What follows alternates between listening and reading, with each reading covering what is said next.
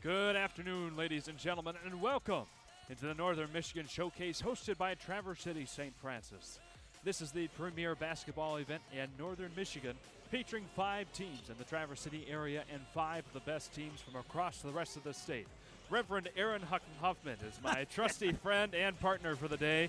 Eric, welcome in. It's an honor to be able to do this with you. Yeah, Shane, it's always fun to do some games with you. You know, we've partnered through a lot of stuff, and right. Since you've gone off to college, it's nice to find those chances where you and I can do some games together. Man, one long day of some great basketball, and yeah, nice to have you as my partner. Yeah, I'm looking to a lot of fun here between you and I today. We've gone through a lot together, done a lot of games together, and what better to sit here through 5 games than with you. So, speaking of those 5 games, Eric, we've got a great one on tap here to begin this one. Traverse City Christian taking on Baldwin. Now, Eric, you just saw Traverse City Christian here just the other night. Go into some things that you saw about Yeah, that team. well, what a great game up at the Solid Rock Center in Harbor Springs. They took on Harbor Light Christian up there, and it was a battle of top 10 teams, number 8 versus number 4.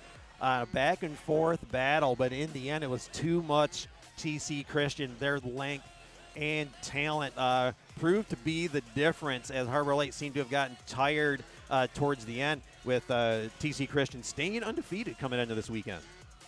Yeah, and Baldwin comes into this game with a very respectable record themselves. They're not a team to be messed with, that's for sure. They come into this one 15-3 overall, the West Michigan D-League, and 9-1 so far in their conference record. Yeah, you know, and TC Christian, they're currently, again, undefeated at 19-0. And, you know, they enter the showcase as a team that relies on fundamentals, spacing, and collective effort, as I just witnessed the other night. Yeah. They're well coached, and they play connected basketball on both ends of the floor. They may not overwhelm opponents. Well, they do. They've got some nice size, but they may not have a lot of speed, but they consistently compete possession by possession. Yeah, and Baldwin enters this Northern Michigan Showcase as a team that thrives on rhythm and confidence. The Panthers may prefer to play fast and attack early and let their guards create some offense in space. And then, of course, when Baldwin finds a groove, they can flip momentum quite quickly. You know, real quick, as we're getting down to a minute here before the start of this first game, yeah. A couple of key players to watch for TC Christian would be Garrett Schultz, just scored his 1,000th point up there at Harbor Light the other night.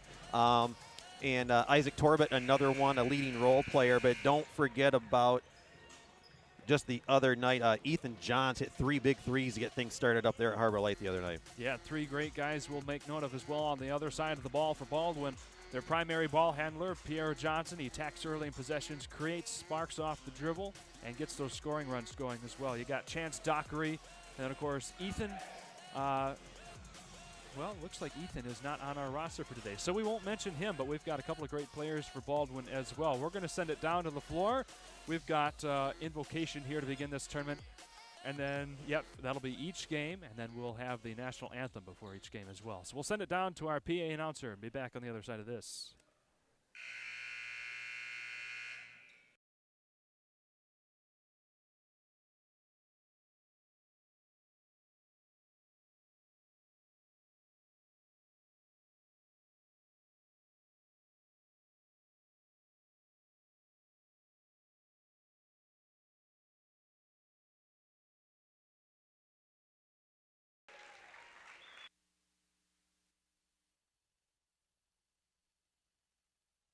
Sabres versus the Baldwin Panthers.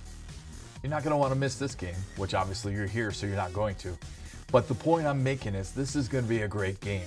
These Sabres are so hot right now, coming off their regional final appearance last year. They're just looking to build on that, which is why I decided to sponsor an AED just in case.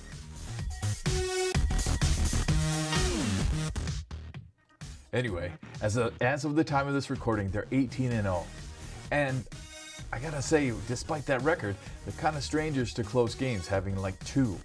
The one against Menominee was a perfect example of their perseverance.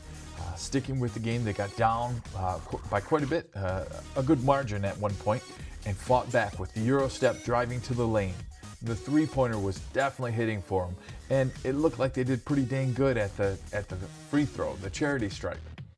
TC Christian has more experience running away with games than being in closely contested ones. That'll be important for Baldwin to stay close and in the game.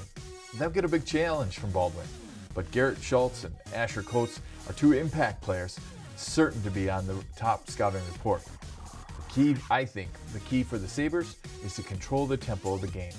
stay within what they do well. As for Baldwin, they come into this game tied for first place in the West Michigan D League. They boast two good scoring threats with Chance Dockery and Pierre Johnson, amongst others. Earlier in a game this year against a Division II opponent, Goodwin Heights, Johnson had 30 points and Dockery 23. So they pose a lethal combination of scoring potential. The key for Baldwin will be forcing TC Christian into taking tough shots, getting them outside of the game. And can they speed up the guard play for TC Christian? Forcing the Sabres to initiate their offense further away from the basket than they like will be one of the keys for Baldwin in this game. So here we go. Enjoy game number 1 here on Next Level Broadcasting. This is the Northern Michigan Showcase. Brought to you by Carter & Associates Agency, Farm Bureau Insurance of Michigan.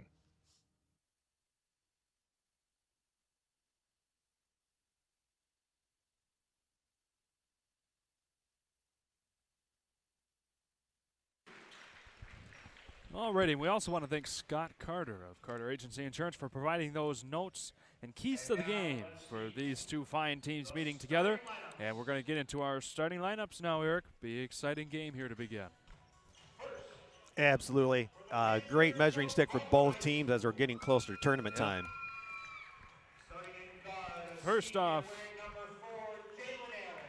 for Baldwin, got senior guards. Number 4, Jalen Allen. Junior, number 5, Pierre Johnson. At forward, senior, number 3, Chance Dockery. At forward, senior, number 1, Langston Izal. And last but not least, for the Panthers, senior, number 23, Lucas Frazier. And we'll switch on over to the Traverse City Christian Sabres. Eric, take this one away. Absolutely. Yeah, sophomore guard, number 4, Isaac Torbett. Great contributions the other night. Ethan Johns next up for the Sabres. Hit 3 threes at the start of the game the other night as well. Garrett Schultz, number 41.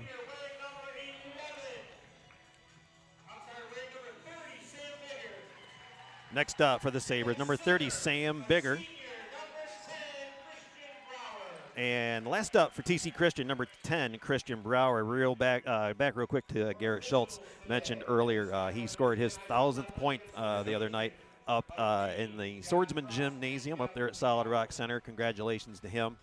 And yeah, man, a great looking athlete. You'll see him touch the ball just about every possession. And even with his length, he can run the point. He can play the wing. He can play down low. It'll be a fun player to watch throughout this game. And you also mentioned he had 30 points. Yes, he had 30 points again. Yeah, got his 1,000th somewhere early in the second half. Finished with 30 points up there. Just an all-around good basketball player. So as we get underway, we want to thank and welcome in our refs as well, Mike Reed, Jeff Lingar, and Josh Trust, to bring this one to you. And away we go. Yeah, fun day. Yes, indeed. The Baldwin Panthers are going to begin this game with the ball. Pierre Johnson attacks the basket, gets the first points of the game right off the bat, 15 seconds in. Yeah, looking to drive in there and test those bigs right away. Up over the top, nice shot. Garrett Schultz gets one off to Isaac Torbett. Feeds it into the corner now to Ethan Johns. He gets out of a jam. Back up top, we go to Torbett. Oh, he had Bigger coming around on a screen possible there. There's the roll in. Ethan Johns gets the first points for the Sabres. Back and forth, each team with a bucket in the opening 40 seconds. Yeah, and again, early on, first game of the day at noon. Decent turnout from the TC Christian side. Big 3 shot, no good from Pierre Johnson. Rebounded here by the Panthers. They'll get it back. Chance Dockery working his way in. Didn't like that opportunity. Sends it back up top. Johnson will reset his troops. Fine to Jalen Allen. Looking down Isaac Torbett's nose. Gets it back over to Dockery. Working around the perimeter. Tries to get into the paint. Puts it up from about 6 feet off the glass. No good. Right into the hands of Sam Bigger. And the Sabres we go. Yeah, nice high point rebound on that. for TC Christian. Torbett feeds to Johns inside. Nice look, and there's one off the window for Schultz. Nice setup with the backside screen for an easy reverse layup. 4-2, Sabres in the lead. 6:22 to go here in the first quarter. Good action early. Good crowds here as well for both teams. Fair travel for both sides. Johnson gets this one off to his man in the corner. Dockery spins around, puts it up. Good block by the Sabres. That was brought to you by Ethan Johns. Yeah, it's like a second or third time trying some type of spin move. They're going to get too used to that. Hopefully he's got more moves in that repertoire and possibly go into something else as Christian will start looking for that move consistently. Johnson off the inbound from the baseline. Gets it back up top to a wide open Frazier for three. That one's off the front of the iron, no good. Schultz charging his way down court, meets some trouble. That'll go off the foot of Johnson. Sabres will hang on to it. Yeah, not quite sure if there's some contact there as you had the official running down the court. Not quite sure if he was in a possession to see what was going on. First kind of break in the action here. 2 minutes have already gone by. 6 points scored between the two teams. 4-2. Schultz with it here in command at the top of the arc, trying to get past Mr. Allen. Feed inside, good block.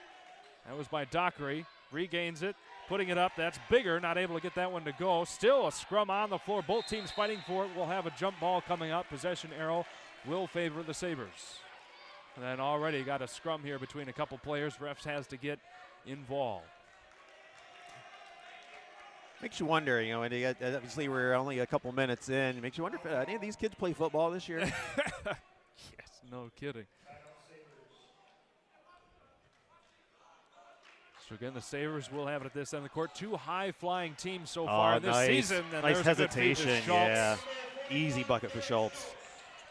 We'll tie things up at 4 apiece. You wonder as the game goes on, will they rotate or shift their defense, possibly get some double teams, or are they capable, or will they do some type of box and one or something to try to slow Schultz's game down? There we go. The scoreboard operator just corrected things. It's 6-2 in favor of the Sabres.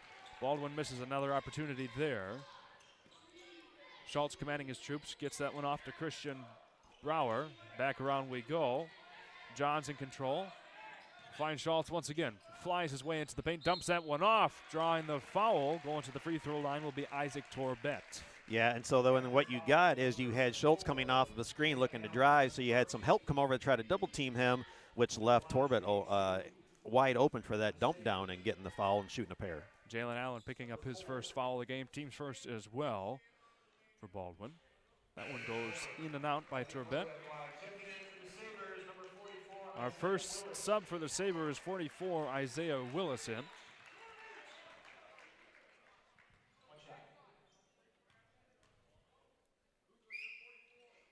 Up and away, the correction is made. Second one falls. 7-2 in favor of the Sabres. Did he use the 3 Fs that time, Shane? I think he did. All It was right. certainly a nice improvement. Pierre Johnson with it. Oh, nice look. Yeah, it snuck behind Schultz there, down Yeah. low. Got some type of a height mismatch down there after that switch off. Dockery not able to get it off in time. Gets it off to Johnson. That'll be a travel. Yeah, hesitation drags that foot.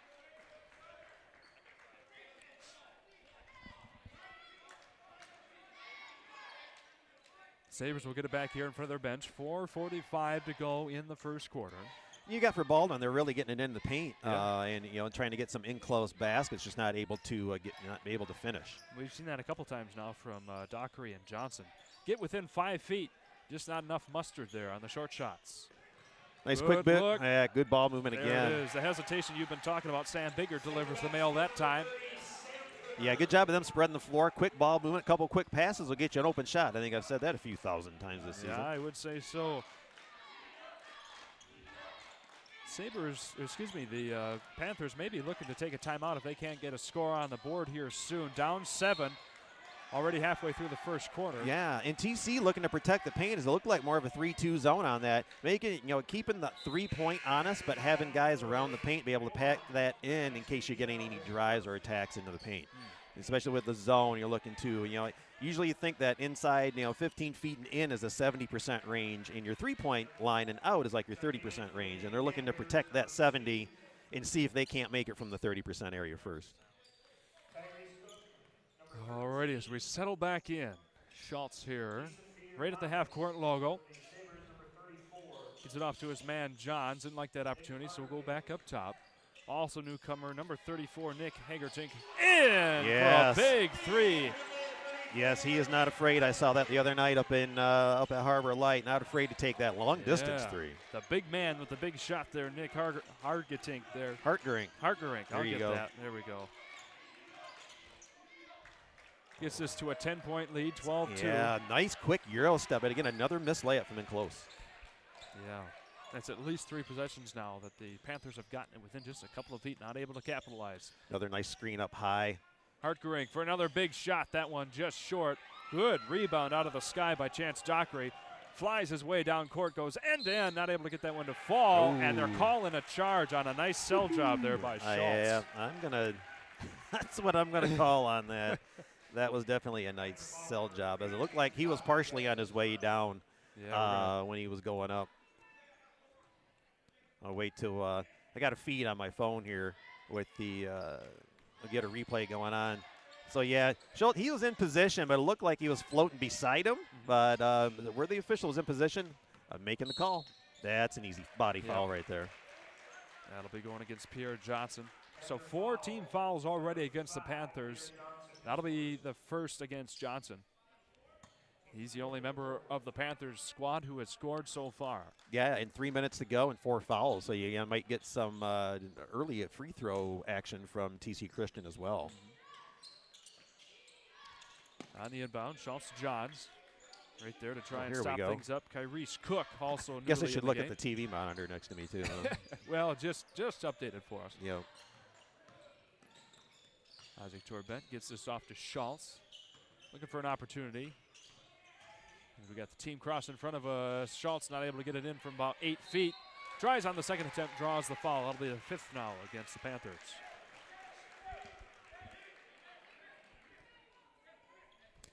Yeah, you hear me say it a lot. It's one of those shoot till you make it type things. You know, we get caught in a staring contest, looking at the ball instead of going and making contact with the body and then going to get the ball. That way it should just be a one and done. So against Desafir Lions, his first foul.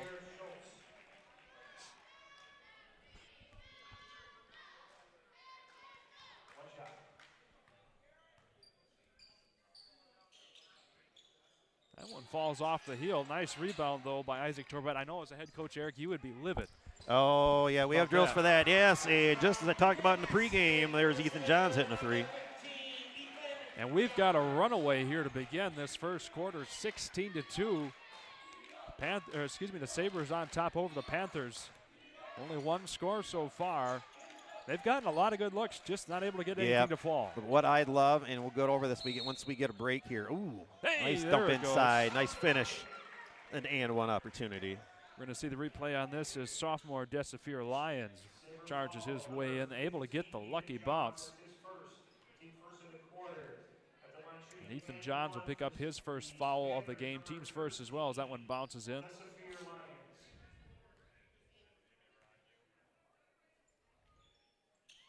And there's a three-point play the old-fashioned way. 16-5 for what it's worth. The Panthers have gotten just over a quarter now. The Sabres score. Plenty of game left, but the Panthers are going to have to start putting the pieces together as Schultz gets it off to his big man, Hartgerink there. Nice takeaway there. Got right in the passing lane. Kyrese Cook did. Right idea. Like a good DB steps in front. Going all the way. Took an extra step there, and I think we're going to get a, looks like a rub-off foul from Hartgerink possibly. I was thinking so, yeah. So that'll be there we go. Chance Dockery going to the line. I wouldn't be, the way it's going and been played the last few minutes, I wouldn't be surprised if they're playing it a little bit tighter from the earlier scrum this period. Maybe just to settle everyone down. But that really, there wasn't a lot of contact on that from my vantage point anyway. Christian Brower and Sam Bigger back in here for the Sabres. That one goes in and out. A quick 4-0 spurt here by the Panthers. That one bounces around. Somehow saved, knocked away. Good effort, though. We're going to have a replay coming up. That was Lucas Frazier. Yeah, we'll get a replay on that, too, over here over our monitor coming off free throw. Hopefully we'll have enough time to see that sequence before the play begins. just in time. Just The in block time, by Bigger. Spin around, putting Another another block good by block, Johns. Johns, yes. Just too much there for Dockery to be able to handle. Johns dishes it back over to Schultz. 1:26 to go here in the first quarter. Nice dump down. Lead. That one goes in. Mr. Isaac Torbett. Yeah, backside screens really hurt Harbor Light the other night, too. Good job with their offense, continuing to run efficiently. A lot about that three. Gets it back off to his teammate Dockery. Now they're able to get that one to go. Another short opportunity missed here by the Panthers. You're going to say probably 10 points missed from in close. Nice Wow. block. Nice trail block. That was a great job there by Pierre Johnson. Schultz for the long ball. That one's off the window, no good. The cleanup job falls in. Torbett there, 4 straight now for him. And the Sabres getting them right back on top by 14. Yeah, again, good start by TC Christian. Under a minute here to go in the first period. No doubt about it. 20-6. Talking to Coach, he had them up early, getting a good sweat going. You can tell they've got a good lather still from this morning. Yeah, and that'll be a foul coming up here against the Sabres and a free trip to the charity stripe for Pierre Johnson. And that'll be Brower being tagged with the foul.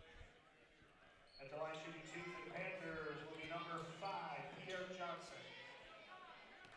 The Panthers with 5 fouls, Sabres with 3 so far to begin the game.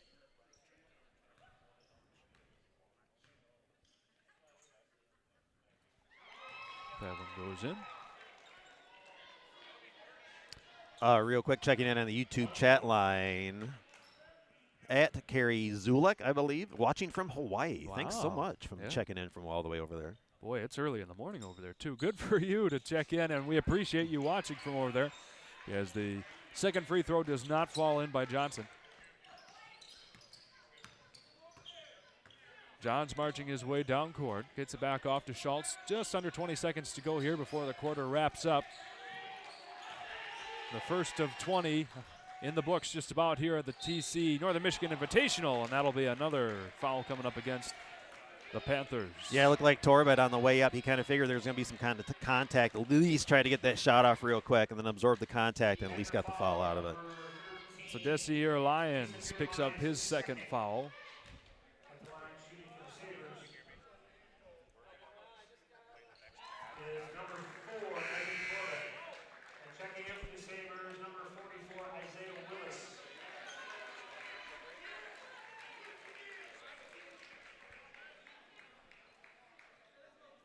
One shot. First one goes in by Torbett. Got a bench warning here against the Panthers. Interesting. I'll Yeah. mark that down in my, I believe, I just looked on my score sheet. I actually have a warning box that I can check off. There you go. One falls short, rebounded by Dockery. 7 seconds here for them to try and get within 11. There'll be a foul coming up here. It'll be his second trip to the line, so you have to watch it out. You know, if you're TC Christian, he likes to look to drive, so make sure you've got good spacing and make sure you've got good backside help. Looking to step in front, maybe get a charge down the road. For the Panthers, number 5. Yep, there's that big foul. So Johnson at the line. Yeah, and Torbett picks up his second foul, so keep an eye on him for the Sabres, one of their big production pieces.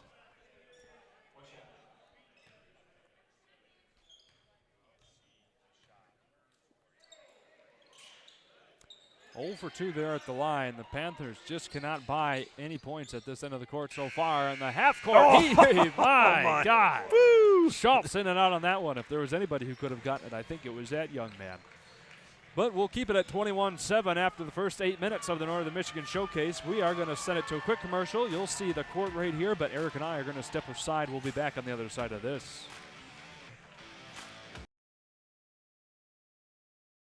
One of the many privileges of being an insurance agent with Farm Bureau Insurance was the ability to be at all of my son's basketball games.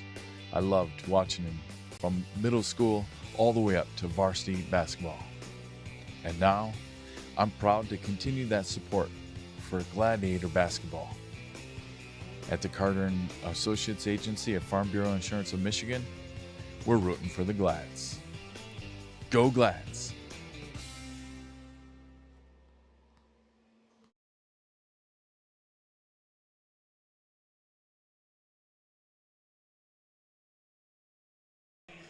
Alrighty, welcome back in, ladies and gentlemen. We're just about ready to get underway with our second quarter. You're getting a look at our mugs live here. Shane Smith, Eric You're not going to want too much of that. No, you can get a name to the face here. As we Yeah. get underway, we're going to send the camera back to the floor with our producer Charles Strail manning that and Jessica Alcorn.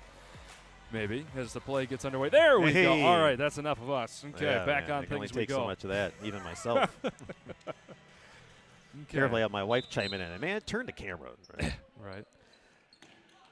KMT 65, thanks again for joining in again. Yes, if Baldwin could finish at the rim, this would be a closer game. I No wholeheartedly agree. And again, thank you for the accolades from broadcasting. We sure have a lot of fun doing this, and thank you for chiming in. Yes, it's been a pleasure of ours the last several years to be able to do this for teams around the state of Michigan, and this is one of our best events. Johnson not able to get that Again, one that's to go. another one that you Yeah. potential finish there. Yeah, let's make sure we're getting up nice and easy. You don't need to do that little extra turn of the knife, as you will, as you got to get that little bit extra in sometimes.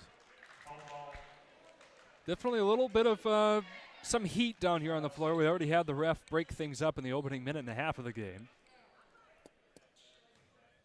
Again, both very respectable teams. Baldwin comes into this 15-3. Traverse City Christian undefeated, 19-0 so far in the season for those of you who are just tuning into our broadcast. Yeah, and coaches, we were talking a little before pregame. Man, they've run Sabres have run through some type of a gauntlet.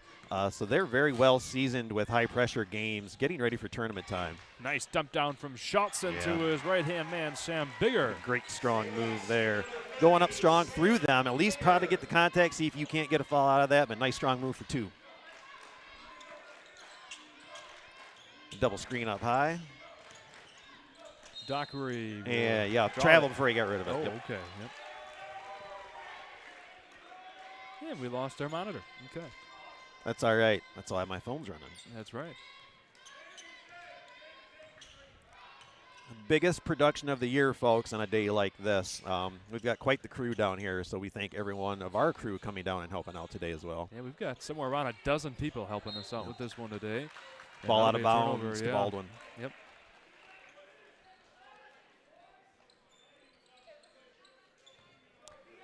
Just if you're Lions there, 13 just took care of the inbound. Keep an eye on him. He already has 2 fouls so far this game. Lucas Frazier with it now, trying to get this past Schultz. Yeah, Pierre Johnson was wide open on a cut, and they missed it. Again, those within 10 footers here for the Panthers not going well so far this game. And I believe they've only made 1 or 2 free throws in total as well. Well, and Schultz is a player after my own heart. He goes after my what I call, and I've said this plenty of times, rule number 1, that if nobody's directly in front of you to stop you, you take up the slack and just keep going. If they're not there, you're going to at least get a foul out of it. And what did he do? He knocked out of bounds, keep possession, but yet no one willing to step in front of the lane. Johns takes this one back out with Kyrie That Cook should all be over him. out of bounds going the other way. Yep. For those of you wondering, who is this guy here sitting next to me that can talk so much info and Oh, expertise about basketball? Here we Head go. coach Eric Huffman for over 25 years. Oh, in the Harbor nice Springs steal. Go area. back to it in a second. Yeah, Sam Bigger delivers, draws the foul. Yeah, Bigger shoot a pair. Hey, there's our monitor back. Here's our replay coming up. Anchor foul number 5. Pierre Johnson. That'll be Johnson's second foul for the Panthers. Yep, drop the hammer, as you like to say. Yeah, dropping a hammer. Yeah, it was really cool because I spent my last 8 years was up at Harbor Lights. So it was really cool to do a couple of broadcasted games in their gym as well. It was really cool to come home, so to speak. Yeah. And you saw a great game between Harbor Light Christian and this very same Sabres team. It's so cool, too, when you got an independent team that can travel around and whatever. It's always nice to have a good team around the area. You can always find a nice game. Yeah. So Sam Bigger delivers on both of those free throws, extends the lead here 25-7, an 18-point differential. Yeah, that was a bit of a lazy pass there. Yeah, by he just Kyrie stuck Cook. a paw up, took Yeah. it. Nice screen up top. Free up Schultz, and another dump down with a couple of quick passes. Again, good spacing and just quick ball movement. Yes, indeed. Very even passing, and John's not able to get that one to go. Rebounded by Dockery. Got a little incidental contact here against Sabres. A little touch foul. Yep, that'll be on Torbet, his second.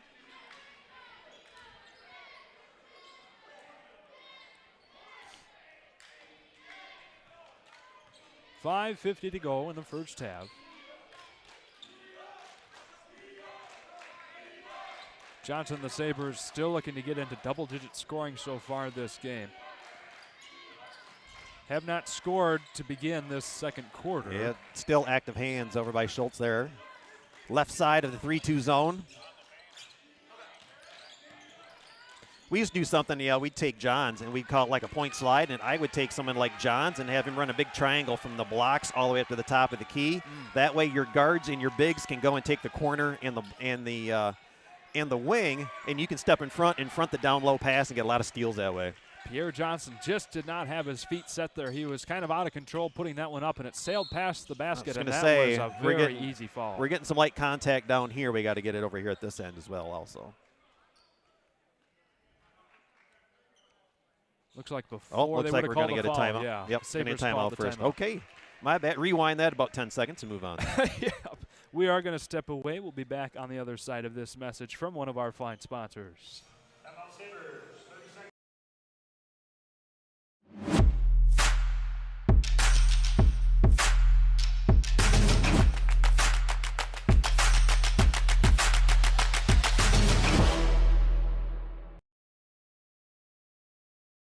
Senior living community specializing in dementia care.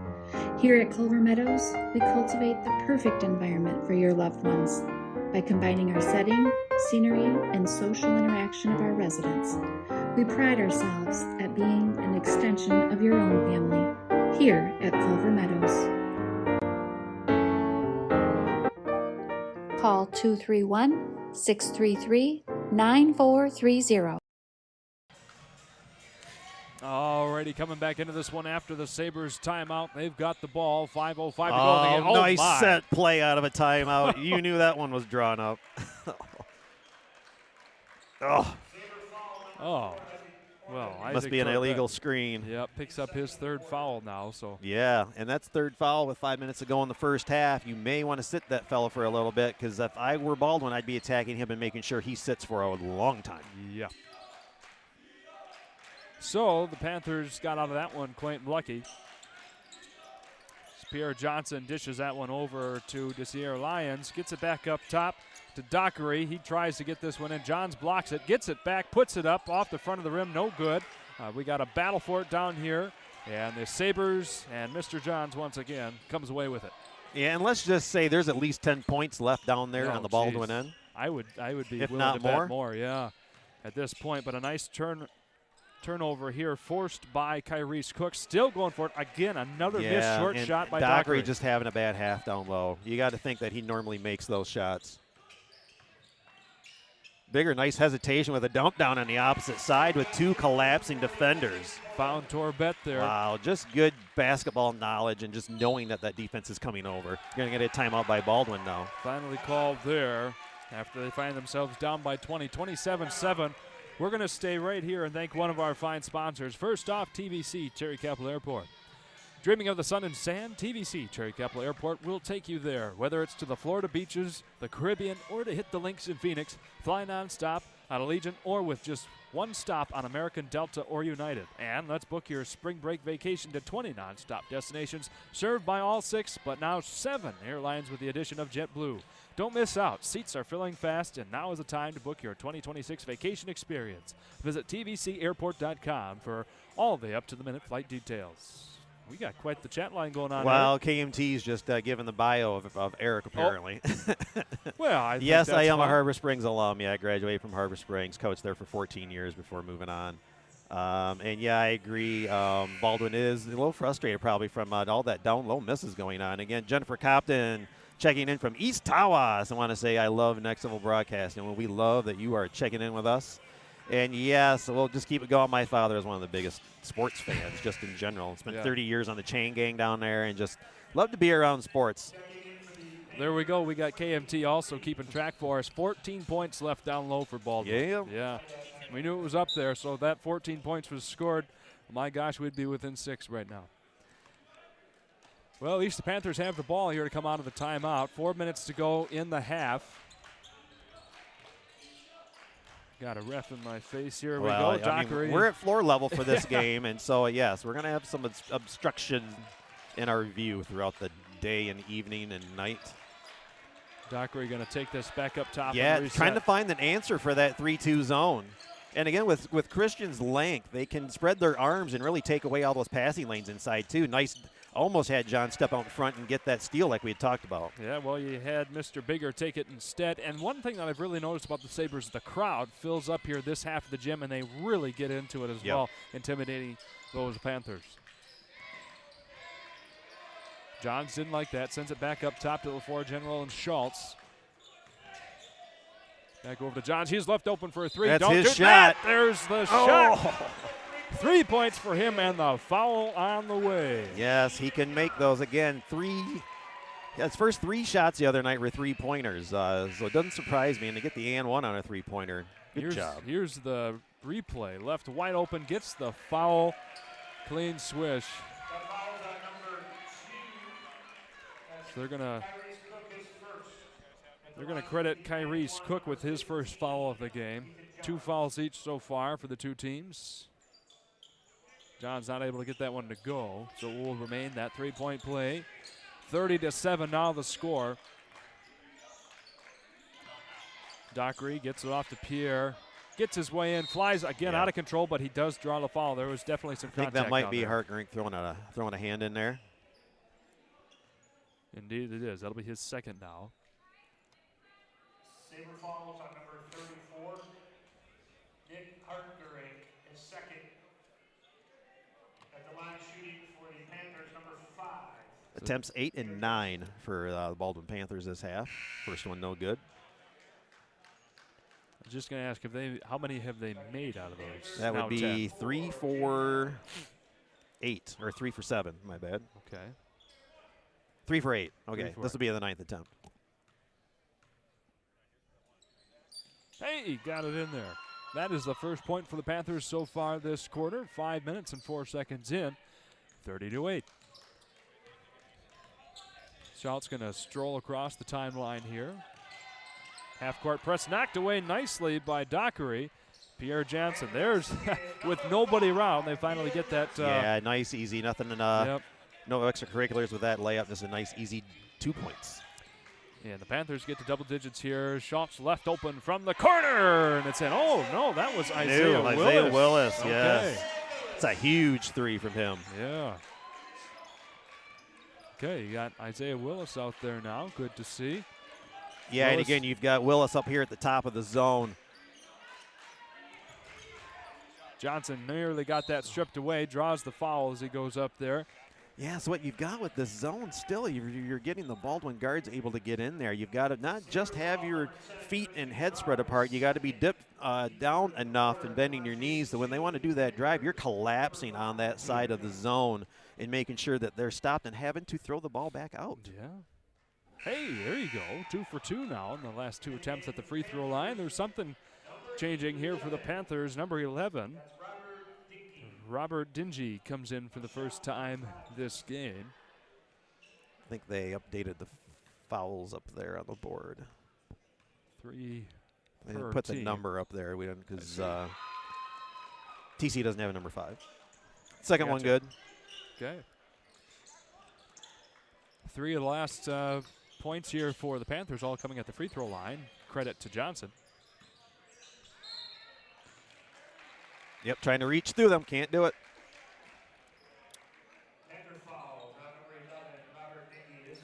Well, KMT, we do appreciate all the comments here telling us we do as good of a job with our commentary and camera as a college broadcast, so that's nice. I am a college student, so definitely appreciate that. And a good feed in there off the inbound. Yeah, Rolls nice job around there. and in for Christian Brower. 2 points for him. We thought he had 2 points earlier, but he got called off, so his first points of the day. All right, Johnson takes that one in all by himself. Yeah, again, it's Pierre Johnson, and if you get Dockery to make some of those from his spin moves and going up there, because he's missed quite a few around that glass, you have a different look up on the scoreboard right now. Good. Johnson with all 5 of the most recent Panthers points. And John's just kind of trying to do it himself. Get into a dribble contest. Good spread in the floor, TC Christian. Get it out to Schultz. He put it in a little too high there off the glass. Dingy there on the rebound for the Panthers. Pushes it up court. Going to settle down, wait for the troops to fall in. A nice pass across for a three-point try. That one falls just off the front of the rim. No good by Johnson. Nice running on the floor to Mr. Oh, Willis. man. I'm going to stand up and clap for that one because I love it when a big man runs the floor. 37-14. Just under a minute to go now in the half. We'll acknowledge.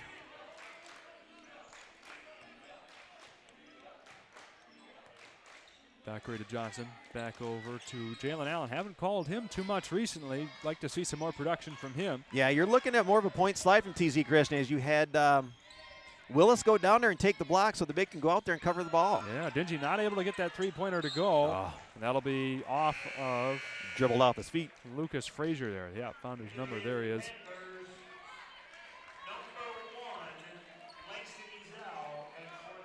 Langston Izell comes in here for the Panthers.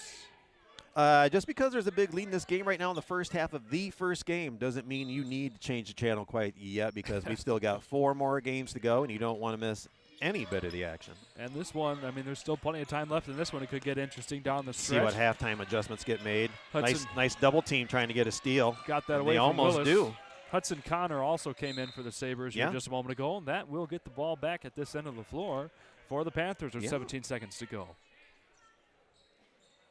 Good job as soon as they got across half court, coming in and converging on them, getting a loose ball, and they get a turnover under their basket even. Johnson on the inbound, gets it quickly off to Dockery, gets through the trees, not able to get it to go. Yeah, and Schultz saves that right there at the out-of-bounds line. Yeah, Chance Dockery, I feel for you, buddy. You just got to keep shooting them and know the next one's going in. Schultz unable to go. Big feet up court and the heave just got off that the one to mark. go in. I know, Chance Dockery about 2 inches off from getting a big shot there before the end of the half. But that'll take care of us here for the first half of 10 here at the Northern Michigan Showcase, 37-14. The Traverse City Christian Sabres on top. We are going to send it away here for the halftime break. We got our gentlemen down there, Christian Swinsicki and Mr. Noah, taking care of our halftime break. We'll be back in about 10 minutes. Eric and I will be. We'll send it to them on the other side of this break.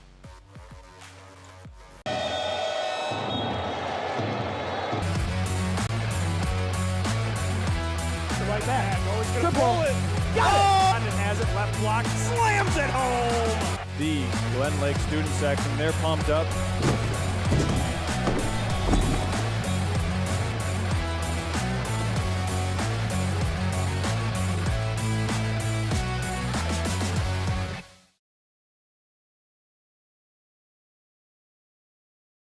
The Senior Living Community, specializing in dementia care. Here at Culver Meadows, we cultivate the perfect environment for your loved ones by combining our setting, scenery, and social interaction of our residents. We pride ourselves at being an extension of your own family here at Culver Meadows. Call 231-633-9430.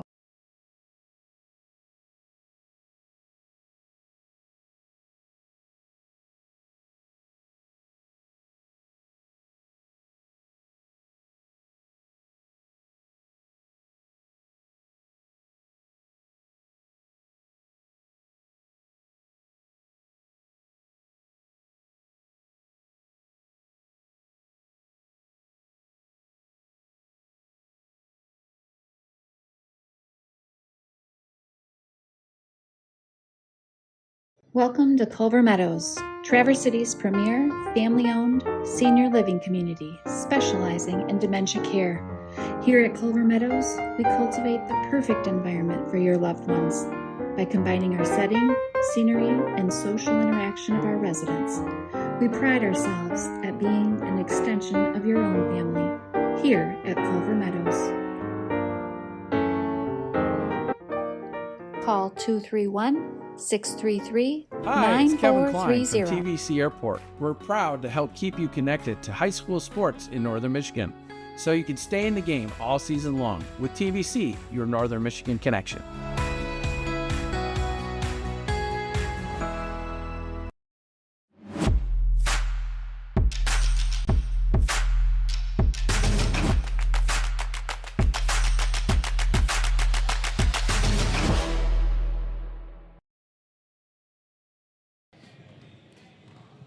Welcome back to the Traverse City St. Francis High School gym. Christian and Noah here from courtside. And boy, oh boy, have we had an exciting start, Noah. Crazy game. I'm looking forward to the second half, I'll tell you that. Oh, second half of just the first game. Just the first game today. So we have 6 minutes and 40 seconds left in halftime here. Baldwin is down big to Traverse City Christian. Huge. Oh, massive. Pierre Johnson leading the way for Baldwin and the Panthers with 10 points. Noah, you were able to keep a little bit more of a closer eye on the game than I was, but we saw some really good defense from Traverse City Christian. Yeah. Traverse City Christian showing their strength, 19-0 on the season, and you can just see their dominance out here, running zone more so in the half court, but just a well-coached team by LaFerre, and it's a team, effort. We got a couple guys on the scorecard with 8 points, but collectively they're just playing great team ball. And Baldwin, they got to find something out, got to use their athleticism, some speed. We've seen some full court press towards the end of that second quarter, but I think they just kind of lock in a little bit, kind of get going in the half court, maybe some sets we should see as well. We saw that zone defense was posing a lot of problems for the Panthers, and for the Panthers, we were talking about it in between shots where the Panthers, they have that athleticism where they can dribble, drive, and break through that first line of the zone defense. Right. But there's problems at the basket. Yeah, I think coaches got to set something up. We're not seeing no sets in the zone, and, GC Christian has really just settled in, using their length. They're really big on the wings for their guards. So, with Panthers, that drive and kick might not work, but we need some extra shots in the perimeter. Got to make sure that zone kind of feeds out so they can get some driving lanes going in. And for the Sabres, a 37-13 lead. You'd like to have a lead this size, but that's what they want to see. Like we mentioned, we still have a whole second half to go. Definitely. We're looking to keep the pressure on. If you're the Sabres, how do we keep that? You want to just keep pushing with Evan Schultz, number 41, leading the way, but, they're getting the collective from all their guards at top, number 15 and 41. So I'm just looking for dominance out of the gate, coming again, pushing the tempo, keeping on, and, I think they're going to coast into this third quarter, looking for a great fourth quarter matchup. Let's take a look at some stats here. Who led the way for the Sabres? Number 15, Ethan Johns, he's got 8 points, and number 4, Isaac Torbett, has got 8 points as well, but really it's a collective from the whole starting five. You can't find one guy in the starting five that doesn't have points on the board. When we took a look at the stats before the half, 5, 6, everyone's getting across the board. Love to see that. Each member of the starting five has been contributing in their own way. And not just on defense, like we said, offense. That's how you get to a lead this big. Yeah. But, coming up next, we have Glen Lake. We see Jacob Lamondon, the Grand Valley State University commit. Still a whole lot of good action Great to ball play. coming. Great ball coming in tonight. So, looking at what we have coming up in this second half, what can we probably see, at least from the Sabres end? Sabres to continue what they're doing. I think they might just kind of coast on the offensive end. They're not looking to rush into too much as their offense is already going, but I'd expect Baldwin to come out and force some traps, force some press, kind of get the ball out of their star hands with Evan Schultz. But if you're the Sabres, you just want to continue doing what you're doing. All right. Well, I think that's going to do it over here. I haven't seen a hand come up from over there, so maybe we'll just keep going here. We'll keep it here. We can look at what also the Panthers have had coming into today, tied for first in the West Michigan D-League, coming in a 4-game win streak. So they're not comfortable in these positions. Not at all. Talking to the coach Poor, they just kind of want to get some things worked on in this game as they're having a great season. Only 3 losses on this. So coming to this matchup on a travel on Valentine's Day, they're just looking to redefine some tools in the toolbox. Not necessarily looking for the win, but just kind of want to get better in a matchup like this with a team that could potentially win districts this year with the Sabres. So, I'm looking forward to seeing what adjustments coach can make coming out of this halftime to really attack the Sabres team. And they're well coached, so I expect Sabres to be on one too. And you did mention at some point in the first half, the Sabres, you expect them to make a deep run here in the playoffs. Definitely. And the Panthers, in order for them to continue their strong season, they have to rebound here in the second half, and not just rebound in the second half, literally rebound in the second half. Get some more turnovers too. They started getting chippy at the end, and you're going to see that in a game like this when you're getting a little blowout at the halftime. You want to get some guys' chippiness, get the energy up, and if you're the Panthers, I think you just got to continue with that aggressiveness, try to get them out of their lane, because right now Sabres are just doing what they want. Well, I appreciate you, Noah, and hey, come back after the game. We're going to talk to the winning coach from this game. So we'll see who we get to talk with after the game. But for now, we're going to send it either back to the desk or back to commercial. So Christian and Noah here from courtside. This has been Next Level Broadcast, and thank you guys. Welcome to Culver Meadows. Traverse City's premier, family-owned, senior living community, specializing in dementia care. Here at Culver Meadows, we cultivate the perfect environment for your loved ones by combining our setting, scenery, and social interaction of our residents. We pride ourselves at being an extension of your own family here at Culver Meadows. Call 231-633-9430.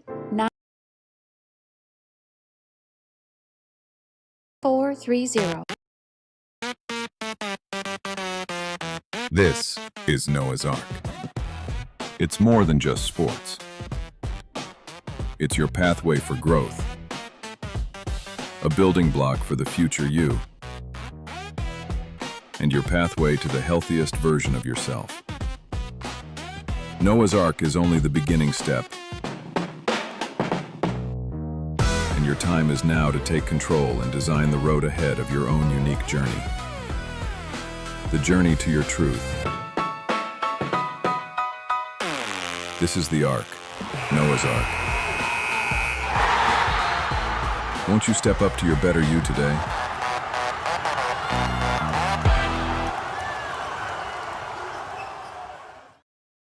Hi, it's Kevin Klein from TVC Airport. We're proud to help keep you connected to high school sports in Northern Michigan, so you can stay in the game all season long with TVC, your Northern Michigan connection.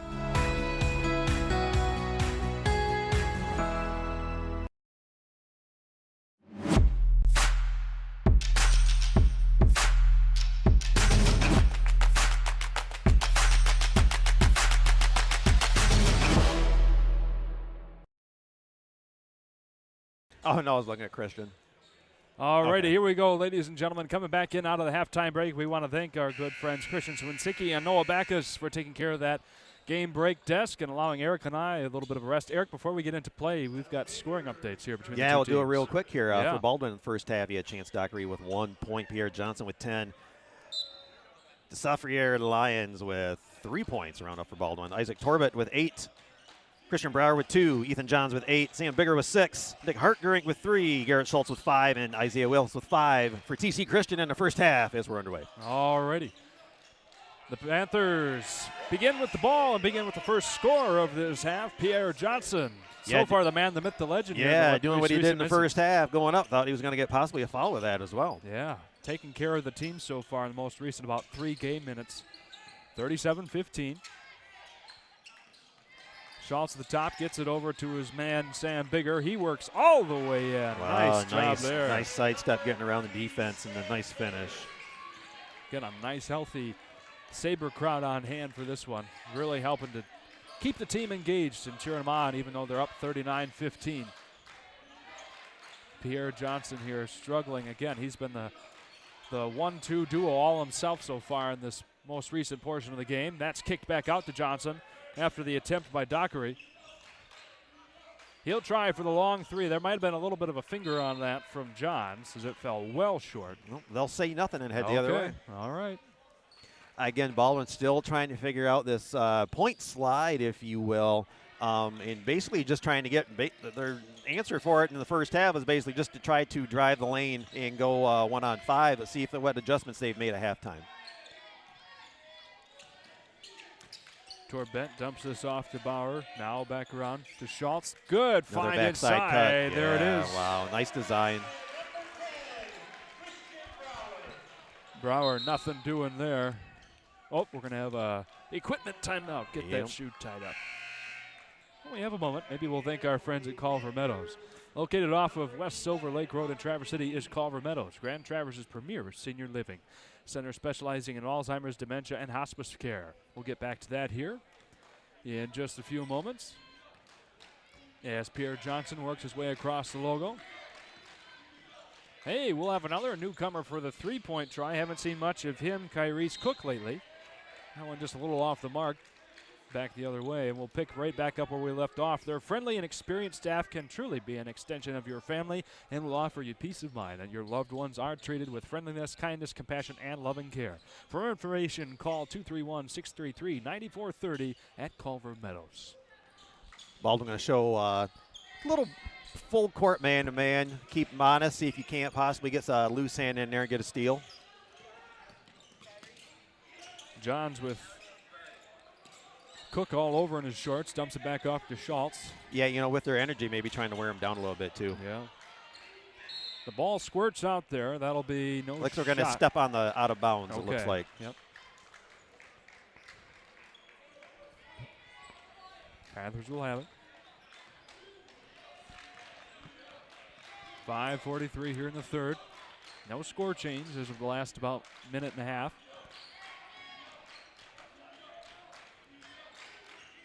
Johnson dumps it off to Dockery. He works his way in against the trees, puts it up.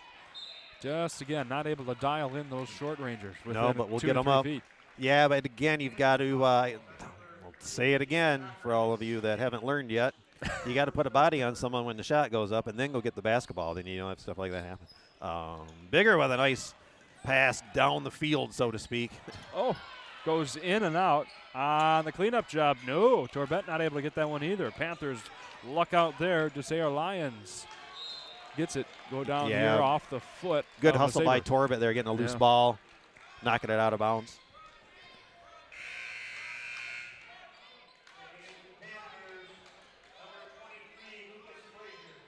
Get a nice close-up of Johnson's back there, right in front of our game break desk camera. Isaiah Willis comes in now for the Sabres. Big three shot. That one falls short. Once again put up by Kyrie's Cook. So we settle into the second half. 5 minutes to go and some change here in the third quarter. Spinning around, getting up, no good. Bigger. Coming down with it once again, Mr. Dockery. It was a nice move to be in position, just missed it. Dockery flicks this one out. Another three ball from the corner, no good. Well short once again by Lions. Oh, there you go. Nice break up. Dingy. And the subsequent pass goes the other way, well over the head of we've got Dockery. we've got to be glad to have it. Especially when we're from behind, we've got to be glad to have possession. So let's not try to force things when we've had a hard time getting the ball in the hole. So we've got to see it go in a few more times. We can't try to force it with a long pass down the court, looking to score quickly.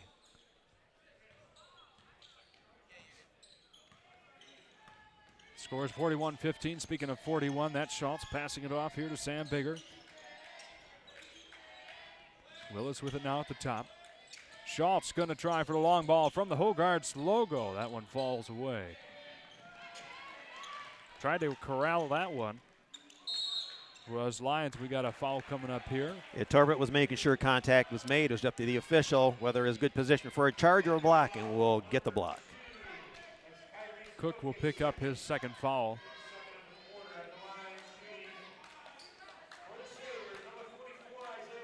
Again, the game seems to be settled down quite a bit. I know we're only halfway through the third period, but after that early scrum in the first period, the officials have really kind of done a good job of settling things down. And we're going to talk about game two coming up while we have a moment. Glen Lake versus Ispheming-Westwood. That'll be about 15 minutes after the conclusion of this one. A great game coming up here, so don't go anywhere, ladies and gentlemen, as the first free throw goes in. Anytime you get a chance to see Jacob Plamondon play from Glen Lake Lakers is always a good day. This is Christian Twinsicki mentioned earlier, a D2 commit to Grand Valley State. Go Lakers, where I happen to go to school as well. So maybe I'll be seeing all of a sudden him. you're giving that shout out. Yeah. Torbett gets both of those to fall. 43-15. Going all the way. Gets the friendly bounce. There you go, Mr. Pierre Johnson. Yeah, he put enough English on that one. Yeah, he did, I would say. Again, pretty much a one-man show for the Panthers. Yeah, again, you got just nothing really more than just a man-to-man full court pressure, and again, the quickness of Baldwin kind of playing a factor with that full court pressure, and even trying to get off the screen, get them open. You get a turnover and you get the ball back. Dingy to Dockery, Dockery to Cook, not unable to get that one in. Nice rebound by Dockery. Puts it up. There's the short shot he's been looking for. Gets it to fall. First bucket of the day. Boy, that's the first out of a lot of attempts by that young man. Yeah, but again, you just got to see it go in. Maybe that'll be the start of something better in the second half. 3.5 to go in the third. 43-19. Yeah, Schultz gets that stripped away. Nice active defense by Baldwin. Good job getting it to the trailer, and a nice easy bucket for 2. And now you're going to get a timeout by TC Christian after, what, 4-6 quick points? Yeah, about 6 quick run here by the Panthers. So we'll get a moment to settle things down, and we'll also thank our friends at That's a Pizza, who's one of our favorite sponsors here at Next Level Broadcasting. Oh, Troy you're telling there. me. Yeah, and he's got a great pizza for you too, Eric. Troy with That's a Pizza with 3 separate locations throughout Traverse City. That's a Pizza is curing your family's appetite one bite at a time.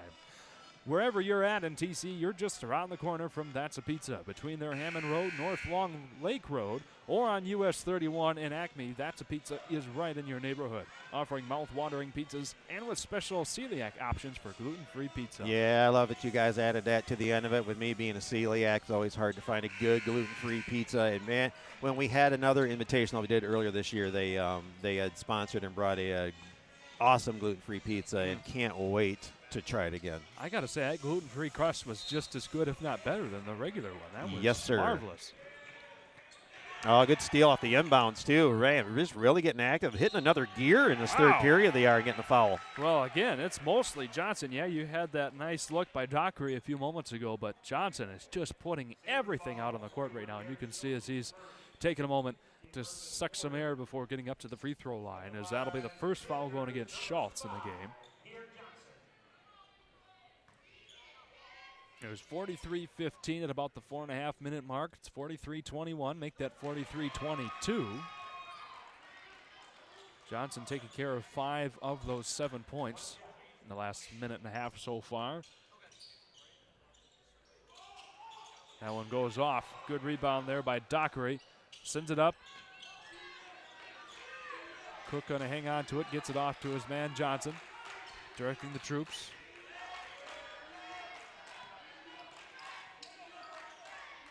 Cook finds Dingy. He had a 3-point shot earlier. Didn't go in, but had a good look. Nice. Oh. Yeah, you're going to get a Oh, basket interference going the other way. That would have gone into it. Took the right bounce. Dockery jumped the gun a little bit there and tried to force things in. Yep. TC Christian deciding to go with a press offense now. A nice, easy inbounds, long pass to Willis. Now they're missing layups down here at this end. I was going to say, there's something at this end of the court. Let me tell you. But still good you're seeing a lot of active action from Baldwin on both ends of the floor. Still trying to be active, trying to get the ball, but nonetheless they're going to get a foul. And Bigger going to shoot a pair. Tyrese Cook picks up his third.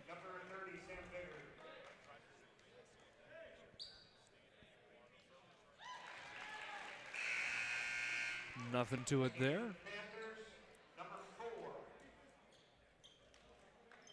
Number 4, Jalen Allen comes in.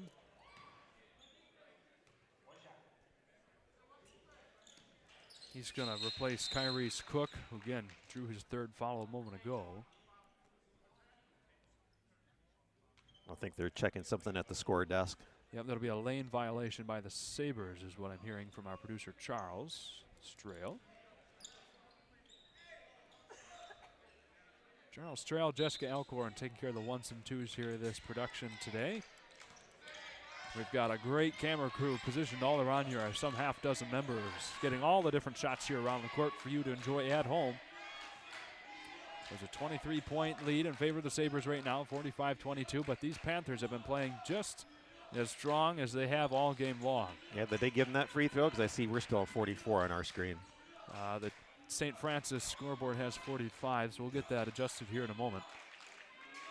And skying up to save that ball from going out. Oh, laying it out of bounds. Yep. A couple of miscues here in recent moments. You had Dockery jumping the gun there, trying to force that one in. Got called for messing around there on the basket. And now this one goes out of bounds again. Dockery had a hand in that one, unfortunately. Just got the heel on the line. Oh, nice flash in the paint, open. Oh, and Isaac Torbett's going to get an and one opportunity. They got to give credit to the Sabres. They're able to make shots like that go in and draw the foul to get that third-point opportunity. As we look at the replay, that's something that Baldwin has been struggling with so far today. Waits for the contact, draws all sorts of it, goes in, still gets the bucket. Langston Izell comes in here for Baldwin. That one goes off the heel. Picked up by Dockery, and away we go. 2 minutes flat to go in the third. Dockery going coast to coast with it. No, does not get the friendly Baldwin bounce, but he does get the foul call. Yeah, I mean, I probably should have kept a stat on how many attempts he's going to have up close to the rim like that today. I know. Torbett in some deep trouble now. 4th foul for him this game. 12 points, so one of the biggest producers here for the Sabres. He'll have to sit till much later on in the game. Yeah, you know, fortunate for TC that they've got a 14-point lead right now, or else, you know, it'd be maybe the anxiety level come up a little bit. With a little bit of a cushion, let's give him a maybe 3-4 minute rest, depending on the score of the game. Then get him out there to finish it out. Both those free throws go in, though, by Dockery. 47-24. I'll try to get the long pass again. No doing on that one. There you go. Johnson cleaning things up once again. Yeah, nice period for him. Got a timeout called by Baldwin. A little celebration there. Well, not able to get the ball inbounded. I'm not sure that's not a. So wait for the official to point. Yeah, I believe that is a timeout called by TC Christian, not be able to get the ball inbounded. Oh, I see. Okay. Well, we're going to keep it right here as Charles gets some work done behind the scenes. Well, that's right. You've got this computer backwards here on the scroll. Yeah, it's not a MacBook, so it's all right. Yeah, well, we want to thank our friends at Professional Seamless Gutters. Your home gutters are always there when you need them to be, and so is our good friend Orion Beningo. And that's why he started Professional Seamless Gutters. Professional Seamless Gutters offers fast and experienced service and real-time quotes. Their services can end up saving you money via preventing water damage and winter ice dams. But wait, that's not all. There's more. They'll actually answer your phone call. That's Professional Seamless Gutters at 989-619-3407. And ask for Orion and tell him that Next Level Broadcasting sent you. And we also want to thank, while we have a moment, I don't know if they're on our list or not, but for sure, there he is, Sky Media 45. Need to enhance your brand? Sky Media 45 combines excellent photography with post-production to create stunning video and image content. Showcase your community event or business with our expert aerial solutions. We're ready to fly for you. Visit them online at skymedia45.com. And Tom Clemenson, the owner of that company, also veteran-owned company, mind you, put together some great notes for Eric and I to be able to have for this broadcast. We want to thank him, give him a shout-out as well for his efforts there. Oh, they had the long pass open that time, too. Again, good active hands by Baldwin up close. Maybe need to draw something. I don't know. Well, it looks like they possibly drew something up different on the inbounds, but got to get a little more screen action going to get somebody open closer to the ball and then have them break from there. Johnson, of course, breaking that one up. Ooh, great idea, yeah. But yeah, wow, he threw that like it was Brett Favre in the old days trying to hit Sterling Sharp and about wore it, take his number off. That was just far too much. Well, Sam Baker had a head of steam behind him, too. I don't know if he would have been able to get his feet set no matter how hard that throw was from Hartgerink. So, Panthers luck out yet again. They brought it within 21. See if they can get within 20 before the end of this third quarter. Minute 27 to do it.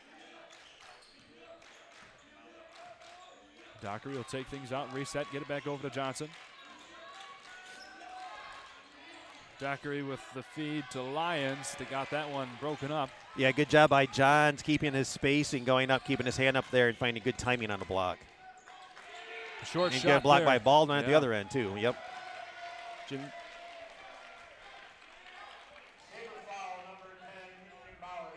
Well, they're going to call the foul on Christian Brower there. His third foul now. Panthers have had a couple opportunities here to try and score. They need to capitalize on it. 60 seconds to go in the third. Johnson off to Lyons. That'll be off the foot of Schultz. Stay down here at this end of the court. Yeah, again, unless you're getting, not a lot of screenings or trying to maybe even get some screens with some maybe skip passes for outside shots. As you can screen them, pin them on the outside of the paint and throw over the top. You get some open shots that way too. Trying to beat the zone from the outside, maybe get them to come out more, which would open up the paint as we got a turnover. Schultz fighting, gets it in. Just kind of threw it up there with the left hand and it finds a way. Two guys all over him. First points of the second half. Johnson will take this back up top. Met a lot of trouble. Dockery finds him once again. Johnson goes all the way. Battles there. All contact, clean contact. The refs are calling it. Started there by Sam Bigger. It'll be Schultz working his way into the paint. Dumps it off. And a nice job there by Brower to finish things off for the Sabres. Got the defender to commit because he had options. He had a kick out for a wide open shot too. But got the defender to commit and got the dump down for a deuce. Back to a 15-point lead for the final 6 seconds here. Johnson's going to draw a plan up. He's at the logo. He's got to get something off. Finds Mr. Lyons. That one well off the mark there. After 3 quarters, 51-26 the score. Sabres remained well on top here and hand to this one. We're going to step away for the final quarter on the other side of this message from our sponsors. Hi, it's Kevin Klein from TVC Airport. We're proud to help keep you connected to high school sports in Northern Michigan, so you can stay in the game all season long with TVC, your Northern Michigan connection.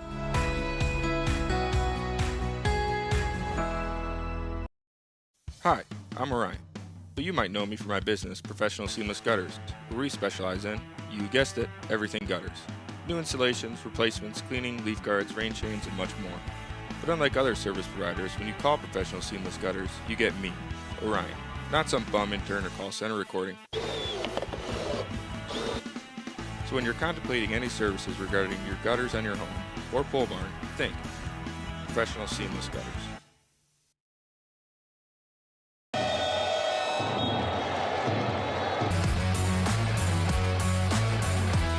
Right back. Always going to pull it. Got it! London has it. Left block. Slams it home. The Glen Lake student section, they're pumped up.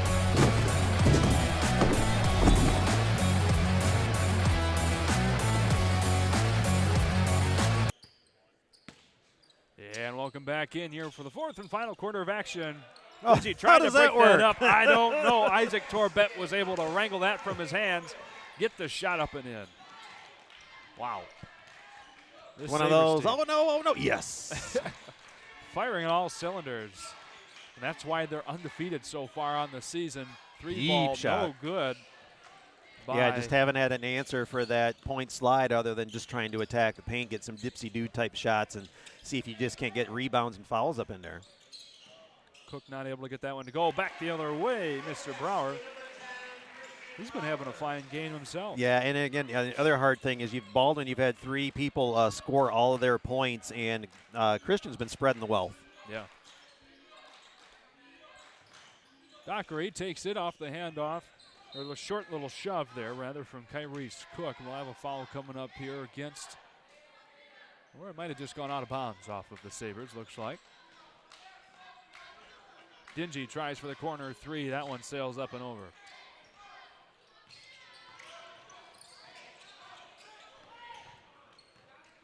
Schultz pushing all the way down. Nothing to it there. Gets the shot. No foul call off the cell job.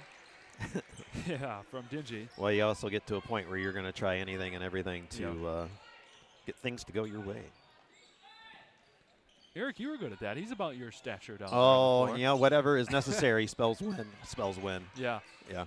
With a voice crack, too, included? That's why I said it twice. I know. There we go. The Sabres will have it back here. 57-26, 31-point affair. Schultz got it stripped away, but not before the foul call. That'll be coming up against Cook. No, they'll call it against Dockery instead. They were both right there. That'll be his 3rd.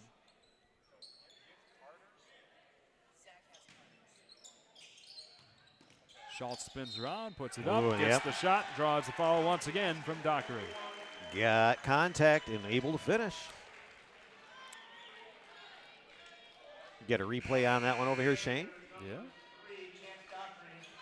Let's see the inbound. Just hesitated going up and still stayed home. Just faked like he was going to go up top.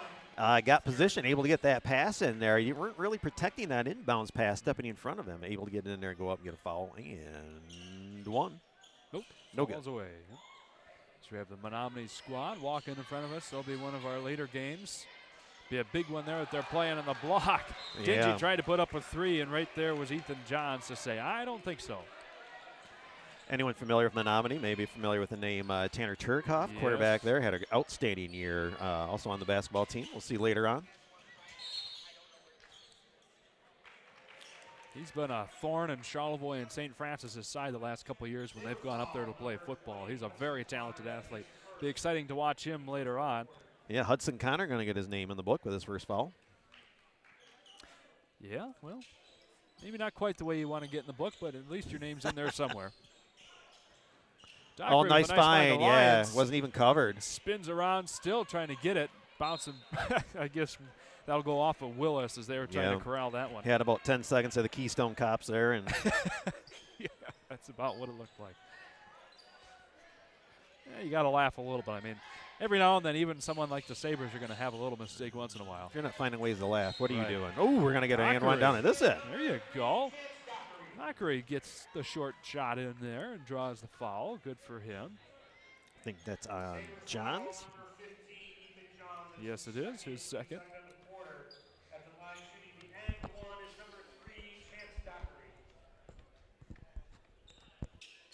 Hey, there you go. 3 points for that young man, number 3. Yeah, 4 for 5 from the line. All right.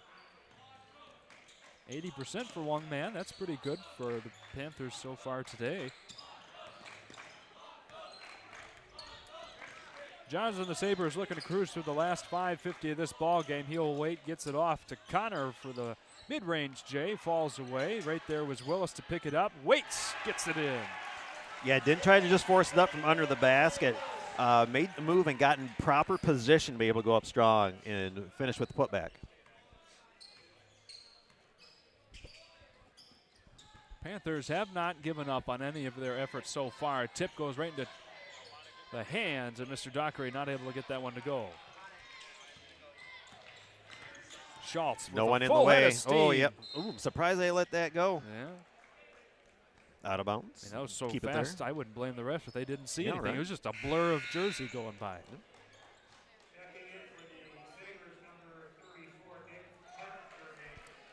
Hartgring back in here for the Sabres. Gives Bieger a rest. That one tipped around. Johns comes away with it. Shots from the corner. Not able to get that one to go. Right there on the rebound. Mr. Johnson. Johnson charging all the way in. Gets the friendly roll. And the Panthers are up over 30, 61-31. Yeah, if you're going to find bright spots for the Baldwin Panthers today, Pierre Johnson having a nice outing. Yeah, no kidding. There, and again, aggressive down there at the defensive end, getting a loose ball. Yeah, and again, we want to highlight that game coming up, Glen Lake versus Ispheming-Westwood. The stand's been filling in with some fans of both teams. They came in a little while ago. That'll be a great game. Anybody from up there in the UP is great. And, of course, you got Jacob Lamond and the rest of the Glen Lake Lakers playing here in just a little bit. As Ethan Johns gets that one to roll in, 63-31's the score with 4:42 to go. First points of the second half for him. All right.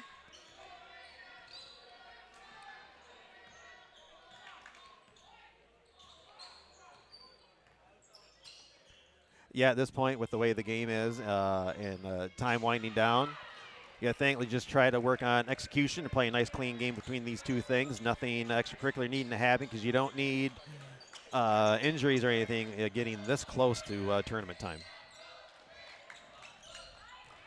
Can't see who that is, Eric. You'll have to tell me. Yeah, that would be number 4 once again. Isaac Torbett with a nice spin and finish. I had a zebra directly blocking my view of that whole play. So I got your thankfully back. You saw it. Thank you. The fans, of course, have a good view with our great camera work around the gymnasium as well. Yeah, cameras today. Well, nice job. Yeah, no kidding. Cook not able to get that one to go. They're on the cleanup job Might was be Dockery. hurt during with the Yes, with it the is. side swipe. So Dockery will be back at the line, the place where he's been operating the best from so far today.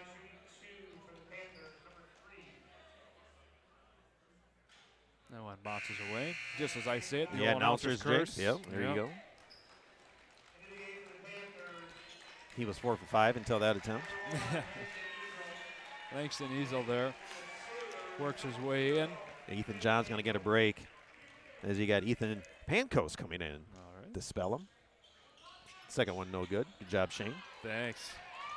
Sorry, young man. Doctor, you've been doing a great job out there today. Did not mean to put that on you. Schultz still out here on the floor. Why not? Get some good time on the floor for him. Kick out. Pancoast just off there. Nice rebound, attempted rebound by Connor. Right there. Schultz able to get it back. Pancoast. Yeah, he'll shoot it from there. He's open. Connor fighting forward here. It'll eventually get back into the hands of the Panthers and Izell. Yeah, good job by Dockery to knock that away. And he'll take it all the way in. Oh, that was a semi-dunk. He almost was able to grab a handle on that one. The fingertip swiped by.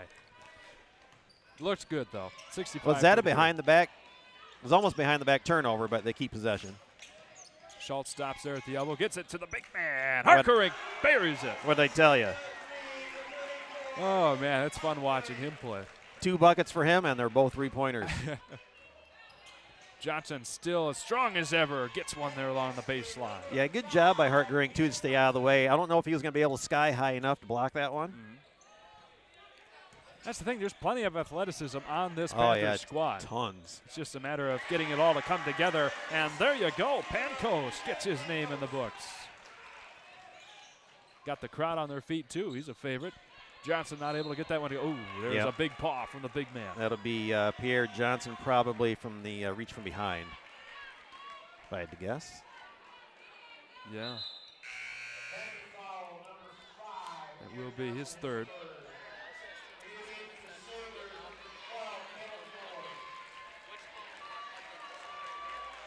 Caleb Knorr in for the Sabres. They have this game well in hand, 70-35. Yep, before the QB pass, we had a timeout by TC Christian, and now I could see Coach, he's smirking because he knew he just gave away 2 points. Ladies and gentlemen, we've got one more great business of ours to thank, and Eric, I think you're pretty familiar with this one. I stop there once in a while. Oh, once in a while, yeah. It's not like you just got things set up there all morning this morning before coming down here and working for us. Your lovely wife on Valentine's Day handling business there. Anniversary, too. That's right. Anniversary, of course, at the Lake House. From the moment you walk into the Lake House in Charlevoix, the essence of easy living and life on the water shines through. Offering unique gifts, including home accessories and items for your furry friends. Their assortment of gifts and home decor is perfect for your home cottage or boat. Come visit the Lake House to commemorate your visit to one of Michigan's premier resort destinations. Located at 403 Bridge Street, or visit them online at thelakehouseCharlevoix.com. Yeah, we've all of downtown have indoor sidewalk sales going on right now. Oh, that's true. Yeah. Well, you're the creme de la creme. Well, I got to clear out all of last year so I can get all that new stuff coming in. Which has been coming in by the pallet. Oh, dude, yeah.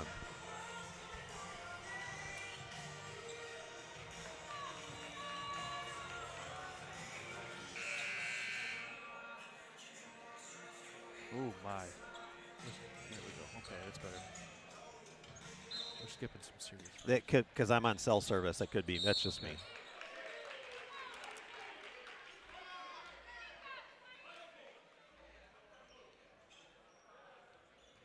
Oh, trying to get a foul off the inbounds. It'll be Pierre Johnson's 4th, I believe.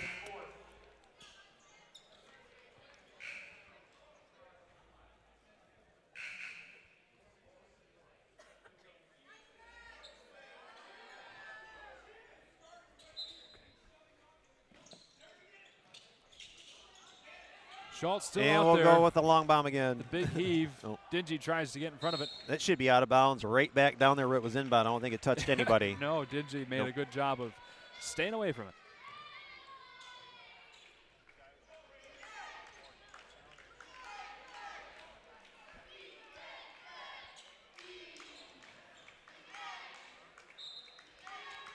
.224 to go on the other side of the Johnson inbound to Dockery. Gets up through there, draws a lot of contact, no foul.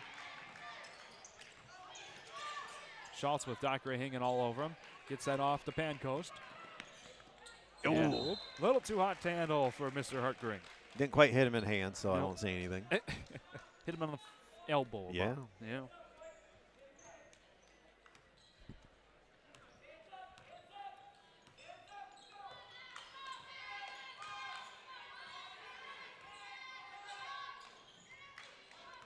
.2 minutes flat to go in this one.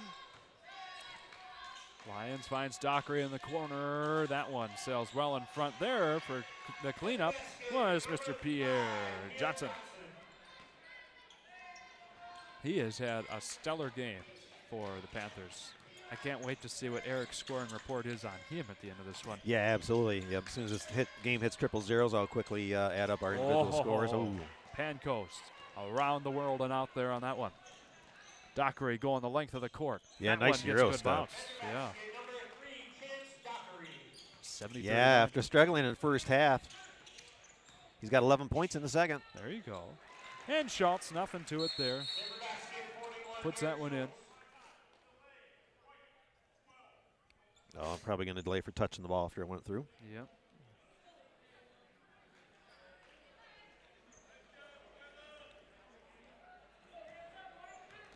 Yeah, it's so cool. And we got both teams for the next game already standing here and just waiting to come up here and start warm-ups. We don't take long breaks here. We are getting one game after another, so don't go anywhere. Hey, Woo! There's a nice one by Dingy, a three. 72-42 brings it back to a 30-point difference with final 60 seconds on the clock. And that'll be a foul. Hey, Mr. Ezell wanted to get his name there on the books.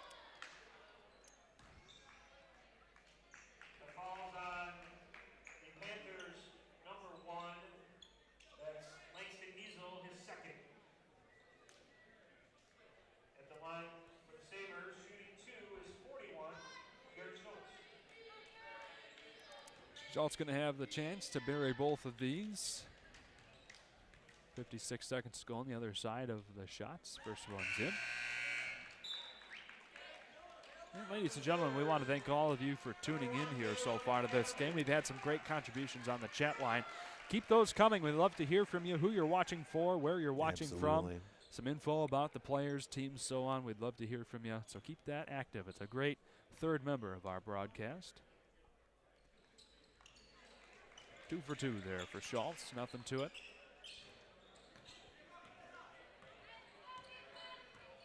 And we'll soon send it back over to our game break desk. Christian Swinsicki and Noah Backus. They tried to get one in. That would have been so cool. They got it in. Oh, boy. Be careful. I don't know if that's going to be a Charlie horse in the end or what that is. It. You have to ask. We got the replay going up here. This one almost was worthy of several replays. Oh, man. I can see why you got so excited. I couldn't quite see that from this angle, but that was a great attempt. Hey, Dingy comes nice up off the recovery floor. and floater. Yeah.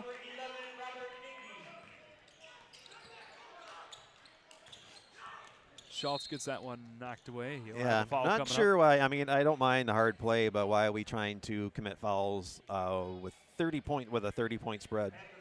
30-point spread and 32 seconds to go. Yep, and then that also fouls Dockery out of the game as well. Well, I guess you want to say he gave it his all, which he did. Yeah, absolutely. And again, tough first half from him. I know he missed so many in-close shots. You know, he's going to have better games than today. But still, he'll end up with 12 points before fouling out. Okay.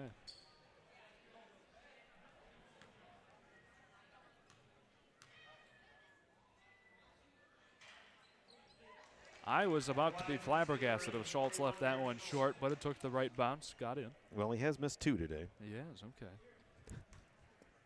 You wouldn't know it.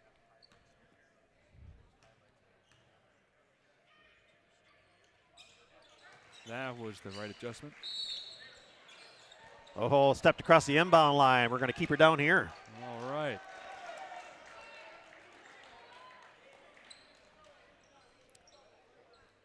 This one drags to a close. Still 32 seconds to go. Caleb Gentleman in here on the inbound. Yep, directing traffic. Well, tried to. Right there. Turnover by him, too, heading the other way.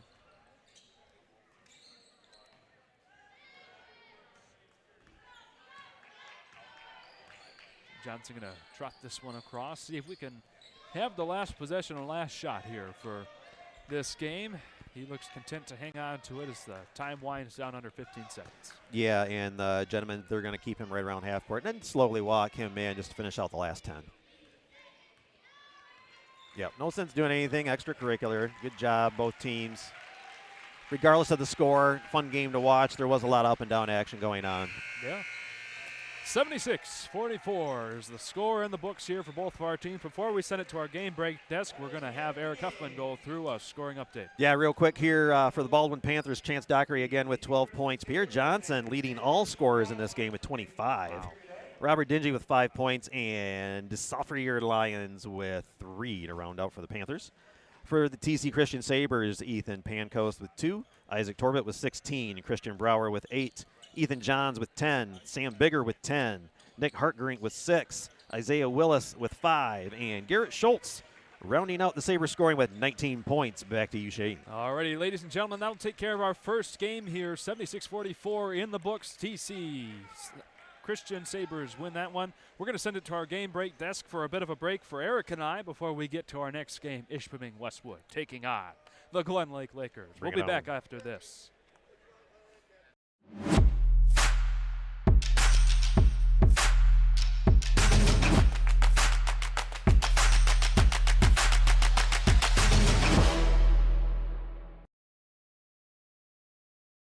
Hi, I'm Orion, but you might know me for my business, Professional Seamless Gutters, where we specialize in, you guessed it, everything gutters.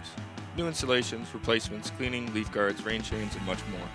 But unlike other service providers, when you call Professional Seamless Gutters, you get me, Orion, not some bum intern or call center recording. So when you're contemplating any services regarding your gutters on your home or pole barn, think Professional Seamless Gutters.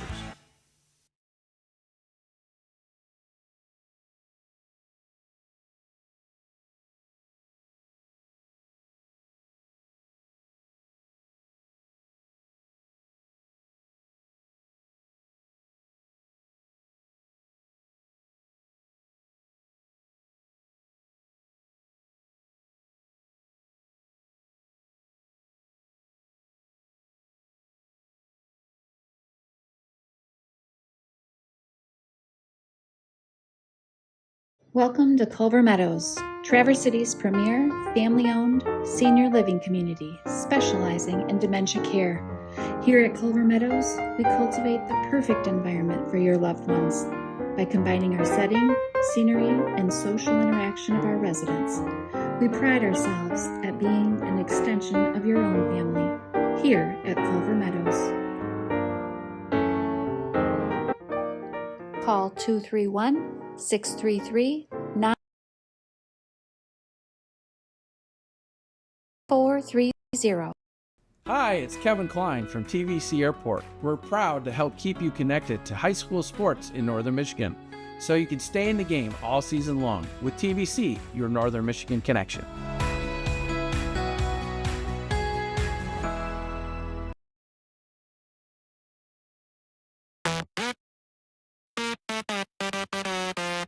This is Noah's Ark. It's more than just sports. It's your pathway for growth, a building block for the future you, and your pathway to the healthiest version of yourself. Noah's Ark is only the beginning step, and your time is now to take control and design the road ahead of your own unique journey. The journey to your truth.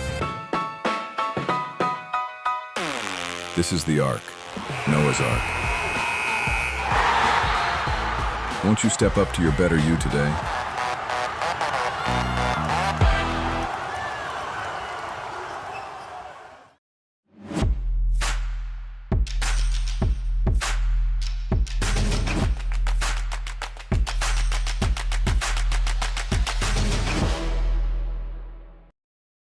Welcome to Culver Meadows, Traverse City's premier family-owned senior living community specializing in dementia care. Here at Culver Meadows, we cultivate the perfect environment for your loved ones by combining our setting, scenery, and social interaction of our residents. We pride ourselves at being an extension of your own family here at Culver Meadows. Call 231-633-9430.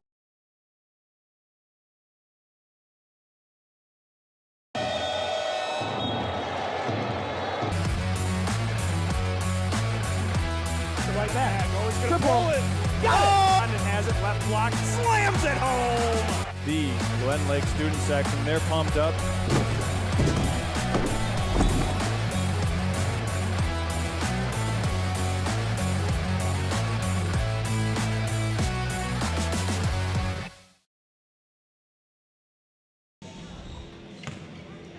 Welcome back to Next Level Broadcasting's game break show at this point. Christian Swinsicki, Noah here on the end. Coach Lafreniere from Traverse City Christian. Wow, what a first game of the day. No kidding. And off to a heck of a start.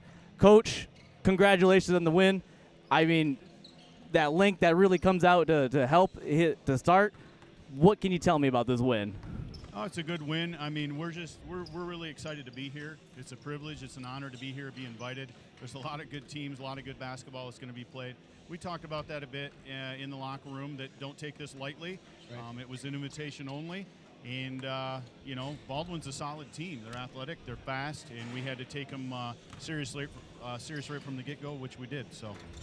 Definitely, that team also shows a lot of athleticism. I thought we were going to see some press earlier in the game, but they came out in the second half. What was something you just talked in halftime to kind of continue the dominance and show, what you guys are all about this year? Yeah, you said it, athleticism. They're fast.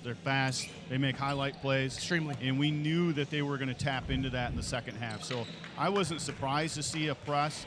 We panicked a couple times. Guys got out of position. Yep. We had one boneheaded play where the wrong guy inbounded. We talked about that, gently corrected them in the half right. in the huddle. But no, we knew they were going to come out and try to go fast, so we just had to weather it. And took a minute. We went into a funk for a couple minutes there, but the guys snapped out of it. Right, and also you talk about dominance this season. You guys are undefeated. In a game like this, you don't see this opponent that much. What's things that you wanted to work on to kind of carry into the districts, kind of sharpen on your toolkit? Yeah, defensively, you saw we sat in at 32. That's kind of our bread and butter. Length. One of the things we've really been stressing is on the defensive end, not giving up second opportunities. Okay. So defensive rebounds, not watching shots, find a body. As Coach Izzo would say, hit, find, and fetch. Make contact, yep. Find the ball, and go get it. So we're getting better on that. Shot selection's much better. We just keep playing. They're a fun group of guys to be with. Pray every game that we don't get any more injuries, because we've had plenty of those this season. Yes. Yeah, we're ready to go. What's the next step in terms of your level of play, especially considering you have one of your starters go down with the torn ACL. You have such a good season at this point, and then one of your starters goes down, almost a plug and play at that point, and you see really good production still. Yeah. I mean, how positive a note has that been on the season? Oh, it's amazing. It's amazing to see everybody step up. Garrett Schultz has really stepped in to fill that role as our primary. Tough player. Asher was not necessarily our primary scorer. He was one of a few, but the offense really ran through him, he being a point guard. So I think we were 8 games in when he went down. So we literally had to hit the reset button and kind of reshuffle the deck and start over, but they've taken to it well. Everybody has stepped up. Especially on the defensive side, right, where you're allowed to play that 3-2 zone a little bit more and get that defensive pressure. How much, do you think that's, like you said, the bread and butter, but against a team like Baldwin, who doesn't get down like that in these types of games, to go and take what you have from tonight into the rest of the season, looking forward, what else are we seeing here from this team for the rest of the season? Well, let's see. Hopefully 9 more wins. We win 9 more. That puts us in the finals on a Saturday morning. Yeah. I don't like these early Saturday games, but I say if it's at 10 a.m. in East Lansing, I'll take it. I'll be there. So going forward, playing our D, playing our game, having fun. We still got another tough game next week. We got to go up to Ellsworth. They've got a little gym. It's tough to play in. And then we play Leland at home to wrap it up. And Leland is a much improved team. They're very fast. They're pesky. But we've had a gauntlet of 7 games now, which we thought this one was going to be down, another grinded out kind of game. I did not foresee it being I don't know what the final was, but I didn't see You were it. in the 70s and you dominated. Okay. Well, we'll take it nonetheless. No, but going into districts, like you said, you want to just fine-tune some things. How do you make sure this team doesn't overlook the season? You know, you're winning this much. Obviously, you're kind of in flow state. How do you want to make sure these guys are prepped for districts, kind of get them humbled a little bit going in so you're just not on too much of a high? I'm not going to let them get distracted. And if you think they're in a flow state, they might look like it, but I'm not allowing them to think beyond whatever quarter we're in. I love that. They've done an excellent job of not worrying about our record, focusing on the next opponent, the next quarter, literally, and just go out and play gritty. The thing that we really hang our hat on is being tough. There are hustle plays, and a garbage man player can go out there and find 8 to 10 points every game if he's willing to just scrap for it. And they all have that mentality. So if there's a loose ball, watch out, because you're going to have white shirts or red shirts, if we're wearing red, diving on the floor for it. Well, we're going to be wrapping it up here in just a moment, but Coach, I have one last thing. It is Valentine's Day. What are the plans for after this? You sticking around here? You got plans with the wife? Well, my lovely wife, Carly, is at home with the 2 grandkids right now. So if she's not watching now, we'll be sure to watch the playback. So happy Valentine's Day. And A.B. and Forrest, I'll see you in a little bit. All right, Coach. And amazing. Yeah, and Noah, do you have anything else you have planned? I wrapped it up. We've seen a great performance set up for Traverse City. You guys dominated. Now let's see if Traverse City can continue that with the rest of the games on the slate. Well said, yeah, and thank you, Coach. And from Christian, Noah, and Coach Lafreniere, back to you guys there at the desk. We'll see you here at next game break.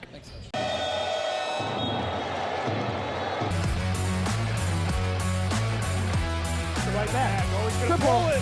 Got it! And has it left block. Slams it home! The Glen Lake student section, they're pumped up.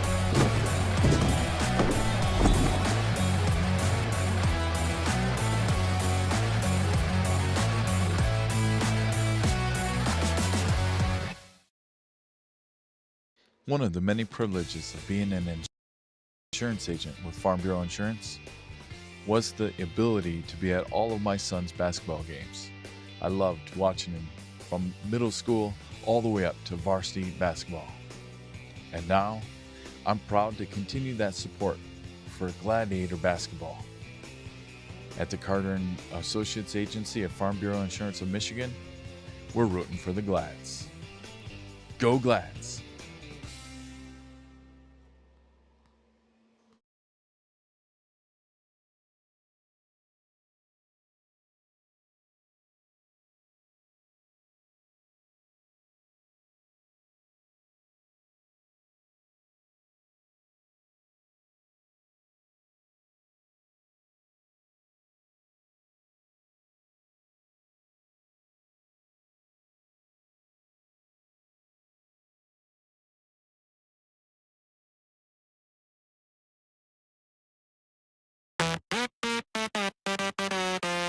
This is Noah's Ark.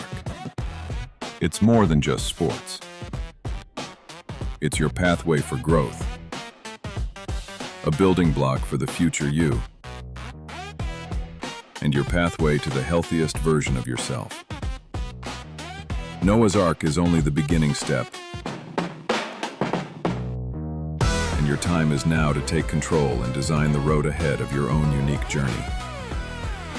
The journey to your truth. This is the Ark, Noah's Ark. Won't you step up to your better you today?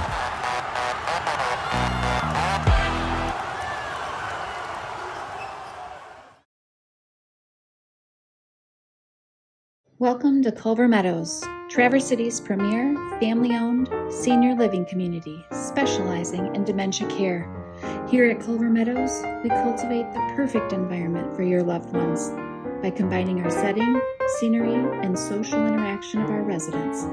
We pride ourselves at being an extension of your own family here at Culver Meadows. Call 231-633-9430.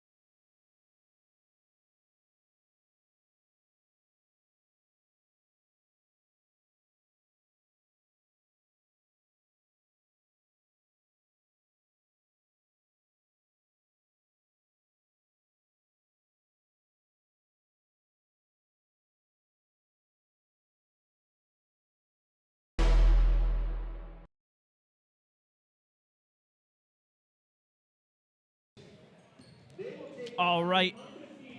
And we are back here in Traverse City St. Francis High School gym. Christian Noah here from courtside, and man, oh man, you know, we got some highlights here. Okay. We're just trying as best as we can because of certain technical difficulties that we're having around here. However, we're going to try and piece this together. We got some highlights. The basket, gets the first Noah, points of the game. these are brought to you by a plethora of sponsors. We're going to try our best because this is as bit rated as possible. This is St. Francis Gym. I mean, we got coming up tonight, St. Francis is going to have one of their more, important games tonight. Huge game. Massive game. Here, as we can see, Glen Lake still practicing here on the far end of the court. Yep. I mean, St. Francis, they're good on the defense, good on the offensive side of the ball. Just in general, what we're going to see here, I think from at least in these next few games, Glen Lake, they have this offensive start in Jacob Lamondon. After that, we're still going to see some good defense here from Glen Lake, but just... Schultz fighting, gets it in. It'll be Schultz working his way into the paint, dumps it off, and a nice job there by there. Cook not able to get that one to go. Back to Schultz pushing all the way down, nothing. Johnson charging all the way in, gets the friendly roll. The Glen Lake Lakers playing here just a little bit. He'll take it all the way in. Oh, that was a semi-dunk. He almost was able to grab a handle on that one. This yeah, squad. Tons. It's just a matter of getting it all to come together. And there you go. Pancos gets his name in the books.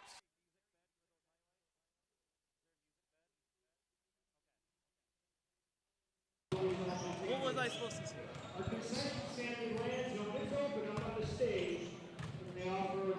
We are hot.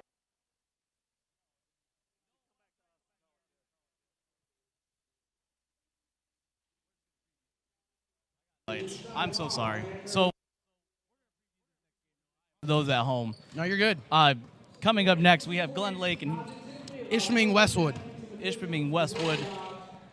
Patriots and Glen Lake. I'm excited for this matchup. Ispheming-Westwood 18-1 on the season. Glen Lake 14-3. This should be a clash of titans with two tough programs going at each other. And you said it with Jacob Plamondon from GVSU commit, averaging 23 points, 10 rebounds. We should see a game. If you looked in our trailer of the showcase leading up to this, he was one of the guys that had the dunk in the preview. So a guy that's familiar in this showcase, looking at him show out. But Ispheming-Westwood, number 5 in D3 in Division III, a tough team and looking to kind of build on some momentum as they come into this game. Ethan Marcha is their star player. So I'm excited for this matchup, Christian, to say the least. And in terms of all the games that we've got right now, this is probably the one that I'm actually most excited for. 100%. Just in terms of star power, right? We're going to see some good offense, some good high flying here. Ispheming, they got some shooting abilities here. They got some sneaky athleticism. Yeah. Don't let that deter you from the fact that they might just not be one of the more unathletic teams. Don't let that Don't let that scare you because they're going to jump out the building. They're going to jump out the room. We've seen that before with a couple of teams that have come here before. And they beat some tough teams. They beat Marquette. They beat Menominee, who we're going to see here, who's a top divisional team. So excited to see them as well. But they've battled some tough teams and beat them. Also, Noah, there's one other thing. Coach Lafreniere from last game, he said that this is just invitation only. So got to get invited. All these teams that have been here, they're good. Yes. So with that said, we got 2 minutes left until back to game time. Christian Noah here from courtside. Charles, we're going to send it back here to you guys there at the desk.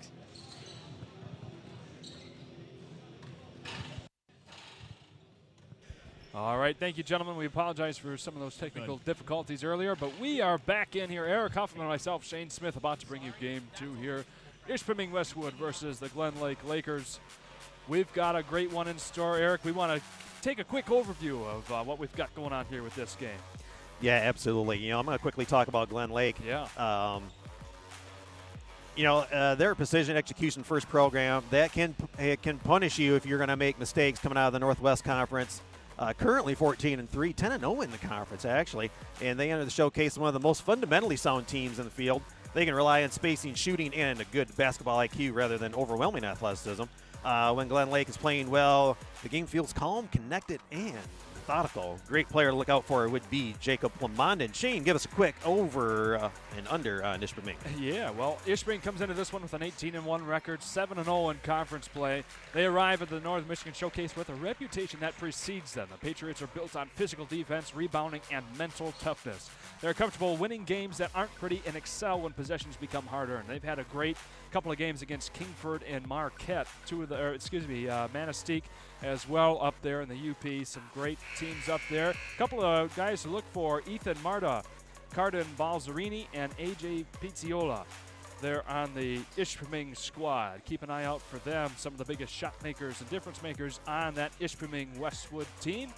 And we are about to send it down to the sideline here to our PA announcer, Chris, for our invocation and national anthem. But I believe as we get into that, we're going to have some words from our friend Scott Carter at Carter Insurance Agency, where he'll be talking about some of his keys to the game here for both of these teams.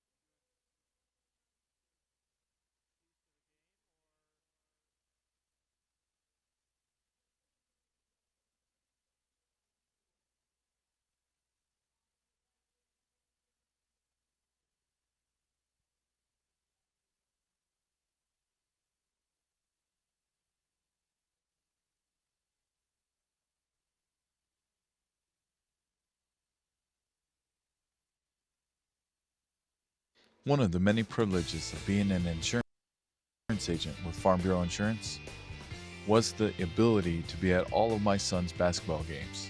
I loved watching him from middle school all the way up to varsity basketball. And now, I'm proud to continue that support for Gladiator basketball.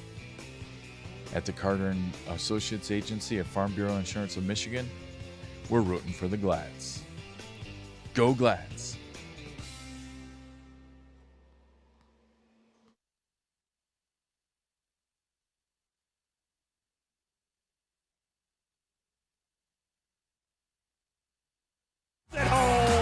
The Glen Lake student section, they're pumped up.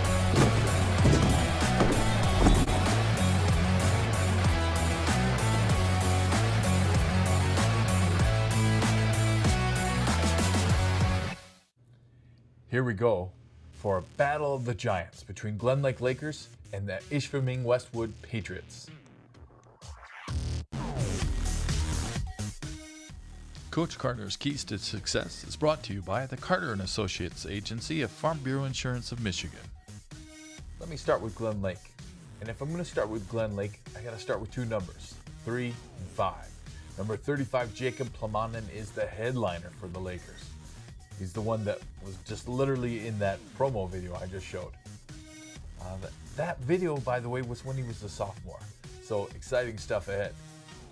Glen Lake's still trying to replace the loss of senior guard Ben Allen from last year's district championship team.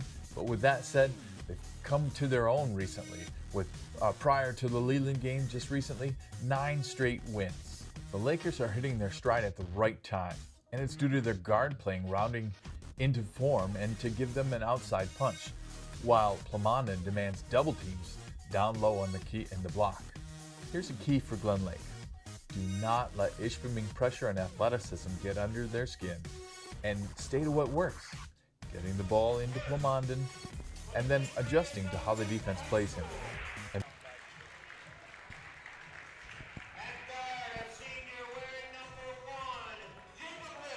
Alrighty, ladies and gentlemen, coming into this one, the starting lineups. This first off here for the Ispheming-Westwood Patriots. Number 1, James Matilla. Number 10. Jeez. All right, we're having all sorts of fun. Number 1, Jacob Rydell. There we go. That's better. Number 10, Ethan Marta. Number 4, Caden Balzerini. number 23, Aaron Pizziola. And last but not least, number 3, Louis Salmi. Eric, I'll let you go ahead and take care of the Glen Lake side. Absolutely. Starting off for Glen Lake Lakers, number 2, Gabe Hazelton. Next up, Toby Bradford, number 11. He's a junior, number 0, Dominic Stein. Max Lamberson, number 4, next up for the Lakers. And last, certainly not least, number 35, Jacob Plamondon, a name we'll call throughout the whole game, Shane. Oh, my God, will we ever. He was practicing those dunks earlier during warm-ups, so be ready for that. And we want to welcome in our refs for this game, Keegan Royston, Mitch Wilson, and Dave Harrington. Oh, hey, look at that. I did that to you, and I put the JVs down.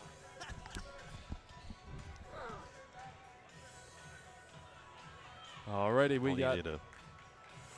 we've got a nice little graphic Charles pulled up there with us as commentators. Shane Smith, nice. Eric Huffman here bringing this one to you live as we get underway. Jacob Plamondon will be winning the tip-off here for the Lakers. Number 3.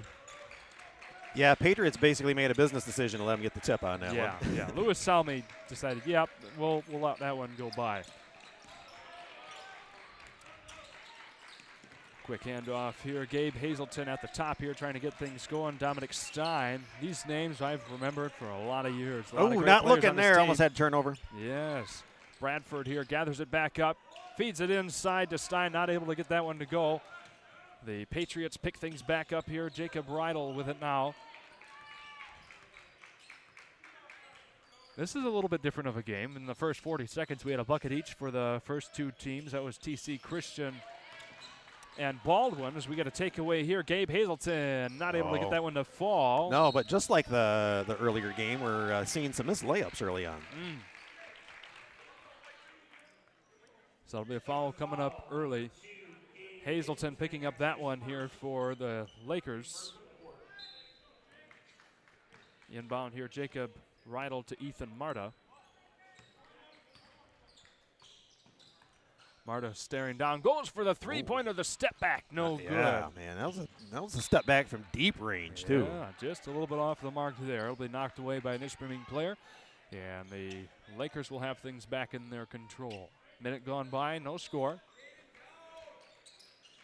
Max Lamberson here, back and forth to Bradford. Toby Bradford, that is, as he works along the sideline there. Got 3 different Patriots on him, gets it back up to his big man, Jacob Plamondon. In the corner, 3 ball, just off the mark. Max Lamberson tried that one. Nice rebound by Bradford. Taken away here this time by Pizzola. And the second attempt, Ethan Marta blocked twice there by the Lakers. That was Dominic Stein there. Yeah, Plamondon went up there and met him at the summit.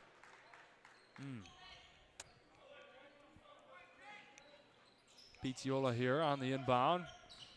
Tipped by Stein. Gathered it back here for the Patriots.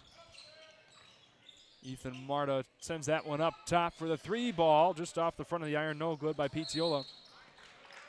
Yeah, it's hard when you get fouls that are like 3/4 court away after someone secured a rebound. Looks like we're going to get a quick timeout, 30-second timeout. Quick 30s, yeah, to get the jitters out here for both teams. A little jumpy here, just like we were on the broadcast. Yeah, exactly. Everybody get a moment here to reset things. Minute and a half gone by, no score. And we'll stay right here.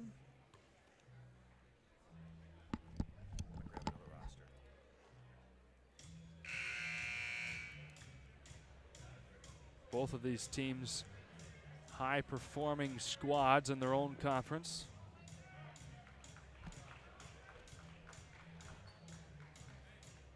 Led by that young man there, Jacob Plamondon for the Lakers. He's a D2 basketball commit to Grand Valley State.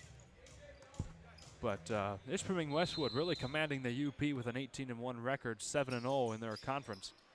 That's the West Pack up there. So after a minute 50 in the ball game, Nobody scored. Dominic Stein trapped. Heaves one up with a hope and a prayer. That will go out of bounds. Ispheming will have it right back under their control.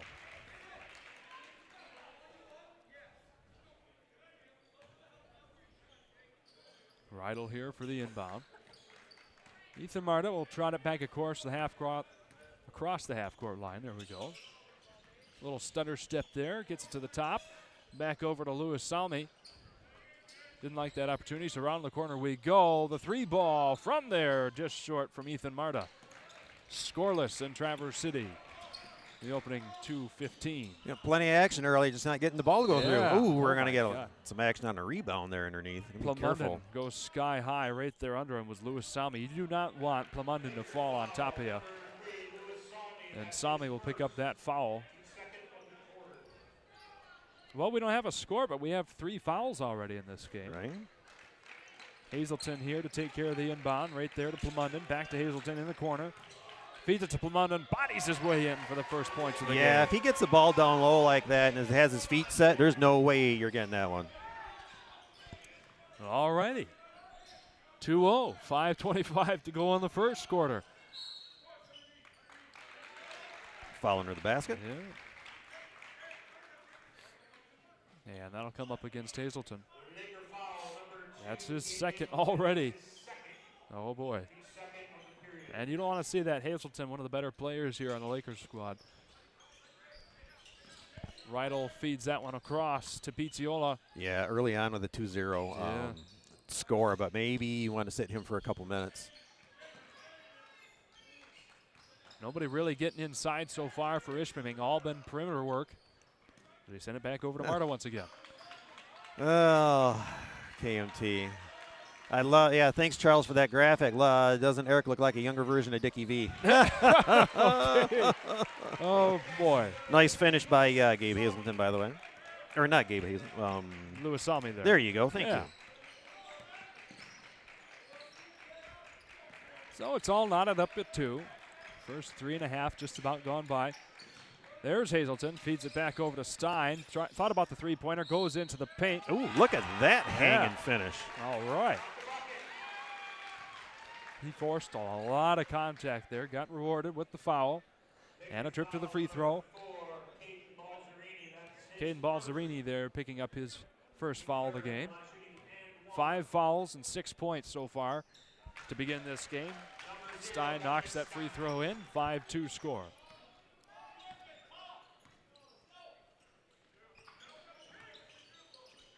Salmi over to Pizziola. Now to Balzerini. He somehow saved that one from going out of bounds, and that'll be last touch by a Laker. Patriots will keep it at this end of the court. Yeah, bodies flying all over the place. Well, just as Tom Clemenson of Sky Media 45 put in our notes for this game, Ispheming thrives off of not pretty, very action-heavy games. A lot of physical contact. So we'll see how they can do. So that one knocks off the window, no good from Salmi, just off the front of the rim. Bradford sends it over to Stein. Hazelton fighting to get open. He won't be able to right away. Lamerson gets it into Plumondon, though, and you can almost not stop him once he has the ball. Yeah, like I said. They open up a 5-point lead, 7-2, and a block here by Lamerson. They'll tag him with a foul, though. A little bit too much contact there for the refs. Yeah, absolutely. Max Lamerson, that's his first. Third. Quarter at the line, shooting 2 for the Patriots. Number 4, Kate Balzerini. Balzerini here for his free throw attempt. Rounding out. Logan Thomas and Keegan Scott coming in here for the Patriots.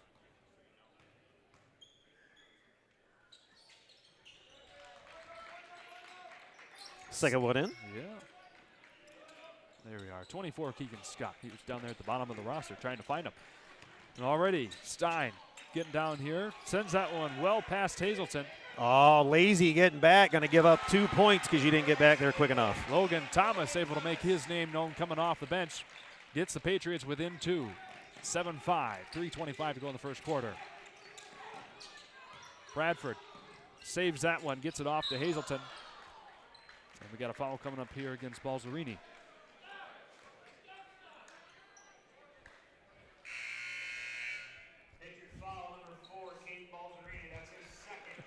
Balzerini picks up his second foul, so that's 2 Patriots already. Or apologize, there's a Patriot and a Laker with 2 fouls so far. Plumondon off to Bradford.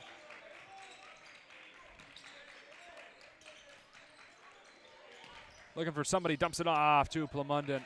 I mean, that's where he should live right there. That's where absolutely. Makes the bread and butter. Yeah, until they can do something different, I would just set up shop, let him go to work for a while. Wow, that was a nice one there. Yeah, Ethan nice Martin finish with there. the contact in the air, floats that one in. Oh, almost got a steal, and there you are. They're going to get a turnover off a Laker. Yep, went right through Dominic Stein's hands, out of bounds.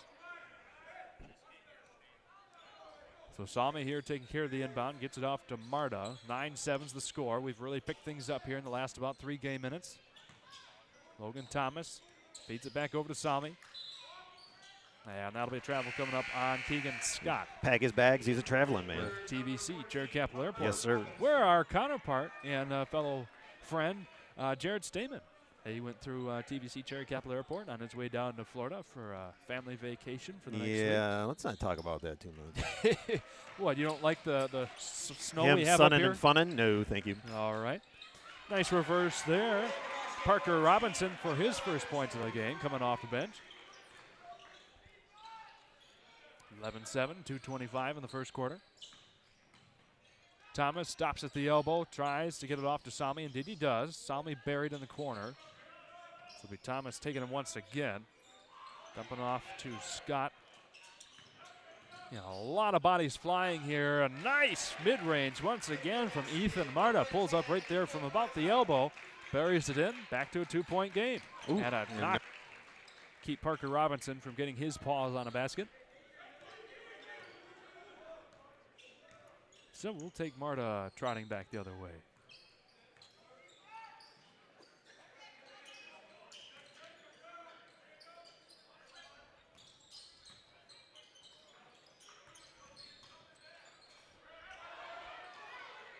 We don't have anything going on right now.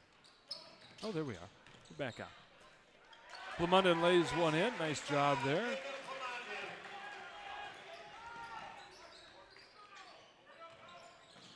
Going back for the Patriots in the corner. Marta the baseline gets it in, draws the foul. Yeah, nice period by him. Another good hard take, going up strong. Parker Robinson gets his name in the scorer's book with a foul.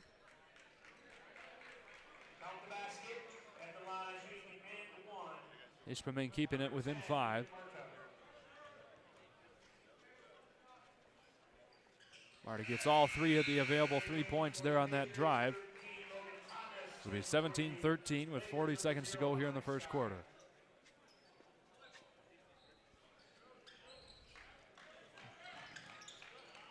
The Grandville team walking in. Yeah. Play later today. Fun game later on. Max Lamerson lays one in, get back to a full 2-possession lead, 6 points, 19-13. Quickly back up by Westwood, too. Good job by Glen Lake to quickly get back as well. Picciola does a nice feed there. That's a high banker from Salmi. Puts it back in. There it goes. 19-15. We got delay a game coming up here against the Patriots. Yeah, it usually happens when you touch that ball after it goes through. Mm-hmm.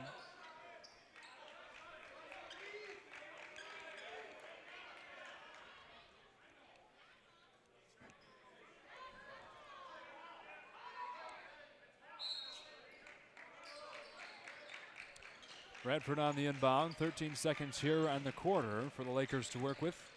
Try to get this back to a potentially more than 2-score lead. Nope, they're going to get too much body on there. Probably going to get a foul. I'm sure they're probably going to keep it on the floor, but that should be a foul on Salmi. Yep. Nope, they're going to go with the line because that's 5th foul. Yep. And Plumondon's not exactly the gentleman you want up there at the free throw line if you're a Patriot.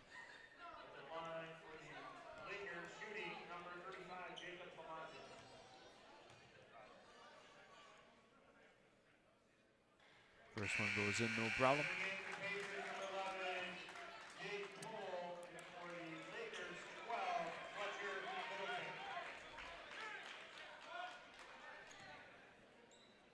Fletcher Middleton checks in for the first time today for the Lakers. Number 12 there on your screen. Plumondon puts that one in. Had an interesting sideways spin to it. I didn't know if it would quite make it, but it did. 4 seconds here for the Patriots to try and get a shot up. With a heave, a hope, and a prayer. Yeah, it had a chance. Just it had a chance, yeah. All right, 21-15, 6-point lead in favor of the Lakers. We're going to step aside for our back in about 60 seconds after. This is Noah's Ark. It's more than just sports. It's your pathway for growth, a building block for the future you, and your pathway to the healthiest version of yourself. Noah's Ark is only the beginning step, and your time is now to take control and design the road ahead of your own unique journey. The journey to your truth. This is the Ark, Noah's Ark. Won't you step up to your better you today?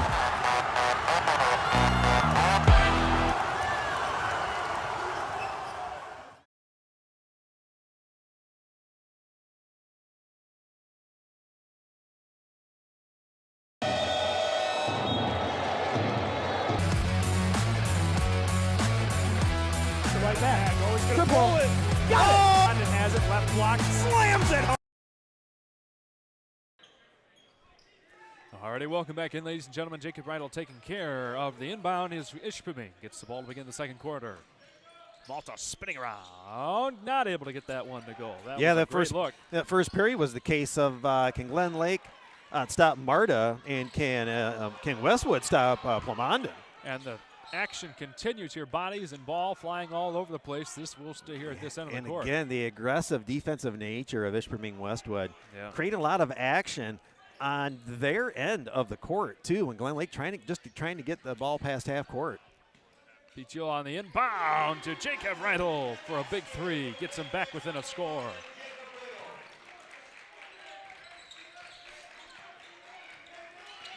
All right, we're back into this one here, and that'll be a turnover. Yeah, unforced too.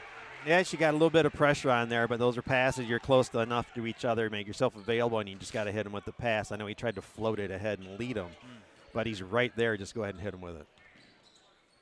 Alrighty, so Ispheming with the chance to tie it up here. Marta dumps it off to Riedel. Yeah, now to Pizziola as he works his way to the baseline. Didn't like that opportunity. Kicks it out to the corner. Not able to get that one to go was Balzerini. Glen Lake survives another opportunity there. Somehow saving that one. Yeah, the pass was tipped, and then obviously stole. Nice no-look pass to the backside. Riedel to Marta to Pizziola for two, and we're back within a point. 21-20. Plumondon, though, extends it back to three. No issue there. Yeah, Plumondon, that's 16 points already this half. Pretty insane stat line for that young man. Ethan Marta drives in, gets through the contact. Good job tipping to an available teammate. Yeah. Going up for the three ball. That's just a little bit long from Bradford. Good job. Let's give a shout out to Salmi there. He's a little smaller than Plumondon. Man, if you do good position like we talk about, you box him out and then go get the ball. He was in position. Plumondon wasn't going to go over his back. Nice turnaround finish. Balzerini there gets around Plumondon, puts it up, and we're back within a point. Timeout called by Glen Lake. Well, ladies and gentlemen, while they've got a timeout, we're going to keep it right here and thank our fine sponsor, TVC Cherry Capital Airport. Dreaming of the sun and sand, TVC Cherry Capital Airport will take you there. Whether it's to the Florida beaches, Caribbean, or to hit the links in Phoenix, fly nonstop on Allegiant or with just one stop on American, Delta, or United. And let's book your spring break vacation to 20 nonstop destinations served by all 6, now 7 airlines with the addition of JetBlue. Don't miss out. Seats are filling fast. Now is the time to book your 2026. Stay tuned. One of the many privileges of being an insurance agent with Farm Bureau Insurance was the ability to be at all of my son's basketball games. I loved watching him from middle school all the way up to varsity basketball. And now, I'm proud to continue that support for Gladiator Basketball. Carter and Associates Agency of Farm Bureau Insurance of Michigan, we're rooting for the Glads. Go Glads!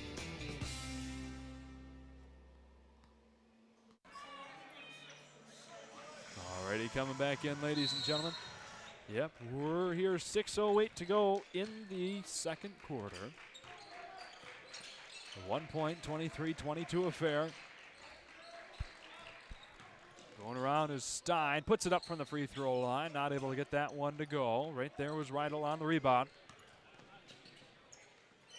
Good feed, nice finish there by Balzerini, and for the first time this game, the Patriots have the lead. They've been down by as much as 7 so far in this game. They've clawed their way back and are up by 1, 24-23. Yeah, it's almost like Glen Lake. And once they got their feet under them, they seem to be playing a lot better basketball. Max Lamerson, London, didn't even know they were on the bench, but that was a very quick rest for them. Yeah, I mean, sometimes you've got teams where you're going to play most of the game, so you got to get those short spells where you can, even if it's 30 seconds. Yeah, just quick breathers. Up and away, the 3-ball. Lamerson trying to make his name known, coming back from his short break. Another 3 shot. That one's too long, this time by Hazelton. Glen Lake Lakers have it right back in their possession, though. Stein with it now. Staring down Balzerini. Gets it back over to the opposing number. From the corner, Stein off the heel, no good. Marta gets the rebound back here for the Patriots. Charges down court, goes all the way, stops, puts it up, not able to go.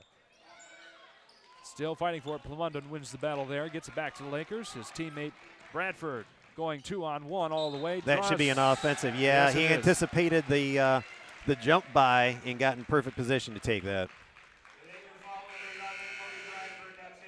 So that'll be his first foul there on Bradford. First for the team through the opening 3 minutes of this second quarter.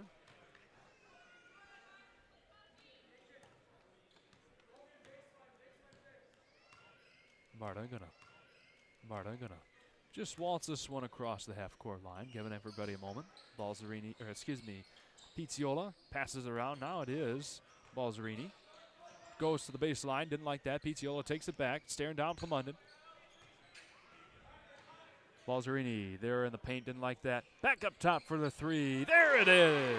Pizziola for the big pizza right there. Speaking of that, can't wait to get mine later on. I know. Good friend Troy Hall at That's a Pizza. We'll give them a good shout out later on. Plumondon to Hazelton. You be careful about 5-second calls too if you're just going to stand around out there too, being closely guarded. Another turnover headed the other way. Parker Robinson not able to get a hand on it and save it before going out of bounds. Yeah, the frantic action of the Patriots giving the Lakers fits right now. Yeah. Patriots have extended their lead by 4 again. They were down by as much as 7 in the opening about 4 minutes of this game, and they have since stormed back as they trot their way on down. There's a reason why they're 18-1 against great teams like Kingsford and Marquette up there in the UP. Lots of strong competition up there. Ispheming stands tall with them all. Oh, dribbling contest almost got him a turnover. Yeah, but a good look there to Salmi. Saves the possession, gets them up by a full 2 scores, 29-23. 3:40 to go in the half. That gets past Plumondon. Yeah, that's an unforced error right there. Pizziola finds Marta, goes up. Nice kiss off the window. Hesitation to keep control of himself, too, before finishing. And a big run here by Ispheming. 31-23. That was nearly tipped away by Logan Thomas. Finds Plumondon. Forces his way into the paint. Gets it up. That one too powerful. Kicks back out to Robinson. And around we go with the horn. The 3-point try well off the mark there by Hazelton. This Glen Lake team is looking uncharacteristically flustered right now. What are they in the middle of doing? I don't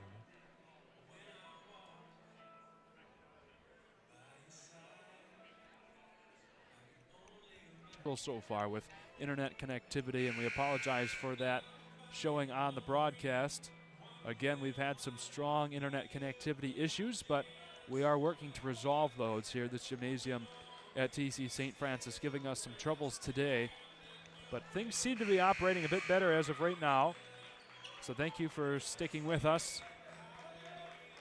Well, you know, set yourself in the middle of a building of steel and concrete and tell me how good your signal is. Right.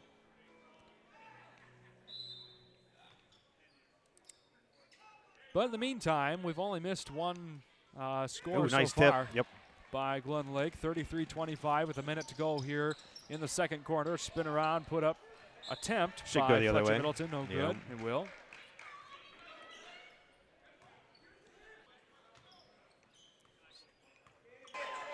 And that was Fletcher Middleton getting his first points of the game. Yep.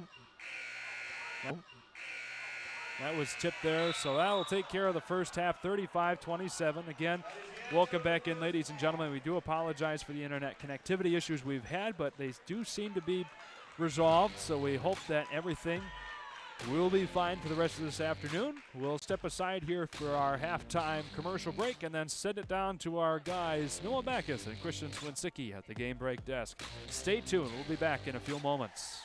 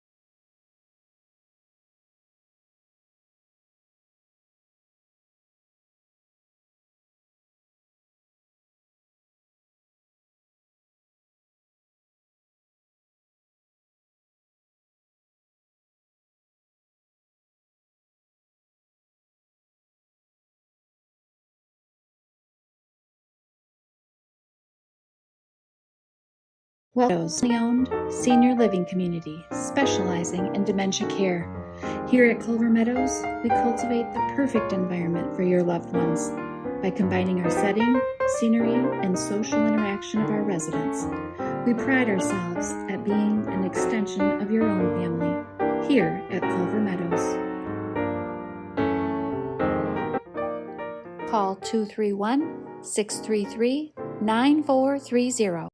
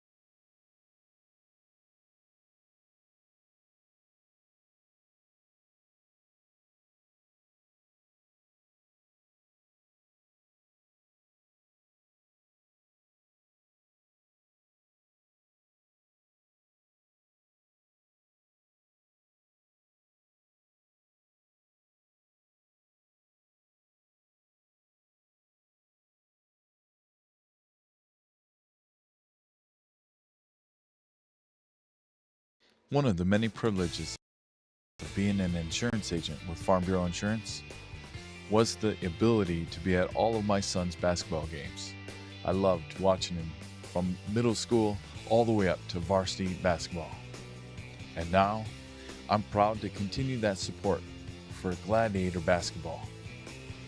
At the Carter and Associates Agency at Farm Bureau Insurance of Michigan, we're rooting for the Glads. Go Glads! Hi, I'm Orion, but you might know me for my business, Professional Seamless Gutters, where we specialize in, you guessed it, everything gutters. New installations, replacements, cleaning, leaf guards, rain chains, and much more. But unlike other service providers, when you call Professional Seamless Gutters, you get me, Orion. not some bum intern or call center recording.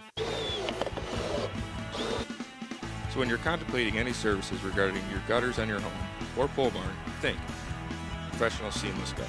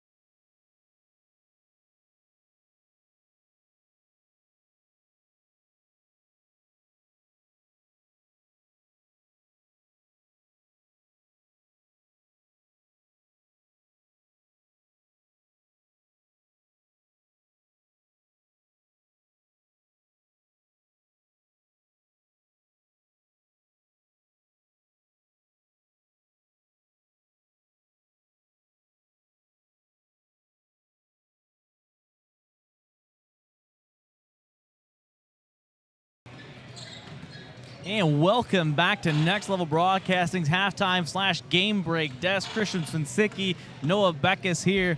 And Noah, I mean, we've seen a good first half. This is a more competitive first half than what we saw in that first game.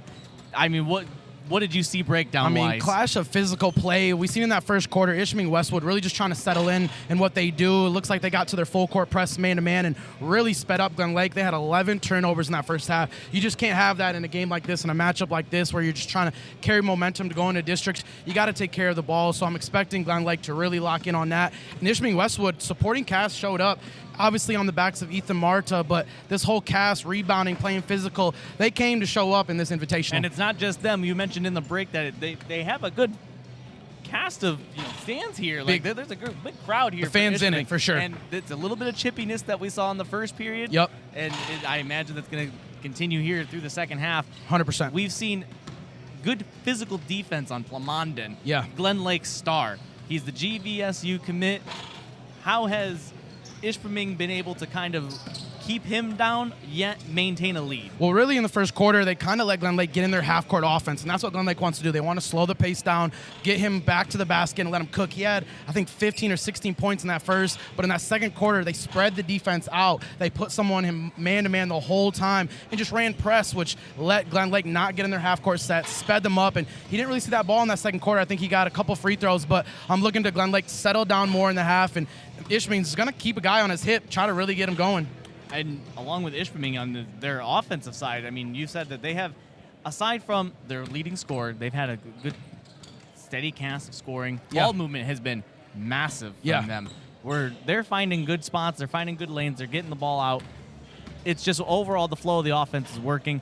Going forward here into this second half, what does Glen Lake need to do to get back into this? And it's not like they're down far. Yeah, no, not at all. I think Glen Lake, they just need to settle down a little bit. I think those turnovers really got them rattled. They playing more sped up. So I think just take a break. Coach definitely like, take a breather. Let's relax. Let's get back into what Glen Lake ball is. This is a tough team. They're winning on the season. They're up, I think, 14-3 on the season. So they've been here before. So I would expect them to kind of get back to their identity. But yeah, if you're Ispheming-Westwood, you're just going to continue to play at your place on the off court and full court press this team until it doesn't work. And those turnovers, you said that those turnovers have been killer for Glen Lake. Last time I heard they had 8. I think now we're like 11 right before that half. So and it's just, that's been killer. At this point, you at least take half of those and you turn them into possessions. That's the lead turn right them there. Into buckets. That's the difference.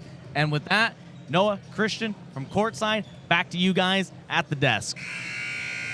All right, thank you, gentlemen, for that halftime report. Christian Swinsicki, Noah Backus here. We got a quick scoring update for you, Mr. Eric Huffman. Yeah, quickly for Glen Lake, Dominic Stein with 3, Max Lamerson with 2, Fletcher Middleton with 2, Parker Robinson with 2, Jacob Plamondon 18 points for the Lakers in the first half. For your Westwood Patriots, Rydell had 3, Salmi had 6, Balzerini had 5, Marta with 11, Thomas with 4, and Pizziola with 5 to round it up for the Patriots as we get ready for the second half. All righty. I don't want to sound like the boy who cries wolf, but I do believe that this time around we have our internet issues sorted out. We have a hotspot stuck outside of the building right now. I can't believe you said that out loud. I know. But, well, hopefully to give our viewers at least some peace of mind. Our hotspots in here have been running to a lot of issues, so the hotspot is outside of the building now. It's not every day you run 3. What's that? It's not every day you run multiple Well, ones. you know. Yep. I guess we're not in an everyday circumstance. You got it. Jacob Rydell here to begin things for the Patriots. Up by 8 coming out of that halftime break. They've had a marvelous second quarter especially. As Pizziola here, one of the high-flying players of this game, got it stripped away by Lamerson. He'll be a one-on-one. Oh, Pizziola returned the favor. Yeah, my issue is I'm not sure if Lamerson wasn't more worried about trying to flush it than just making a layup, as he really slowed his momentum as he had a path for a wide-open layup. Hazelton dumps it off to Plumunden here. Thought about powering his way forward in there, but holds on. Hazelton with it. Finds Bradford.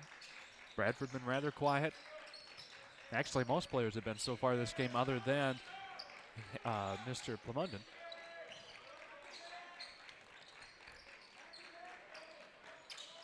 All around the perimeter until they finally able to dump it inside, but that'll be a foul coming up against Ispheming. And that'll be on 3, Willis Solly. That's his third now. Yeah, but he's the one that he's been kind of riding Plumond, and kind of since Plumond had, I believe, 14 points in the first period, they kind of started rotating to a double team towards him. And Salmi kind of being the main physical person you see down there, really trying to fight for position. Even with the height disadvantage, too, he's really trying to get a body into him and try to frustrate Plumond. As just now, give him some props, and they're going to sit him down for a minute. Well, you know. Rydell there continuing to frustrate, knocked it out of bounds on the inbound. So attempt number 2, and it'll be a takeaway this time brought to you by Ethan Marta. That was away from Lamerson. He'll pull up for the 3, not able to get that one to go. Right there on the rebound. He's lucky he didn't get called for the left-handed push-off on that rebound, but still shoot till you make it for the Patriots right now. I guess so. And we've got a scrum here. There'll be a foul coming up. It'll be against Dominic Stein here for the Lakers. That's his third now as well. Yes, indeed. Just drink a choice, buddy. It's all I'm grabbing. Jacob Rydell gets it back we here. got people trying to pay out money? Come on. You walk by here. Give me some, where's too. our tip? Yeah. It's our buddy Jimmy Deschamps there. One of our cameras today is Jacob Rydell. Nice flash down the lane. Brings them back to a 10-point lead, 37-27. Plumunden doing all he can here for this team. Another knockout, this time by Rydell. He'll take it all the way down. That'll be a charge. That should be a charge because he really put his arm into him also. You can see his whole body kind of bent down and forward there to push through. That's a couple charges we've seen now called against the Westwood Patriots.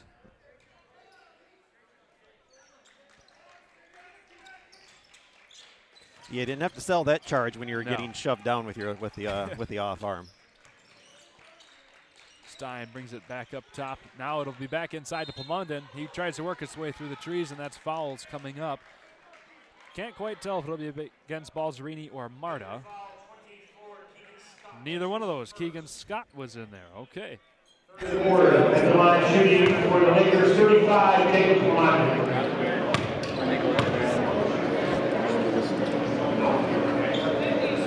Speak louder. Yeah, they do. Plumunden gets that one. One shot.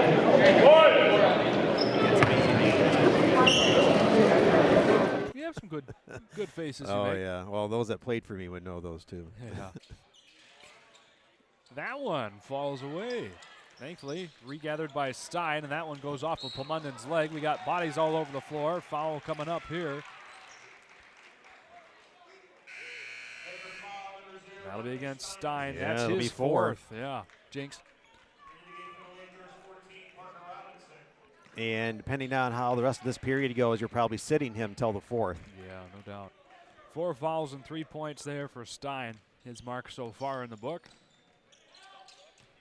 Easy pass into Marta. He spins around, puts it up against Plumunden and Bradford. and gets this lead back up to 11.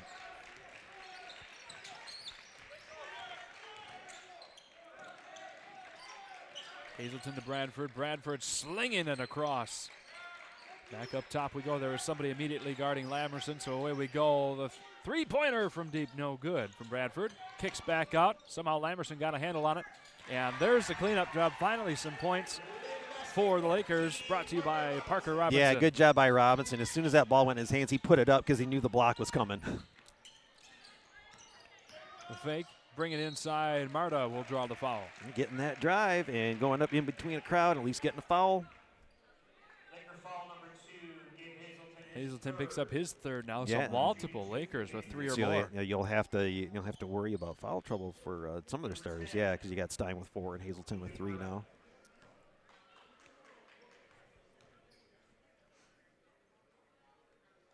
Whew, my gosh, you didn't even know that one touched anything hardly. 40-30.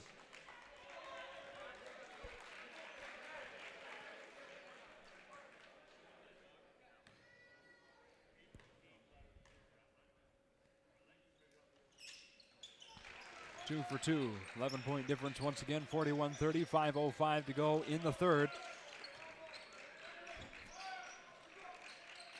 We're back underway. Plumondon here just trying to get across the half-court line. Gets it to Bradford.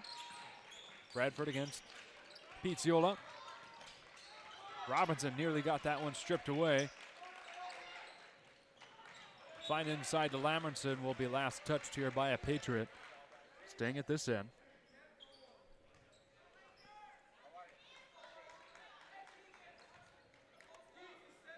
Plumondon going to handle the inbound. Trying to post up under the basket. Bradford.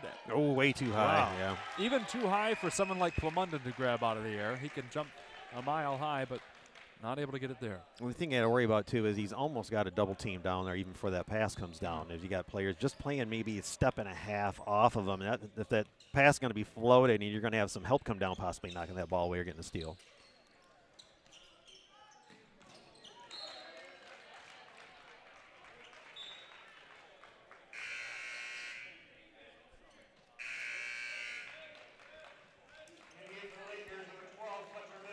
Fletcher Middleton comes back in here for the for the Lakers. Damian Grantz comes in for the first time this game here for the Patriots. See what he'll be able to do.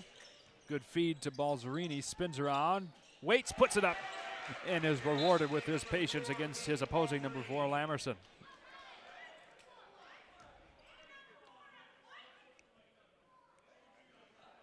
We got a foul on Balzerini too.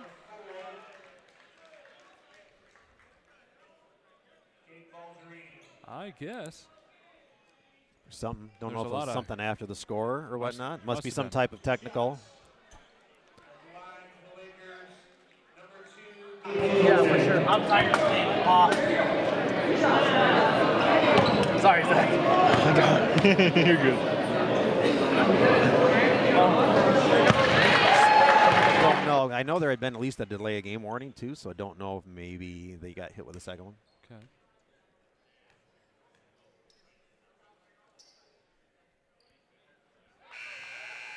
Well, that'll help. And of course, they'll have the possession here after that technical. Yeah, and now for Glen Lake, after that blitz by Westwood, first half of this period, you got a chance to get it under 10. Well, Bradford to Lamerson, he pulls up immediately for the three, just a hair too long, right back into the hands of Logan Thomas, and the Patriots we go, flying his way up court through the trees. And that'll be a block coming up here against the Lakers. See if they call that on Plumondon. Yes, they do.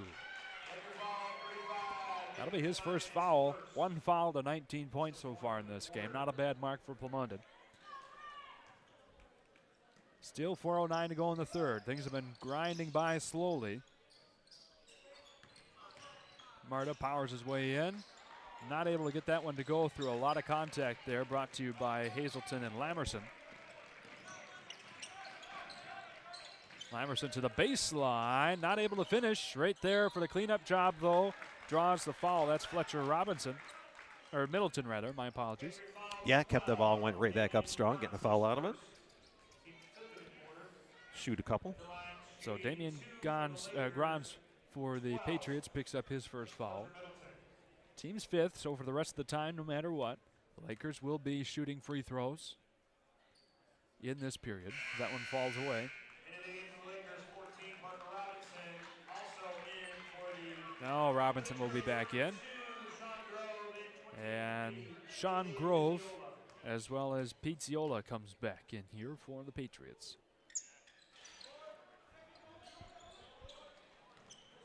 Quick outlet by the Patriots down here, already in the paint, looking for a possible score.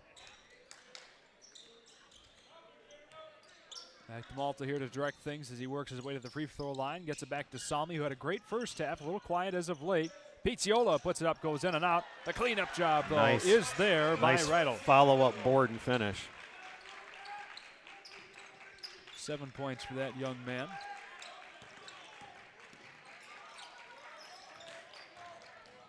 And Bradford gets that one stripped away. Stay at this end of the floor. You know, and again, you can't say it apparently enough. You know, when the shot goes up, go find your man, make contact, and then go get the ball. And then they shouldn't, for the most part, be coming down with offensive rebounds. Bradford to Middleton in the corner. He tries his hand at getting through the traffic. Not able to get that one in the parking spot. Back the other way. Salmi puts it up from about 4 feet. That one falls off as well. And a foul will be coming up here against the Lakers. And that'll be Gabe Hazelton picking up his fourth as well. You got two of them now.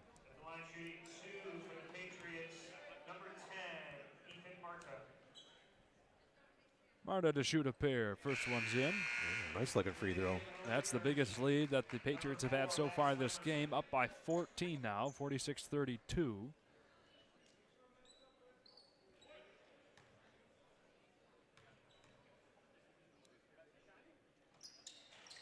Bounces around and away. Lamerson gets it. 2:52 to go here in the third. Clemunden tries to shove his way in, working around several Patriots. And that'll be a block coming up here against Westwood. Put him to the line. Both teams over the limit. Yeah, and that foul will go against Pizziola. His first.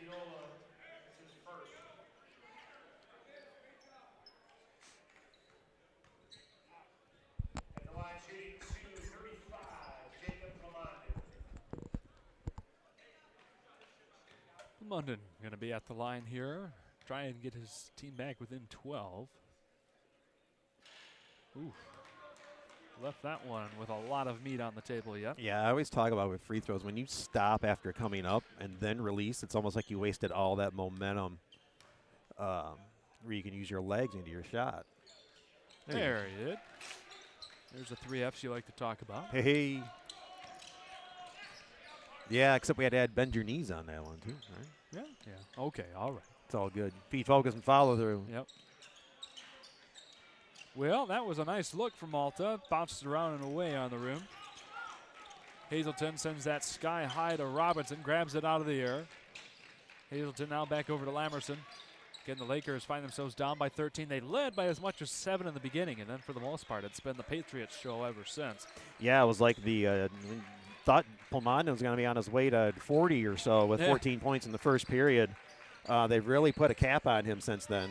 That one sails up and over by Robinson. Malta plows his way in. No foul call there. Nice sell by Gabe Hazelton. Didn't get the call. That one nearly comes to our booth. Thankfully, a railing was there to stop it, or else our video producer, Jessica Alcorn, would have had quite the mess. And that'll be a timeout called, full variety by Glen Lakes. We're going to stay right here and get caught up on a couple of our bills. First, we want to thank our friends at Culver Meadows. Located off of West Silver Lake Road in Traverse City is Culver Meadows, Grand Traverse's premier senior living center specializing in Alzheimer's, dementia, and hospice care. Their friendly and experienced staff can truly be an extension of your family and will offer you peace of mind that your loved ones are treated with friendliness, kindness, compassion, and loving care. For more information, call 231-633-9430. And we also want to thank our friend Troy Hall with That's a Pizza, who will be bringing us lunch in a little bit. With 3 separate locations throughout Traverse City, That's a Pizza is curing your family's appetite one bite at a time. Whether you're in TC or you're just around the corner from That's a Pizza. Between their Hammond Road, North Long Lake Road locations, or on US 31 North in Acme, That's a Pizza is right in your neighborhood, offering mouth-watering pizzas and with special celiac options for their gluten-free pizza. Yeah, we said that during the first game. Can't wait to get a bite of that.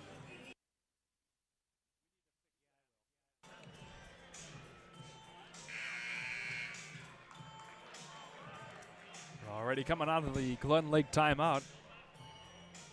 Still 1:53 to go in this third quarter. It's been dragging on here, ladies and gentlemen, as we approach the 3 o'clock hour.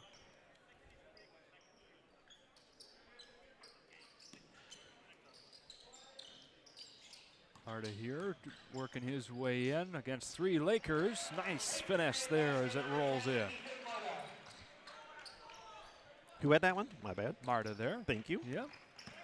As I update our reads there. Yep. Thank you. Sign back to Hazelton. Marta already north of 20 points in this game. That one nearly gets broken up. Stein there to finally grab a hold of it, puts it up. That one falls short. Lamerson there finally gets to it, and that'll be no shot. On the floor. Yep. No. That's right. Oh, yes, because each yeah, team is he at pointed 5. first and he looked, and he's like, oh, yeah, we're going to shoot.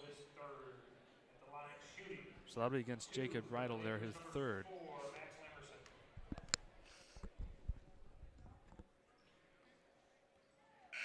Lamerson dead off the heel there. Only 2 points by him so far today. 2 subs here for the Patriots. Number 5, Alexander Turek, and number 11, Jaden Pohl. Number 11, Toby Bradford back in as well for the Lakers. That one goes in. 50-34 with 1:15 to go here in this third quarter. I almost said ball game, but not quite. This third quarter is just going a little on the long side as we settle in here. Still another 9 minutes to go in this ball game. That'll be tipped away by Middleton, staying at this end for the Patriots. Yeah, fortunate there. He expected him to be open and not a couple of Lakers being there, but they'll keep it down at this end. And ladies and gentlemen, we got the graphic up on our screen. Don't go anywhere as we've got TC West and Grandville coming up here after this one. That's game 3 of our 5-game set today. That should be a fun one. So be sure to tune in for that one. But we still have plenty of good action here yet. Still just under a minute to go in the third quarter as Patriots look to extend their already 16-point lead. Marta on the way. That one just falls off. Hazelton gets it off to Plumondon, spins around. That'll be a charge. Yeah, he had his feet set and was just waiting for the contact on the spin. So that'll be his second foul now.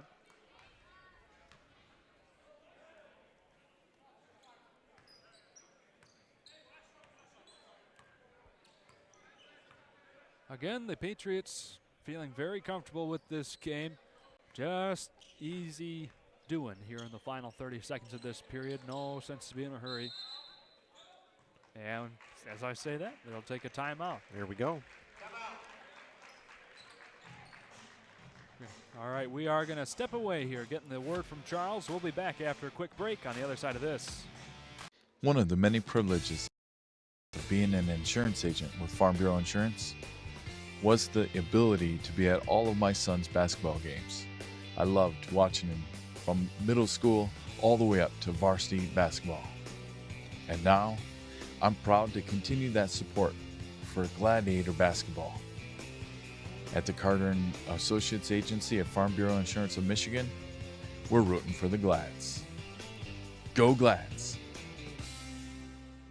Hi, it's Kevin Klein from TVC Airport. We're proud to help keep you connected to high school sports in Northern Michigan, so you can stay in the game all season long with TVC, your Northern Michigan connection.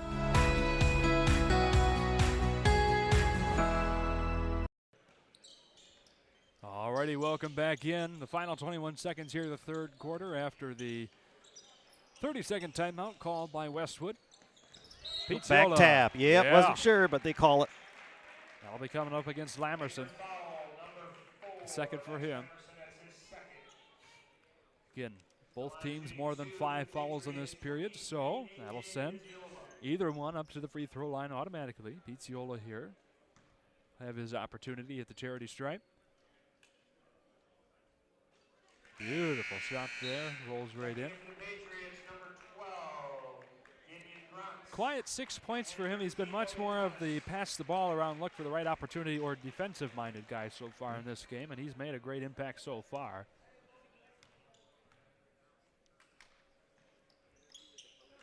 Perfect form there on the free throw. Yeah, nice looking free throws there. Yeah, gets us up to an 18-point, 52-34 game. Alexander Turk nearly got the takeaway. Lamerson has it here, feeds it to Plamunden, lays it in. His first 2-point bucket in quite a while. Yeah. Just before the end there. And there we go. 52-36 is your score after 3. We are going to step aside, come back on the other side of this. Hi, it's Kevin Klein from TVC Airport. We're proud to help keep you connected to high school sports in Northern Michigan, so you can stay in the game all season long with TVC, your Northern Michigan connection.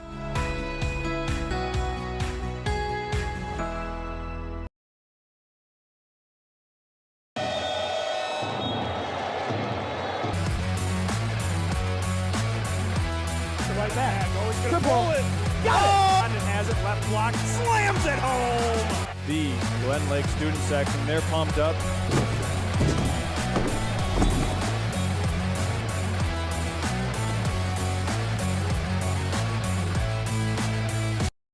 Hi, I'm Orion, but you might know me for my business, Professional Seamless Gutters, where we specialize in, you guessed it, everything gutters. New installations, replacements, cleaning, leaf guards, rain chains, and much more. But unlike other service providers, when you call Professional Seamless Gutters, you get me, Orion, not some bum intern or call center recording. So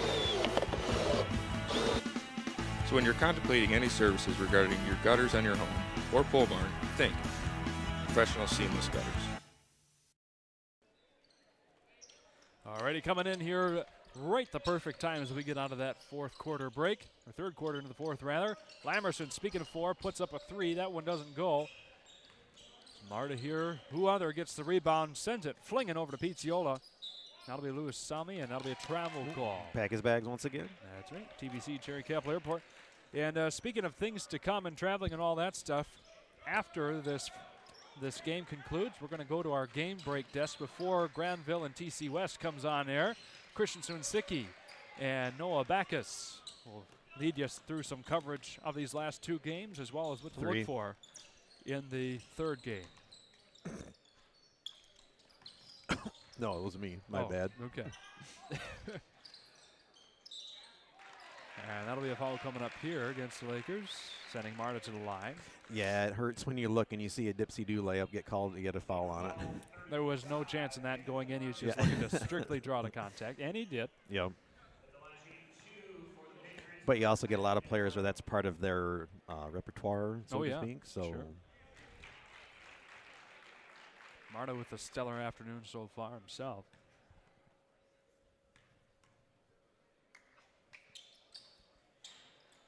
You know, one thing you got to say about Ispheming-Westwood, they have got the free throws down. And that's one thing that a lot of teams here in this northwest Michigan corner area seem to struggle with. And that's been really keeping them well out of reach here for Glen Lake in this game. Another missed opportunity there at the 3-point line. And another foul coming up and another trip to the free, good Lord, charity stripe here for Ispheming-Westwood. Yeah, Shane, we're only in our second game. We got 3 more to go, right? Yeah. I've got 2 more bottles of caffeine waiting for me. Well, hey, I cracked open my first bottle of Mountain Dew already.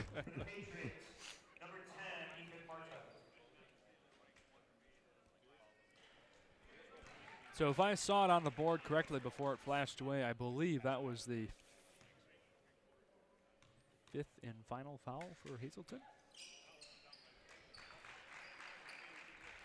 Second free throw good. All right. Yes, that was on him. He is done for the day. Okay.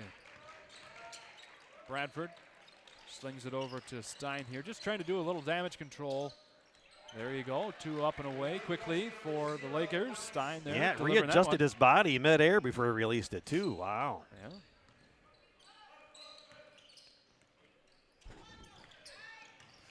Marta to Balzerini. And that's a foul coming up here.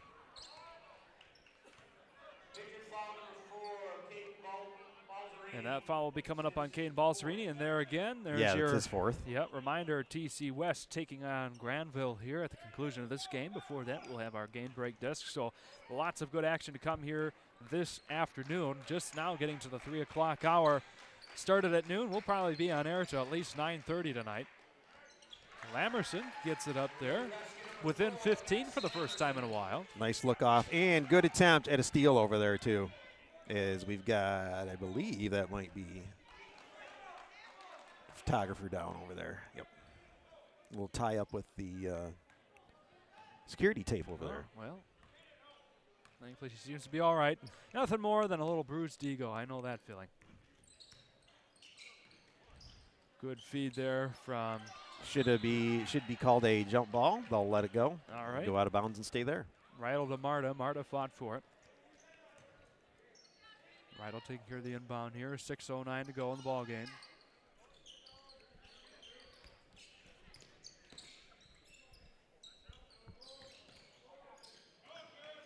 Pizziola right around the arc here to Rydell. I haven't seen Salmi score in a little while. See if he can work his way in against, well, Plumondon. Yeah, he's really he's really had the assignment of working on Plumondon all afternoon. And you know, all things considered, he hasn't done a half bad job. No, again, started out with 14 points, and since then he's had 2 buckets since the first period. The rest coming off free throws. Another takeaway here by the Lakers. Lamerson over to Stein. That one falls away. Lamerson gets the rebound. Stripped away, and it will stay at this end of the court. You know, the game isn't over by any stretch of the imagination. Still 5.5 minutes.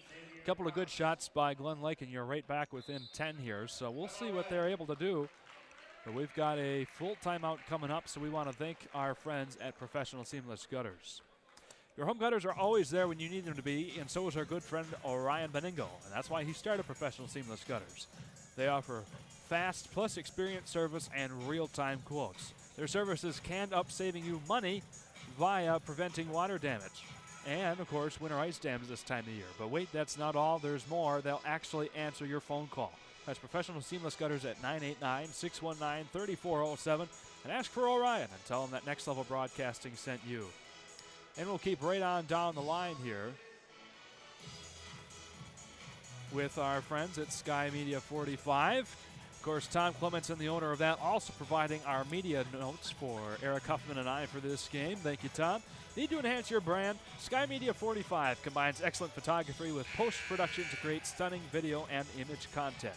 Showcase your community event or business with our expert aerial solutions. We're ready to fly for you today. Visit them online at skymedia45.com.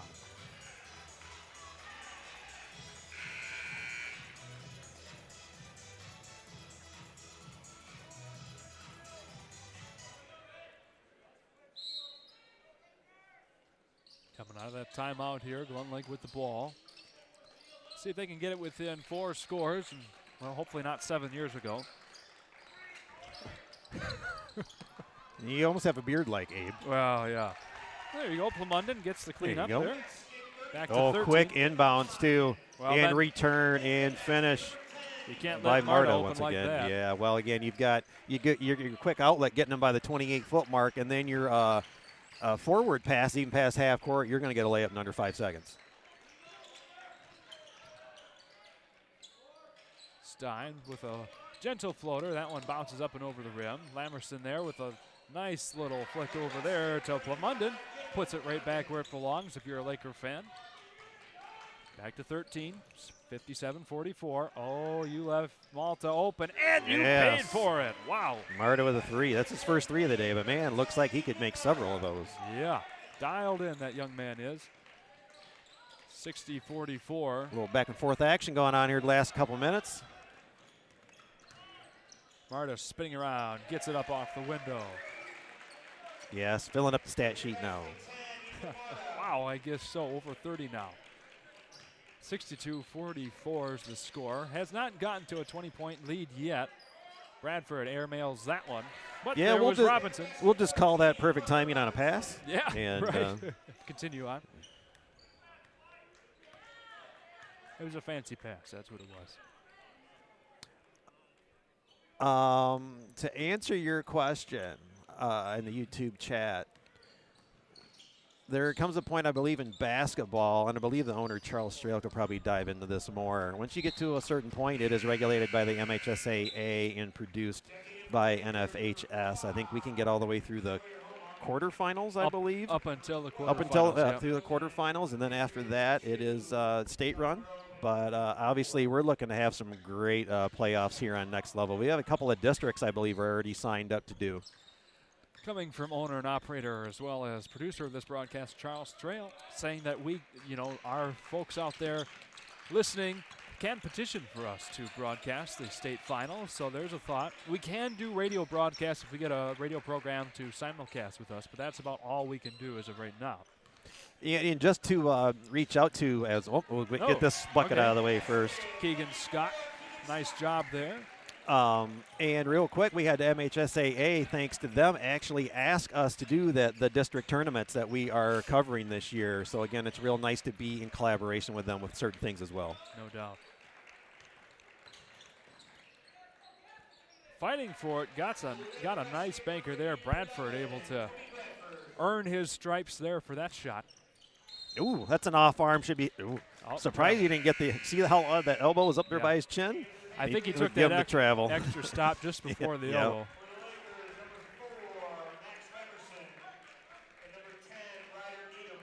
Lamerson and Ryder Needham back in here for the Lakers.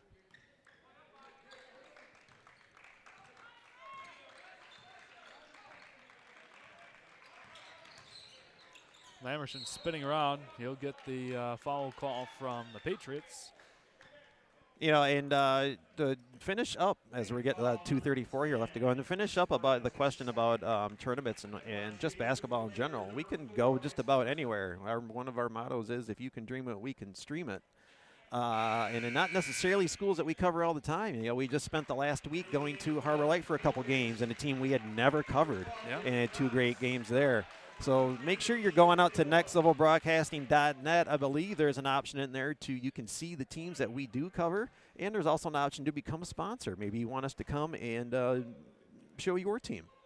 Well, I got to tell you, speaking of covering teams we've never done before, Grand Rapids West Catholic came up to do the Traverse City Catholic Invitational 2 weekends ago, and they have since asked Next Level Broadcasting to cover their set of varsity games between Grand Rapids West Catholic and Grand Rapids Catholic Central, I believe. Cool. This coming Thursday night, I'll be down there taking care of that one. So always good to see some CC games, man. They're good no matter what they do. Yeah, I have 2 relatives that went there, so that'll be a fun day for sure. And there's Pete Ciola kissing one off the glass.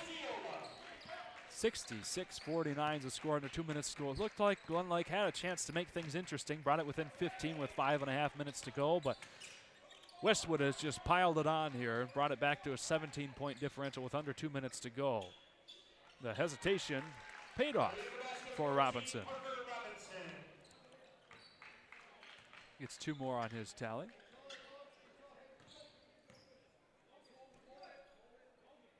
Final 90 seconds of this one about to tick off. Oh, I certainly don't think Lamerson meant to do that. But irregardless, there's the whistle, and that will be his 3rd foul of the game.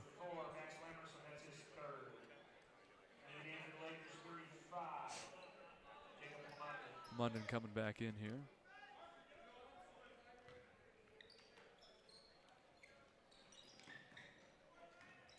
Logan Thomas on the inbound, got it off to Sean Grove. And right there, a nice get back from Keegan Scott. And around we'll go. 1:15 to go. Nobody's in too much of a hurry to do much of anything left in this game. 15-point differential. Everything is sealed up here for Westwood to take the win, but it's still a very hard-fought, very entertaining game. And that'll be over and back we go. Good to see teams not mailing it in no matter what's going on. Play till 000. Yep. make sure you're giving effort for the crowd and the parents that traveled.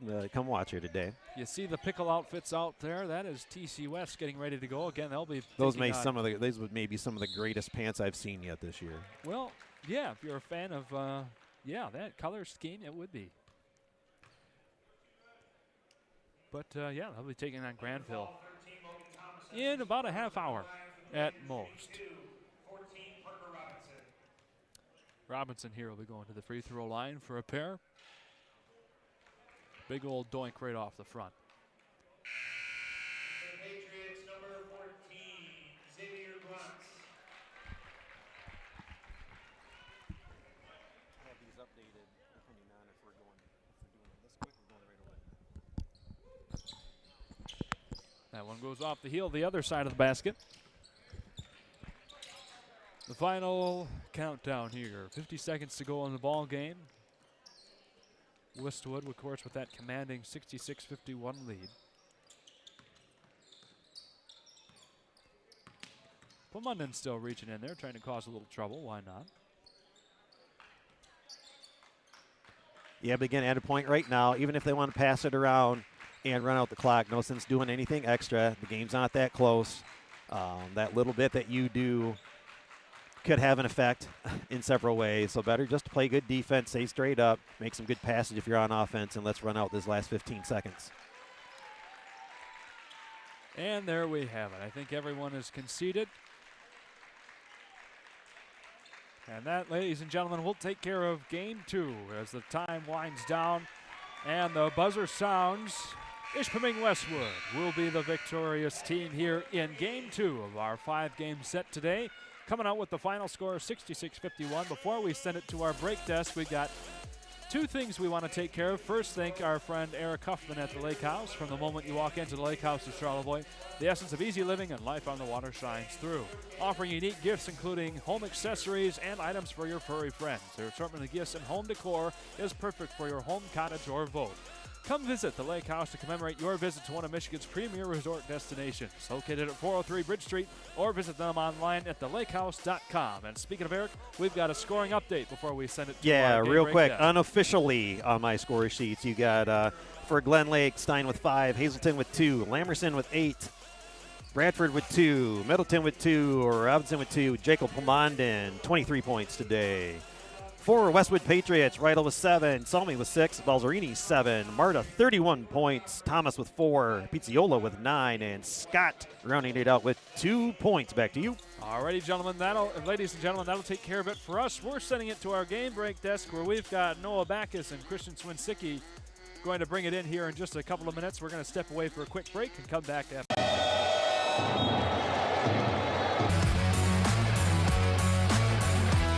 Right back. Always going to pull it. Got it. London has it. Left block. Slams it home. The Glen Lake student section, they're pumped up.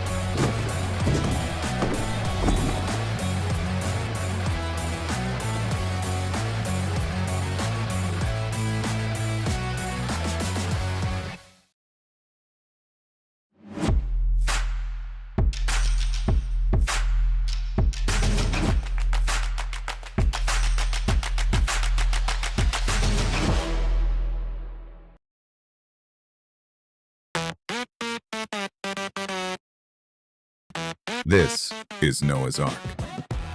It's more than just sports.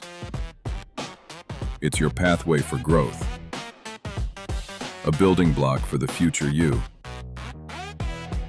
and your pathway to the healthiest version of yourself. Noah's Ark is only the beginning step, and your time is now to take control and design the road ahead of your own unique journey. The journey to your truth. This is the Ark, Noah's Ark. Won't you step up to your better you today?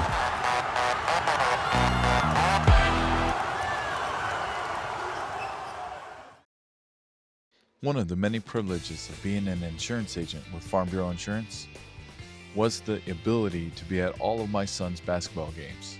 I loved watching him from middle school all the way up to varsity basketball. And now, I'm proud to continue that support for Gladiator basketball. At the Carter and Associates Agency of Farm Bureau Insurance of Michigan, we're rooting for the Glads. Go Glads! Hi, I'm Orion, but you might know me for my business, Professional Seamless Gutters, where we specialize in, you guessed it, everything gutters. New installations, replacements, cleaning, leaf guards, rain chains, and much more. But unlike other service providers, when you call Professional Seamless Gutters, you get me, Orion, not some bum intern or call center recording. So when you're contemplating any services regarding your gutters on your home or pole barn, think Professional Seamless Gutters. Hi, it's Kevin Klein from TVC Airport. We're proud to help keep you connected to high school sports in Northern Michigan, so you can stay in the game all season long with TVC, your Northern Michigan connection.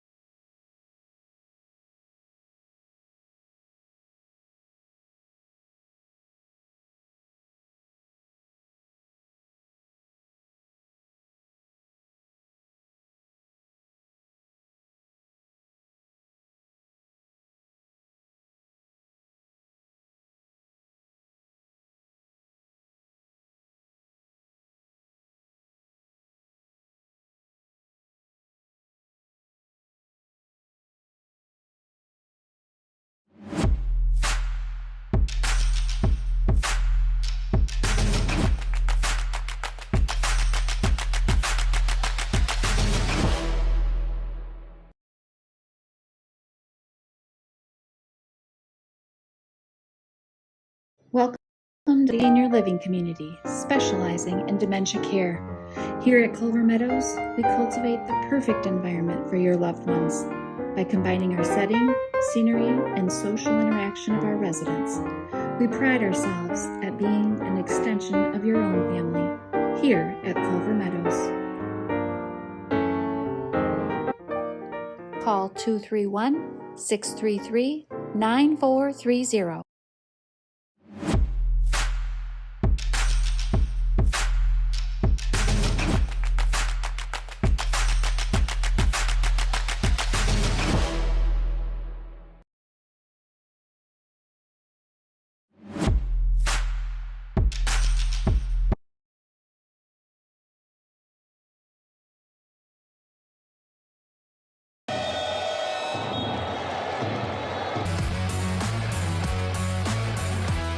Right back. Oh, he's going to pull it.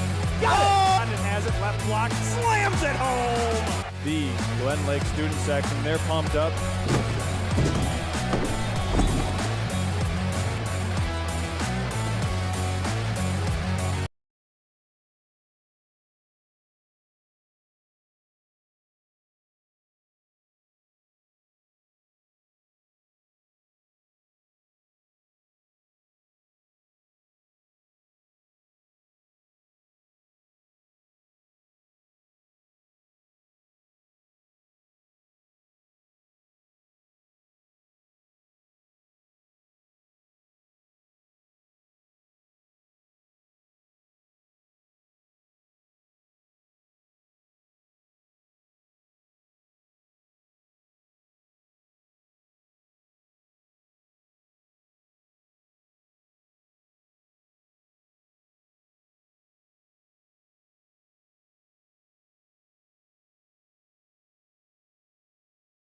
All right, and welcome back to Next Level Broadcasting's halftime / welcome back to Next Level Broadcasting's halftime / game break desk. Christian Swinsicki, Noah Backus here from courtside. Noah, we had just an amazing game just a little bit ago between Glen Lake and Ispheming-Westwood. We'll have highlights. Well, maybe not highlights. We'll have at least we'll hear from the coach and we'll hear from Ethan Marta, the star from Ispheming after the break. But before we hear from them, I mean, we can give a quick preview of what we got coming up next. Yeah. So Traverse City West versus Grandville. clash of some tough teams here. TC West off a back-to-back. They played yesterday against Petoskey in a win, so they're coming with some momentum. They're 12-4 on the season, so excited to see what they're going to bring here today. And Grandville, tough team, had the schedule that most teams probably would look to avoid, as they came out with a 10-game win streak and then added 8 losses right after that. So it's going to be a great matchup with this next game coming up. And coming up, waiting on the wings, waiting on the court side here, we have Ethan Marta, the star player from Ispheming. Here, I'll get him in the headset. We'll just do this live. Yeah, if you want to give him that, we can move this quick. Ethan, I want to thank you for joining us. What an awesome game that was that you just had. I mean, coming in and lighting it up. We lost count after once you scored 25. But other than that, a stellar game. What mindset do you have going into things like this? I mean, it's always hard to play great downstate team. They got one of the Mr. Basketball candidates, and we know it wasn't going to be easy. It's just preparation and practice all week is like, we had a 5'7" kid on him, right? Yeah. He's got to work, and that's what we do. Practice, we work all the time. We just work hard. Yeah, we made note that, hey, on Plomondon, you guys had one of your shorter players on him. He played really good defense, down low, albeit very good. Defensive game plan to kind of get the ball out of Plomondon's hands, especially out of after the first quarter. I mean, tell us kind of what went into game planning for something like that. Well, we thought we'd have to zone them, and then I guess that was the game plan. But we came in man, and we felt confident, and from there we just great ball pressure and backside help and play help defense. Right, in a game like this, you kind of want to establish rhythm early. You guys kind of had a slow first quarter, but you took off in the second as with the team. What's something you look for to kind of get your rhythm going in a game like that? When coach takes that timeout, he's like, settle down. And then after that, everybody's calm, and we just, from there, it's just go time, me and my teammates. All right, now if you were to model someone maybe in the NBA or college after your game, I always like to ask these to players, is there a player out there that you kind of model your game after, way that you try to attack or shoot, anything like that? I'd say like Jalen Brunson, he gets to his spots, yes. A lot of pump fakes, mid-range, and he can shoot the 3, but he can do most things. So yeah, okay, Jalen Brunson love that. for sure. And rest of the season left to go ahead. I mean, obviously winning is still on the mindset, but aside from winning, what else would you like to see accomplished for the rest of the season? Just better team ball. You can always get better. I just feel like sometimes we come out flat in the first quarter, and we got to get better at coming out strong and playing 4 quarters. Awesome. Ethan Marta, hey, where's your coach? That way we can get him back out here. But he's coming. I'm messing with you. But speaking to the schedule, 19-1, you guys play tough teams like Marquette. We're going to see Menominee out here. You guys lost to Marquette. You guys only got 1 loss this season. Going into districts, what's something you can feed off of that team building, going out against Marquette, which is a tough team? What's something you could take from them to kind of lead you into districts? I think it's motivation. Okay. We beat them there, but they came in and they kicked our butt. Yeah. To be honest, they played great, and we didn't play our best. And it's motivation for the rest of the season to go at somebody and go get it. Love that. All right, and Ethan Marta, we want to thank you, and we want to thank everyone that was able to stick around and watch Ispheming beat up on Glen Lake. Yeah. And Ethan, we want to thank you, and enjoy the rest of the season, sir. Thank you. All right, well, we're going to send it here to commercial. We'll be right back. Christian Swinsicki, Noah Beck is here at the halftime/game break desk. Charles, you guys, we'll be back after this.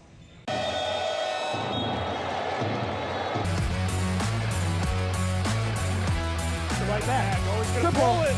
Got it! London has it. Left block. Slams it home. The Glen Lake student section, they're pumped up. Hi, I'm Orion. So you might know me from my business, Professional Seamless Gutters, where we specialize in, you guessed it, everything gutters. New installations, replacements, cleaning, leaf guards, rain chains, and much more. But unlike other service providers, when you call Professional Seamless Gutters, you get me, Orion. Not some bum intern or call center recording. So when you're contemplating any services regarding your gutters on your home or pole barn, think Professional Seamless Gutters.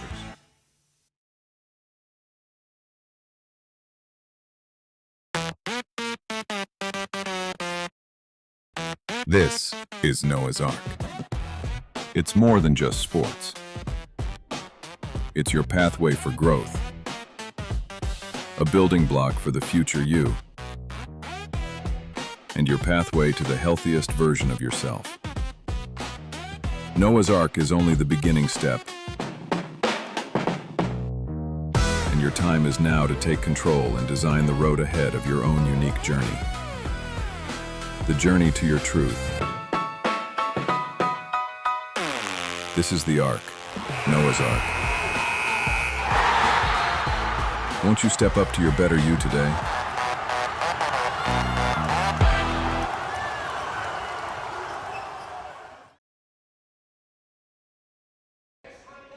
All right, and welcome back to Next Level Broadcasting's Game Break Desk / Halftime Report. Christian Swinsicki, Noah Beck is back. We just had Ethan Marta, who scored a lot of points just a few minutes ago on just this floor. Noah, lightning kid, very educated kid. Yeah, you can tell that kid's a leader. He's controlling the whole locker room. I would say he showed up today, had a slow first quarter, but started to cook with 25 plus, but it didn't look rushed, it didn't look forced. He kind of just said, I'm looking as a team ball, team player, and kind of just flow within the game. So really impressive performance by the senior guard, but Ispheming-Westwood in general had a great game plan to take out Jacob Plamondon, Michigan basketball player candidate. So they came in here, executed their game plan, and got out here with a win. All right, we have a lot to get to here before we get to game 3 of this loaded slate of contests here tonight for Next Level Broadcasting. I mean, to get into what we have coming up here, a couple of big games for matchups, both players teams here, right? Because huge. Grandville has had a 10-game win streak to start the season, but then they've gone an 8-game losing streak right after kind that. of weird season to start off. Came out hot out the gate, but then kind of hit a wall in some games counting up off the losses. But, Grandville plays a tough schedule. They're in a tough division, so, strength of schedule is on their side. But then you got TC West, 11-4, 12-4, just played Petoskey last night and got a win. This Grandville team also played last night against Hudsonville and took a loss. So we got teams, just freshly played. So hopefully they're kind of still with that momentum, and hopefully Grandville can shake off the loss. But with TC West, who I'm looking forward is Owen Ribble. He's a transfer from TC Central, averaging 20 points and 4 rebounds. So a transfer going from Central to the West, we should see something pretty magnificent in that matchup. So I'm looking forward to this TC West versus Grandville matchup here. Actually, Noah, we got Coach Noah Gray here, actually, who just Luke Gray. Yeah, Luke Gray here from TC Christian taking out our broadcast. Yeah, you can hear. I will give him this headset. If you want to come out here, Coach Gray. Here, I'll hand you that. We have just a couple of minutes. Here's this for you. Appreciate you, Coach Gray. Yeah, thank you. Sorry, I had to Right, get thank you, Coach. We just talked to Ethan Marta. Excellent young kid that you have there. I mean, you got to be proud to have someone like that helming your team. Yeah, he's a phenomenal athlete, a great leader. Does a little bit of everything for us, and I thought one of the biggest things tonight was, he scored an efficient rate, but at the same time, a couple kick-out threes. He found the open shooters who did a phenomenal job. A couple short corner dumps, and he just does such a good job facilitating, being in the right spot defensively. That he's shooting at 60% from this year. So he's a super efficient scorer, and just lucky to have him on our team. When you have a guy like Jacob Plamondon on the other team, that's a big name in terms of even Mr. Basketball from Michigan, right? How does your team come into a game like today knowing that you have that on the other side of the floor? Yeah, they knew how great of a basketball player he is, and early in the game he gave us a lot of fits, and he's a phenomenal basketball player. I thought Louis Salmi for us did a great job. Great. We're asking a 5'7". We call him our center, and he's sitting at 5'7", 5'8", but one of the hardest workers I've ever been around before. And we put him in a tough spot early in the game in transition, not having anybody on the backside of that press, but adjusted well, and that's who he is, and that we got to be able to bring it when we play against a player like Jacob. Right, you talk about your team, a lot of senior play. You had a group of 5 guys out there. You can just tell the chemistry, though. These guys have great continuity. Team defense seems to be like your identity. I know in that second quarter, you guys switched to the press, and it really took Glen Lake from doing what they want to do in the half court. What was something you guys keyed on of applying that pressure, but also making a guy tagged on Jacob the whole time? I thought that was very key. Yeah, it was really important for us. we've been giving up 39 points a game this year. On average, we're generating 25 turnovers a game. So that's really sparked a lot of our offense this year, and we weren't getting that in the first quarter. You saw how stagnant our offense was. Didn't do a great job on the defensive end, and so it was just kind of like a sit down, relax, reset. The kids, they really embraced it, but that's what happens. We got 8 seniors. Yeah. You see a lot of that leadership from that playoff experience that we had last year show up. So. All right, Coach, we're short on time, but I do have one more question. I apologize to those at the desk. It's Valentine's Day. Anything for the wife? Anything for the significant other? Nope. I'm single, so we'll be enjoying some pizza, watching some great basketball, and then traveling home later tonight. So. Everyone at home, you too can enjoy pizza for St. Valentine's. Eric, Shane, Charles, back to you at the desk. Thanks, Coach. Appreciate it. Thank you, Coach. I appreciate it. All right, thank you, Christian and Noah, for your report down there, hanging out with Coach. We are going to send it away to our moment with Scott Carter here. He's got some keys to the game for us. Stay tuned.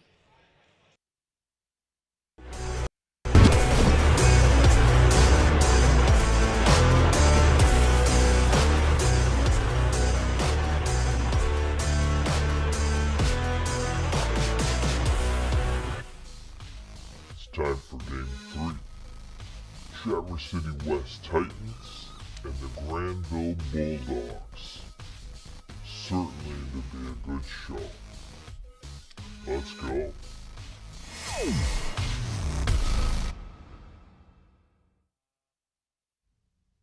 Coach Carter's Keys to Success is brought to you by the Carter & Associates Agency of Farm Bureau Insurance of Michigan. The Titans, playing in the showcase for the second time, will be on a back-to-back stretch, and with a Friday night game in Petoskey, where they traveled to meet their Big North Conference rival, the Titans will need to muster up some resiliency Saturday against a tough Grandville team. The headliner for the Titans is Carter Grubb, who broke TC West's scoring record earlier this year with 43 points against Grand Rapids Forest Hills Northern. The Titans, as of the 9th, are undefeated in the Big North play and are looking for even more, continuing their strong strength of schedule as each of their 4 losses have come to teams ranked in the top 14 of Division I and Division II. I think the key for the Titans will be to push the tempo, get out and run, get the easy baskets, defend, rebound, and run. As for Grandville, they too are on a back-to-back with a Friday 5:30 p.m. game, and then coming up for the Saturday game. Their season started out really strong, winning their first 10 games. Since that point, they've struggled a bit now, 6 losses in a row. Granville's another team that wants to control the tempo of the game.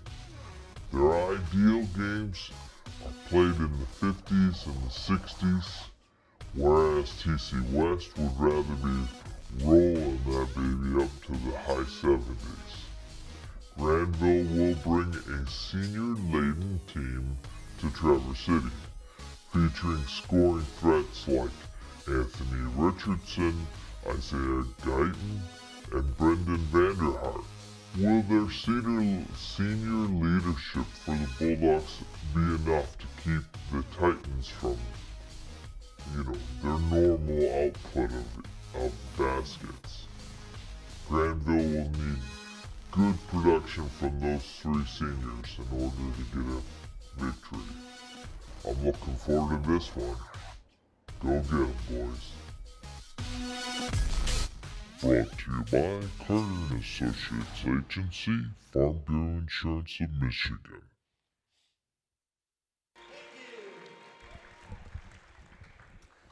Alrighty, ladies and gentlemen, welcome into coverage from Next Level Broadcasting of game number 3 of the Northern Michigan Basketball Showcase. Shane Smith, Eric Huffman bringing this one to you live here from the Traverse City St. Francis Gymnasium. 2 down, several to go. That's right. That is for sure.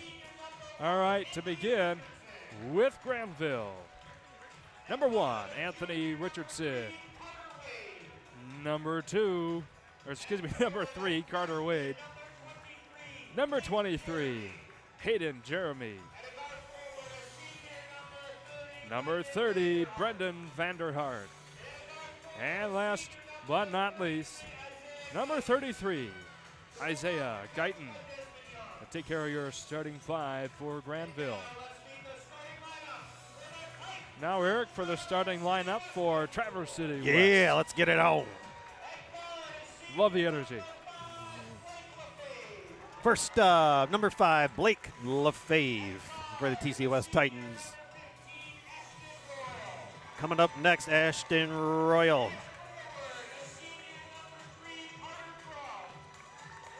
Next up for TC West, Carter Grubb, number 3. Owen Reibel next up for West. And Brody Jones, number 12, going to round it out for the TC West Titans.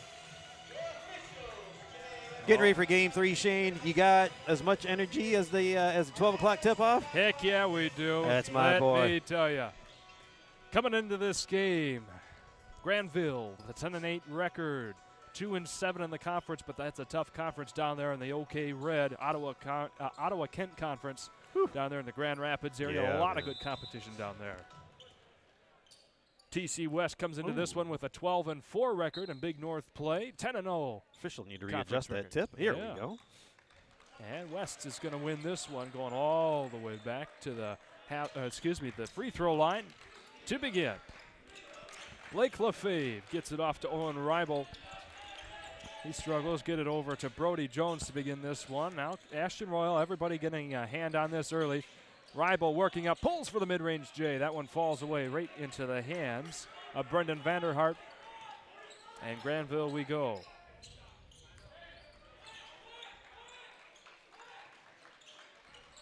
Bulldogs here trying to get their way in, get the first score on the board. That one falls off. Yeah, had the link coming out the high screen, knocked away.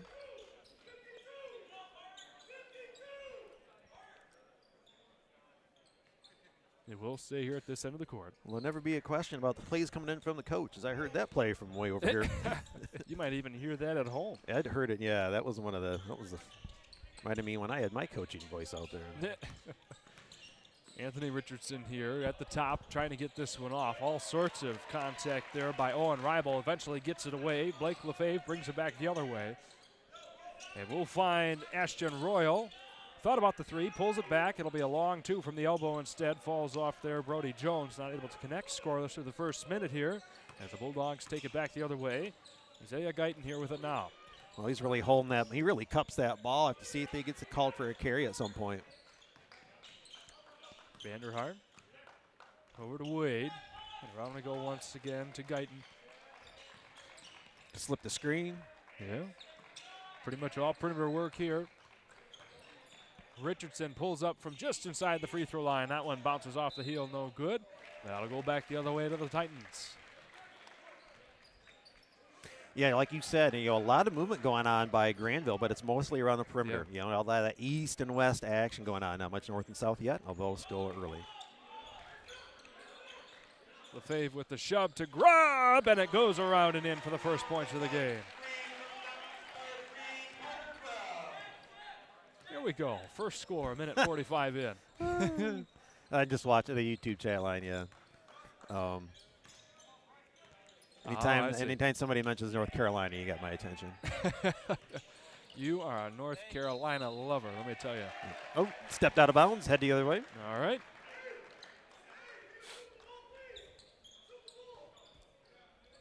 And keep those chats coming in, folks. Yeah, I loved it. Yeah, I loved it. They beat Duke and then decided to take the next game off.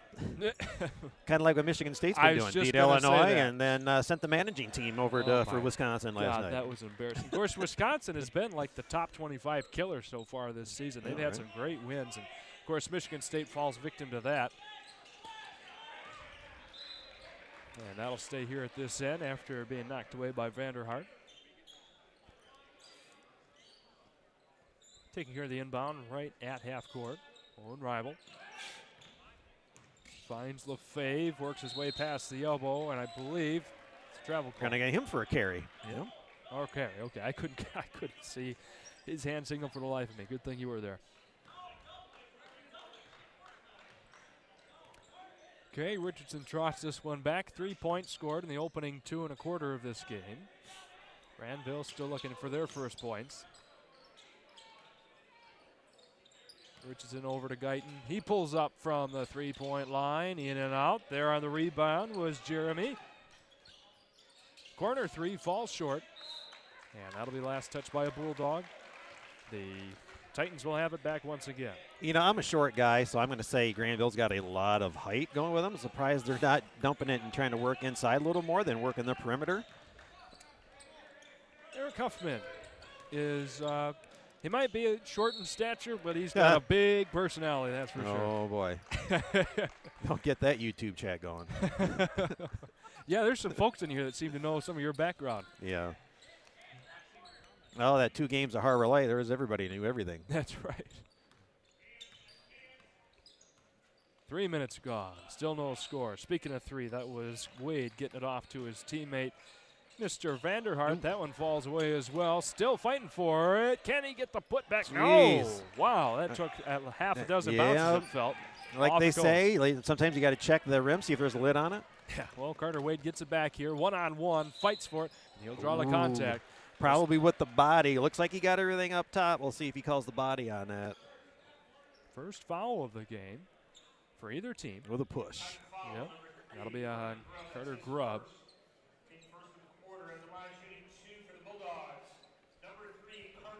Okay, so Wade will have the chance to get the first points of the game from the charity stripe here for the Bulldogs. Hey, there you go. And a big game in the Big North Conference here that TC West just took part in the other day was against Petoskey. Big rivalry there between the two teams, and TC West pulled out a big win by 14 points, 68-54. Yeah, that was a big game. Ran into Coach Matt Tama, the Northman, for the Harbor Springs game the other day. He said he had a big game with West coming up, had big North implications on that one. Yeah, no kidding. So far, they are undefeated in Big North play. 10-0. Whoa, whoa, hang on now. Everybody help everybody. Going for a ride there. Jeez.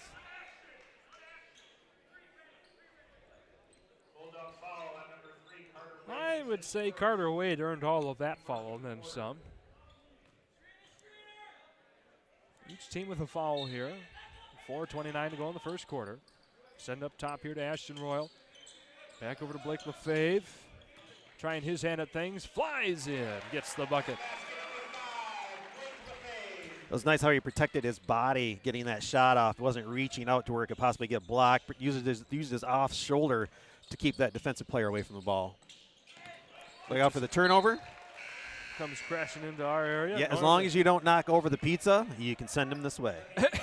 Almost knocked over a camera, though, but pizza's the important thing right now. It's not my camera. Oh. All righty. Back to it here. 3-point West lead, 5-2, 4 minutes gone in the game. Corner 3. Ooh, nice looking shot. Owen Rival. Almost behind the basket there. He was so far buried in that corner. Snuck it in. And West trots out to a quick 6-point lead, 8-2.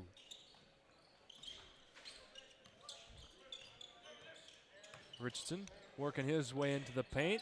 Oh, normally would have gotten that one in, I feel. Just a little bit too much mustard. Guyton feeds that one out up top. Another 3-point try. That one falls. Anthony Richardson buries it. Nice looking 3 for him. Yes, indeed. Back to a 3-point game. I'll be curious to see what type of inside-out game he may have now, being able to hit that. Anthony Richardson, I can tell he's going to be a fun player. Senior guard out there.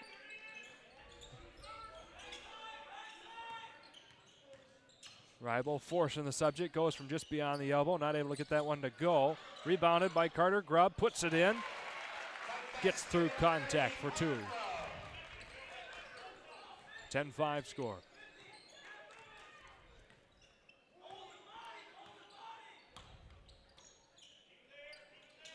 Feed into the corner now with Vanderhart back up top.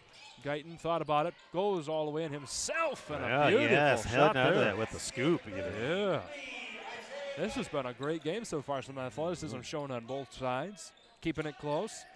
Got as far as part of 6, but now the Bulldogs are hanging right in there, just 1 score down. Lefebvre pulls up from the free throw line. That one goes off the heel, no good. 3 different Bulldogs tried to rebound it into the hands of Grubb, not able to clean up the mess. Still has it. Grubb again. Sends it back up top to Owen Ribel. That one bounces around and away. No, and again, good job on the backside by Carter Wade, putting contact on someone and blocking him out of the way. No chance he's going to get that rebound. Imagine that. Richardson forces it over to Jeremy. Trying to back his way along the baseline. Nice look on the cut. Carter Wade, just a little bit too much steam there, didn't get it up in time. His opposing number 3, Grubb, trying to get it up. That'll be a travel. Yeah, he got caught in no man's land under the basket, and it had nowhere to go. Ooh, boy, I love a fast-paced game like this. We're already almost done with the first quarter, under 2 minutes to go. 17 combined points. And we're going to just meander across here. Everybody going to take a quick breather. Vanderhart to Richardson. Now back to Guyton as he works his way in, goes up and gets the friendly Bulldog roll. And we're back within 1. Lefebvre staring down Richardson, gets it off to Ribel. Wow, a nice no-look scoop there. Blocked out there too. Yes, indeed. Carter Grubb not able to get that one to go in. in. Thought about that quick release down to Jeremy. Decided to hang on to it. Richardson gets that one stripped away, and we'll have a foul coming up here. Yeah. They'll be going against nope, that will be against Richardson. Okay. That'll be the second now against the Bulldogs. Rickon Mann comes in for the first time today. Anthony Richardson, the tallest member out there on the court from what we can tell, 6'7". It is nice to have a height chart every once in a while. I wouldn't know what that is. Nice the nice finish. lay in. Yeah. Gentle touch.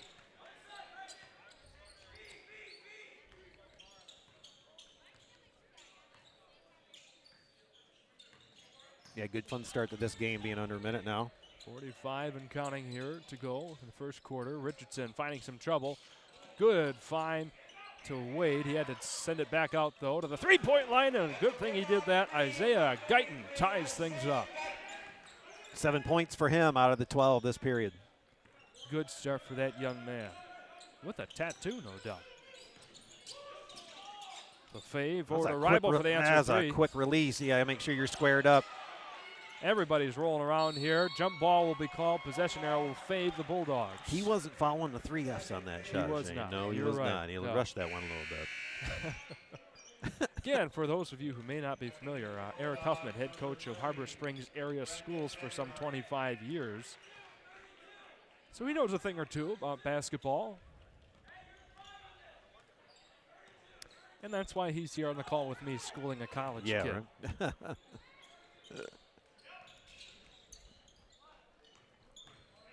Carter Wade got that one knocked off. Thankfully, Vanderhart was there. He'll draw the foul as he goes up. Will they count it before the quarter? It does appear so. So we'll keep it right here. While Vanderhart gets his 2 chances at the charity stripe before we send it to commercial break. First one, clean swish. That gives the Bulldogs the first lead of the game.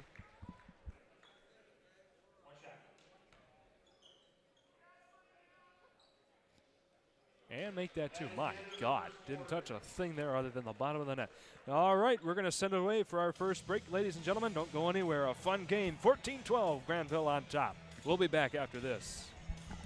One of the many privileges of being an insurance agent with Farm Bureau Insurance was the ability to be at all of my son's basketball games.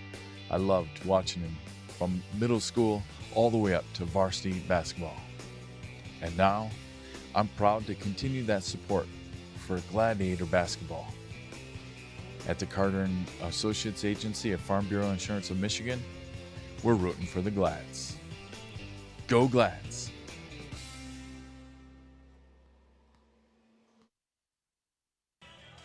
Alrighty, ladies and gentlemen, coming in here, got 15 seconds before the quarter break comes to an end.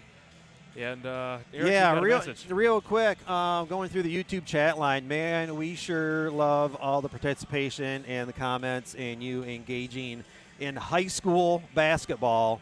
But let's just be reminded that this is high school basketball themed, and we will keep it as clean as possible, or we will have to take the chat line away for the rest of the day. But just remember, this is high school themed. We've got kids and parents and family that are going to watch this and check in, and if not today, maybe tomorrow. So let's just make sure that we're being respectful out there. Thank you very much. You never want to have a bad apple ruin the whole bunch for everybody out here, so we do appreciate everyone tuning in. And that chat line is a lovely feature. It's like a third member of our broadcast. We love having everybody tune in. So with that, we are going to have that one just go out of bounds. Yeah, I was very fortunate to be around Charlie Page growing up. Oh, nice looking three-pointer. Wow. Carter Grubb finally makes the connection there after a couple of missed opportunities. I guess it'll be a long two, they'll call it. 14 all. Eli Schultz in for the Bulldogs for the first time this evening. Sends it back up top to Guyton. You know, I thought he was going to load up from that so far did back. I, but Anthony he sure Richardson did. did. Wow! From way downtown, and we got a 17-14 game. God, I just love some high-activity basketball. Let me tell you, Eric, that's what makes this job so fun. Well, especially, it's also fun, too. A lot of times you'll see like UP teams or small school teams, they love to run up down the floor and press all day long. I used to see good teams with size want to run up and down as well. Nice finish. Ashton Royal goes up against contact, delivers the mail. We're back within one, 17-16. In favor of the Bulldogs, 6:34 to go already in the half. Wade thought about it, got it off to Richardson, dumped back inside. That was broken up here by TC West. It'll stay at this end of the court. Ashton Royal getting his paws all over it there.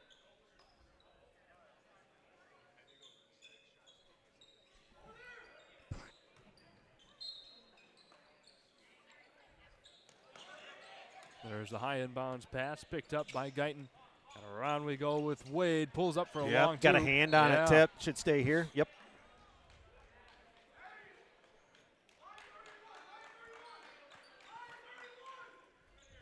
And we're settling in. Things slowing down just a titch here in the second quarter.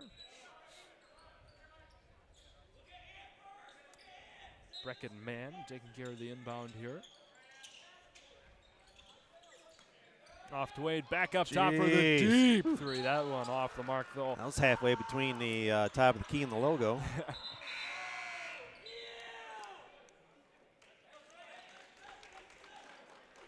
Isaiah Guyton, 6'8" senior out there on the court now. Okay. Yeah.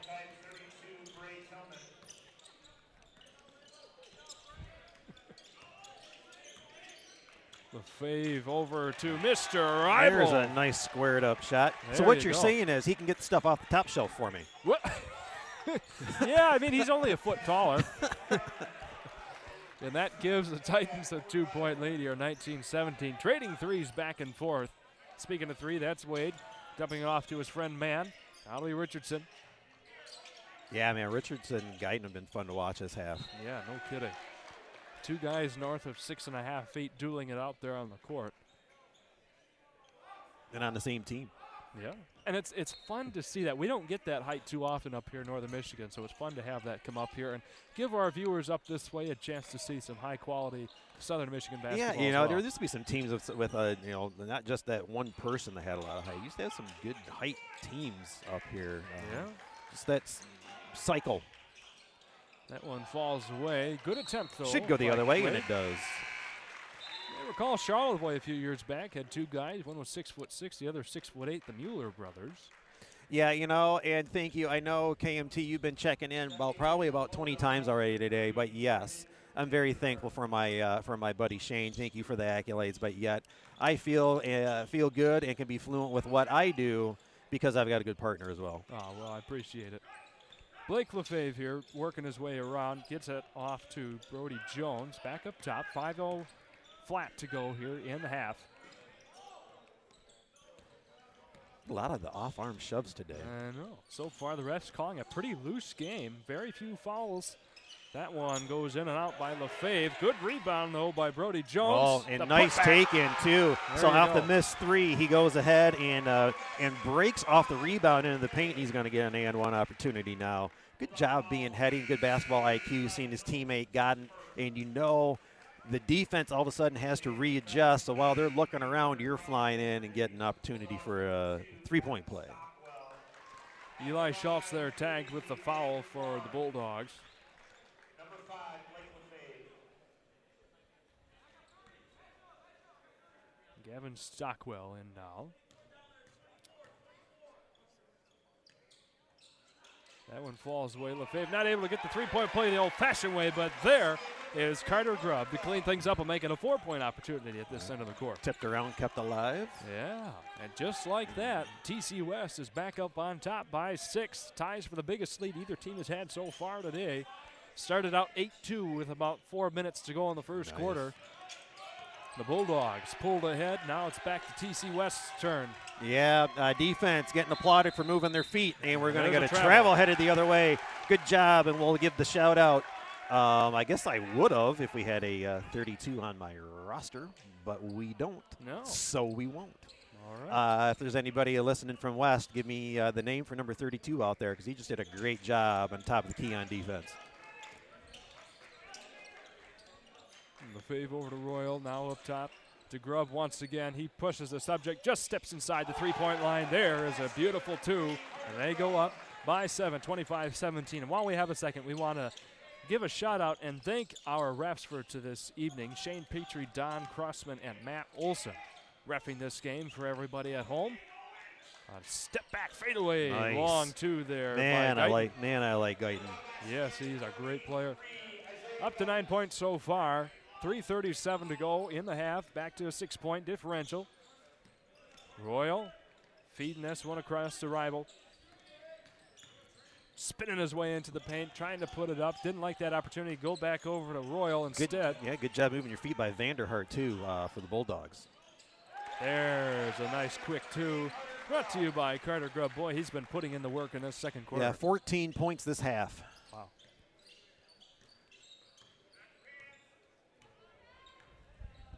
So an 8-point differential now. 3 flat to go in the half. Vanderhart to Guyton. Guyton gonna pull up a beauty shot from the free throw line. Not able to get that to connect. Nice lead. Grubb spins around, goes up, falls in. Good job getting down by Jeremy getting in front, but nice spin and finish by Grubb. Yeah, and good timing for a timeout as we get a 10-point lead. And we're going to take a moment to thank our friends at TVC Cherry Capital Airport while we've got the time for it. Dreaming of the sun and sand, TVC Cherry Capital Airport will take you there. Whether it's to the Florida beaches, Caribbean, or to hit the links in Phoenix, fly nonstop on Allegiant or with just one stop on American, Delta, or United. And let's book your spring break vacation to 20 nonstop destinations served by all 6, now 7 airlines with the addition of JetBlue. Don't miss out. Seats are filling fast. Now is the time to book your 2026 vacation experience. Visit tvcairport.com for all the up-to-minute flight details. And we'll keep right on going here with Culver Meadows. Located off of West Silver Lake Road in Traverse City is Culver Meadows, Grand Traverse's premier senior living center specializing in Alzheimer's, dementia, and hospice care. Their friendly and experienced staff can be truly an extension of your family. It will offer you peace of mind that your loved ones are treated with friendliness, kindness, compassion, and loving care. For more information, call 231-633-9430 today. Alrighty, Eric, we're coming out of this one. Yeah, you're going to have to make sure that you do something about this read here, because that's what I'm going to be diving into in about 2:46. Yes, indeed. We'll give them their due time here. For this particular read, we will hold the surprise until closer to halftime, but we're very happy to have them as one of our sponsors.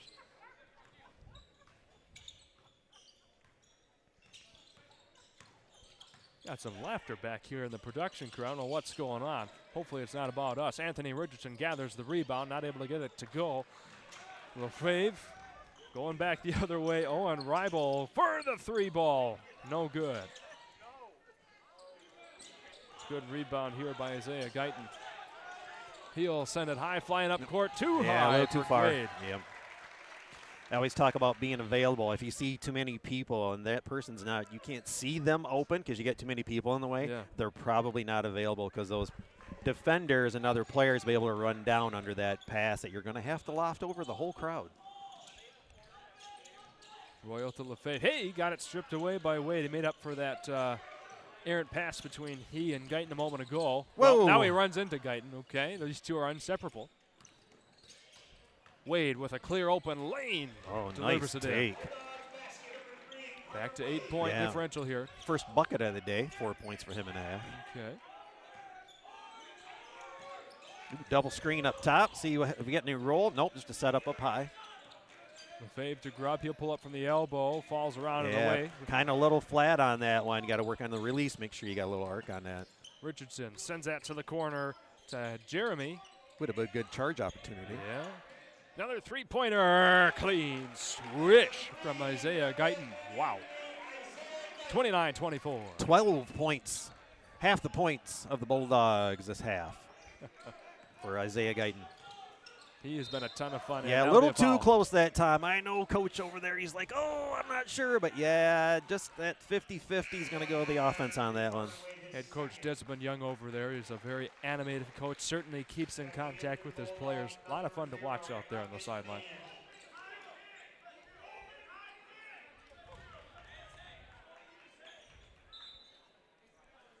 We're going to take care of the inbound duties with 1:09 to go here in the half. Coming back in, Eli Schultz for Hayden Jeremy.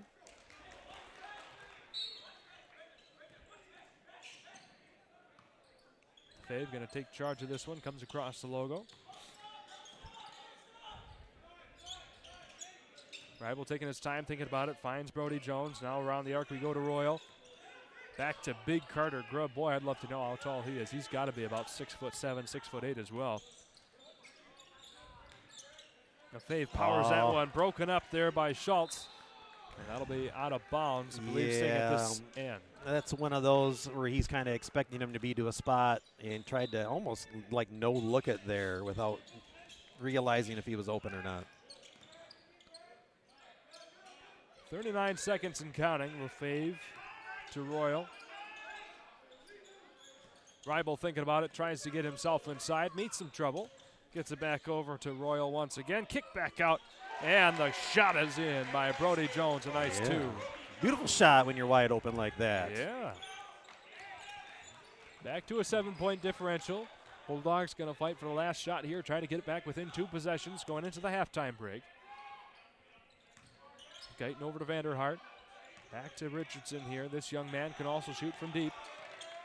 4 seconds now. He's going to power his way in. A nice block. No, they're going to call a foul on Grubb. That better. Yeah, I'm hoping that is with the body because it was all good. Oh, he's going to call it on the arm. Interesting.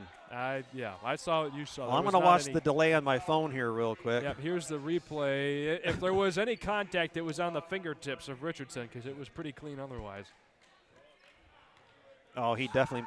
Maybe that off arm, he might have called that off arm. As the right arm looked clean, the off arm maybe not. Okay, Richardson gets that one to roll around in the toilet bowl and fall in.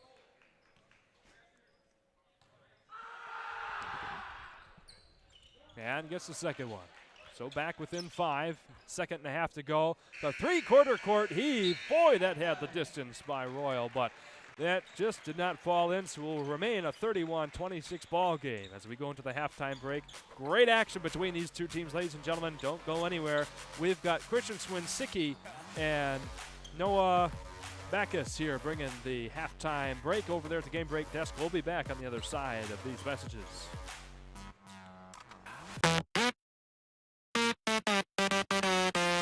This is Noah's Ark. It's more than just sports. It's your pathway for growth, a building block for the future you, and your pathway to the healthiest version of yourself. Noah's Ark is only the beginning step, and your time is now to take control and design the road ahead of your own unique journey. The journey to your truth. This is the Ark, Noah's Ark. Won't you step up to your better you today?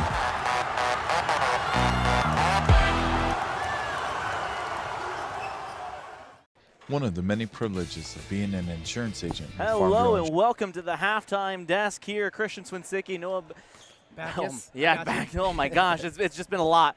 Sorry, there's a lot going on here in these last few minutes, but here at halftime of a highly contested, probably our most contested of the night. Yeah, Christian, this one is a battle. I think both teams really wanting to get a win here. We have Grandville coming off an 8-game losing streak, even though they started their season off on a 10-game win streak. So they're looking just to get a win here, kind of start some momentum going into districts. TC West on a dominant trail, 11-4 or 12-4 after they just beat Petoskey last night, and they look to get going really good with Carter Grubb, kind of having his way, number 3 on the offensive end for TC West. So liking what I'm seeing, but this is a battle. This has been a competitive battle, a highly athletic battle too. Both teams showing off some good passing there. We saw here at the end a couple of good and yet decisive cuts here. Yeah. This was almost a difference of just a couple of baskets.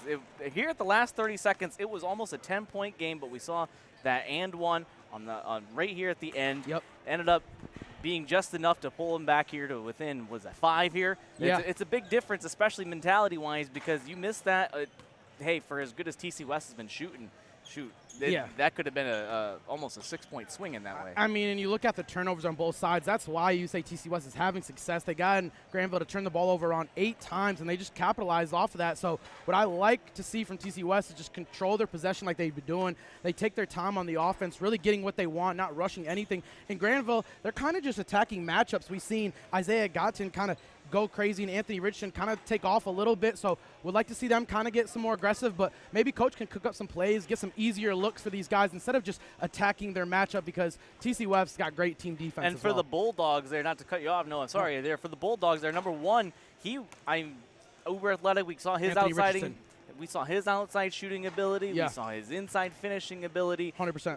You know, you were mentioning here in the second, we're going to see more from him. We're going to need to see more from him here in the second half. He's their senior guard. He's their point guard. He's out here directing plays. We can hear it over here, and he's just got to get a rhythm going. I think he was kind of forcing it a little bit there. Got some easy looks. They're not making it easy on him at all, but definitely if they want to see success in this game, if they want to come out here with a win, and I know they want to with the 8-game losing streak, he's got to kind of transform in the second half. This is a must-win almost for both these teams. It's a big crucial win going into districts. Guys, you know, obviously this is a matchup. You got to get invited to play. They don't see these guys that often, so you really just want to work on things in the toolbox, get things sharpened so you can really kind of catapult that into the districts as it's coming up. And you say that we don't see these teams often. I mean, we've heard it all night. Well, I shouldn't not all night, all day so far. Right. All day, these coaches are saying it's an honor to be invited to something like this. 100%. Just because you get to see how you match up across the state. Because these, I don't want to say are potential playoff matches.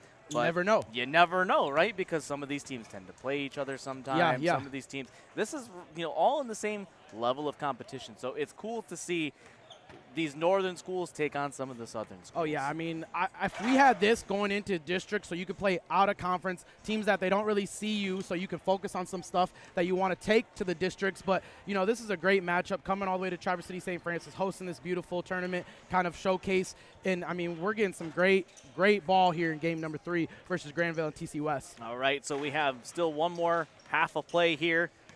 I mean, I'm thinking we're going to see some more fireworks. These kids are jumping. 5-point game. 5-point game. Like we said, this has been our closest, most competitive game. Yeah. And not a lot of chirpiness. No, I mean, you can feel the crowd, too. It's kind of gotten packed in here as it wasn't too packed early on, but you hear TC West fans barking, clapping, getting everything going. I have a feeling it might come down to a possession or two in the end, and it's going to be what team can compose themselves, lean on their senior leaders, and really get out of here with the win. I mean, and, we still have St. Francis, the headliner here. Going against Pickford, undefeated team. David versus Goliath type of matchup there. It's gonna be a raucous crowd in here for sure here at St. Francis Gym. For Christian and Noah here, courtside. I mean, it's been fun. It's been energetic down here. We get to hear the coaches. We get to hear the players chirping. There was a few calls here. And I heard them even mention from the crowd. They're letting them play. Yeah, I think Grandville, it's kind of the way that they want it to be played. Going in their division, they have a lot more chippy games, a lot more bigger teams. So they kind of want the physicality. They want the refs to kind of let things go. So we kind of seen that unfold in that last little quarter. But TC West, I think they're playing great team defense. This coach has got them wired. You could tell this is a big group. And Owen Ribble, the transfer from TC Central, coming here and playing, you could tell his effect on this team is kind of blending really well with Carter Grubb. So I'm excited to see what they got in the second quarter or third quarter, fourth quarter. Yeah, we have halves in college. A little different. A little different here at the high school level. All right, for Christian and Noah, this has been the halftime report here from courtside. We're going to send it to commercial. We will be right back after this. Hi, I'm Orion, but you might know me for my business, Professional Seamless Gutters, where we specialize in, you guessed it, everything gutters. New installations, replacements, cleaning, leaf guards, rain chains, and much more. But unlike other service providers, when you call Professional Seamless Gutters, you get me, Orion, not some bum intern or call center recording. So when you're contemplating any services regarding your gutters on your home or pole barn, think Professional Seamless Gutters.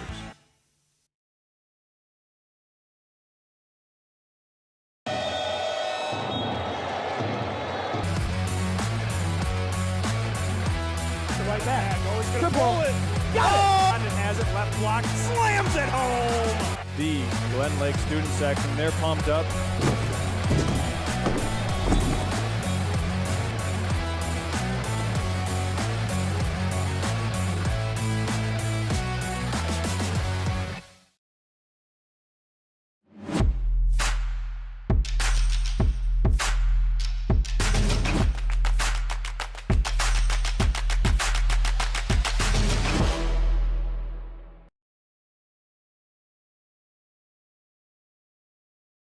Hi, it's Kevin Klein from TVC Airport. We're proud to help keep you connected to high school sports in Northern Michigan, so you can stay in the game all season long with TVC, your Northern Michigan connection.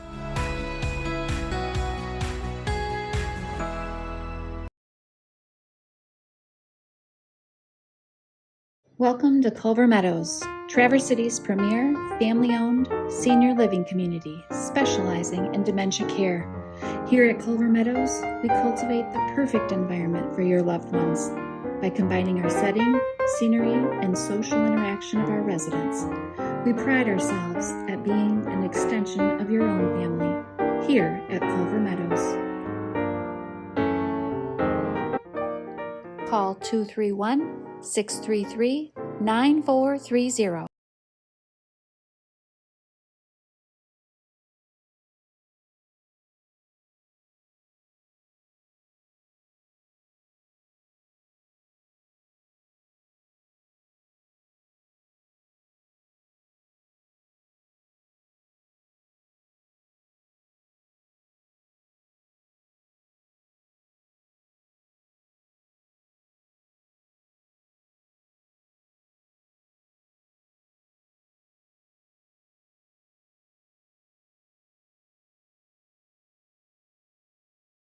We're just about ready to get underway with the second half of action here, but first, we want to thank our friends at Edward Jones. Financial investments are very important, but so are the investments of time, patience, and encouragement our young athletes receive from their coaches, teachers, and mentors. Justin Liptak of Traverse City, Edward Jones Financial Advisor, understands this.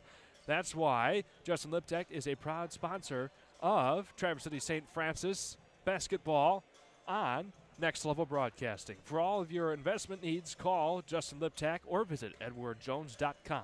Edward Jones, that's a member of the SIPC. Marvelous. Alrighty, and we also want to thank, if we have time, our good friend Troy Hall with That's a Pizza. With 3 separate locations throughout Traverse City, That's a Pizza is carrying your family's appetite one bite at a time.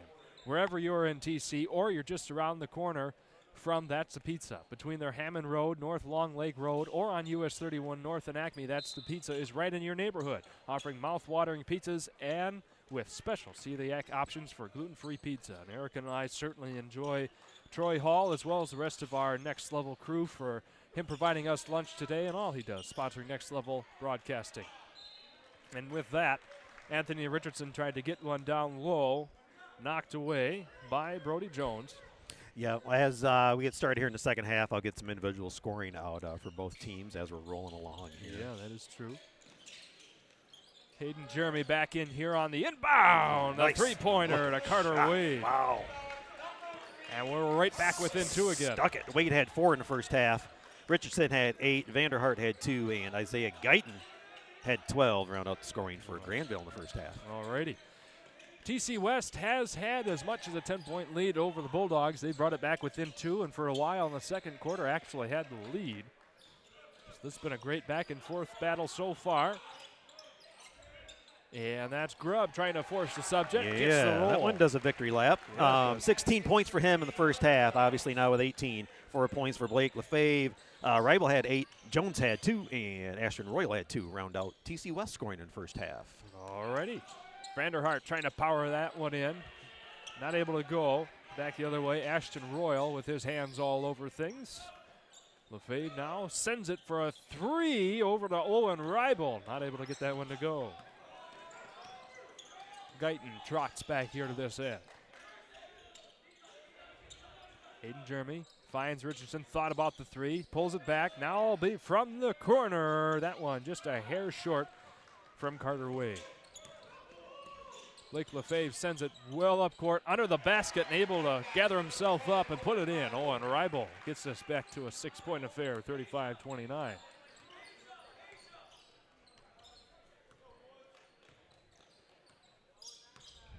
Carter Wade staring down Lefebvre, gets it back over to Richardson. Now Jeremy.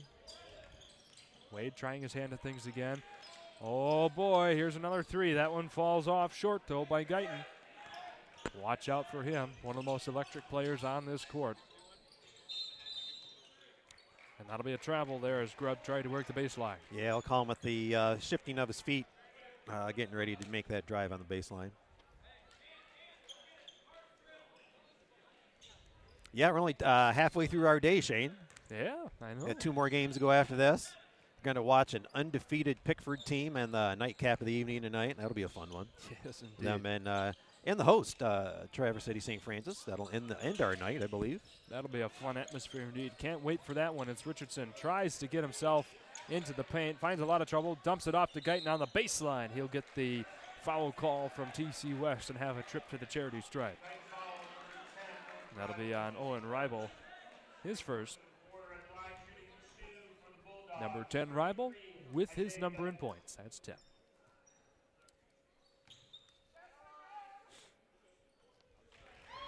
Nice one there. Also, don't forget you've got, before that nightcap, you've got TC Central and Menominee. Yeah, boy, that'll be a fun one. That'll be a fun one to watch as well. Guyton hitting the second one. Tanner Turkoff of Menominee fame coming down here. Yeah, it was fun watching football here of the Maroons. Maroons, another extraordinary UP team right along with Ispheming-Westwood. And there's a good takeaway by Hayden Jeremy. Oh, not quite there. Yeah, almost got a steal back from TC. There to pick it up was Vanderhart. Jeremy not able to get the 3 to go. Wow. Wade really skied in there trying to get that rebound, but not able to haul it in. For his efforts, rewarded with the Titans getting the ball right back. Just about 3 minutes gone by here in the second half. Lefebvre pulls up for the 3. Why not when you can do that? My goodness, we're up to a 7-point lead once again. In there. Yep. 2.5 steps behind the arc there. Vanderhart thought about it, kicks it back over to Wade for a 3. That one's off the heel, no good. Richardson there, not able to clean it up. And eventually, Ashton Royal comes out of the fracas. Back to a sky-high pass for him, thought about it. Guyton closes in. Back over to Lefebvre. He'll pull up. Why not? Yep. That one. Yeah, 2 for 2. you tried. You can't go underneath the screens. You got to go over the top of them, or you're going to have a high hedge or learn to switch off of that. Because as soon as they backed off, he was ready to let her rip. And it looks like we got a technical foul coming up. Yes, we do. That'll be against Ashton Royal.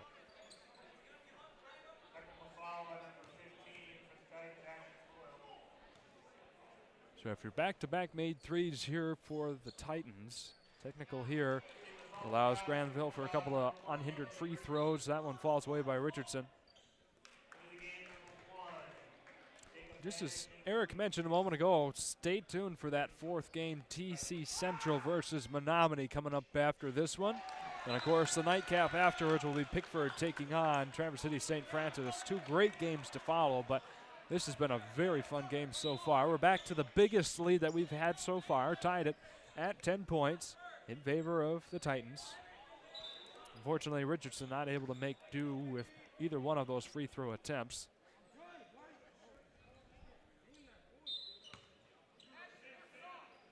He'll take care of the inbound, gets it off to Guyton. Jeremy feeds Wade, spinning around. Back up top to Guyton. Don't let him open. That one's off the heel, no good. Wade there on the cleanup job, gets it in there. Yeah, nice explosion up to the basket for that finish. You get a quick timeout off the made bucket. 30 seconds by Grandville. That'll be enough for us to take care of our friends at Professional Seamless Gutters. Your home gutters are always there when you need them to be, and so is our good friend Orion Beningo. And that's why he started Professional Seamless Gutters.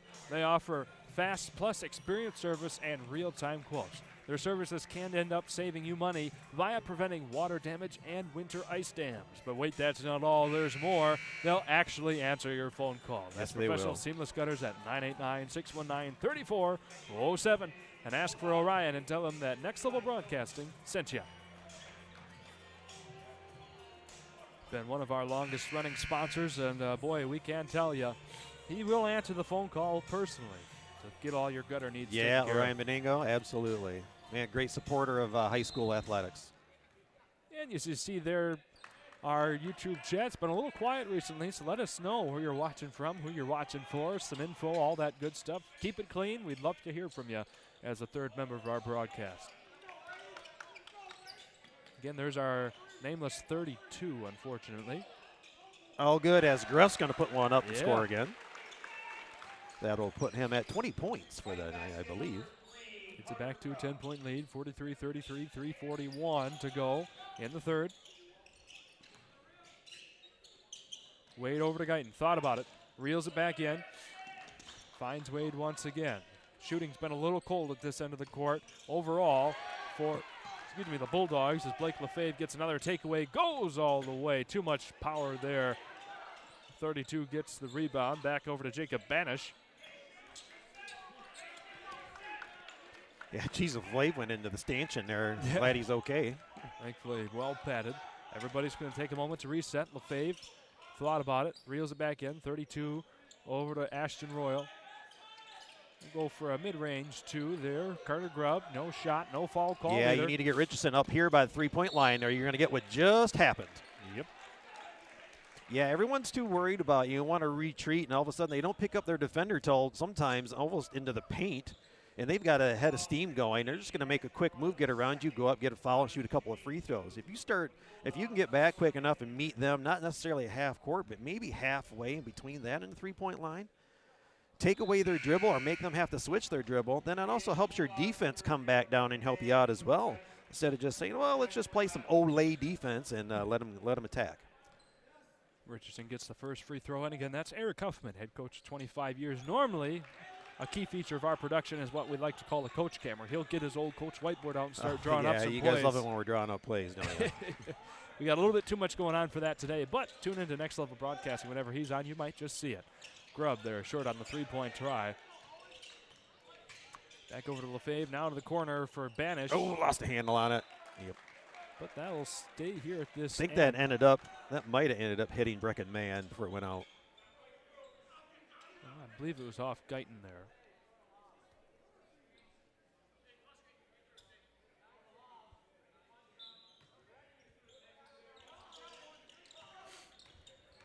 Rival to Grubb, he spins around against Richardson. Gets it up there, 45-35. So far, pretty much the only points to come in this third quarter, at least in the recent several minutes, has been from the free throw line. Bouncing around in traffic there, Brecken Man tries to make something out of nothing. Back over to Richardson from the top. That's what the doctor ordered. Yes.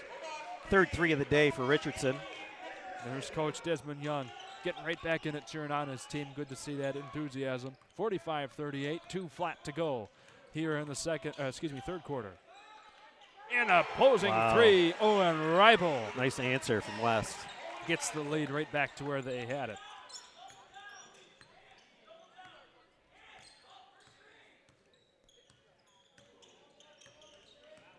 Wade slowing things down here. Richardson looked like he was going to slip, faking to set the screen. Didn't know if he was going to get it on the drive, but no. They're going to call that off. They're going to call it up. They're going to call it up top before he got around to take a shot. Oh, wow. We're going to see that on the replay. Okay, so that'll be against Owen Reibel here for the Titans. Yep, you saw that there on the replay. And speaking of the Titans, they are going to take a timeout. We're going to keep it. I see, because I was looking on my phone with the slight delay that we have. He reached out and grabbed him when he got around, so that's what he was calling from down there. All right, we're going to keep it right here, so we want to thank our good friend Tom Clementson here, who is the owner and operator of Sky Media 45 and who also put together a lot of the notes Eric and I are using. We appreciate that. Need to enhance your brand? Sky Media 45, a veteran-owned company, combines excellent photography with post-production to create stunning video and image content. Showcase your community event or business with our expert aerial solutions. We're ready to fly for you. Visit them online at skymedia45.com. And while we've got the time for it, Eric Huffman, I want to take a moment to thank a place you're fairly familiar with. Yes, sir. That's the Lake House in Charlevoix. From the moment you walk into the Lake House in Charlevoix, the essence of easy living and life on the water shines through, offering unique gifts including home accessories and items for your furry friends. Their assortment of gifts and home decor is perfect for your home, cottage, or boat. Come visit the Lake House to commemorate your visit to one of Michigan's premier resort destinations, located at 403 Bridge Street, or visit them online at thelakehouseCharlevoix.com. Yeah, we're doing something special there today, along with Valentine's Day, indoor side outside is going up there. We're doing something called Spread the Love. We have some heart-shaped pottery dishes that we're filling with treats and candy and whatnot that people can come in and purchase, and we're sending all those proceeds to the Raider Den in Charlevoix. That helps take care of the kids that need a little extra help during this time of year. Very nice.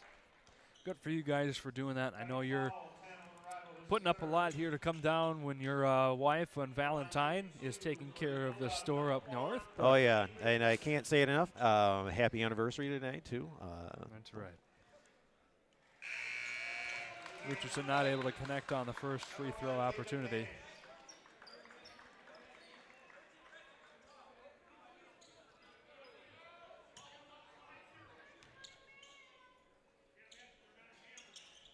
That one falls in. 48-39, 1:30 to go here in the third.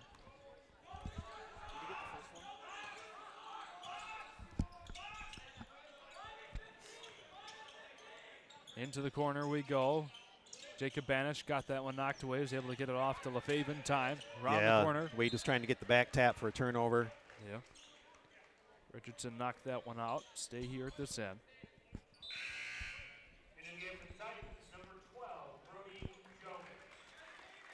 Brody Jones comes in, gives our nameless 32 a rest. Even talked to the TC West coaches earlier. They didn't catch the fact that we didn't have 32 on our roster. And a mess goes down here. It'll be a jump ball. Possession arrow staying with the Titans. Good display of sportsmanship there. You have Bulldog helping up TC West Titan. give each other a little pat on the back, and let's move on.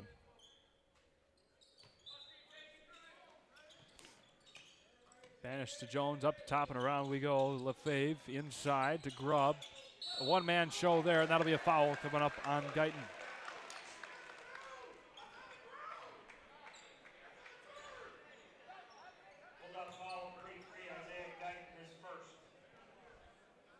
Yeah, and with all of Guyton's action, that is only his first foul today. Team first as well. West has accrued 5 fouls so far in this quarter with 60 seconds to go. The first one is in. And again, on the other side, these were Grubb's first 2 attempts from the line today. Wow.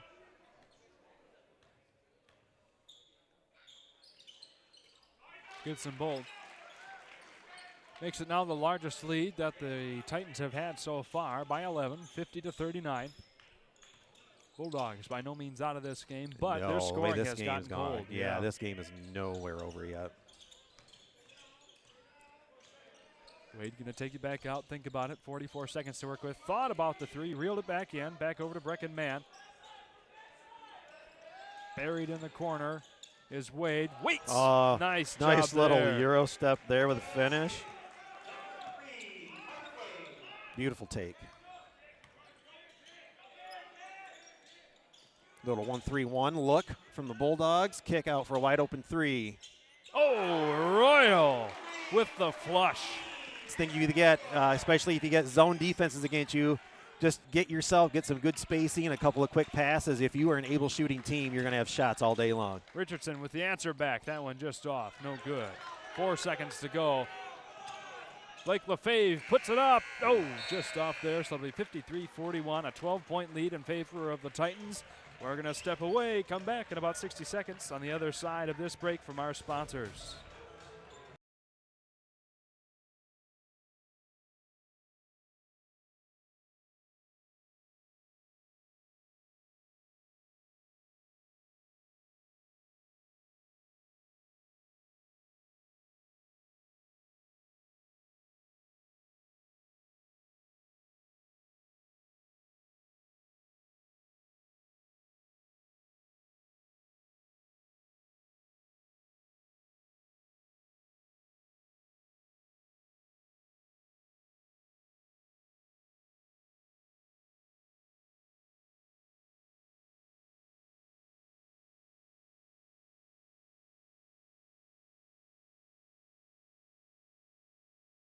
Hi, it's Kevin Klein from TVC Airport. We're proud to help keep you connected to high school sports in Northern Michigan, so you can stay in the game all season long with TVC, your Northern Michigan connection.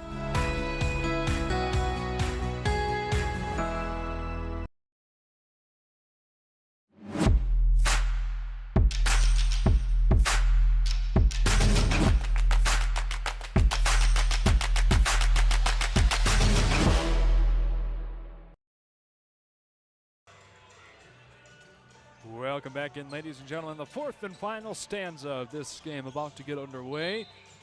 Bulldogs to begin here, down by 12, 53-41 as 8 minutes begin off the clock. Wade's going to take it from almost back to the other end of the court. Westwood Patriot fan, thank you for shouting out. We appreciate you watching. Yes, indeed. Okay, not able to get that one to go. He's been quiet here a little bit recently. Quick high fly. Oh, my. Wow, interesting take. He was going up with 2 hands. It looked like he wasn't going to sky high enough to use 2 hands. That'll be an and one. There you go. Yeah, you got to be stronger if you're going to play defense against Isaiah Guyton.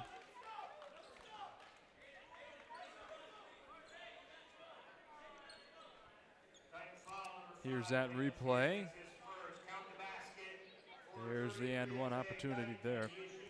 And that foul will be against Lefebvre for his credit. Only his first foul as well so far this game.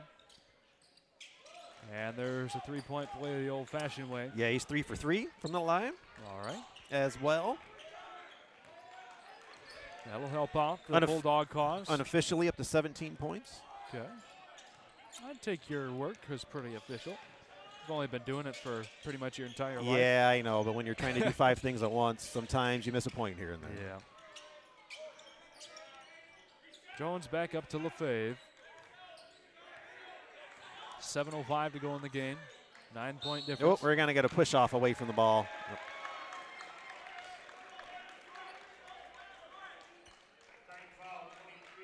And that'll be brought up against,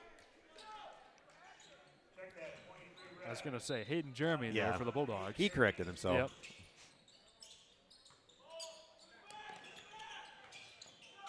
LaFave feeds it off to Grubb. Oh, in and out. Give them a 1.5. That was about 2/3 down and came back out. Wow. Basketball is a funny thing. And you get a foul on Brody Jones off the rebound, so we'll head the other way. Good time here for the Bulldogs to get a bucket, try to keep them within this one. Yeah, and still too much time. You can't think about it spreading the floor or stalling or anything because it's only 9 points. You still got to play the game. You got to be careful throwing arms in like that. Thankfully, Grubb's only got 2 fouls. Gayton was able to get a good 3-point play just a few moments ago. We've seen already one good comeback of the 6 or 7 point variety earlier on from the Bulldogs, able to take the lead. They have not held the lead, though, since midway through the second quarter. Richardson over to Vanderhart, and around we go. Under 6.5 to go in the game. West has made nice adjustments, keeping that perimeter defense well under wraps. Wade, Guyton thought about that deep 3, reeled it back in. It's back over to Wade now. Yeah, nice matchup on the perimeter or just around the court with Grubb sizing up Guyton at once in a while as they got a switch off of it now with Richardson's shot. Ooh, gonna foul them from the 3-point line. Yep. All right. That'll send Richardson to the charity stripe, and he's been good so far today. And that'll be against Carter Grubb, his 3rd foul, so keep an eye on that. 23 points for that young man.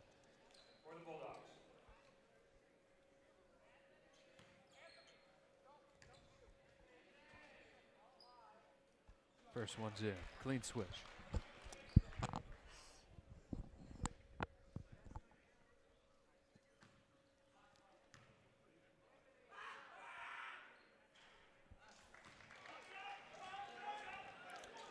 Don't know if the crowd had any effect that one, but I guarantee we'll see if the next one does. Yeah, I'd be willing to bet. We already had one announcement earlier on from our PA announcer, Chris, that Jim, they'd like to keep those noises down, so we'll see. We'll be quiet, too.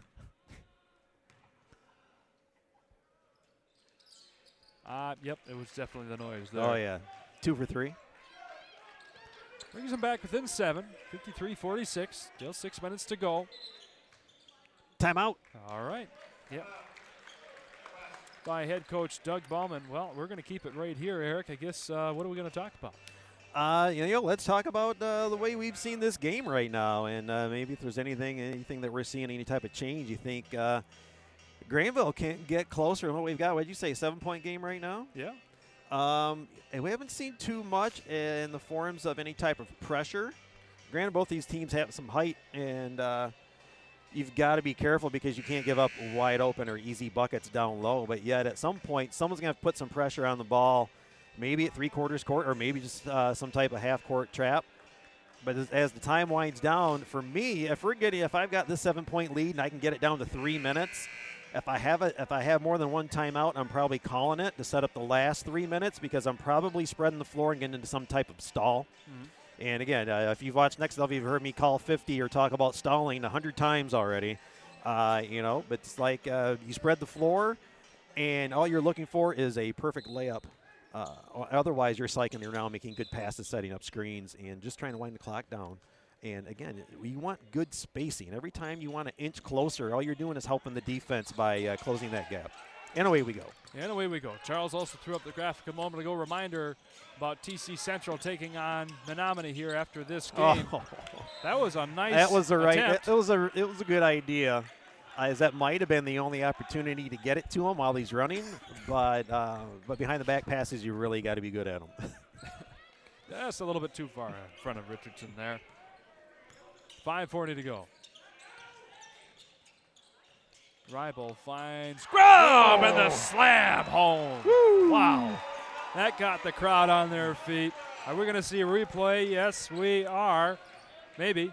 Hopefully. No, Three-pointer by Richardson. No good. Rebound finally to West. Well, that was certainly replay worthy. Lefebvre gets it back down here, not before being broken up. And I'll stay here with TC West. Yeah, and I will say, too, after watching the replay of that dunk on my phone, good job by him to hang on there and make sure he got under himself for coming down. No excessive hanging on there. Wade got the rebound off that three-point try. It'll be Guyton taking it all the way across to Vanderhart. There's a three. Nice looking three. Nice setup, like he knew he was going to be over there, and he was ready to receive and get that shot off. We're keeping this one close, ladies and gentlemen. 2 possessions, 4:50 to go. Just the type of ball game we like to see. Lefebvre trying to get past Vanderhart, throws that one up to Grubb, and a nice, easy layup there. Brings it back to a 57-49 affair.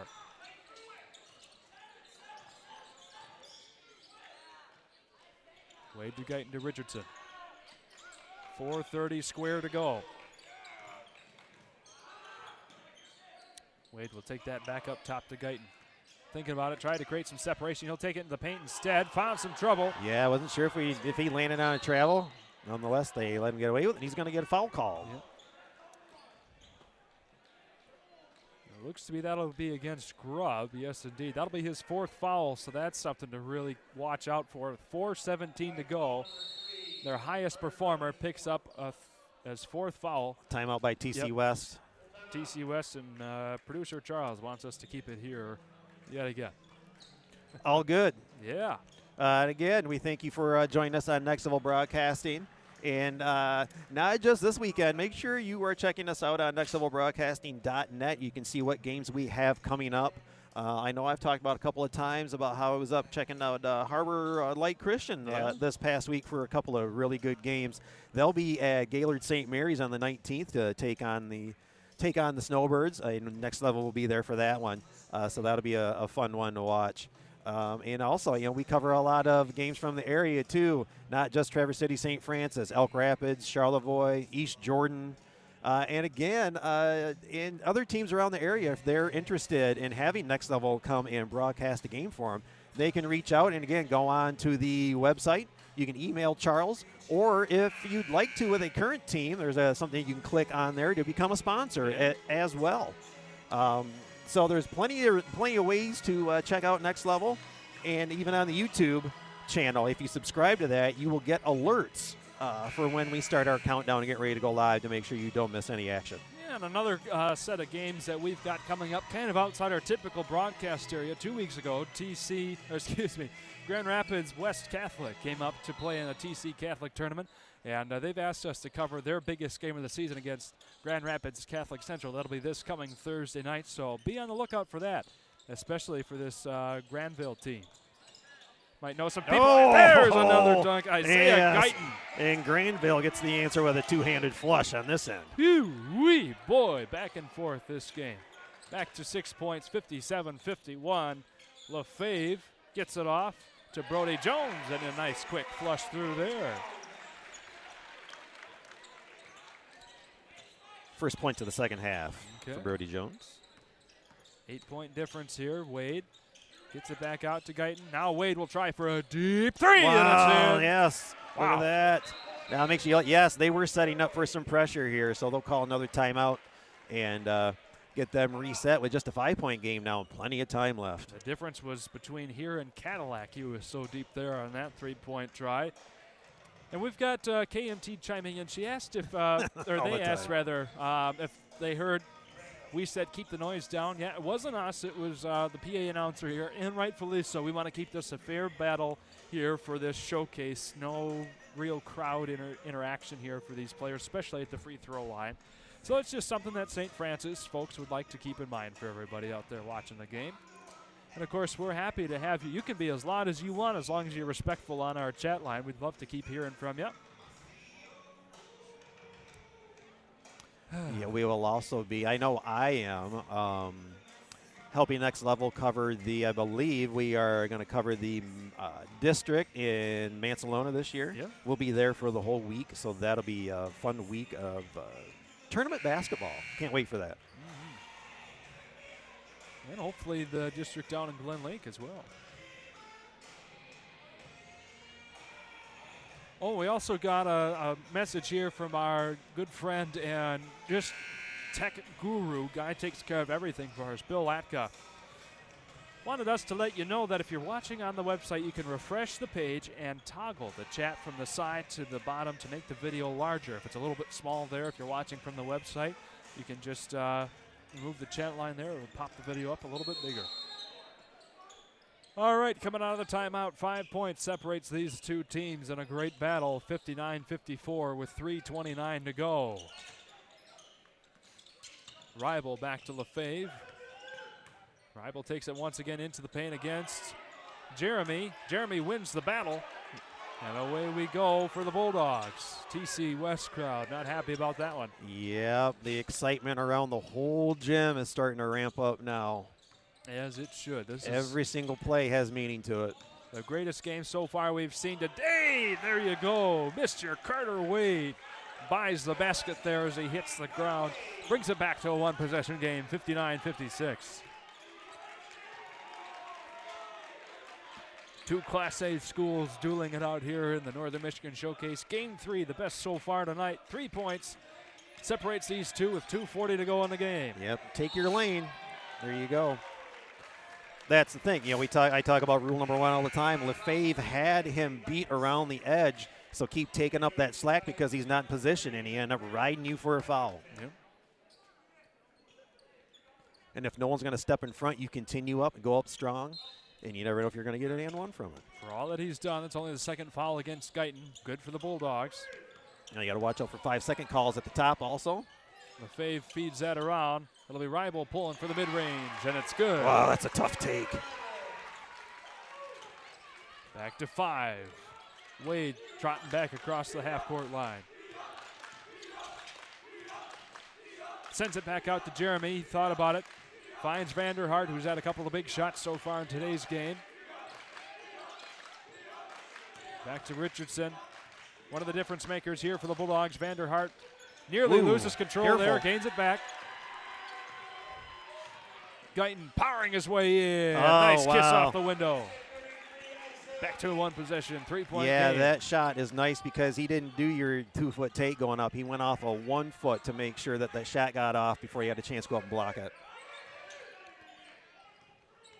61, 58, 140 to go.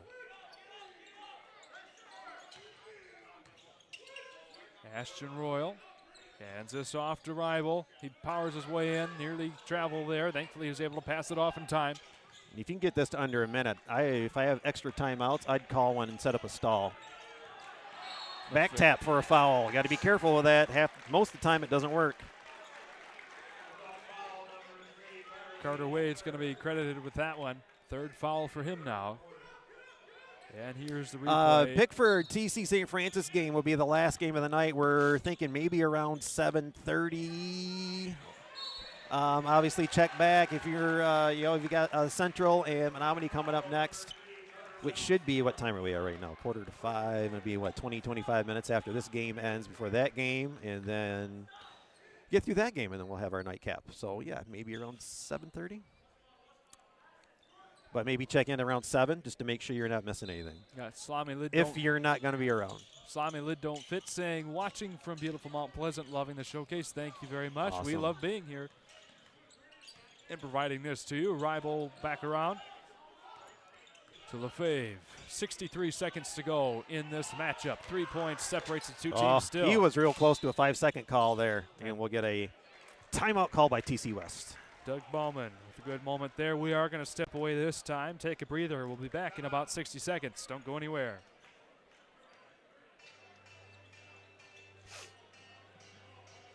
Hi, it's Kevin Klein from TVC Airport. We're proud to help keep you connected to high school sports in Northern Michigan, so you can stay in the game all season long with TVC, your Northern Michigan connection.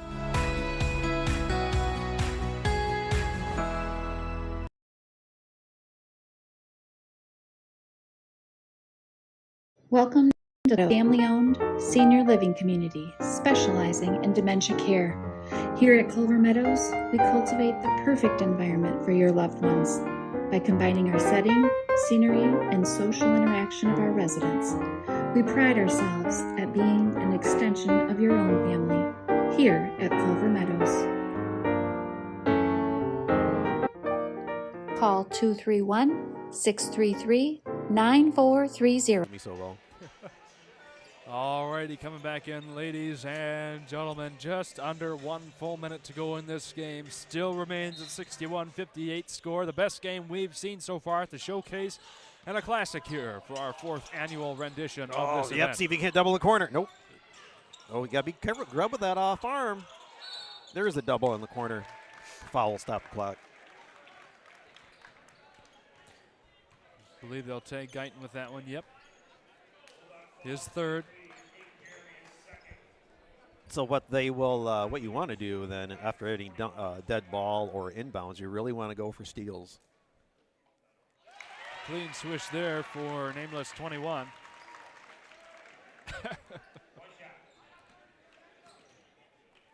We've had that, what, one in each game or last couple games? Yeah. 2 for 2. For being nameless, he's 2 for 2. Yeah. Get that gentleman a name on the program. Gets this back to a 2-possession ball game. Huge help here for West's cause. So anyways, yeah, so for Grandville, if West has it, you really want to go for steals on any type of inbounds plays or whatnot. And if you're not getting it, you're making sure you're going at it hard enough. If you're not getting it, you're committing a foul, stopping the clock. And you just got to win or to lose it from them at the free throw line. And a quick 4-second burn off here will get the ball back to this end of the court. We're going to step away here for another moment. Stay right where you are. Welcome to Culver Meadows, Traverse City's premier, family-owned, senior living community specializing in dementia care. Here at Culver Meadows, we cultivate the perfect environment for your loved ones by combining our setting, scenery, and social interaction of our residents. We pride ourselves at being an extension of your own family here at Culver Meadows. Call 231-633-9430.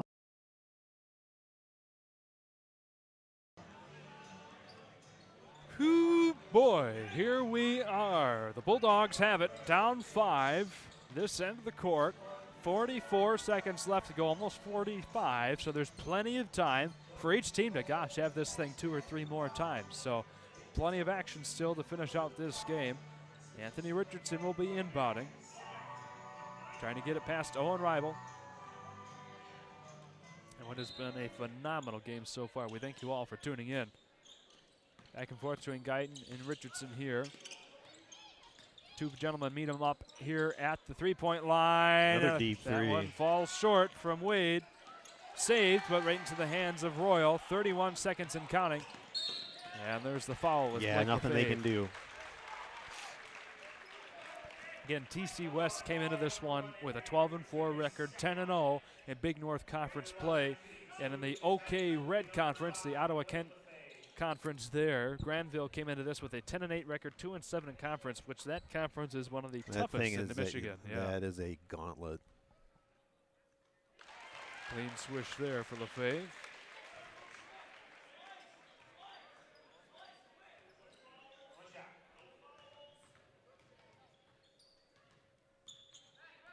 In and out.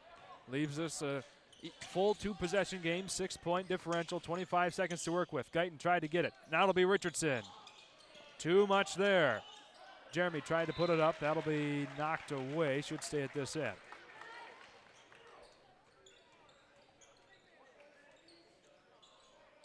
$18-8 to go. Coming back in, Brecken Mann.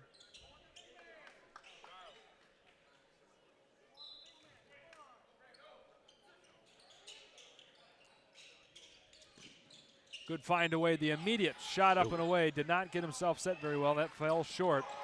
13 seconds. Counting down, it'll be Grubb on the baseline. A slam to finish this one off. 66-58's now the score. Here's a replay coming up. The half-court heave falls away. And that is the exclamation mark that TC West needed as Grubb slams it home. There's the replay. 66-58 again, the final score here in Traverse City at the TC St. Francis Gymnasium. A phenomenal game between these two. We saw probably a grand total of about 5 different dunks between these two teams. A lot of fun here as Eric Huffman goes through the final score check before we send it to the guys at the game break desk. That's Christian Swinsicki and Carter Backus. Noah Backus. Yeah, real quick. Yeah, real quick. I'll get you those scores for you. Grandville, yeah, let's run it down real quick. Richardson, 16. Wade also with 16. All right. Vanderhart with 5. And Isaiah Guyton, 21 points to lead Grandville. Good job of those 4 players. TC West, unofficially, Carter Grubb, 29. Blake LaFave, 11. Owen Rival, 15 points. There's where I was missing something. And so they rounded out Brody Jones with 4, Ashton Royal with 5, and the unnamed number 21 with 2 free throws. All right, we'll send it to a quick break here, and then send it over to our friends Christian Swinsicki and Noah Backus at the game break desk. Game time will resume in 25 minutes with TC Central taking on Menominee. Don't go anywhere.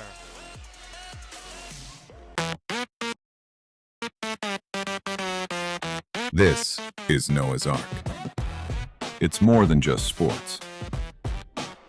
It's your pathway for growth, a building block for the future you, and your pathway to the healthiest version of yourself. Noah's Ark is only the beginning step, and your time is now to take control and design the road ahead of your own unique journey. The journey to your truth. This is the Ark, Noah's Ark. Won't you step up to your better you today?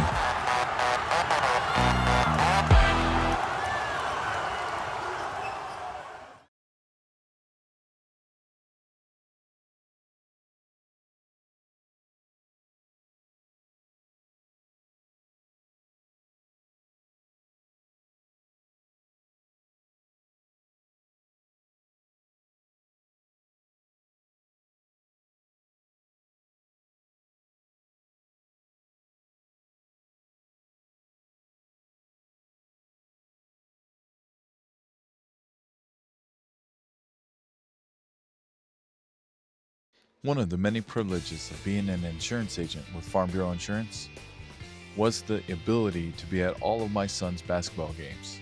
I loved watching him from middle school all the way up to varsity basketball. And now, I'm proud to continue that support for Gladiator basketball. At the Carter & Associates Agency of Farm Bureau Insurance of Michigan, we're rooting for the Glads. Go Glads!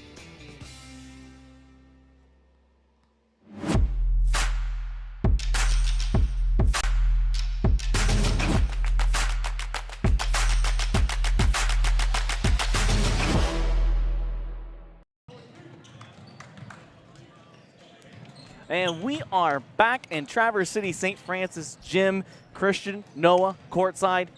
I mean, we've been doing this all day. But this last game. The battle. Wow. From the tip-off to the moment that the game ended. Yeah. Chippy, defense, and everything in between. We saw some attitude. We saw aggression. We saw some poster dunks. Some posterizing. Right. Oh, my gosh. We have seen exactly what we came here for, just that last game. I mean, Noah, we have the coaches coming up here. We have Coach Baldwin and Carter. Yeah, we can bring them in if you want to bring them in Let's right now. bring them right in here. Come on in, guys. Yeah, we can get all you. Grab the other mics. Thanks, guys, for coming in. All right, Coach Baldwin and Carter Grubb in with us here for the game break here in Traverse City St. Francis. You guys, congratulations on a big win. And I mean, what's going on in the mindset after that? Just real proud of the boys. You know, we had a real tough road game last night at Petoskey to clinch the Big North Conference. Yeah. And so a lot of emotion with that to come back and be able to play this kind of game. I was real happy with them. We didn't have, we didn't have that letdown that can sometimes happen. We came out, got good execution early on. I thought our defense progressed better as the second half went on, and that was really the key for us was the defensive effort in the second half when we needed it. And they were letting you guys play. Were you appreciative of that one? At times, I thought there was in the third quarter there when you're looking up and it's 5 or 6 calls to none. There's kind of like I think we could have got a couple more out of it, but I was real happy the boys just kind of hung in there, right? They weren't arguing, they weren't yelling, they kept their composure, and as a result, we were able to finish. Obviously, Carter had a huge game for us tonight with 29. Yeah. Really took advantage of his inside post presence, and so that's just an all-around really good game from my seniors especially. Great point to talk about. Big old team, 7 seniors on this team on the backs of Carter. What do you want to take from this game going into the tournament, trying to build off the momentum? You got Toski on the road yesterday, came in here. What's something you can take from this game to kind of lead you into the districts? Just that resilience. We know that Grandville plays in a very competitive OK conference down there with Grand Haven and East Kentwood and Rockford and everybody else. So for us to be able to put that effort in tonight just really shows us that we need to be able to continue that level of play, especially as a very good Ludington team that's coming in on Monday for us. Tough. And then finish out the conference schedule with Gaylord. But it's just a growing point understanding that when we compete and we do the things that we need to do, and that was one of the timeouts. We weren't doing the little things. We were rushing some shots. We weren't pacing on the offense. We weren't really getting a good defensive rotations, and they kind of got that lead back. We were up double digits, and they cut it down. Yep. Those are the little things. We can come back to this game and say, hey, when we do the little things, we have success. When we don't, that's where our failures are. So it's just the grind. It's the effort they put in. So good learning experience for us on a very good team. All right, Carter, and you had a massive game. I mean, coming into a game like today, an important game, these are, from what we've heard from previous coaches, an inviting one, right? You guys have to get invited to this one, so it's kind of exciting to be invited to an atmosphere like this. To come into today and have the game that you have, what kind of mindset do you have to have coming in for today? Well, I kind of just took it personal. I had a bad first 3 games of the season. I played really bad, and I know they played the teams that I played bad against, and I just kind of want to show everyone that we can still compete with them. And I know I'm playing Zay next year, so I just kind of wanted to show him that I'm better than him. But that's right, Carter. You had 43 points, setting a record for you guys at school. Senior year, you have a lot of expectations going into it. What was something that you kind of want to build on? What's your goal, kind of heading into districts that you want maybe some recruiters to see, kind of going into the tournament time? I just want to see how far we can get. I don't know if we can win regionals. I know Rockford's really good, but winning this game makes me think we can compete. We had a really bad one against Rockford. We made 1-3 that whole game. We had 30 turnovers, but I still think we can compete, so I don't think it's over. I want to win regionals. Right. Coach, and you talk about that. How do you make sure these guys don't kind of look too far ahead as they've been winning, kind of building this momentum? How do you kind of just get them to stay in the moment but take each possession one at a time? How do you kind of get that going? Fortunately, the teams that we've had towards the end of the schedule have been very competitive. Right. And so being able to focus on a competitive aspect really helps not look to the next one. You don't want to obviously overlook a Petoskey on the road. You don't want to overlook a Grandville here. You don't want to definitely overlook a Ludington at home. So the fact that we've had a nice end of the season, tough schedule, really helps us stay focused and just understanding, hey, we do have this goal. But it needs to start with districts. We're probably going to have to go to Marquette. We're going to have to play Central or Petoskey. Tough battles. Both battles are going to be tough. So, we got to get through the districts first and really take care of business. But again, if we put in this effort, we continue to do the work that we put in and know we can put in, that success should come for us. And today was the second day of a back-to-back. Like you mentioned, you got Ludington coming up. It's a short turnaround between yesterday to today, and now Ludington Monday. How do you keep you guys focused? Just give them rest. We'll watch probably some film tomorrow, make sure that they stay hydrated, good fuel in their body, walk through some things that we know Ludington's going to do and has been successful on for years. But it's just rest, making sure that they're taking care of their bodies and again, just ready for a really good competition on Monday. Carter, I always like to ask, what type of player do you model your game after? You get the combine guys always credit NFL players to their game. What's a player you kind of draw from and kind of emulate your game at? I wouldn't really say anyone. I just kind of play my game. Play yours. Just get better every year. So. I like watching it. All right. His growth's been incredible for us. I'll say that. Yeah, I'm just real proud of the work that he's put in the offseason, and it's paying off dividends for him and for us this year. Real proud of him. Coach Carter, we're running out of time. Sure. We've got one more question. It is Valentine's Day. Any other plans for today? I'll probably check in with the wife, but probably a Costco runs in our future. Okay. The wife's always loved the Costco. She does. She likes that. That's her love one. language. And we had We had another coach here before you guys. They said if you're single out there, pizza's okay. Coach Carter, I thank you guys for joining us. Enjoy the rest of your weekend. Good luck on Monday. Appreciate you guys. I appreciate you guys. We will be right back after this with the preview of TC Central versus Menominee. Hi, it's Kevin Klein from TVC Airport. We're proud to help keep you connected to high school sports in Northern Michigan, so you can stay in the game all season long with TVC, your Northern Michigan connection. From middle school all the way up to varsity basketball. And now, I'm proud to continue that support for Gladiator basketball. At the Carter and Associates Agency of Farm Bureau Insurance of Michigan, we're rooting for the Glads. Go Glads!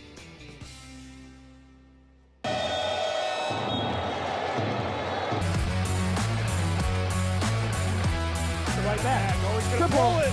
Got it! Condon has it. Left block. Slams it home. The Glen Lake student section, they're pumped up.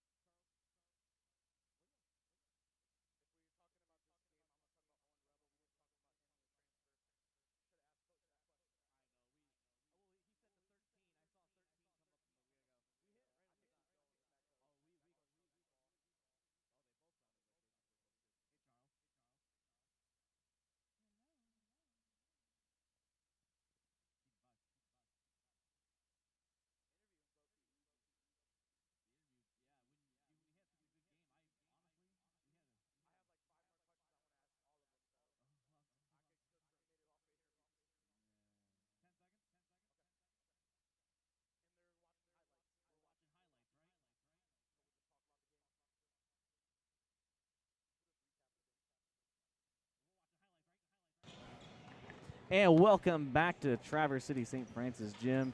Noah and Christian here from courtside as you guys are watching highlights right now from the last game. We'll be talking about our next game, though, however, as we have that. But, I mean, we can go over a whole lot. There was a lot that we took from the last game, Noah. We actually – I wish that I had looked up and seen how much time we had left with the coach. We probably could have talked with them, like you had said, during the break for another 3-4 minutes. Easily. I mean, that game was impactful in so many ways, offensive, defensively. You had Grandville kind of went down, came back in that second half. You had Traverse City West kind of lock in and make sure they get this dub, as we talked to the coach Baldwin, coming off of a Petoskey game, then here next day, and then they got Ludington on Monday on a gauntlet. But as he said, their team's prepared, and we've seen action-packed with a couple posters from Carter Grubb there. We've seen some amazing threes on the side too, so it was an action-packed game. That from tip-off to the final buzzer, that was probably the most.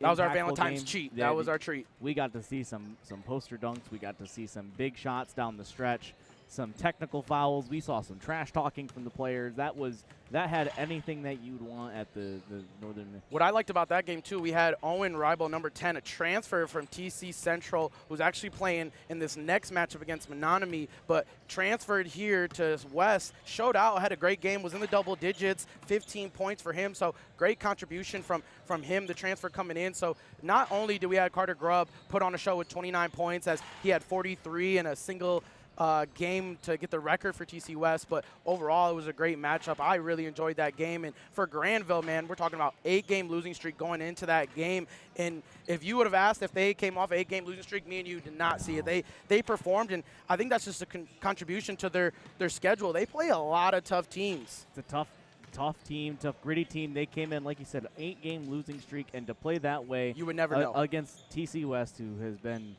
playing up to their opponent and showing out, and with a talent like Carter Grubb, I mean, that was a tough ask for Grandville, especially with the streak that they've had coming in. But they showed out. They balled out, and they have a young squad. Yeah, I mean, Isaiah Gotten, their senior, 33, he showed out within the 20 points. Number 1, their senior, Anthony Richardson, he showed out as well. So great performances, and they almost got back and what was it, like a 4 or 5 point game, couple possessions in that fourth quarter, almost fought their way back to get the dub. So overall, I'm sure Coach Young loved to see the performance from Grandville coming all the way here to Traverse St. Francis and taking on a home team, not in their gym, but basically in their city. So we'll have you here for a couple of minutes. Let's preview, our next game, TC Central versus Menominee. And this is going to be another one. We were talking about this one a little bit. This is an interesting game, right? Menominee, number 1. Tale of two different teams. Menominee number 1 in Division III. They actually won the state title in football this year. So on the backs of a dominant football run coming into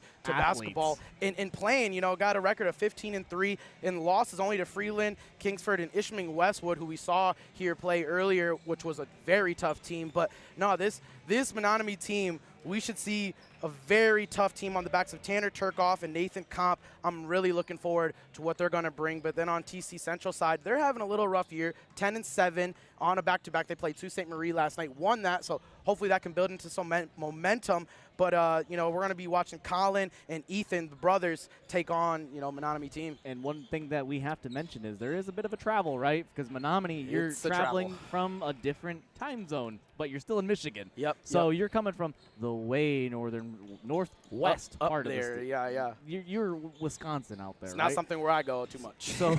So you hit, depending on the commute, we don't know if they traveled tonight. We don't know if they traveled yesterday. Yep. Menominee, they have a little bit of a stretch, so they had to come to Traverse City. Whereas TC Central, they have, it's not their home gym. It's down the road. But we're home, right? It's easier for your crowd to make it here than it is for your Menominee crowd to make it here. 100%. And they're on 2-game winning streak with Central, so looking to build off of that. And, my coach always told me in high school, you want to start winning towards the end of the season. Lead that into your district. So, as much as they've been having a rough year, I'm sure Coach would love to keep pushing that momentum and to take down a Menominee team who has state title aspirations. It's going to be a showdown for sure. All right, so, main event still coming up, St. Francis. Versus Pickford. We're going to see how that one's going to go. However, we still have one more before we get to that. So we're going to head here to break. Christian, Noah from courtside, we can't wait to see you here at halftime. They're warming up behind it. The other thing that we didn't get to mention, these pregame dunks. Yeah, it's been a dunk package, to say it at least, in these last couple games. And usually they kind of do some technical fouls, but refs kind of letting them go. And I think kind of adding some juice to the showcase. Let the fans kind of feel the energy that these players got coming in here. So, I enjoy it. I always love to see a little dunk contest in the warm-ups. Hey, we all do. We like to see that energy. But, however, we will see you back here at the halftime. Noah, Christian from courtside. Everyone, we'll be back after this. One of the many privileges of being an insurance agent with Farm Bureau Insurance was the ability to be at all of my son's basketball games. I loved watching him from middle school all the way up to varsity basketball. And now, I'm proud to continue that support for Gladiator basketball. At the Carter & Associates Agency of Farm Bureau Insurance of Michigan, we're rooting for the Glads. Go Glads!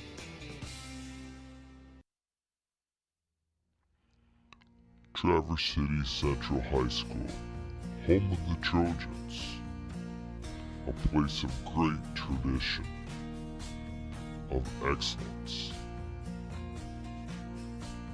When I went to school here, all I aspired to do was be a football player. I didn't even know about Traverse City Central High School, home of the Trojans, a place of great tradition, of excellence.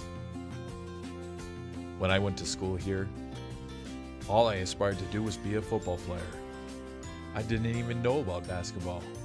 That is, until one certain player could slam dunk the basketball. I followed him to Central, to the Olympics. Eventually, as a fan of the Phoenix Suns, he was known as Thunder Dan. Ever since then, I've enjoyed Trojan basketball. Game number 4 brings us to the Trojans. I'm proud to be a Trojan and root for them as they take on Menominee.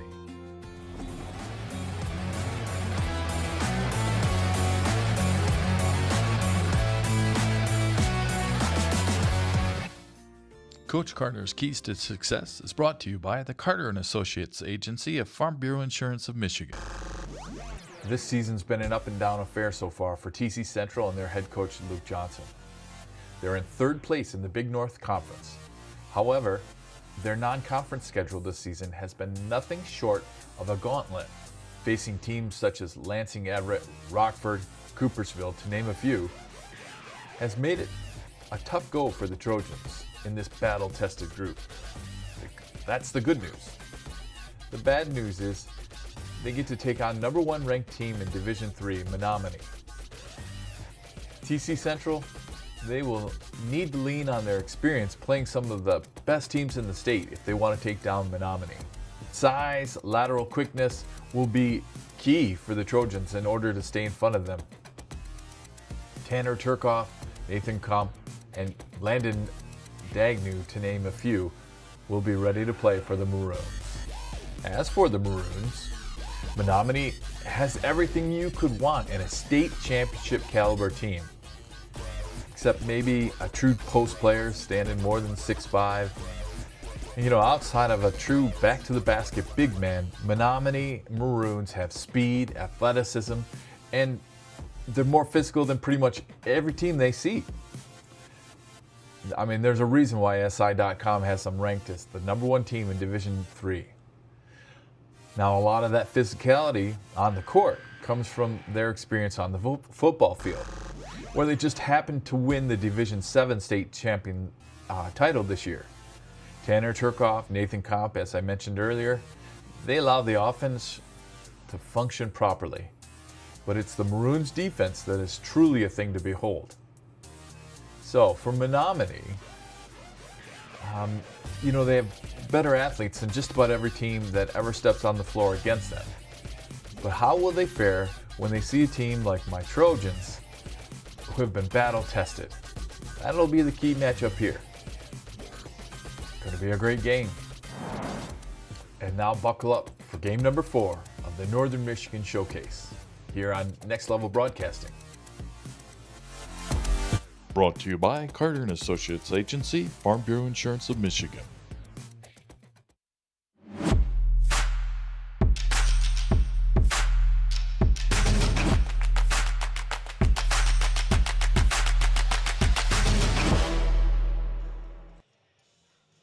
Alrighty, ladies and gentlemen, welcome into Game 4 of the Northern Michigan Showcase here. Shane Smith, Eric Huffman, and all the rest of the Next Level Broadcasting crew bringing this one to you live here from the TC St. Francis Gymnasium. We've got a great game in store for number 4. That's Menominee coming down from the southwestern UP to take on the Traverse City Central Trojans. Eric, excited to call this game with you. Absolutely. I mean, 3 games down, 2 more to go, but I feel like I just got here. Excited to get ready to number 4 out of the way as we're getting triple zeros and getting ready for the particulars to get out of the way before we tip off. Yeah, and there's our rosters here from both Menominee and TC Central. Get familiar with them as we'll be calling all of them throughout tonight's game. First, though, we're going to have a quick moment of invocation along with the national anthem, and then we'll get into the starting lineups on the other side of this. So don't go anywhere, ladies and gentlemen. A great game on the way.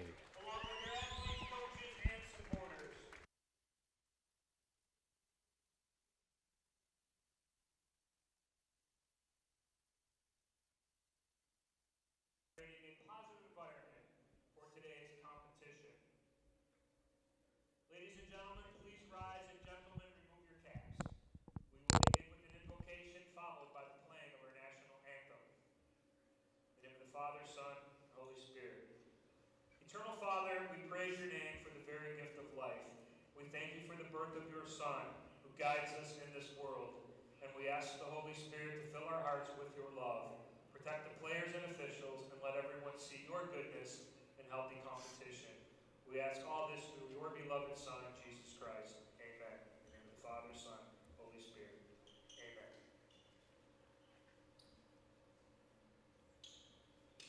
The freedoms we enjoy have been secured by the service and sacrifice of many.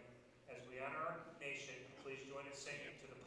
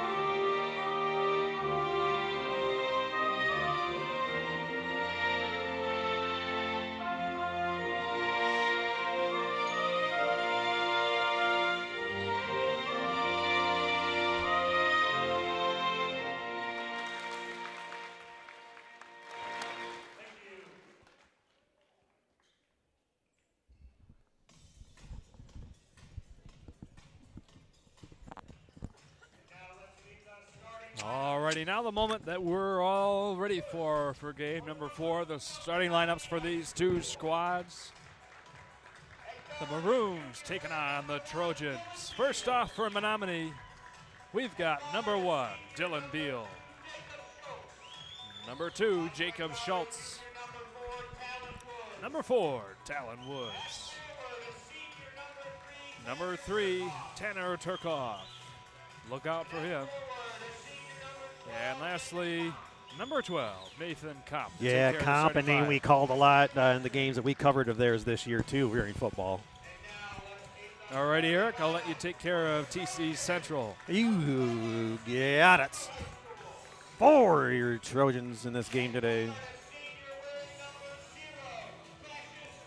He wears number 0, Cassius Feeney, to start it out for the Trojans. Next up, Ethan Rademacher.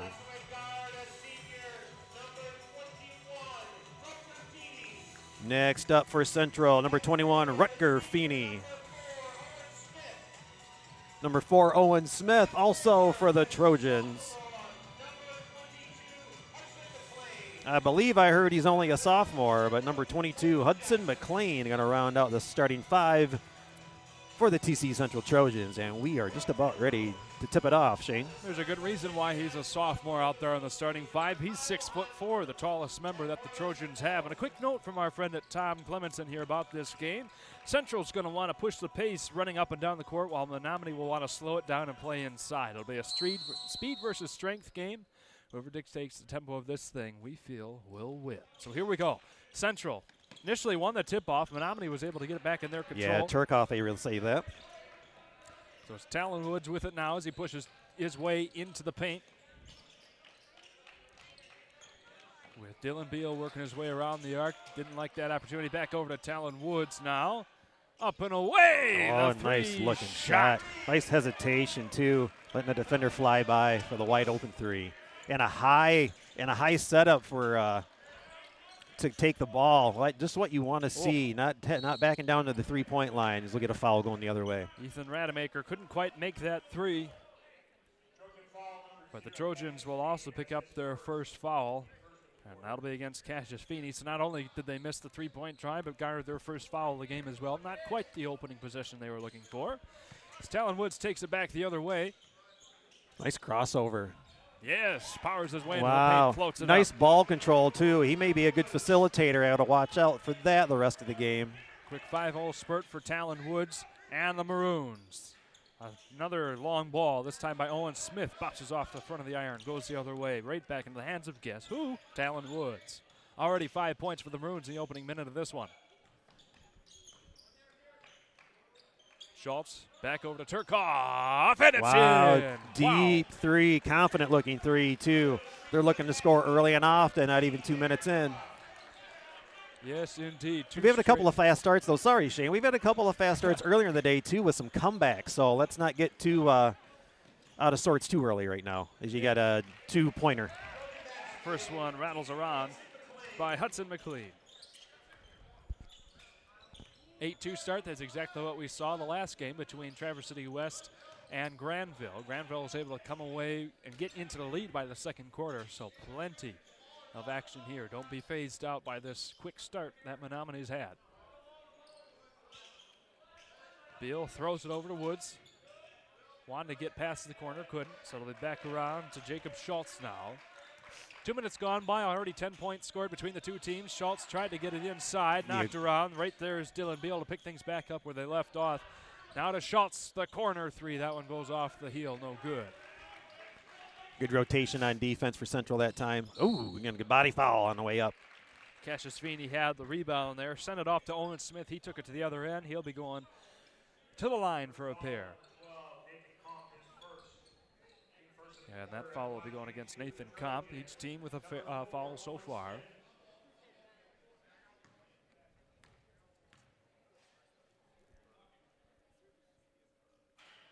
That one bounces away.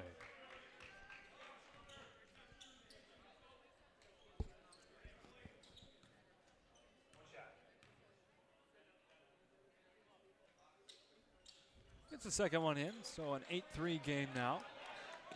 Another big heave down court and left open there to get it. Ethan Rademacher for, Jacob Schultz for 2. Wrong. There you go. Yeah, and he actually held that ball back and hesitated before going extending to finish, too. The opposing number 2, this time it is Ethan there Rademacher. You go. Gets the shot in. Back within 5, 10-5. 5:22 to go in the first quarter. Everybody settling in. Tanner Turkoff here, the floor general, as well as the storied quarterback for the Maroons. A little incidental contact. Yeah. Yep. Woods back to Turkoff. He'll fly his way in. Not able to connect on that one. Rademacher gets it over to his teammate McLean. He'll try for a 3. That one bounces away. The cleanup job, though, is right there by Cassius Feeney. We're back within a score, 10-7. Good job crashing the boards after a shot. Oh, look out. That one just falls a bit short there by Turkoff. And a quick outlet and running the floor by Central. Good job getting back. You got to make sure the Maroons need to get back instead of ball watching. Rademacher brings us back within a point, 10-9, just as we talked about. That quick 8-0 start wiped away. We're back within a point. And not able to get that one to fall was Woods. And not on that attempt either. Nathan Kopp as it rattles around and falls away. Hudson McLean brings it back over to Rademacher. Oh, boy, they're going to get away with one there as Rademacher just threw it there, and there was no one even looking, and just lucky enough to be able to keep possession, get a foul. Coming into the Maroons, the first substitution, number 10, Ryder Linsmeyer. As well as 14, Xander Jerkowitz. Yeah, and you had the first foul on Turkoff as well. Yep. Brody Daigneault as well, so a shift change here for the Maroons early, showing off their depth after almost 4 minutes of gameplay. 10-9 score.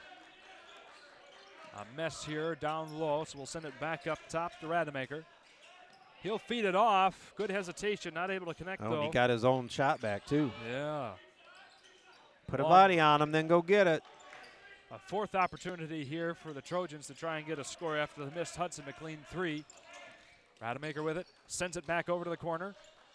McLean there, now it'll be another 3-point try. That one is in. Mr. Rademacher making everything happen. Yeah, 7 points early. Trojans back up on top here, 12-10. Wiping away that 8-0 lead that Menominee created for themselves early.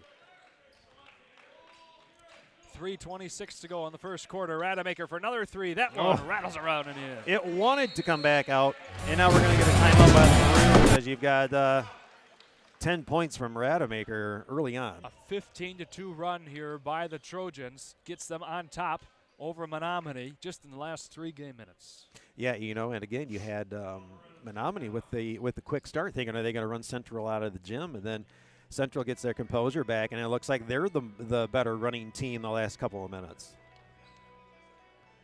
We'll stick right here. Heck, we've got an early timeout, so we'll get one of our bills taken care of. Thank our friends at TBC. Dreaming of the sun and sand, TBC Cherry Capital Airport will take you there. Whether it's to the Florida beaches, Caribbean, or to hit the links in Phoenix, fly nonstop on Allegiant or with just one stop on American, Delta, or United. And let's book your spring break vacation to 20 nonstop destinations served by all 6, now 7 airlines with the addition of JetBlue. Don't miss out. Seats are filling fast. Now is the time to book your 2026 vacation experience. Visit tbcairport.com for all the up-to-minute flight details. Love using TVC. I use it all the time. Yeah. Not just for personal, but for business as well. Just took it to use it for business. Go to Chicago for a couple of days. Chicago, and you've got a week-long sales trip to Atlanta. That and they're starting direct flights, I believe, this May. Direct really to Atlanta, so thank you very much. Going in for the quick little floater there. Not able to go with Jacob Schultz. Putback was there, though, with 24, Brody Daigneault. That one falls away. Back within 3 here. Menominee tried to get things tied up, or at least back within 1. Back and forth between Turkoff and Schultz. That'll be knocked away. Yeah, good possession, getting around there, getting a hand out and knocking out of bounds.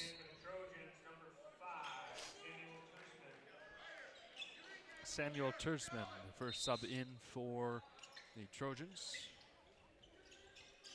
Schultz to the corner with Woods. Back around up top we go to Ryder Linsmeyer. 2:38 to go already in the first quarter. 27 points already between these two teams. Schultz tries his way in, gets stuck at the elbow. Fortunate to get it to Woods. Yeah, not able to get that one to go.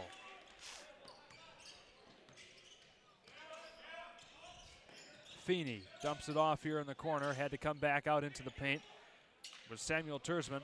Eventual takeaway here by Talon Woods. That'll get right past Xander Jerkowitz and back the other way we go. Yeah, a little too far in the low lead with the bounce pass going out of bounds.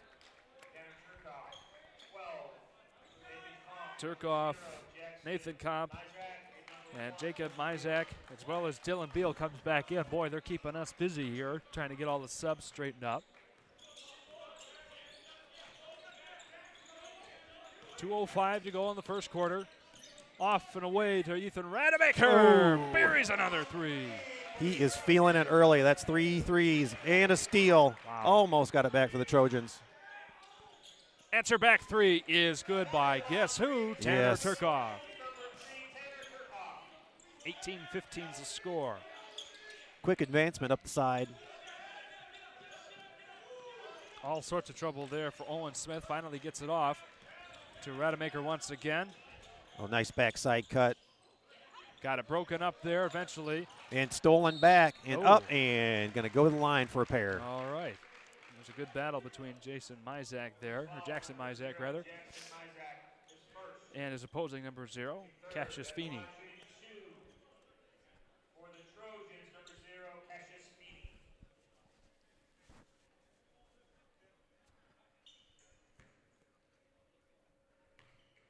Something we have had too much of today, a very quiet gym for a free throw. Got to get the golf clap out for that one. Yes, sir. Landon LaCourse out for the first time today as well for TC Central. Grand Traverse Area Catholic Schools is what GTAC stands for. To answer our message there in the chat line, thank you for asking. Both free throws made there, back to a 5-point game, and that'll be a charge. Good coming position, up. Nice job standing there absorbing that and making sure that you sell it well enough and go straight back and fall down. Brody Danew there, tagged with that one. His first foul. Already 4 fouls against the Maroons, 1 more, and that'll send the Trojans up to the line automatically. Feeney getting around Dylan Beal, puts it up from the free throw line, and it's in. 7-point lead now for the Trojans. Yeah, Central, again, 7 points, but still looking very confident with their play in this first period. Back over to Turkoff, the difference maker here for the Maroons. He'll go from 3 steps behind the arc, not able to get that one to go. Yeah, looked like a normal shot, though. Biggest lead for each team so far. Menominee with 8 points, Trojans with 7. Make that 9 as one gets in there from Landon LaCourse, his first points of the game. Just good ball movement by them, by Central. You've got the Maroons, every time they're trying to rotate and get to the ball, they're leaving somebody open. And just good ball movement by Central, getting it to the best-looking shot for an easy bucket. Take a breath. 36 seconds to go already in the first quarter. We want to thank everybody for tuning in, keeping that chat line active. So we got a corner shot from heat check. Rademacher. Oh, yeah, it was definitely a heat check with a hand in his face. He's got to miss one once in a while. Tanner Yeah, Turkoff. nothing you want to do is foul someone 80 feet away from the other basket. They'll get Hudson McLean with that one. His first foul. Down here to take care of the inbound will be Nathan Komp. As we get some subs coming in, we've got the Pickford team walking in front of us, going in, headed towards their locker room, getting ready for the nightcap tonight, taking on the host. Yeah, figuring that game will start right around 7 o'clock. Yeah, we're not doing too bad for time today. No, I don't mind if we're a little ahead of schedule. It's all right. We can do 5 more games after that if you wanted to. That's right. Talon Woods here with it. Right at the logo. 11 seconds here for the Maroons to work with to try and get their way a little bit closer back into this one. Currently down 9.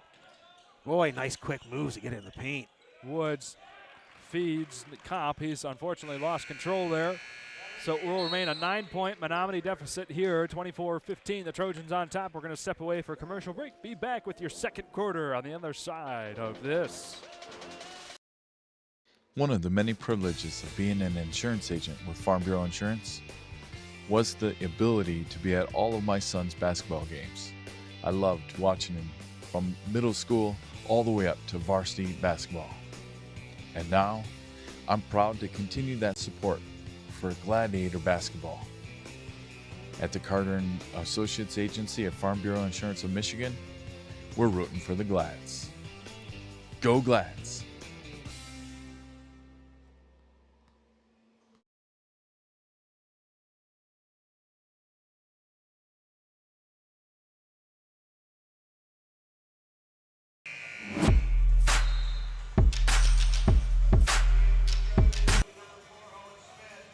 Alrighty, ladies and gentlemen, welcome in here. You get to see our pretty faces here for a moment. Eric Huff and myself, Shane Smith, so you can put a face to the name.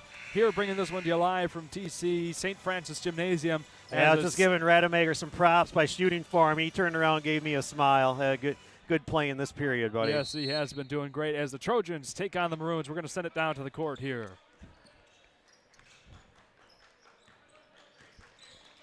Alrighty, and away we go with the play. Stuck in the paint, that was Rutger Feeney. Back around we go, trying to get that number there in the corner. Puts it up, no good. That was Carter Feeney, or Cassius Feeney rather. Oh, a nice save. Rutger Feeney almost had that one go out of bounds. Yeah. Ooh, tap, loose ball, recovered. Rutger Feeney here working his way in, got it knocked around, and finally the Maroons come away with it. Mr. Jacob Schultz there, the guilty party. Tanner Turkoff working it all the way back down, spins around, tries to get it up and away, doesn't like that opportunity. It'd be back out to Talon Woods, not able to get that one to go. Right there, Cassius Feeney on the rebound for the Trojans.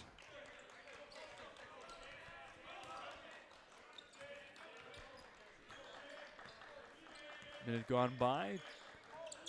No change in the score. Cassius Feeney loses his footing Yeah, there. he needed to get that kick out there earlier when he was collapsing down. Woods tries to feed that one just in the nick of time. Xander Zerkowitz able to get it. Gets his own rebound. Not able to get it off the window and in. Going to go back the other way. Yeah, with the way this game's going right now, those in-close points are going to haunt you if you can't finish. That's exactly what we saw in the very first game Yeah. that we had. Rademacher not able to get that one. Rademacher wanted to pad his rebound stats before he got another bucket in there. So yeah, that works. Extend this to an 11-point lead. Tanner Turkoff off on the shot there. The game has fallen flat here for the Maroons. They started 10-0. Oh, nice hesitation in midair and finish. We get another timeout by the Maroons. Owen Smith with the 2 points there. Okay, after 7 game minutes, the Maroons have only scored 5. They're calling a timeout. We're going to take a timeout right along with them. Be back after this.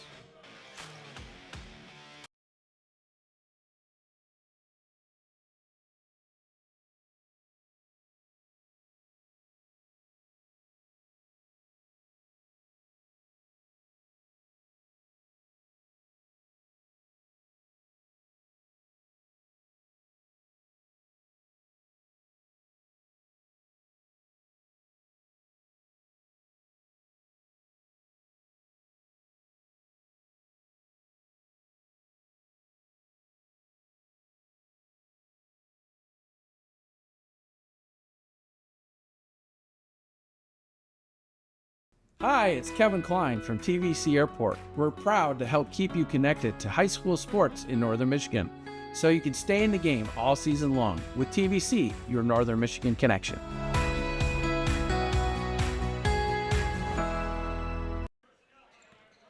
Already coming back into this one. 6 minutes to go here in the half. Ryder Linsmeyer back in. Feed to Jacob Schultz, and that's a three that the Maroons desperately needed. Yes, they did. Looking shot. Man, these kids love to take them from deep. I know, and we love to see it. Cassius Feeney working there against Jacob Schultz. Pulls it back out. He'll try back in this time. Nice job there laying it in on the reverse. 30-18.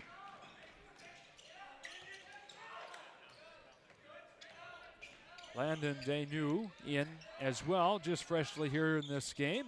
That one goes up and away from Mr. Jacob Schultz. And a high foul. Oh, there's the foul. Ryder Linsmeyer. If you're going to run up to them and don't want them to score, you make sure they don't score. Yeah. While we have a moment as everyone gets gathered up at the free throw line after that commercial that we played, we do want to thank That's a Pizza. With 3 separate locations throughout Traverse City, That's a Pizza is curing your family's appetite one bite at a time. Wherever you're in TC or you're just around the corner. Between their Hammond Road, North Long Lake Road, or on US 31 in Acme, That's a Pizza is right in your neighborhood, offering mouth-watering pizzas and with special celiac options for gluten-free pizza.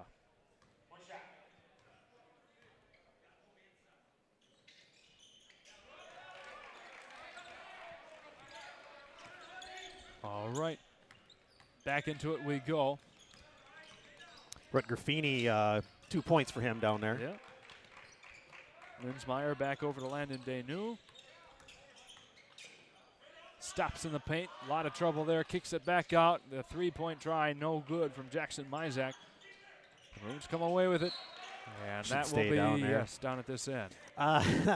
So as we keep going on with apparently the history of me during this showcase on the chat line today. Okay.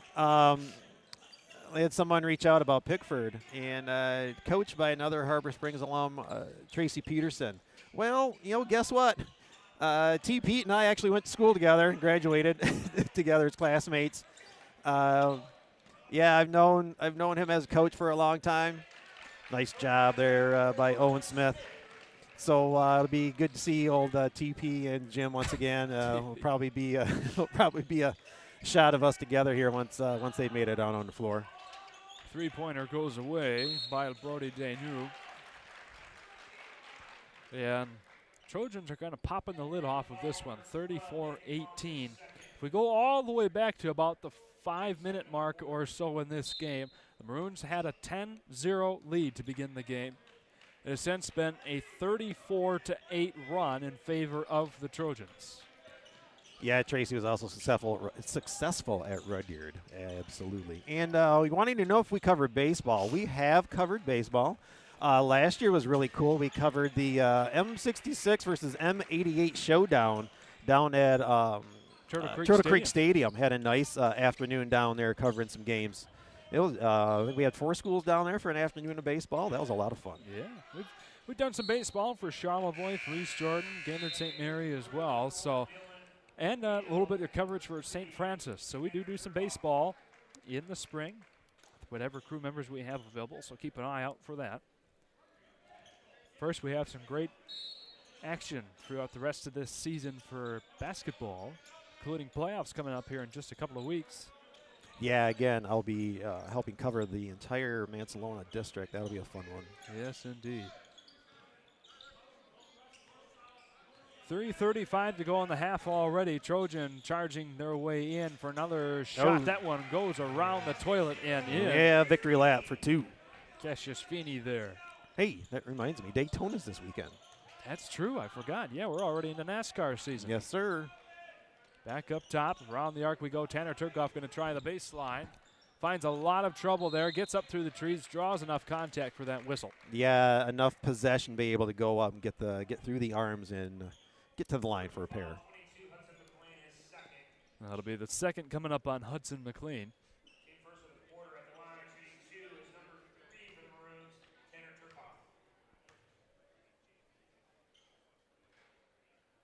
That one goes in and out. Again, these are must-have points here for the Maroons, already down by 18.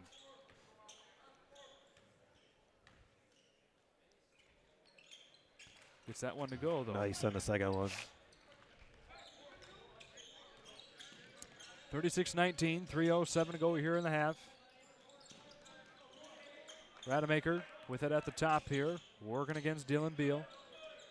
Takes it back out to reset. Boy, that was almost a hammer chop.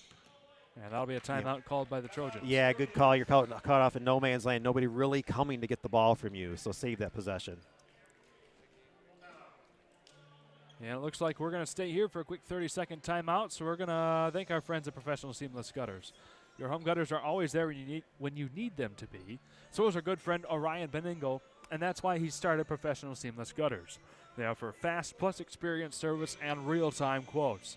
Their services can end up saving you money via preventing water damage in winter ice dams. But wait, that's not all. There's more. They'll actually answer your phone call. That's Professional Seamless Gutters at 989-619-3407. And ask for Orion and tell them that Next Level Broadcasting sent you. Well, we got a full timeout, so we got time to thank some more. First, we want to thank our good friend Tom Clemenson at Sky Media 45, who put together all the notes for Eric and I to use here for this game. And they also own Sky Media 45. Need to enhance your brand? Sky Media 45 combines excellent photography with post-production to create stunning video and image content. Showcase your community event or business with our expert aerial solutions. We're ready to fly for you. Visit them online at skymedia45.com. And here's a reminder, Game 5 coming up here in just about an hour. TC St. Francis taking on undefeated Pickford right here as the nightcap. That will be a fun game for sure. Good takeaway here by Talon Woods. Going all the way, finally gets a couple points there. Yeah, nice control by Talon Woods. And saw the defender coming in and made sure that he was protecting the ball to go up. Nice cut. Oh, I don't know why he didn't go up. Well, that almost looked like it would make sense with the three-point try, but Cassius Feeney bops that one off the front of the rim. Turkoff flings that one to Beal. He'll try for a three this time. Turkoff in for three. Back to a 12-point game. Yeah, third three-pointer for him this half. And that was big. Get this ball game back within 12. It was as much as an 18-point differential here a few moments ago. Under 2 minutes to go on the half. Working his way around Rutger Feeney. Now to Owen Smith on the baseline. Gets it taken away from his opposing number 4, Talon Woods. Yeah, get some rotation, help get some double teams down low, get a turnover, and you're going to get a foul. Nathan Kopp going up strong, going to the free throw line here. And that's the third foul one, already yes. for Hudson McLean. Yeah, Hudson McLean 2 points in this half and 3 fouls. Last 2 minutes in this half, you got a 12-point lead. I might protect his fouls if I'm worried about having him in the latter stages of the game. And maybe give him a little seat, which looks like we might be doing. Yeah. So, let's see. We've got Samuel Tersman coming back in here.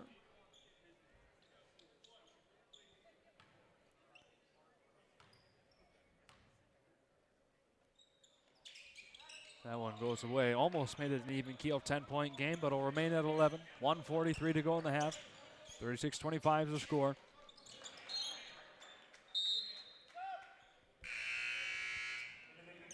Yeah, Jacob Schultz coming back in here for the Maroons.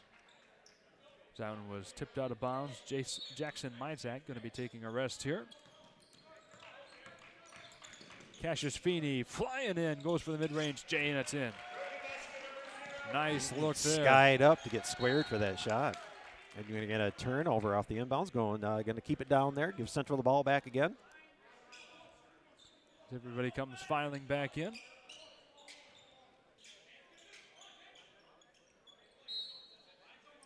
Maroons had a slightly more manageable 11-point deficit. You got to be careful. It could grow to 15 or more here. Under 90 seconds to go in the half. Getting out of the jam was Rutger Feeney. Got it off to Rademacher, not able to get that one to go. Maybe a little quick on that release. Was worried about getting blocked or tapped, so he just kind of threw it from his hip. Tanner Turkoff somehow with a behind-the-back pass to get out of that jam. 2 Trojans hanging all over him like bees on honey. Yeah, you got the wheel route. 2 of them coming off screens over the other side. Nothing open there. Oh, he thought about it. He'll go for the long 2 instead. Clean switch as he hits the floor. Yeah, sweet-looking shot. 46 seconds to go. 12 points in the half for him.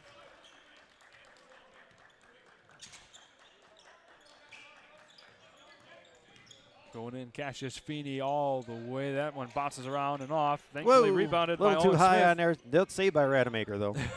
That might have been coming from one of our noggins. Yep. Rutger Feeney gets it back over to his brother, Cassius Feeney. Looks like they're twins, both seniors. Oh, wow. Fortunate with the skip pass. We'll keep it here. One of our camera guys, Jimmy Descamps, give him a shout out down there helping out the ref get the ball gathered back up. Oh, he had a wide open guy in the corner and tried to throw it between 3 Maroons to get it to one of his teammates. Oh, nearly finished there. Good. Yeah, a little too much hang time on for that one. No good. All right, Ethan Rademacher with the last shot there. So the Trojans will go into the halftime break up by 11, 38-27. We're going to send it away to a quick commercial break and then come to our guys Christian Swinsicki and Noah Backus on the other side of this for the Game Break Desk. Stay tuned.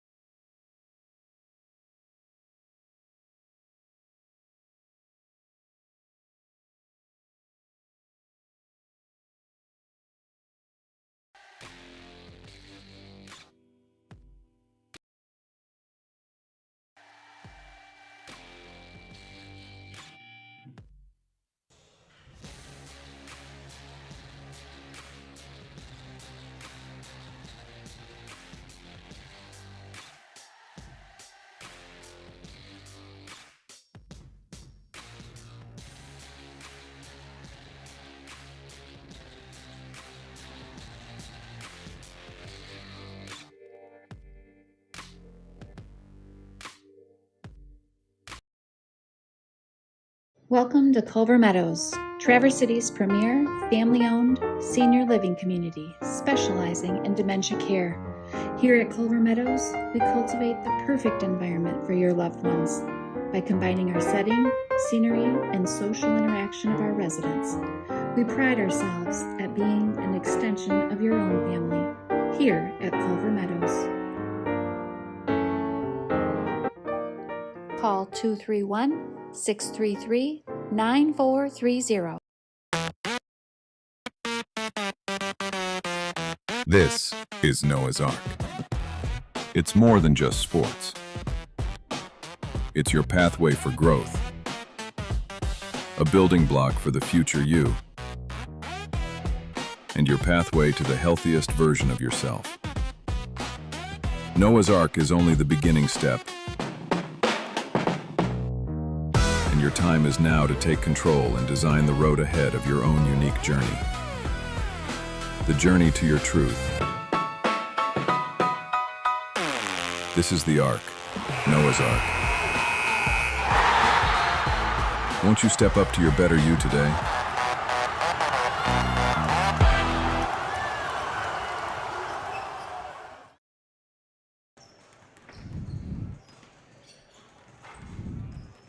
And we are back here in Traverse City, St. Francis Gym. Christian and Noah here from courtside. Noah, it's not the result we were expecting. No. However, there's still a lot of game left. And TC Central, hey, they've looked out, they've showed up.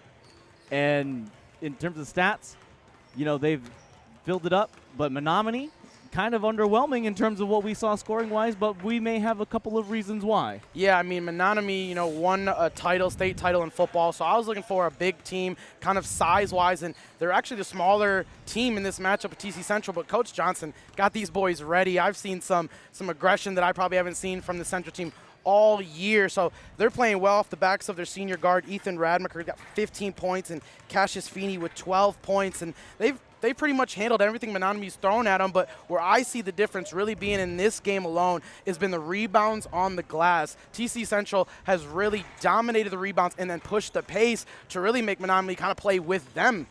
Yeah, and I mean, when we look at Menominee, like you were saying, kind of undersized in terms of down low. They're doing a lot of three-point shooting, and if you hit those three-point shots, however, it's a big difference in the game. Definitely. But to look at Menominee, right, it's a 6-hour drive if you're taking a bus almost. Brutal. It's almost 6 hours, 5.5 through car, but 6 if you're taking a bus, I would assume. Yep. And that's from Menominee to here. Right. So they also had a game yesterday against Gladstone. A tough one, a 65-62 win. Which they won. Right. However, it's a back-to-back now. So you play a game against Gladstone. It's a tough game against that. Now you got to go on the road, 6-hour drive to Traverse City, where we were talking about throughout the game with our cameraman Zach Perry here. Hey, TC Central, they come from a tough division, tough conference. I mean, they're home. Obviously this is not their home court, but they're home, so no travel. And a team that's kind of been struggling a little bit, 10-7 on the year, but Coach Johnson, well experienced, used to coach for Elk Rapids back when I used to play in this division. But now, coaching this team, he was really well prepared, taking on a gauntlet of a team like this, Menominee, with the talent that they got. You could tell they were really, really prepped for this game. But, I also think it might be a look-ahead spot for Menominee as they got Kingsford coming on in this next week, who's a team they definitely want to get back. They lost to them, one of their only losses on the season, as Menominee is 15-3 and number 1 in Division 3 as well. So a team that's packing a punch, but TC Central kind of ready for it. The TC Central is showing up, and maybe they kind of hurt a little bit. They saw a little bit of the chatter beforehand. We were talking about it. The records are, what they are, but with that, that's why you play the game. That's why you come out. That's why you're here at the gym. So one team has to travel, one team has to play, or both teams technically travel, but even still, in athletics, that's not really an excuse. No, not at all. But I think going into the second half, I really like to see Central just keep that aggressiveness on the man-to-man defense. They're really causing havoc, and I mean, turnovers definitely not on the side for Menominee. Just a couple bad decisions by their guards, just loose with the ball. So I really think they're going to kind of get good on that, take care of the possession. And I almost kind of want to see some plays out of Menominee. We're just seeing some one-on-one action going at this tough, solid defense. And a player I would love to shout out, number 0, Cassius Feeney. He's just been really controlling the pace of this game in itself. So I think if Menominee wants to have more success in the second half, they kind of got to limit 0, Cassius Feeney, to control the game. They got to limit him taking over a little bit. And on the flip side, if you're TC Central, I mean, you're trying to now hold this lead because it's a double-digit lead. Yes.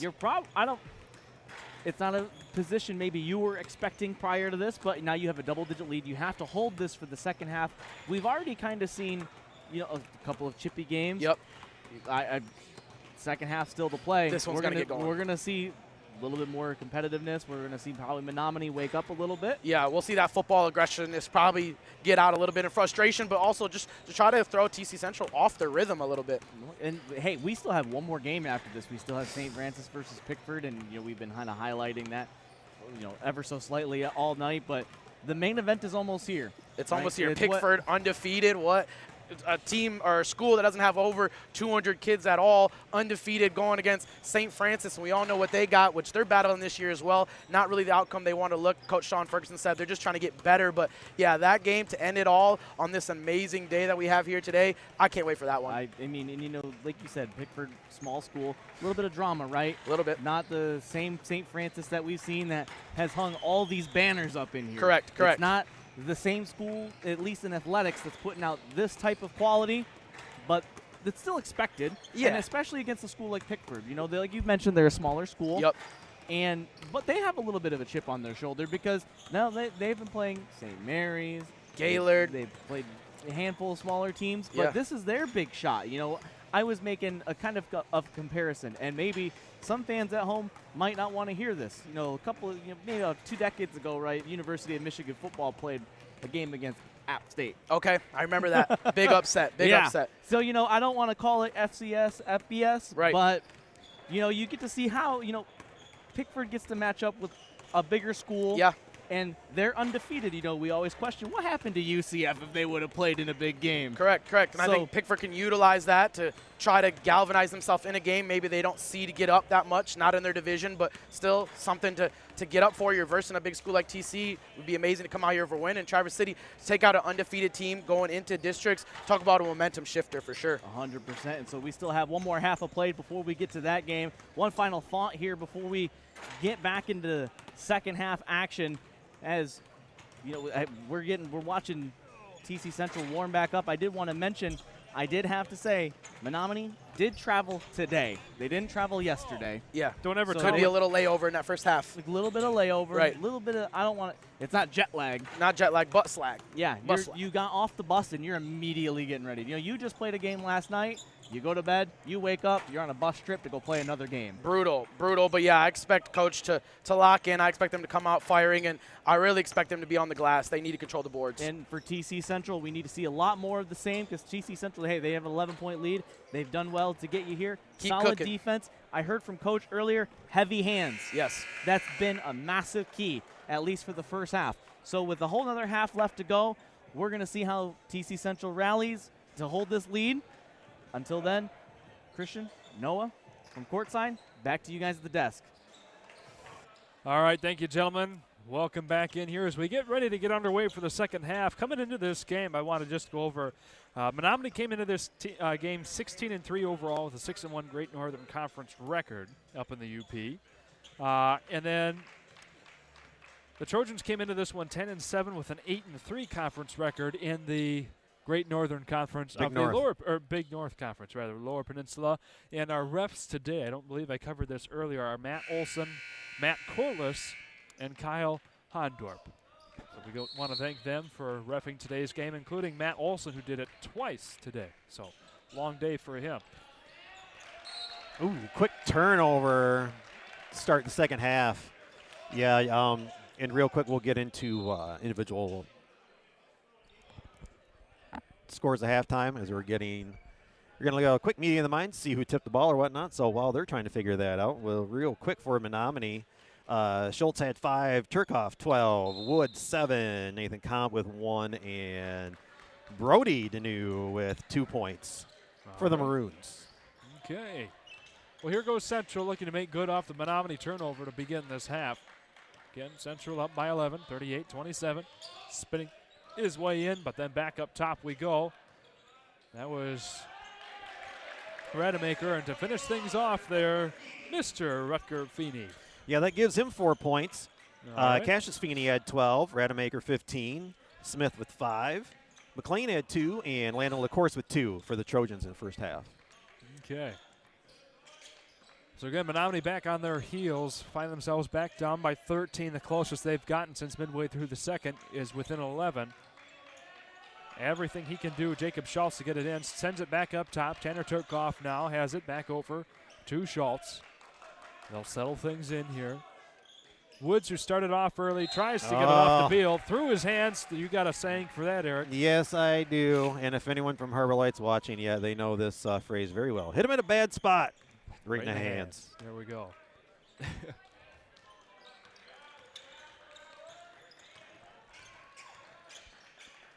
Feeney feeds it off in the corner to Rademacher, or excuse me, that was Owen Smith there. That was able Owen, to yeah, get that to go. Basically took it from his teammate. Almost had a nice finish up there, but we'll put him to the line. That'll be Talon Woods going for a trip here. And as opposing number 4, Owen Smith, who was guilty of the foul there, his first of the game.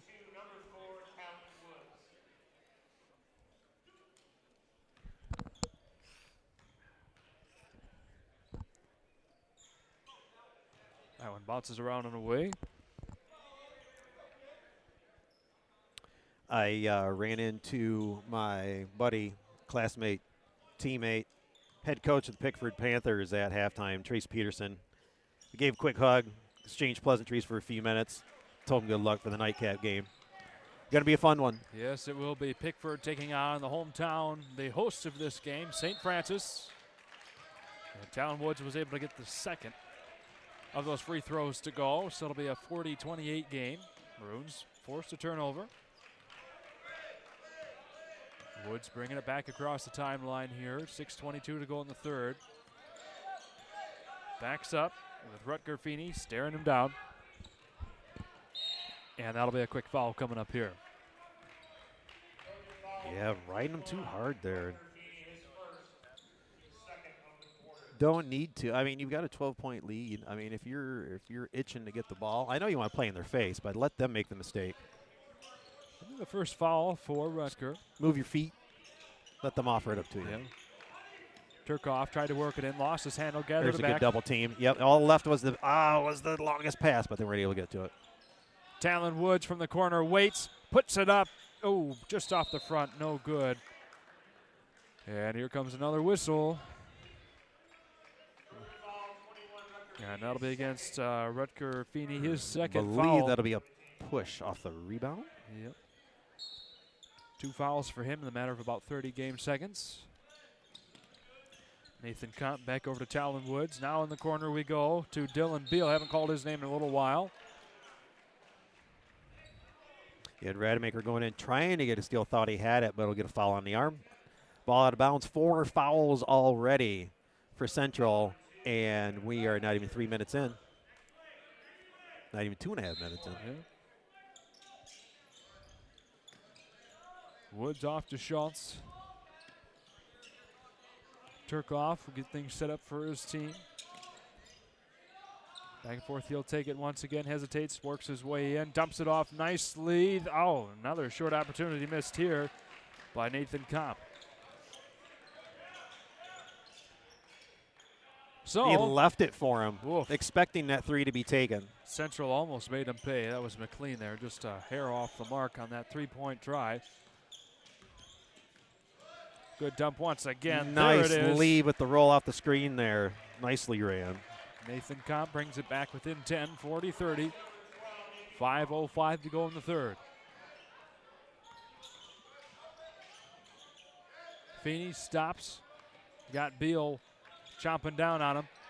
Good fight. Oh, it rolls around and out, but the foul is coming up here. That'll send Rutger Feeney to the line.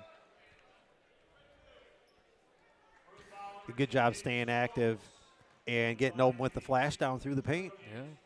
Jacob Schultz picks up his second foul. Excuse me, his first, rather, according to the board.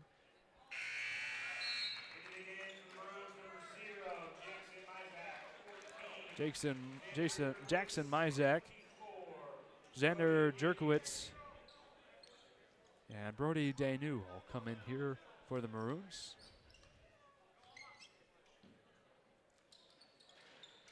That one rattles in finally by Rutger Feeney. Maroons briefly got it back to 10 points.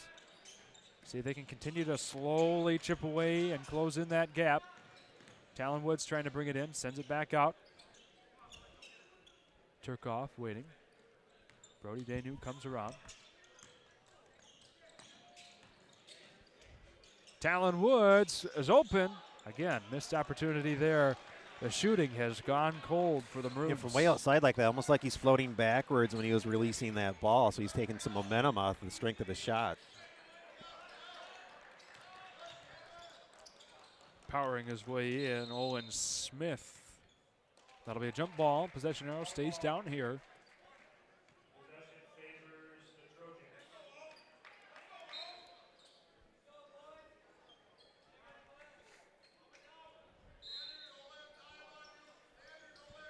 Feeney to handle the inbound. Finds his brother. Oh boy, that one's just off the mark there. Ethan well, Rademacher. he was heat checking in the first half. That one's going to be a race to see who gets it. Talon Woods got it knocked away. That'll be a foul. Going up against Rademacher. Yeah, out of position though, but maybe a good foul because you had a wide open Maroon that was going to be coming down the lane. So I think you ended up being lucky with that foul. And that was the 5th foul here for the Trojans, so that'll send the Maroons up to the line automatically for the remaining 4 minutes of this quarter.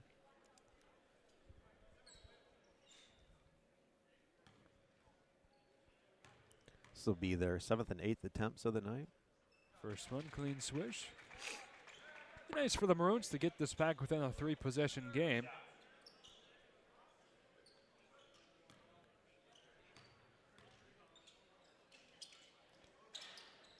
Oh, bounces away. There's the announcer's curse. See who last touched it. And the refs will say the Trojans did, so the Menominee Maroons come away lucky here. They'll have another crack at the basket. Yeah, call out who's got who and go find a body. Yeah, Landon Danu comes in here. Off to Beal. Back over to Landon. Danu. That one gets broken up. Got a scrum for it on the floor. Bodies all over the place. Talon. Oh, no, that was Jackson Mizak tries to get it. That'll be a jump ball. Possession arrow stays here at this end of the court. So the Maroons will have a third opportunity. Well, you love seeing players go on the floor looking for a loose ball like that, but good, clean play as well as they help each other up.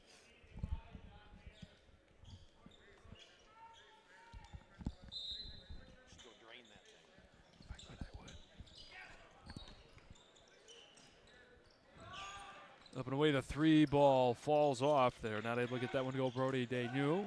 So 3 opportunities for the Maroons to score. Did not capitalize on anything other than 1 of 2 free throw attempts. Oh, in and out for Rademacher. He thought that one was going in. He had about 2 or 3 hops towards half court while waiting to see what was going to happen with that one. Xander Jerkowitz gets his first foul. Team's second. Get a little mass sub by the Maroons. Yep. Number 12, Nathan Comp. Number 4, Talon Woods. Number 3, Tanner Turkoff back in. And number 2, Jacob Schultz. One of the few teams I've seen sub this many guys out each and every time through. Keeps everybody fresh, and they've got the depth again, to do it. that's exactly. If you've got the able bodies, you want to stay fresh and be able to rotate players, be able to do your do what you can do or your philosophy, your strategy all game long and not have to change just because we're tired. Yeah. Also goes in with your conditioning program as a team, too. Cassius Feeney holds on to it at the St. Francis logo. Dumps it inside, finds, there you go, nice Mr. finish. Landon LaCourse for a couple. 2:50 to go in the third. Tanner Turkoff got that one knocked away briefly by Feeney. Gathers it back up. Talon Woods sends it over to Dale Beal. Back we go to Schultz. Inside to Turkoff. He'll take it for himself up amongst all the bodies. Yeah, good block from behind. Yep. Gathers it back. We'll take it back up top and reset. 2:30 to go. High pass back to Turkoff. He'll pull up for the deep three, and it's in. Again, keep him honest. No matter where he's at, you got to make sure you got a hand in his face and be no more than a step away. That's 4 threes for him. Back within 3-possession game. Careful with the off arm. Almost should have been offensive. That was up high. Turkoff brings it within 9. We'll see who the foul's against here. That'll be Dylan Beal for the Maroons. His first. And there's the replay. Yeah, that was close, all right. Eric was right on the call. And the 3, not able to go from Hudson McLean. Gathered back up, and he puts it in. First points in the second half. Oop, we're going to get a push. Said this enough today. A foul 80 feet away from the other basket. Yeah, that's at least the 4th time that I've heard you say that today. Yeah, rightfully so. I know. Head coach Tracy Peterson to Pickford. You get people being too aggressive like that far away from the basket. He's probably going to say something too. I'm only saying that because he's standing next to me over here. So that'll again automatically send the Maroons to the line here. As Woods has the attempt, misses it.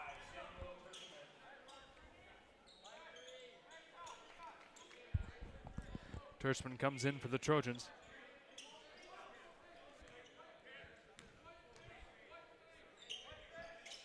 Woods makes good on the second attempt, brings it back to 10, but that's pretty much where the Maroons have been able to hang around here. The 10 to 13 point mark, have not been able to get closer than 9 since that end of the first quarter.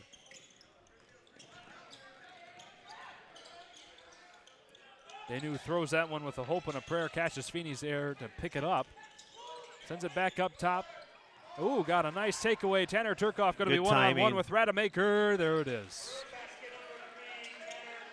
And for what it's worth, back within 8 points now, 45-37. 17 for him.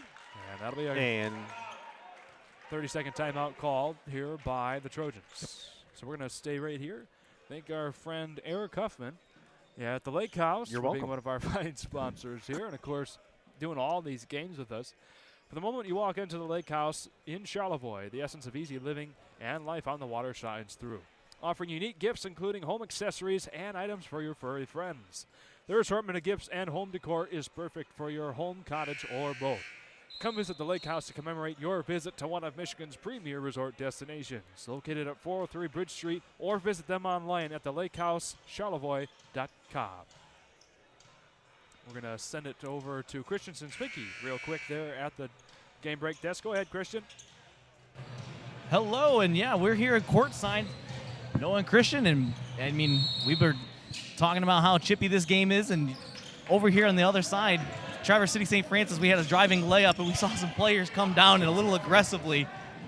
Good turnover there by Menominee just forced a turnover, quick layup, and this is what Menominee wants to do. They want to kind of get this aggressive playing, started with this full court press. You were talking about earlier, number 4 for here for Menominee. We would like to see some more shiftiness from him anytime the ball gets in his hands. Yeah, Schultz. Good basket here. But anytime we get Schultz the ball, we'd like to see some more aggressiveness. He likes to pick and pop as he did there, but he doesn't drive into the basket. Starting to cook up, looking like an athlete at Noah's Ark Sports Academy, getting going here. But no, Menominee definitely wants to play aggressive fast. Now cut it down to 5-point deficit here in the third quarter with a minute left to play. Traverse City broke that press, looking to set something up here. One of the other competitive games that we've seen here tonight in Menominee having to show out. We were talking about it at the halftime as we have a foul here. Alrighty, guys, thank you for the update. Doing a good job filling in for us, doing the play-by-play. Eric and I will take it back here. 5-point lead here by the Trojans, 47-42. The Maroons storming back into this one. Brody Danu comes back in here. Xander Jerkowitz, as well as a couple of other Maroons, come back in. Jackson Mizak as well.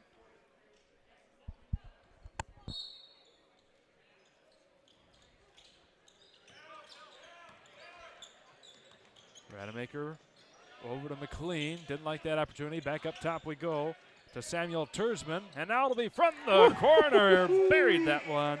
Wow. Wow. That was Landon LaCourse coming in big. 7 points this period. Yeah. The answer back 3. Turkoff. Clean swish. Turkoff got a mindset he wants to take over this second half. Well, he's certainly given it his all. Back within 5 points, 50-45. 14 seconds to go in the third. Trojans hoping to get one last shot up. 8 seconds here for Cassius Feeney to get something together. And ticking.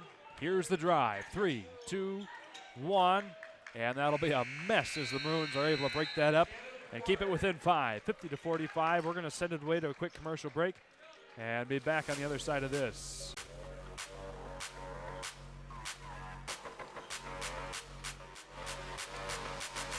We're good.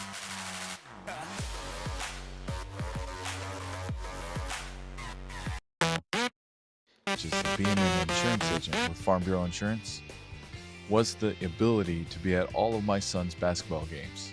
I loved watching him from middle school all the way up to varsity basketball. And now, I'm proud to continue that support for Gladiator basketball. At the Carter and Associates Agency at Farm Bureau Insurance of Michigan, we're rooting for the Glads. Go Glads! Hi, it's Kevin Klein from TVC Airport. We're proud to help keep you connected to high school sports in Northern Michigan, so you can stay in the game all season long with TVC, your Northern Michigan connection.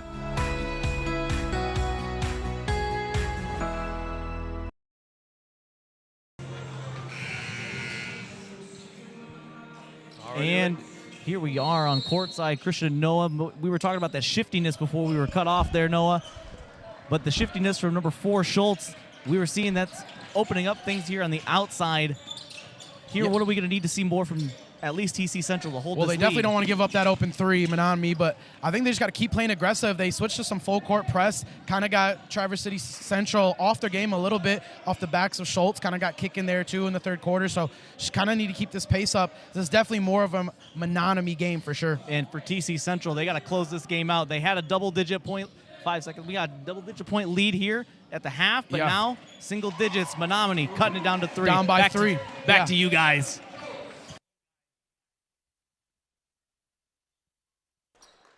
Okay, we're back in. A couple more points here for the Maroons. 50-47, 3-point game, and that one rolls around and out. That'll be a charge against the Trojans. That'll be picked up on Landon LaCourse here.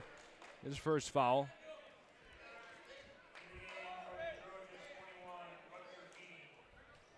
Rutger Feeney back in here for the Trojans. So it's a tight one here, ladies and gentlemen. Don't go anywhere. Great game here to finish up, and then we've got Traverse City, St. Francis, and Pickford coming up after this one. A three-pointer! Wow! Brady Daniel. Here we go. Ties things up 50 all. We haven't seen it this close since the first quarter. What a time to have it with 6:44 to go in the ball game. Cassius Feeney trying to drive all the way in, meets a wall, sends it back over to Rademacher. He'll try the baseline, gets it up, blocked by Mr. Turkoff. Talon Woods sends it over to Jacob Schultz, not able to get that one to go. Turkoff there on the rebound, gathers it back over to Woods, now to Turkoff once again at the top, staring down Rademacher. Brody Daynew back over, nearly lost to Talon Woods. As he's flying in, there's a nice dump off inside to Xander Jerkowitz, and the Maroons have the lead for the first time since the 5-minute mark in the first quarter. Yeah, the first points for Jerkowitz on the evening. Big and, moment for a big thing, too, Ethan Rademacher, no points in the second half. Okay.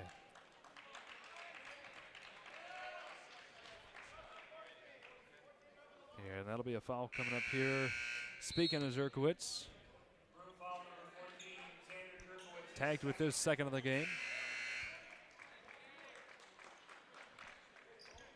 Rutger Feeney to handle the inbound here for the Trojans.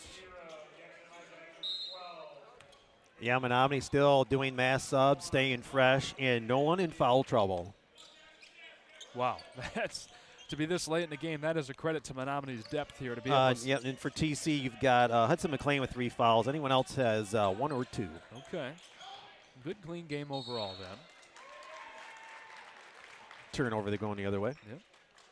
Maroon's going to pick it back up here, see if they can expound upon their 2-point lead. Brody Daynew bringing it across, gets it back over to Jackson Mizek, and that'll be lost.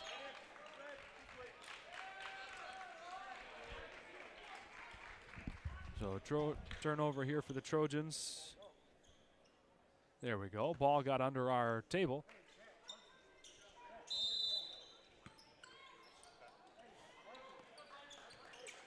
Inbound here to McLean. 5:24 to go. Trojans find themselves down for the first time since the first quarter, 52-50. Find a Rutger Feeney, now around to Rademacher. Up top for the 3, McLean. That one's well short. Back the other way. 5:10 to go in the ball game.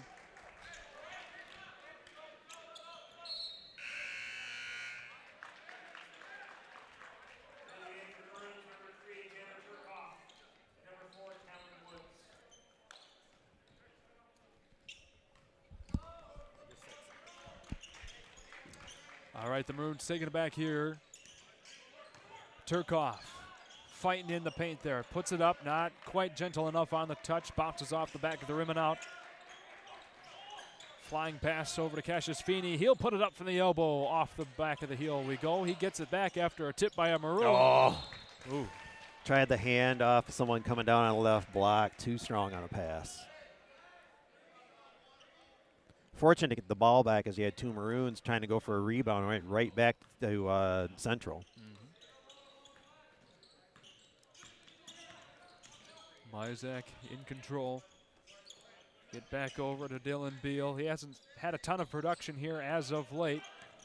Finds some trouble with Hudson McLean. Gets it back to Turkoff. Oh my goodness, He gets it in from the Mackinac Bridge. He was so far out. Buries in that 3, and it's a 5-point Maroon Yeah, lead. he stopped at the drive-thru and made sure the bank was open. Sheesh. I guess so. He earned the money on that one. There's a nice job, though. Owen Smith fighting through contact, gets it off the window. We're back to a 1-possession game. 3 points separates these two teams with 4:08 to go. Yeah, both teams with 3 timeouts left, 4:08. You're probably talking strategy. Let's set our team up for the next couple minutes here, what we're going to do if we get caught in a corner, because we've got timeouts, because you want to save possessions with a 1-possession game. So if you get double-teamed or caught in no man's land anywhere, use those timeouts, but make sure that you're not using that last one unless coach says it's okay. And then maybe set up, are you going to try any type of pressure? Although with a 3-point game, you're just going to probably continue to do what you were doing.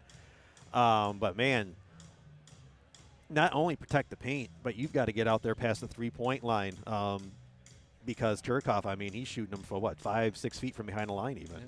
I was just going to ask you, if, as a head coach yourself, if you were in the Trojans right now, you had as much as an 18-point lead in one point of the game.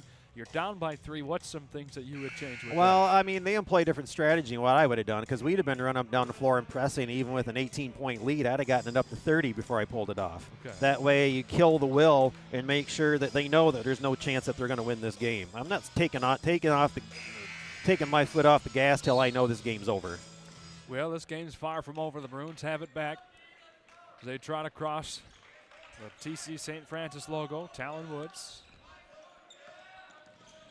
meeting up some trouble here with Rutger Feeney. Dumps it off to Turkoff.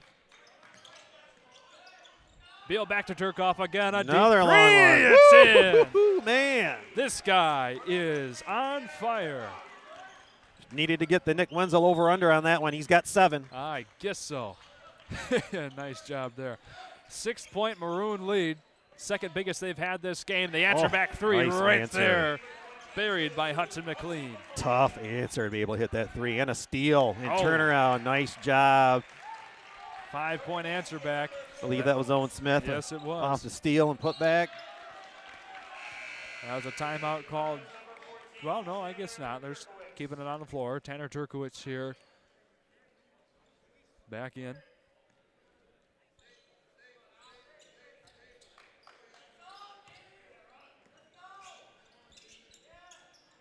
Woods here with it now at the top of the arc. Back over to Dylan Beal.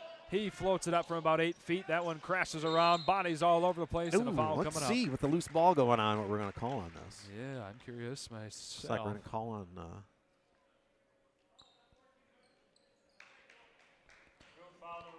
Central Clappin. Looks like Xander Jerkowitz will get that, his third.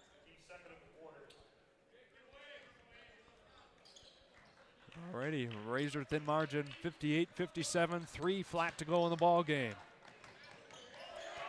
Easily the closest game this stage of our day today, No and probably the best game that we've seen today with the back and forth.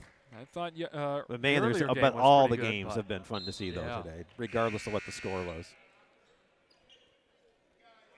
Jackson Mizak, as well as Brody Dano, come back in here. Apologize, Danu. Want to make sure we get that right. Feeney off the inbound from his brother Rutger. Trying to work it past Beal, no going there. Rutger loses it at the elbow, gathers it back, gets it off to his brother Cassius. And there's an extra step, there's the travel. Yeah, good call on traffic like that. Yep. Yeah, I was just going to say, where's your tagline? Tag his bags. He's traveling. TBC, Cherry Cup. It gets to some point where, especially when I was coaching, the girls or whoever would just start making the comments for me. Man, I've heard of him enough. I could certainly say it, but I don't want to take your thunder. Tanner Turkoff, though, with plenty of thunder of his own. Not able to get that one to fall, though. Yeah, that hit him in the bad spot. You normally would not have to say that, and they'd finish it. Right. Yeah. Yeah, Rademacher has not scored again in this half. Interesting. That's really hurt after there. 15 in the first half. Oof. Yeah. That's tough. The Maroons have certainly clamped in on him. Rutger Feeney sends it back out. Here's a big shot. No good. From Mr. Owen Smith. Yeah, a little too strong. Missed everything.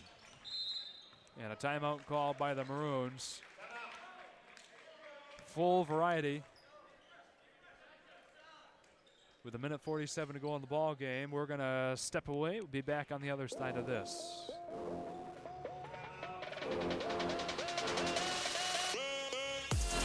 Hi, One of the it's many Kevin Klein privileges from of being an TVC Airport. Insurance agent with Farm Bureau Insurance was the ability to be at all of my son's basketball games. I loved watching him from middle school all the way up to varsity basketball. And now, I'm proud to continue that support for Gladiator basketball. At the Carter and Associates Agency of Farm Bureau Insurance of Michigan, we're rooting for the Glads. Go Glads! Hi, I'm Orion, but you might know me for my business, Professional Seamless Gutters, where we specialize in, you guessed it, everything gutters. New installations, replacements, cleaning, leaf guards, rain chains, and much more. But unlike other service providers, when you call Professional Seamless Gutters, you get me, Orion. not some bum intern or call center recording. So when you're contemplating any services regarding your gutters on your home or pole barn, think professional seamless gutters.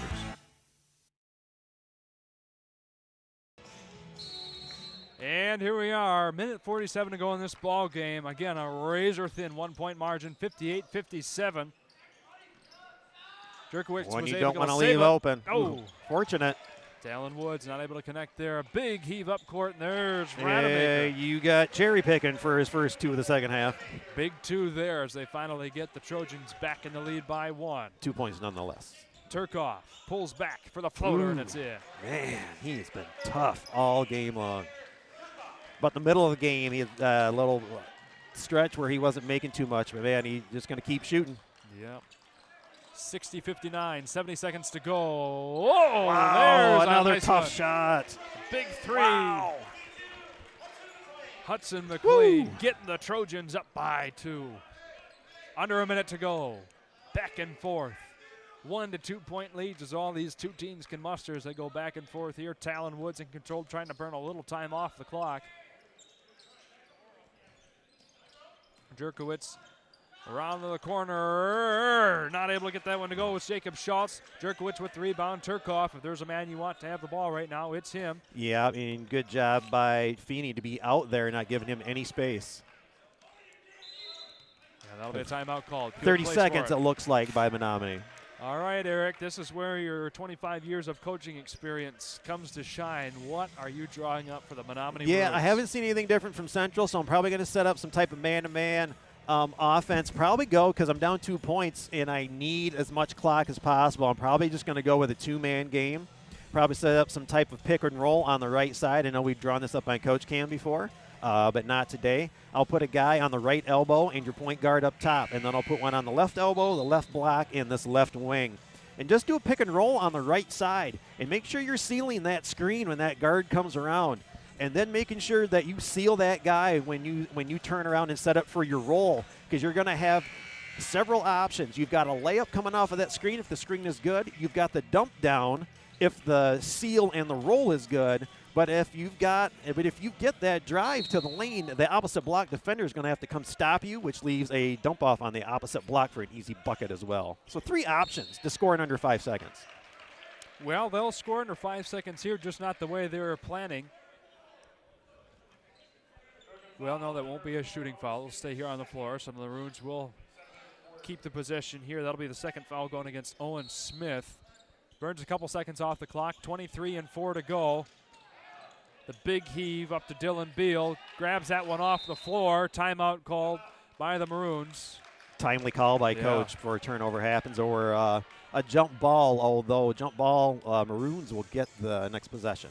Yeah, that'll be their last timeout to give, I believe. Yes, it is. So that'll be a full timeout. We're going to stay right here, ladies and gentlemen. Okay. Yeah, so again, a tight game like this, you just going to do some quick action, try to give yourself a couple of options, or even if you want to set yourself up somebody on the on-ball side for a possible kick out, where you could maybe on a pick and roll play have somebody start out at the short corner on the right side. That puts that defender down low, and then when they come off that pick and roll and that guy sees him coming to the lane, like if you need a 3 especially, then they are going to leave and stop that layup from happening, and you've got to kick out either for a wide open shot around the short corner area, or they can take that step back or 2 steps back as that defender leaves them and have a wide open shot with nobody there. Okay. And maybe even take a second to make sure your feet are set. Well, let's see if the Maroons are subconsciously or telepathically listening to you, rather. Let's see what they draw up. Inbound to Talon Woods from Jerkowitz. There's the immediate foul. That'll be on Rademacher. His third now. Trojans still with one more foul to give before it sends the Maroons to the line. Westwood Patriot fan, thank you for hanging out with us the rest of the day. Great game, great kids on both teams. We both agree. Yes, indeed. 12 seconds to go. Talon Woods gets that off to Turkoff. He'll take it back up top. 7 seconds to go. There's the final foul for the Trojans to give. Burned a lot of time off the clock. 7-2 to go. Wonder why I got quiet all of a sudden. Yeah. That's the 4th foul on Rutger Feeney. And now a timeout, 30-second variety called by the Trojans. We're going to cut it away for a brief moment, ladies and gentlemen. Don't go anywhere. A great finish coming up. Hi, it's Kevin Klein from TVC Airport. We're proud to help keep you connected to high school sports in Northern Michigan, so you can stay in the game all season long with TVC, your Northern Michigan connection.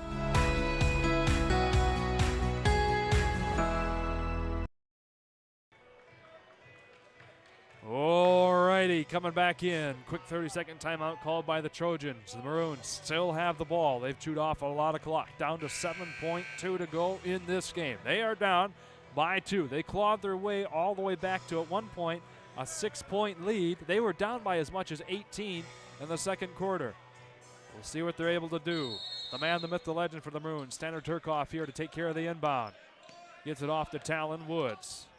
5 seconds. Woods finds no good on the putback either, and that's the end of the game. Dylan Beal not able to get either opportunity in, and the Trojans will come away with a hard-fought 2-point victory, 62-60. Here's the replay. We're going to watch that one more time.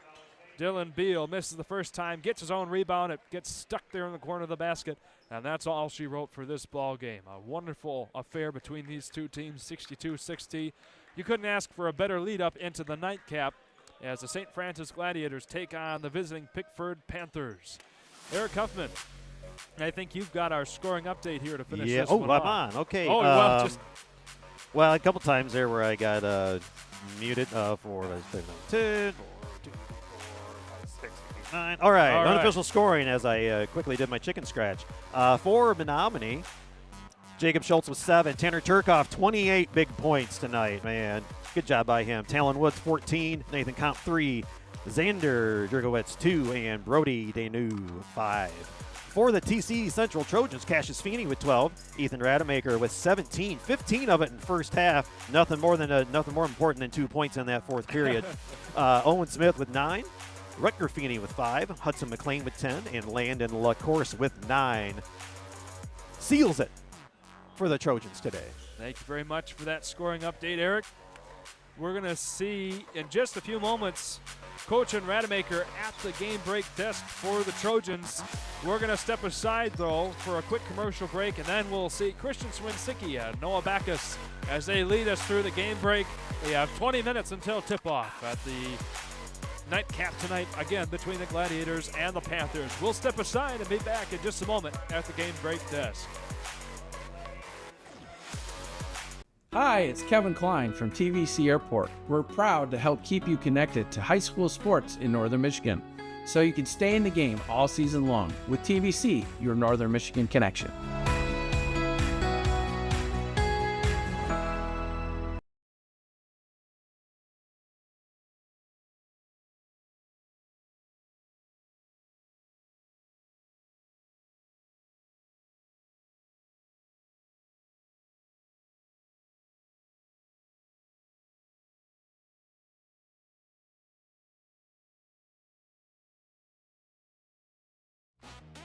Noah's Ark is only the beginning step.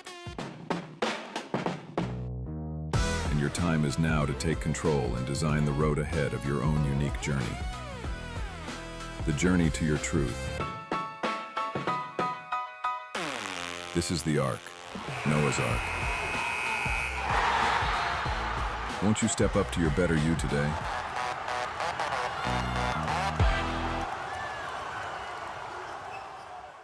Hi, I'm Orion, but you might know me for my business, Professional Seamless Gutters, where we specialize in, you guessed it, everything gutters.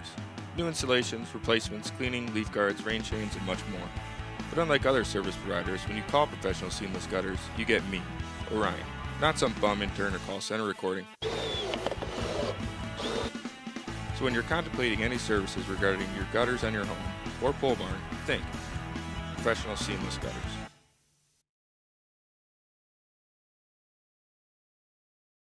Welcome to the Senior Living Community, specializing in dementia care. Here at Culver Meadows, we cultivate the perfect environment for your loved ones by combining our setting, scenery, and social interaction of our residents. We pride ourselves at being an extension of your own family here at Culver Meadows. Call 231-633-9430. All right, and welcome back to Courtside. Christian Noah here with Ethan Rademacher. What a heck of just a game, Ethan. It was a tale of two halves. We saw dominance from you guys in the first half. Got close in the second, Very but close. excellent coaching, excellent ball handling there at the end. I mean, to come into this late at the end, what's your mindset going into a game like this? I mean, Menominee's a good team. You can't overlook any opponent. I mean, first half, we were rolling. We were playing really well, just hitting on all cylinders. But, I mean, going to halftime, we knew they were going to come back, and they did. I mean, they scared us. They took the lead back. But you know what? Just continuing to trust in our teammates and continuing to trust in our team is the biggest thing, and I just think that's what makes us, so united and so close as a group. Right, you talk about 17 points tonight. Kind of got most of them in the first half. You came out very aggressive. Is that something that you kind of wanted to make an emphasis, come out hot? I seen you kind of rally the troops in the first half. Was that a key point for you to kind of get going? Yeah, I mean, we've had a lot of slow starts, and it's very hard when we start off slow. And again, against a team like this that we know is going to keep going right at us, it's so important to come out with a strong start. And it's just getting everyone motivated and getting everyone to go and keep going and shooting and scoring and again hitting on all cylinders. It's just so important. I think that's my main job on the team is get the team started and then we just get rolling after that. And then building off of that, you got a tough districts coming up.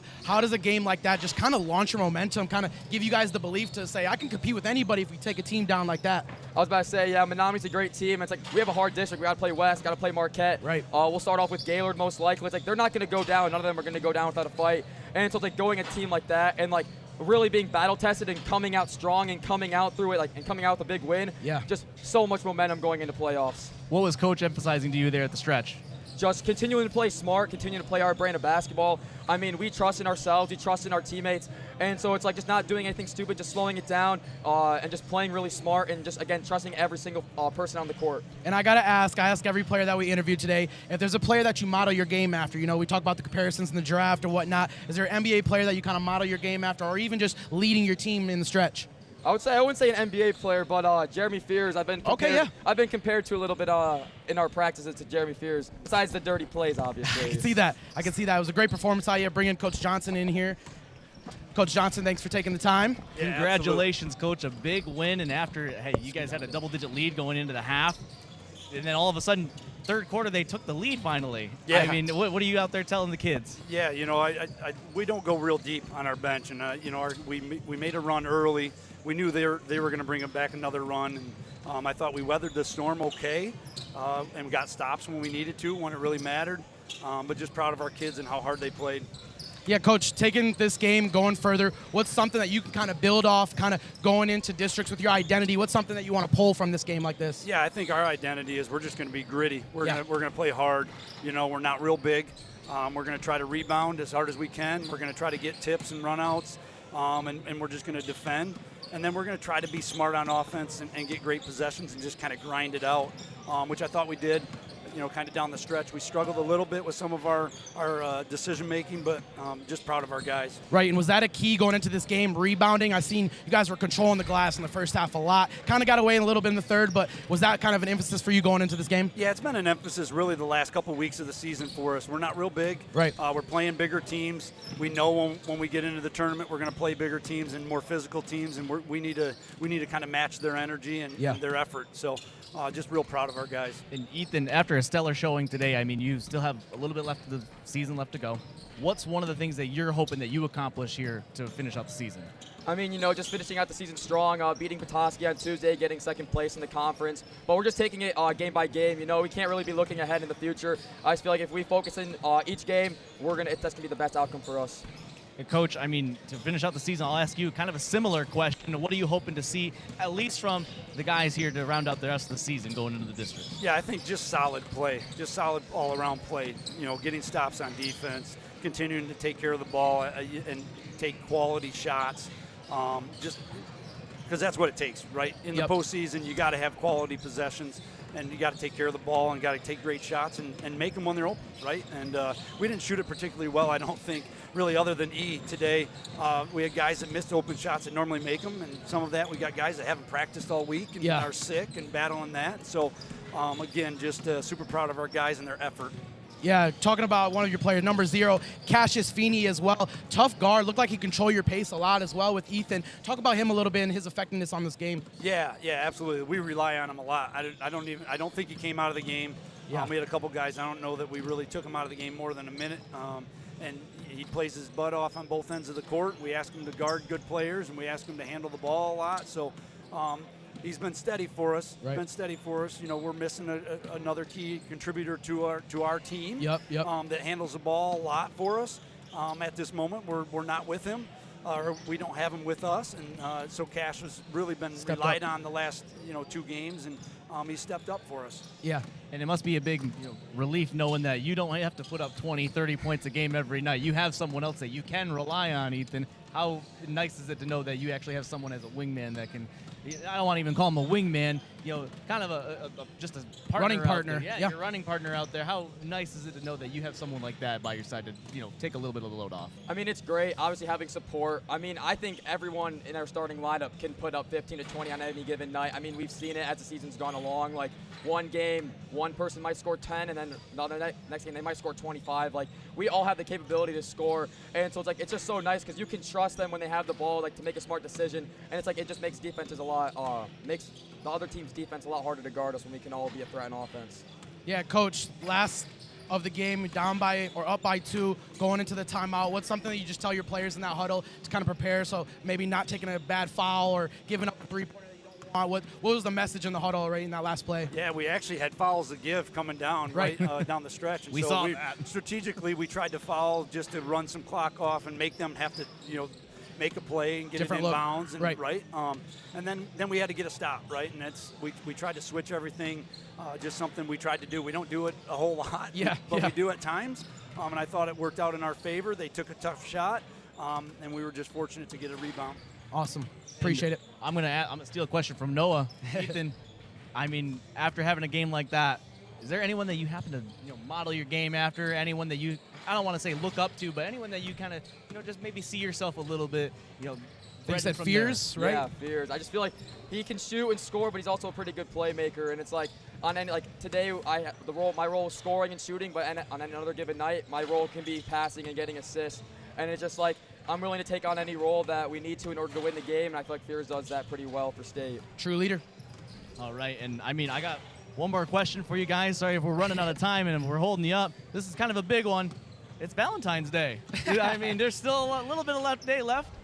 We have plans here still? I'm going to go home and spend it with my family. My plans are probably a little bit different than E's, right? But I'm going to go home and spend it with my wife and my 3 kids, and we're just going to spend some time together. It's been a long 2 weeks with 6 games in 2 weeks, and so taking this advantage of getting off my feet, and hopefully these guys do the same. But all right, well, and I appreciate you guys for stopping out here courtside. Congratulations on your big win. Appreciate you taking your time with us, Coach and Ethan. You guys have a good, I would say, drive home. You're already almost home. They're here. Yeah. So, guys, thank you for stopping out. Charles, everyone, we'll be right back after this break. We'll have the highlights of preview of St. Francis versus Pickford coming up next. Until then, right after this. Go Trojans.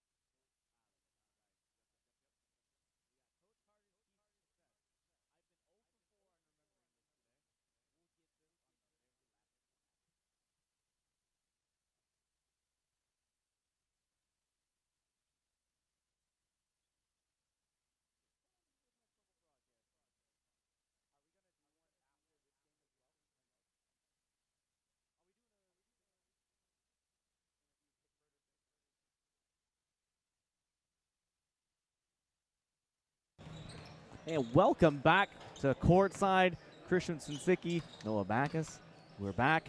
I mean, we just got off the headsets here with Coach and Ethan Johnson. I mean, Coach Johnson and Ethan. Just a delightful duo. We've got to see a good selective talent of athletes come through here, and I mean, Pickford's warming up. Sorry, they're distracting me. I'm watching these balls, making sure they're not coming to hit our equipment that they've.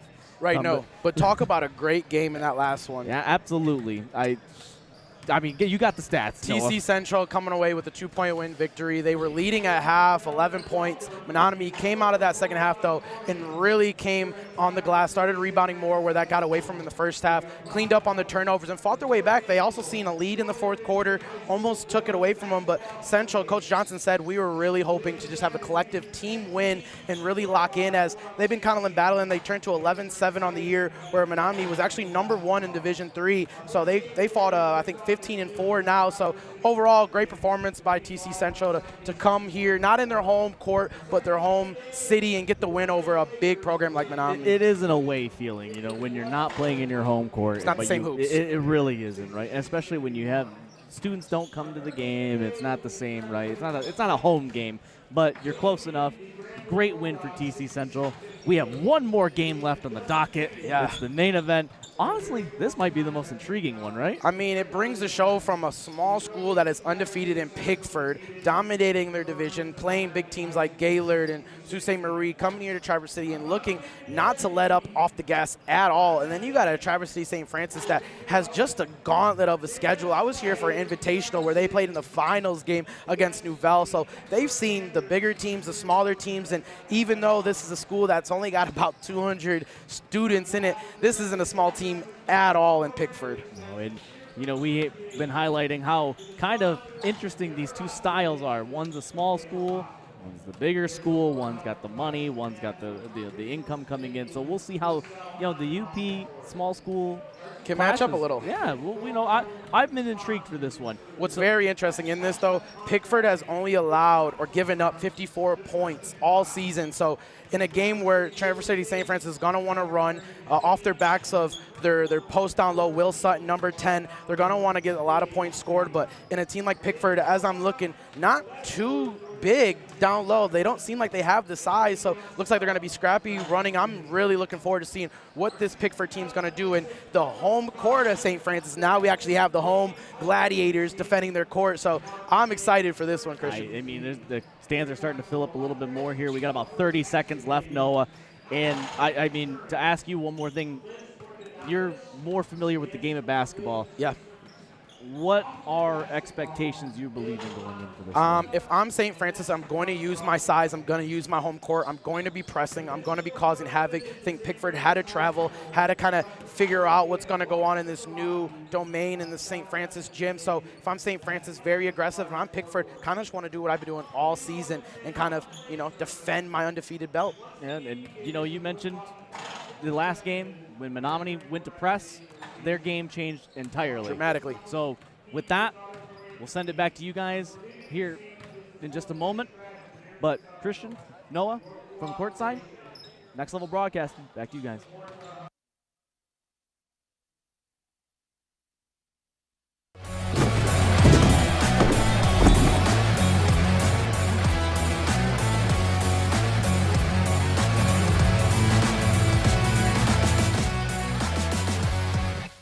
And now, last but most certainly not least, game number 5 between the Pickford Purple Panthers, say that quick 3 times, and the St. Francis Gladiators. Let's go. Coach Carter's Keys to Success is brought to you by the Carter & Associates Agency of Farm Bureau Insurance of Michigan. The Pickford Purple Panthers are quickly gaining a reputation for themselves. That reputation, you might ask?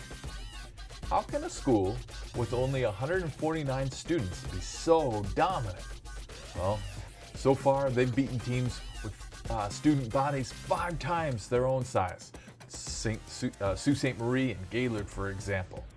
The Panthers are ranked number 3 in the Division 4. They've handled business in their regular season schedule, only to have 1 conference game remaining versus Newberry. The Panthers play sting defense, only giving up more than 50 points once this year.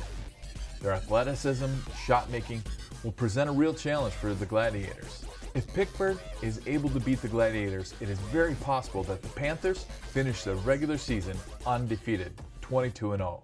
Obviously, the Gladiators would love to prevent that from happening. They've been pretty much baptized by fire this season, meaning the schedule they've played has an opponent's winning percentage above 600.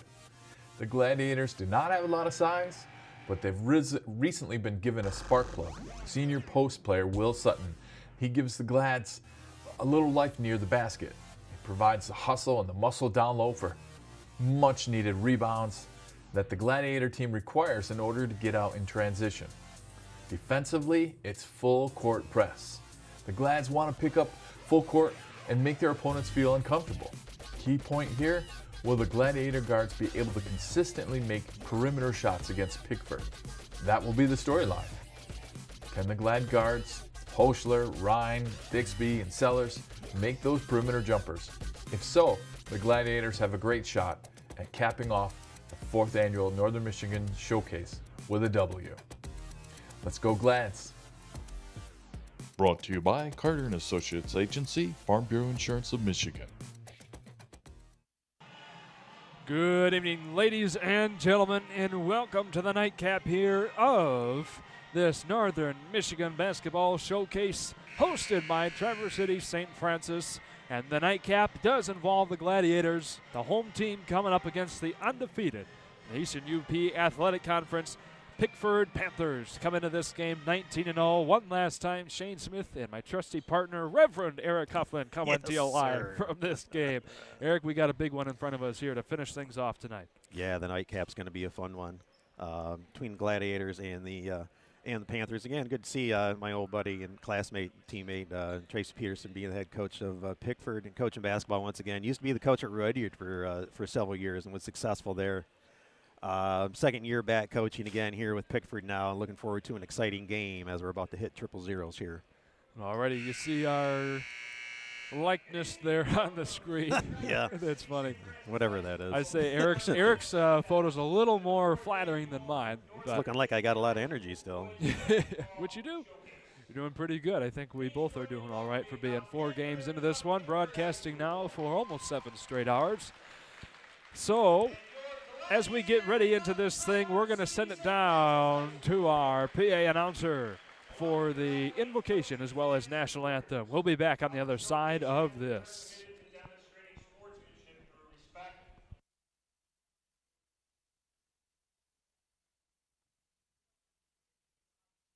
For today's competition. Ladies and gentlemen, please rise, and gentlemen, remove your caps. We will begin with an invocation followed by the playing of our national anthem. In the Father, Son, and Holy Spirit, amen. Heavenly Father, we thank you for this day, for these 2 schools, and the opportunity to play this great game. Grant that we do not take days like this for granted. Give each team the grace to play their best, to be a good sport, and to realize that win or lose, we all come away winners.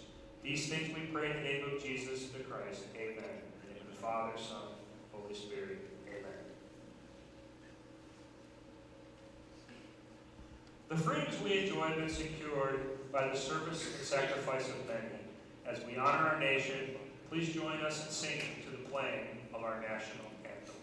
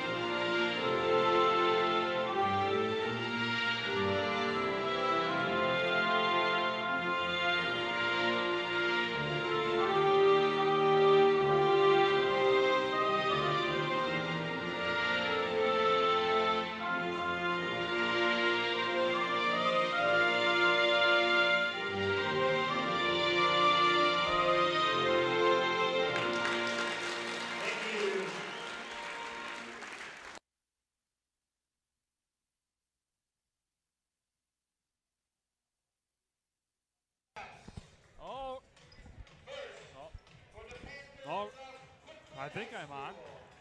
Very quiet. What happened to our There's one. I think I'm back. Welcome back. There we go. Into the starting lineups we go, beginning with the Pickford Panthers. Number 5, Caden Wiltfong.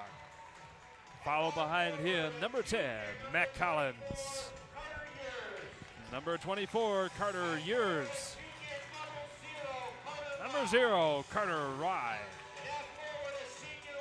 And last but not least, number 3, Gunnar Bennett. There's the starting 5 for the Panthers. Eric, over to you for the starting 5. Yes, sir. Thank you very much for the TC St. Francis Gladiators.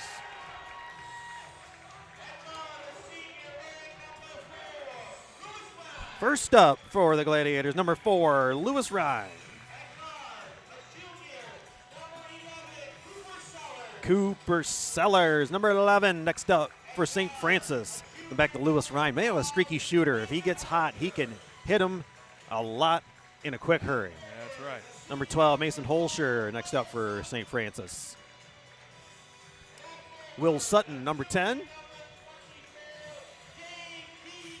And rounding out the starting 5 for Traverse City St. Francis, number 24, J.D. Carlson. All righty, just about ready to get underway. These two teams coming into this one, 19-0. Pickford at the top of the Eastern UP Conference, one of the top-ranked teams in Division IV in the entire state of Michigan. St. Francis struggling a little bit this season, but my goodness, if they face some tough competition so far. They come into this game 7-12, hungry for a big-time win like this game here, especially to cap off a big night and a big day with this Northern Michigan Showcase presented to you by Next Level Broadcasting, our 4th year of doing this, and it is a pleasure to have you all here. Pleasure to be working with this crew today, about a dozen of us bringing this one to you live, and a pleasure to be calling this one alongside of you, my friend Eric Huffman. Yes, sir. One more time. Let's get it on. That's right. And it looks like, well, finally Pickford comes away winning that one. Carter Rye eventually gets it. It'll be Matt Collins here working his way into Pickford territory. Rye gets it off to Caden Wiltfong. Now it'll be Gunnar Bennett. Skips that one over to Carter Rye once again. He thought about it. From the corner is Wiltfong. Passing around the arc here, looking for the first opportunity to score. Matt Collins nearly lost control of it there. Gathers it back, skips it back across to Carter Rye. He'll drive for the 3, and it's in. He was just sitting there waiting for that pass to get there. Nice looking 3. Big start here for the Panthers. Yeah, all that action going on while he's sitting there knowing that skip pass to him could be coming. Sellers over to Mason Holscher. Inside, that one broken up. Not able to get a handle on it there. Mr. J.D. Carlson. What you could possibly see is a bunch of different types of setups on offense and defense by Pickford, depending on the situation. So be aware of any type of different setups that you might see throughout the night. Right now, they're being a man-to-man. Mason Holscher working his way to the baseline. Didn't like that. Takes it back up top. Lewis Ryan now with it. Back to Holscher we go. Minute gone by. The opening 3 by Pickford. Sellers finds it over to Sutton. Now Holscher thought about it, reels it back in, kicks it back over, up top to Holscher once more. He'll go all the way in. Not able to get it with the gentle touch. Back into the paws of the Panthers we go. Rye back and forth to Collins. Collins drives it in, lays it up nicely. Yeah, faked off the screen, went baseline, had a nice take. Yeah, and for the 3rd game in a row, we've got one team getting out to a quick start. 5-0, the Panthers have it. Bobbled around, Lewis Ryan gathers it back into his control. Yeah, again, you're going to see some pressure from Pickford to get that guy up on the top. Looking for you to go to a corner so you can set up a double team. Nice finish by Carlson. Gets the first points for the St. Francis Gladiators, 5-2. Collins going all the way in, draws the foul.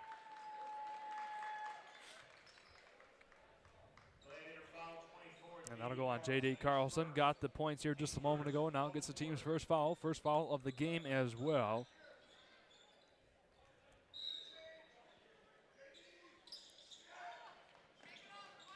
Inbound to Caden Wiltfong here. Around we go to Carter Yurs. And now another three. Bounces away. Not able to get that one to go. Active crashing the boards. Pickford is. There's the putback. A good two from Carter Yurs. 7-2 ball game. Yep, spreading the wealth early. 3 different players scored for Pickford already. High flying pass caught by Cooper Sellers. Round we go to Ryan. Try to work that one in. Yeah, right again, a rotation with the zone press puts you in a position to get turnovers. And the big three fall. Oh, my. Took a good bounce there. Caden Wiltfong got lucky, and that one goes in 10-2 now. Yeah, so you're going to have yours up here starting at the top. When he crosses half court, that's when you're going to start forcing pressure in one of these corners, and then you're going to rotate and cut off all the short passes and just leave that over-the-top pass, and your backside guy should be able to intercept those. Cooper Sellers gets it after Holscher found some trouble. Ryan for three, from the corner, bounces around and away. Picked up by yours, and away we go. Nice quick Gunnar advancement. All the way in, falls in. Bennett might need a quick timeout from St. Francis, and looks like we'll get it right now, 12-2. That gets the Panther faithful on their feet. Big start for them, already up by 10. With 4:33 to go in this first quarter so far. And you know, we talk about this enough. You always ask me, and with teams like this, I always say they're a team after my own heart because I'd love to press all game long. And love to, especially on defense, we love to dictate what their offense does with our defense. We don't want to sit back and just wait and hope we can keep them from getting into the paint and preventing a three-point shot. We want to trap you and possibly, if we can, not even let you set up an offense and get you flustered and get you tired at the same time. I'm assuming Coach Peterson's got a good conditioning program to be able to do what he's been doing. So I wouldn't be surprised if they don't let off gas. Well, so far St. Francis does get into this one a little bit flustered. We'll see how they're able to recover. Down by 10 to begin. You know, and I say that too, just like I have said for a few games today. Early lead for a team, but we've had a lot of comebacks as well. That's true. Lance Voss and Oliver Hayes, as well as Jake Bixby, all come in for the first time, and Reef Wickern as well. Wickern grabs the tipped bounce pass. Mikey Bauman, shift change here for the entire St. Francis squad. Bauman over to Wickern from the corner. Nice. It's in. Boy, they needed that. Yeah, they did. 12-5. Years stops, gets it back over to Collins. 4 minutes gone by, 17 combined points scored so far, 12-5 in favor of the Panthers. Wiltfong from deep, no good. Gladiators will let that one bounce away. They'll have it right back. Not quite, almost kind of floating to the side a little bit when he was getting ready. And again, we talk about squaring up for those shots. Not quite enough of a turnaround when you're leaning to the side getting that one off. Wickern and company going to trot this one across the logo. Back over to Mikey Bauman. Skips it over to Bixby. He'll hang on to it for a moment. Looks for the right man to get it to. It'll now be Bauman finding Oliver Hayes in the paint right there at the elbow. He tries to muscle his way in. Gets it stripped away by Gunnar Bennon. And away the Panthers go once again. Bennon with a nice find along the baseline. He had a sister that played there a few years ago. Did a great job. Okay. I believe it was a sister. And you played against Pickford quite a bit as a head coach. You coached. I don't know if I ever. I don't know if we ever got into. No? I don't know if we ever played Pickford. I don't think I did. No. Okay. Detour. We did up there, up in that area. And then we played Brimley, Maplewood. I don't think we ever. Yeah, we never got a Pickford game in.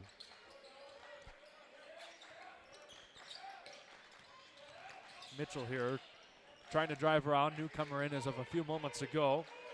Matt Collins buried with Lance Voss hanging all over him. Back up top we go. He'll try for the three. It's in. Matt Collins delivers the big shot. 3 threes for Pickford this period. They extend the lead back to 10. And another takeaway. That one started by Gunnar Bennon. He'll get the nice pass in from Collins. Yeah, nice shot under control. 17-5, 12-point Pickford lead. Here we go. Wicker gets it off to Bixby.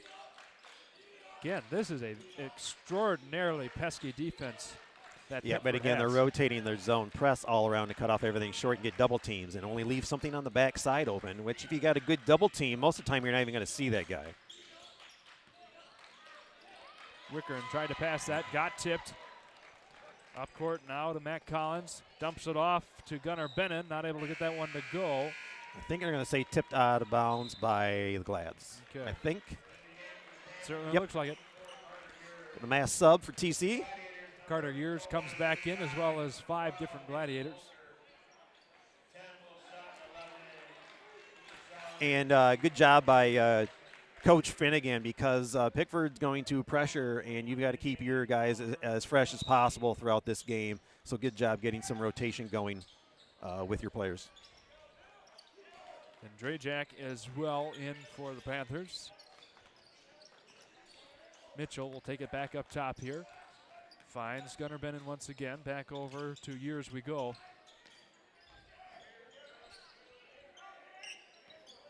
East-west ball movement here. Nothing really going in at the moment. Just as I say that, good find inside to Years, and he gathers it up, puts it in. We get a 19-5 ball game. Yeah, Years just staying home on the backside, knowing that someone's going to go and help. All sorts of trouble here for Lewis Ryan.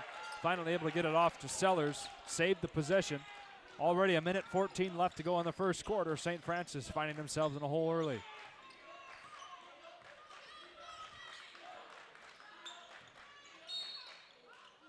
And there's a quick foul call coming up here. The first one against the Panthers after almost 7 minutes of game time. Yeah, Coach Pete probably going to tell you, move your feet, don't throw your hands in there.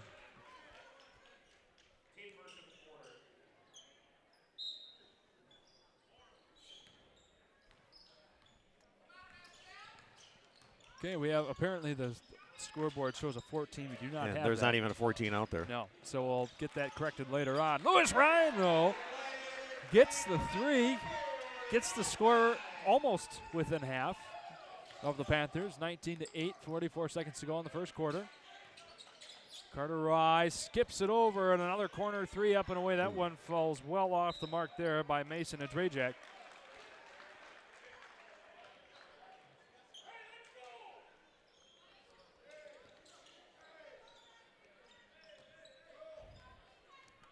Some energy coming over there from the Pickford sideline. Oh, man. I thought it was me sitting over there for a minute. Well, you and he are cut from the same cloth. Oh, dude, you have no idea. I bet not.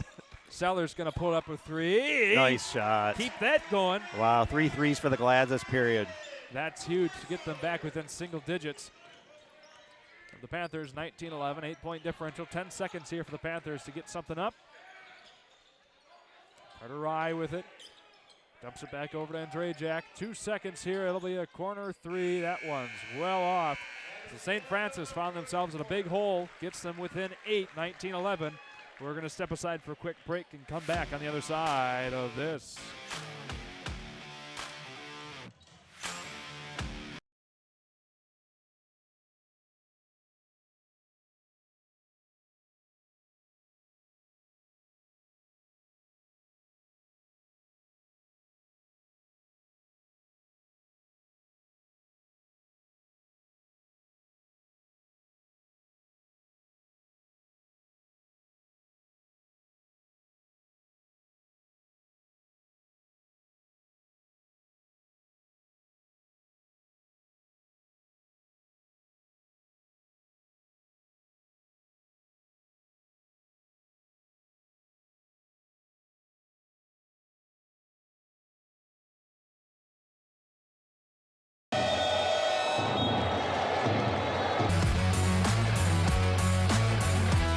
Right back. Always going to pull it. Got it. Condon has it. Left block. Slams it home. The Glen Lake student section, they're pumped up.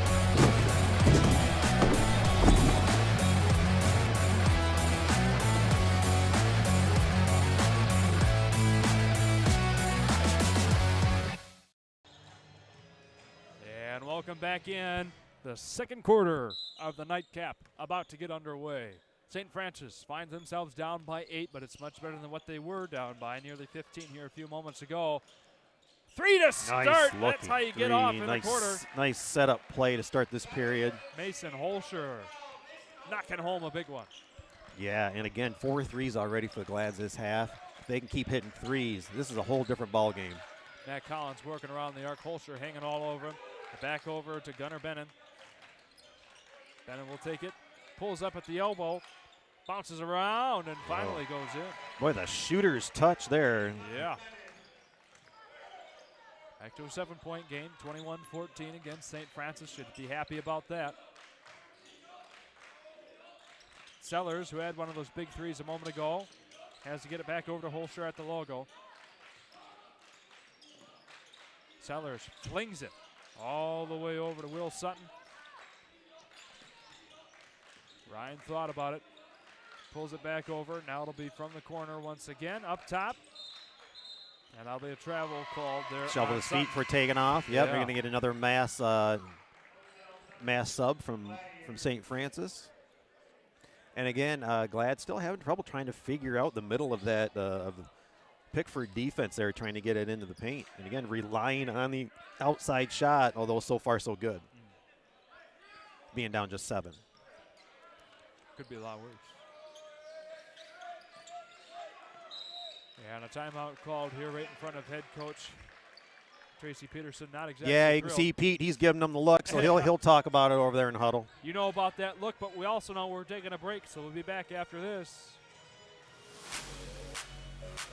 Hi, it's Kevin Klein from TVC Airport. We're proud to help keep you connected to high school sports in Northern Michigan, so you can stay in the game all season long with TVC, your Northern Michigan connection.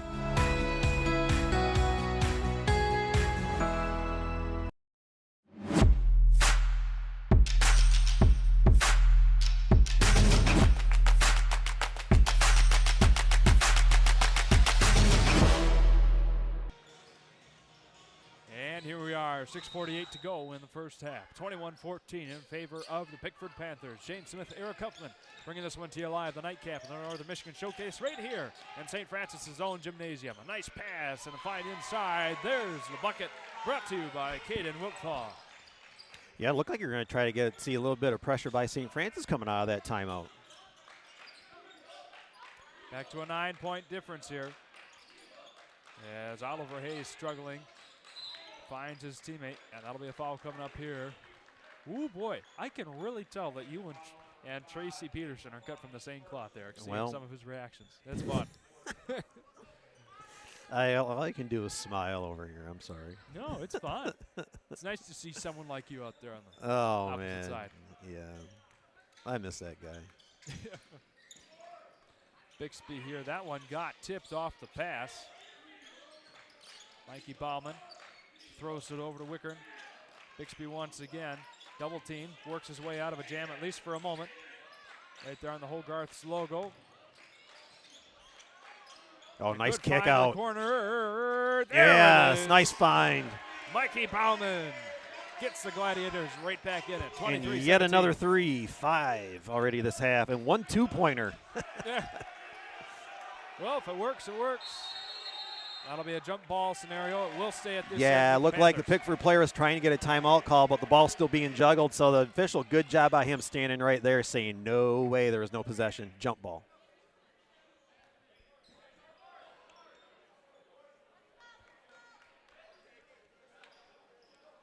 No harm, no foul. Panthers will hang on to it.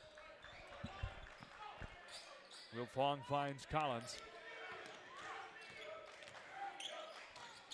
Dump off here to Yurs, who started out this quarter hot, or this game hot rather. It's cooled down a little bit. And that was knocked away right there by Wickburn, staying at this end of the court. Yep, and you get the TC St. Francis bench coming up, congratulating, give some props to their defensive teammate for doing a good job. This is a very active St. Francis bench, and they need that against this team. That one a little bit too hard coming off from Carter Yurs. Back the other way. Lance Voss on the rebound. Sends it up court to Bixby. He's able to corral it before going out of bounds. Back over to Mikey Bauman. Thought about it. Hangs on to the ball here. 5:03 to go in the half. Bauman pulls up from the free throw line. That one falls short. Might have even been tipped a little bit. Gunnar Bennon got it for the Panthers. Oh, Up court tough to leave. Nice rundown by Yurs. From the corner. That one out and away from Caden Wiltbaugh. Nice run to the floor real quick by St. Francis. And another quick outlet headed the other way as we'll get a quick layup. The opposing number threes, Wickern and Bennon. Bennon got the points there. Wickern a moment ago was just a little bit out of control trying to get the layup in there. 25-17.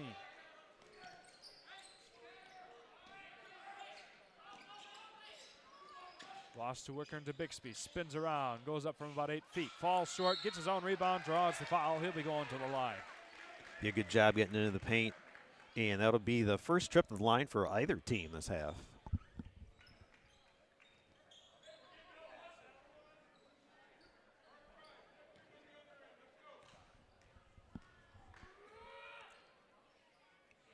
First free throw is in.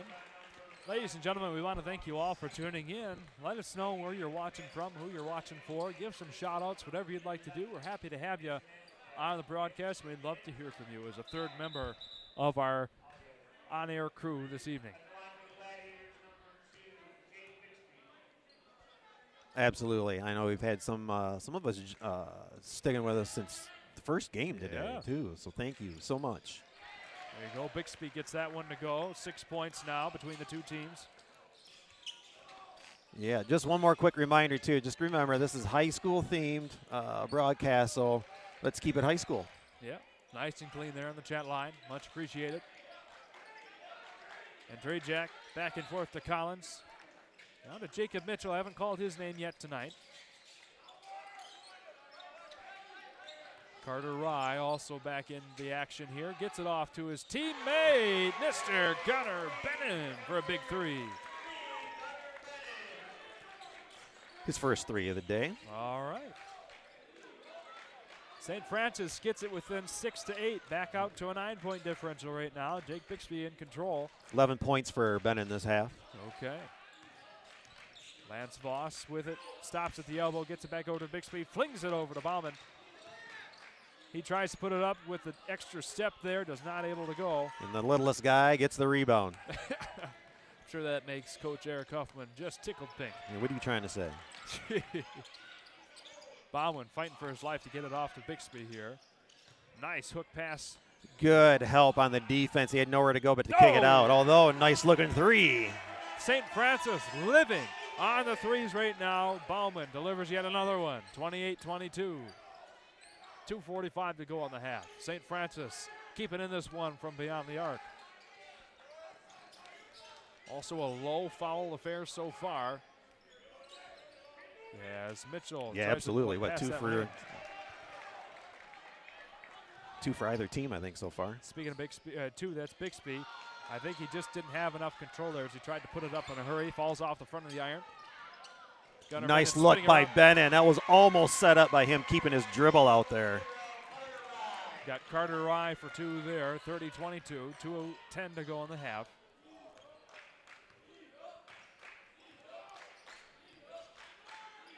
St. Francis looking for a line change again. At the next dead ball.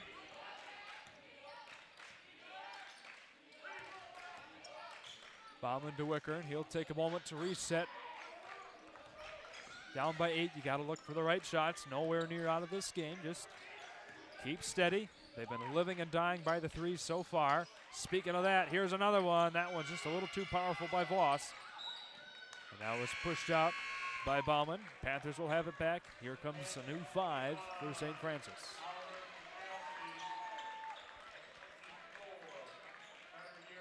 Oliver Bruchowski and Carter Years back in for the Panthers. That's a little more manageable, calling 2 players. Bennon taking care of the inbound. Off to Mitchell.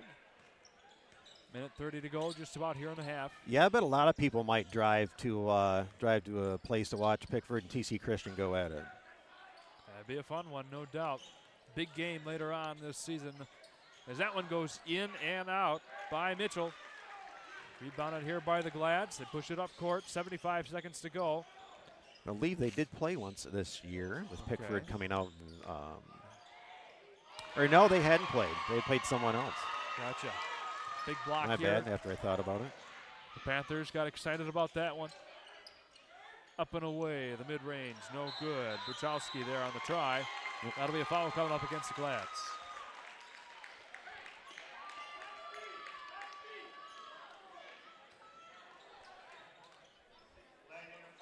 Yeah, and that'll fall on Will Sutton, his first.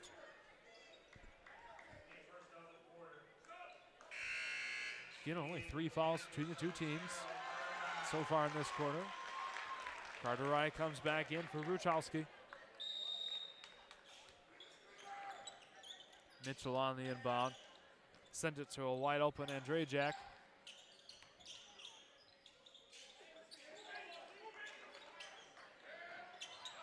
From the corner, working the baseline.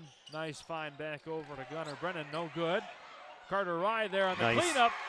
Gets it in. Back to a 10-point lead. Yeah, good job keeping control with contact, too, going up, finishing off the glass. 30 seconds left, 10-point lead. Yep. St. Francis get a good possession here before the half. Should be nice to keep it at 10 or under. Sutton had the right idea, just not enough power. Same there for Carter Ewers. Back the other way, St. Francis with 16 seconds to work with. They slow things down, look for a good shot. That one's well up and over. Good rebound, though, by J.D. Carlson to save things. Yeah, Carlson had that quick spin move, getting the foul out of it. He also had the quick kick out to the corner, too. Cartwright picks up his first.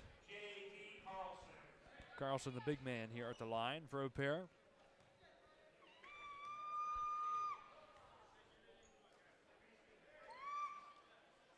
Ooh. Bounces off the heel.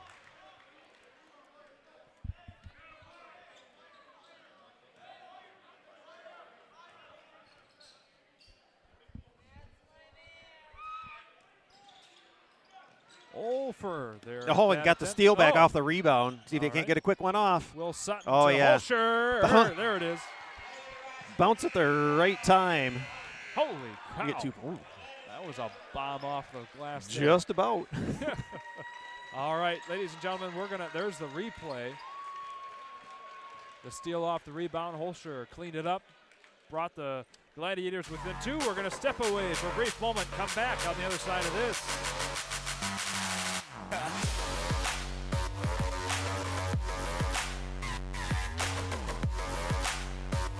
One of the many privileges of being an insurance agent with Farm Bureau Insurance was the ability to be at all of my son's basketball games.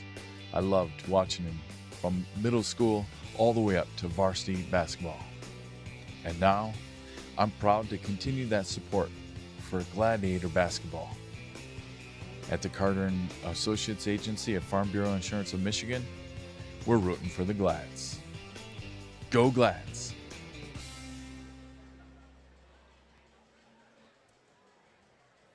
Alrighty, welcome back in, ladies and gentlemen.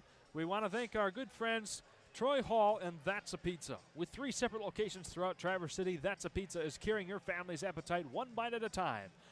Wherever you are in TC, you're just around the corner between their Hammond Road, North Long Lake Road, or US 31 locations right there in Acme. That's a Pizza is right in your neighborhood, offering mouth-watering pizzas and with special celiac options for gluten-free pizza as well. Our good friends at That's a Pizza. All right, we're going to keep it right here, and when they're ready, I believe they are, send it over to our game break desk with Christian Swinsicki and Noah Backus. Gentlemen, take it away.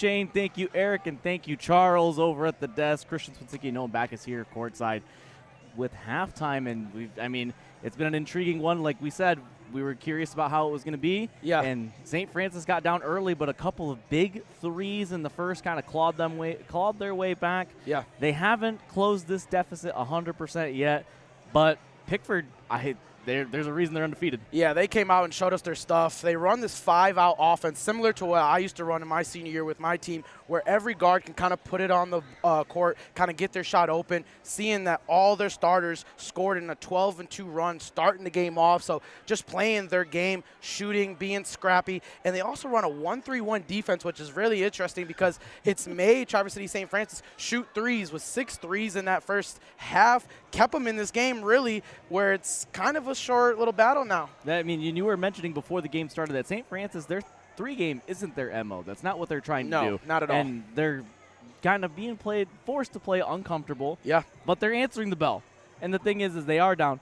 But like we saw in the last game with Menominee and TC Central, it's not always. No, these adjustments the coaches are going to run now. You think Traverse City St. Francis kind of settled in, kind of took a minute to get going. Don't want to just live by the threes, but Mikey Baldwin coming off the bench, number 5 with 6 points. You kind of want to get him going a little bit, but you would like to see some down-low play. We haven't called Will Sutton's name that much, and I would love to see him get going. So I think some adjustments for Coach Ferguson in the second half, but for Pickford, you kind of want to just keep rolling as they look like a team that feeds off of each other in momentum with their star, number 3, Gunnar Bennett has 11. Max Collins, their QB, number 10, is on the board with 5. And really everybody's kind of showing up for Pickford and scoring today. And you mentioned that within the first, I would say, 4 minutes, every single Pickford starter Everyone scored on the starters. And of those baskets, 3 of them were threes, right? And that's tough when you're coming right out the gate and the whole team scored, the whole opposing team scored.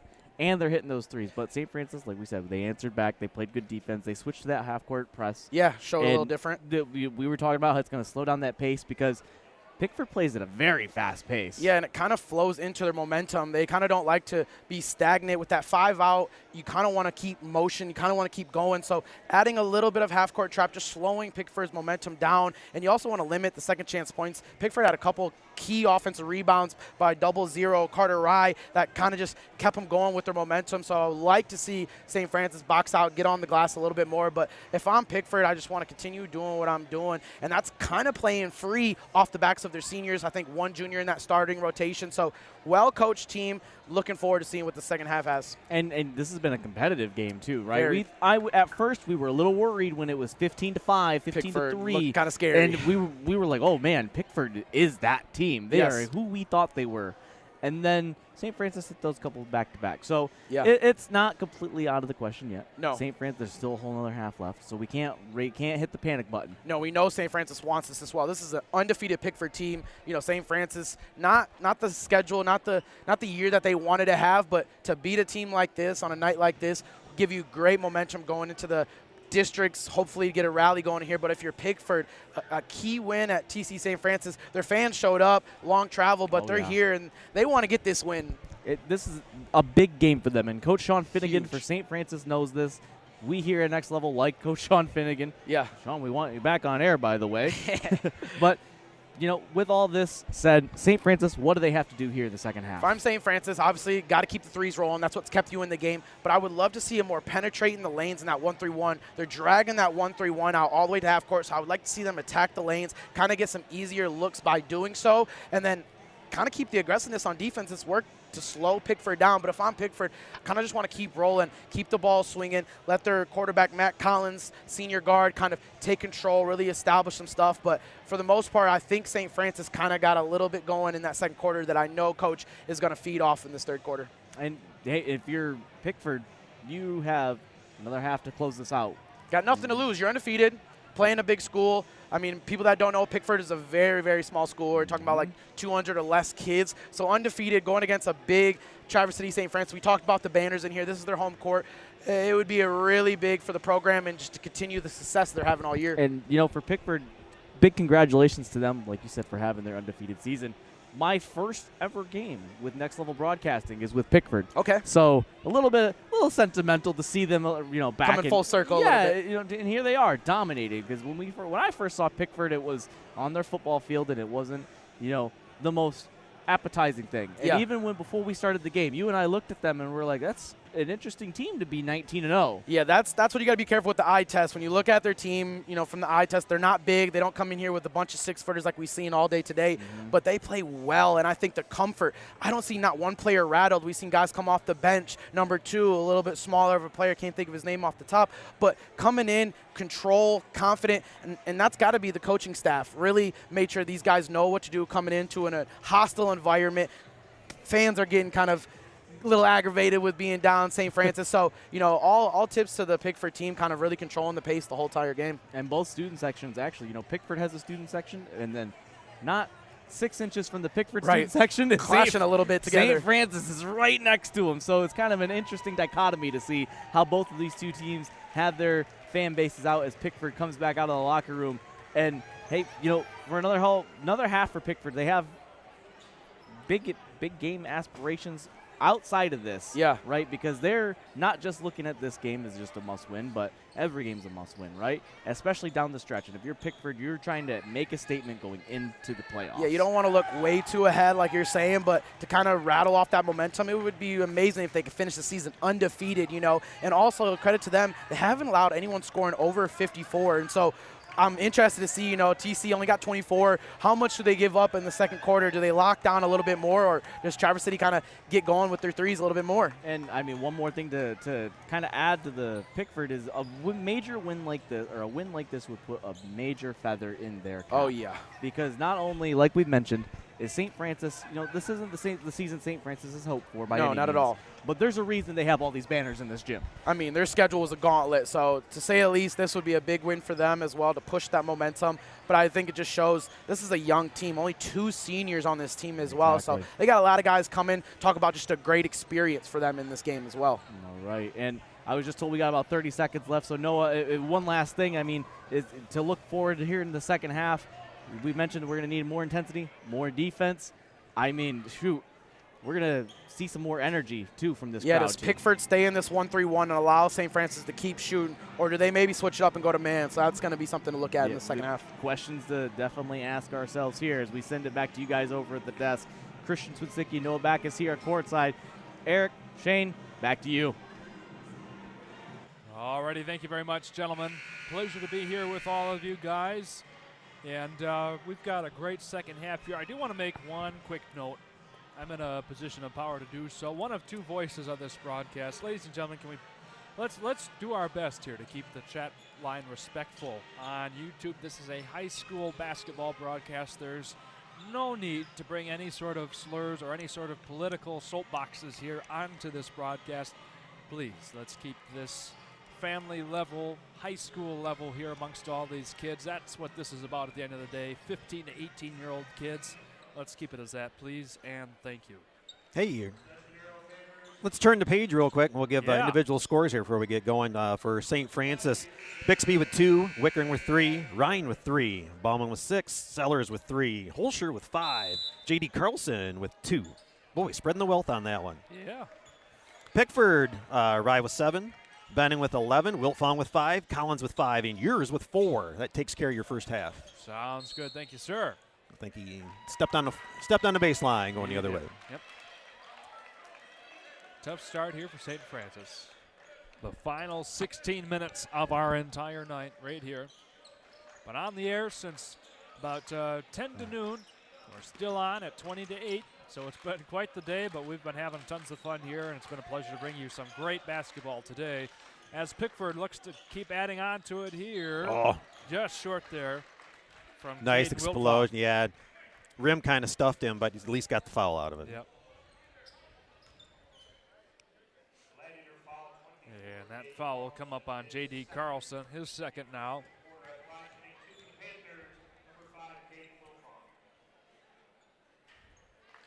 First one in.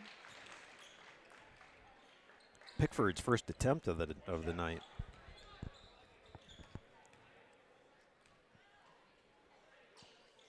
Well, they make good of both of those opportunities. St. Francis was 2 for 4 in the first half. Okay. So, yeah, not a lot of action from the charity stripe. Well, overall, it's been a very clean game, all things considered. Solser tries to get that one inside to Carlson, broken up, and he'll stay at this end of the court. Yep, active hands by Bennon.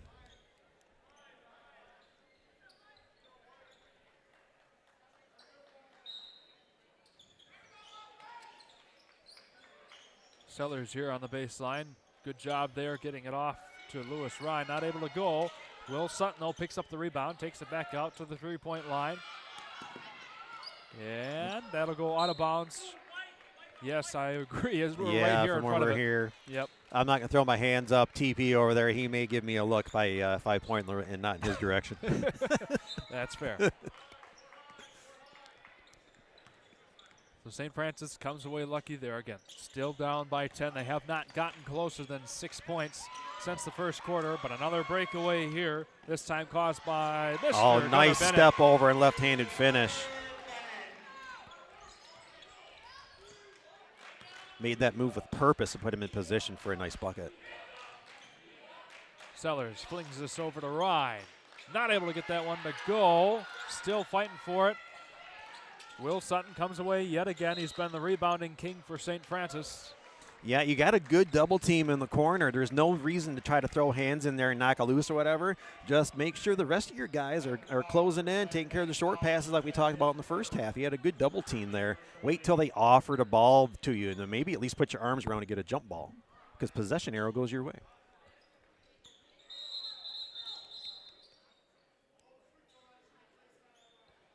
Got a meeting of the lines between the refs.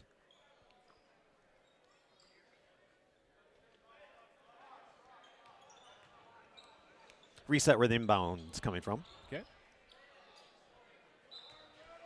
We can do that right in front of our camera guy, Bert Ari. Thought about unloading that one from the corner. Ryan did. Will Sutton gets stuffed, gets it back over to Sellers. Coach looking for a travel. Referee saying the ball was being juggled. Lewis Ryan almost took an extra step there. Back up top. Holscher thought about taking it, be back to Sellers. He had one big three earlier. That one just a little too powerful. Kicks right back out to him, though. Goes in for the short shot. That one also falls away. Sutton somehow saves it. Nope, that'll be out of bounds. Yeah, he was out of bounds and didn't reestablish himself. So after all that, scoreless. Pickford comes away with it once again. Collins flings it over to yours. Back to Collins now. We'll just play keep away. Wilt Vaughn tries for the big shot. No good. Sellers holds up, gets it off to Holscher. There, he draws a foul. One, too. Nice.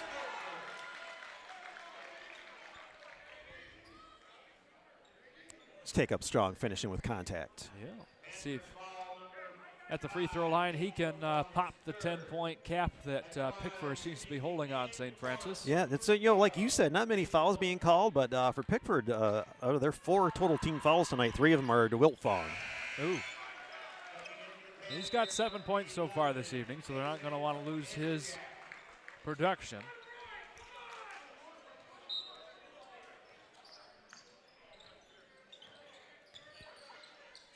Nine points separate the two teams, 36-27.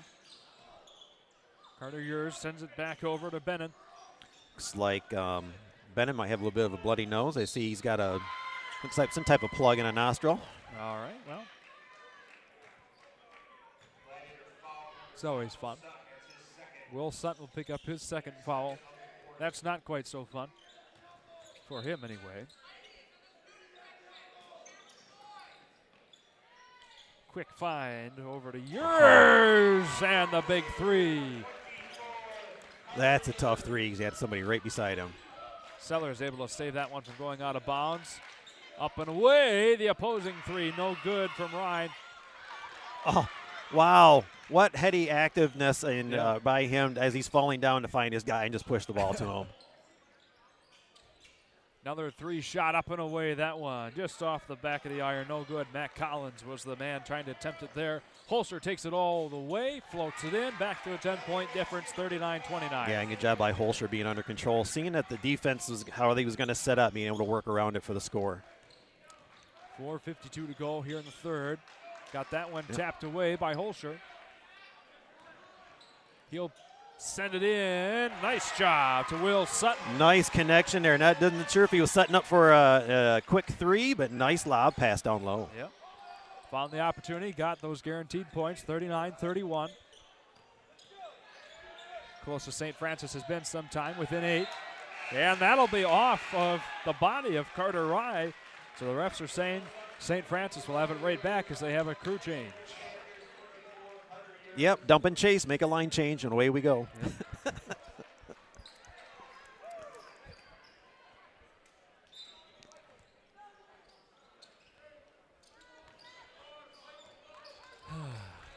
Settle in here. 4:22 to go in the third. Yeah, man. What a fun day, man. I know.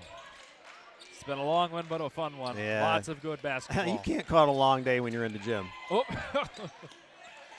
Well, one of us is trying to not get sick for school. One of us is just sick of school. That's also true. That's why you're a broadcaster, not a coach anymore. Yes, sir. Well. Reef Wickern gets it off to his teammate, I've Mikey Bauma, not able to get that one to go. I've had a couple requests. I yeah. believe it. Nice strong meet up at the summit. Nice finish and an and one opportunity for Carter Years. Buries that one in, and Reef Wickern picks up his first foul. Here's going to be the replay on that. Going all the way. Nice finish off there by Mr. Years. Yeah, if you want me to coach for you, you got to think outside the box because I'm not going to listen to anybody. But I got to tell you, he is very dedicated to his teams. In fact, he's got a tattoo of his district championship winning girls team. Geez, yeah, I do. Yeah, 17 and 18 back-to-back conference and district. So yeah, I told them if they did it, I'd mark it, and we did. And there you go, Lance Voss puts nice. it too. First points for him on the day. So if you're looking for a coach that is dedicated to his craft, look none other than the partner to my right here, Mr. Eric Hoffman. Yeah. Mason Andrzejak here. It'll be back over to Garner Bennon. He gets it stripped away right there to gather things up, Collins. And that will be tipped by a Gladiator, I guess.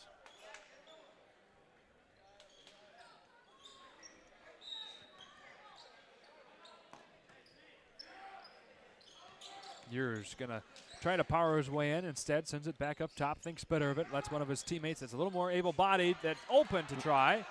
That one up and over the basket by Bennon. St. Francis able to save another possession. Bixby gets stuffed there at the top of the arc. Dishes it back over to Bauman. Takes an extra step, draws the foul. Yeah, good step through will get you 2. So that'll be Gunnar Bennon, his first foul. Each team with 3 fouls so far in this quarter. Real quick while they're lining up, keep up with everything Next Level on social media. Look us up on Instagram, Facebook, and YouTube for updates and event announcements. It is the best way to stay up to date with everything Next Level Broadcasting. And Eric, you've got an officials announcement you'd like yes, to make sir. as well. There's always help wanted when it comes to high school game officials. Every year, over 1,000 new officials are needed. Officiating is a great way to stay in shape, stay close to the game, earn extra money, and so much more. And signing up is easy. To become a registered official, good free throw. Log on to MHSAA.com. Alrighty. Gets the Glads within 8, 42-34. As Pickford gets it finally across the half-court line. Down there is Mason Andrzejak. Back up top. Ooh, misses everything on that one. Jacob Mitchell well short there. Panthers able to hang on to it from the free throw line. That one also falls away by Collins. Wickern here in control. Mitchell off his foot. Yeah. Should be an over and back. Yep, he saw it from over there. Turnover to the Panthers. Good job by Jacob Mitchell. Not exactly the most physically imposing member on this court, but he's doing a fine job out there against the Gladiators nonetheless. So one quick question to ask out there. This is just a showcase of teams, 10 teams from all around the state, just 5 games. It's not round robin in any way, just a way to get a bunch of teams in here for a good day of basketball. Teams from, the far northwestern corner of the UP all the way down to the Grand Rapids area and everywhere in between. Just about every corner of the state's covered outside of the Detroit area. Again, 4th annual, so good job by St. Francis to keep this thing going as well. Yes, indeed. And a good teams here. That was broken up by Carter Rye. Holy cow. Oh, nice kick pass. out. This should be a 3. Ooh, nearly almost got off it the glass in the corner. Ref saying the Gladiators will have it back. And here comes the shift change for St. Francis. Minute 39 to go in the third. Gladiators keeping it within reach, but my goodness, they haven't been able to get closer than 6 ever since that first quarter. Nice find. They do just that. Nice job. J.D. That Carlson, looks so after good. a couple of great assists, gets it in.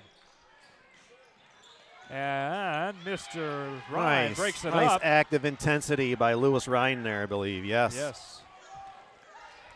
They'll take it back down. St. Francis hoping to double up on points. Already within 2 possessions, 42-36, 70 seconds to go in the third.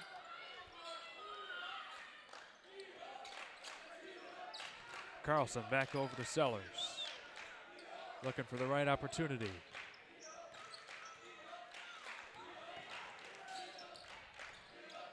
Sellers working his way around nice the arc, back dumps it cut off. again.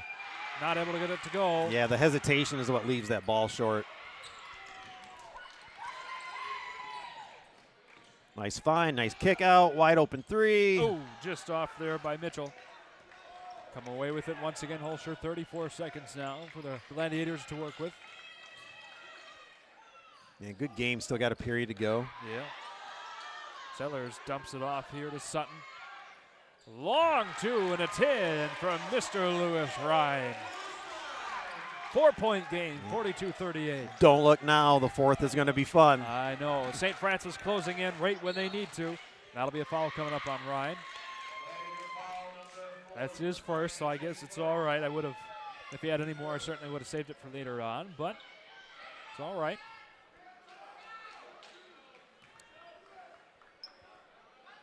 Jacob Mitchell going to inbound this right in front of head coach Tracy Peterson and the rest of the Panthers squad. 8 seconds here for them to get a shot up.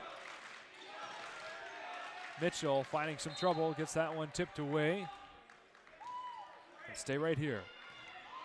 Just under 3 seconds to go. Up and away, the 3 ball in some coverage by Matt Collins falls off. So it will remain a 4-point differential. We're going to keep it right here as we've got a 42-38 ball game. We've got some bills to catch up on. And thank some of our friends, first off with TVC Cherry Capital Airport. Oh, There I guess we go. you'd be able to read it if I scrolled up for you. There Right, you go. dreaming of the sun and sand. TVC Cherry Capital Airport will take you there. Whether it's to the Florida beaches, Caribbean, or to hit the links in Phoenix, fly nonstop on Allegiant or with just one stop on American, Delta, or United. And let's book your spring break vacation to 20 nonstop destinations served by all 6, now 7 airlines with the addition of JetBlue. Don't miss out. Seats are filling fast. Now is the time to book your 2026 vacation experience. Visit tvcairport.com for all the up-to-the-minute flight details. Coming up next, we've got Culver Meadows. Located off of West Silver Lake Road in Traverse City is Culver Meadows, Grand Traverse, premier senior living center specializing in Alzheimer's, dementia, and hospice care. Their friendly and experienced staff can truly be an extension of your family and will offer you peace of mind that your loved ones are treated with friendliness, kindness, compassion, and loving care. For more information, call 231-633-9430. And we're just about ready to get underway. Here we go, the final 8 minutes out of this entire day right here. Here we go. A 2-score game, 4 points between the two. The Panthers will hang on to it.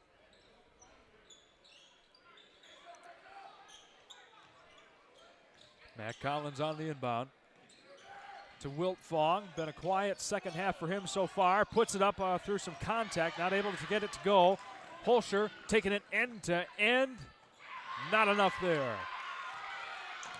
Matt Collins gets it right back for the Panthers. Bennon drives in. Holscher tries to knock things around. Yeah, some frantic action right now. Yeah. Wherever the ball is. Real quick, I need to give a shout out to TC Christians. Garrett Schultz was talking with somebody before their game earlier today. Nice look by Bennon with the left hand there. And I was told that he watched back the game that we did with Harbor Light and heard about me talking about his free throw because he had a flat free throw the other night, and he was actually I heard he was going to possibly make one and point over here to acknowledge the free throw make. Yeah. Hey, buddy, if you would have, I'd have thrown my ones to the sky and acknowledged you. Cooper Sellers here got the three. Got it Nice right back for the left-handed. Gladiators, Woo! and there's Holscher to clean things up. Yeah. Keep it within 4. I see you, young 44-40. fella. Yeah. Holscher breaks that up, not able to get it before going out of bounds off the Gunnar Bennon pass. He'll stay at this end. Holscher in a bit of pain here with his left arm. Just in time for a St. Francis crew change. Yeah, you've got an undefeated Pickford team right now, and they're looking, they're probably wanting to stay undefeated. Obviously, you don't want to see that blemish. Right. But again, most of the time, as I'm looking at all these banners here at St. Francis School, I don't see any hung up there because of a record. That is true. So, this is a nice measuring stick game, possibly, to get them ready for the tournament. And a very tough season this Gladiator team has had. They've really put themselves up against some of the best around the state. So they have been battle-tested all season long. Very athletic team, no doubt. Reef Wickren finds Bixby. Around the arc we go to Bauman.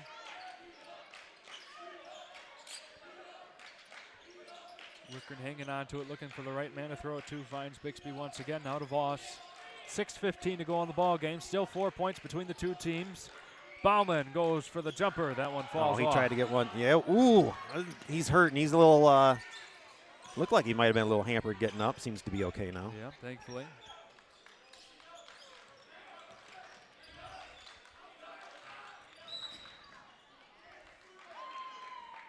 Probably with that grab on the way in. Oh, with a push.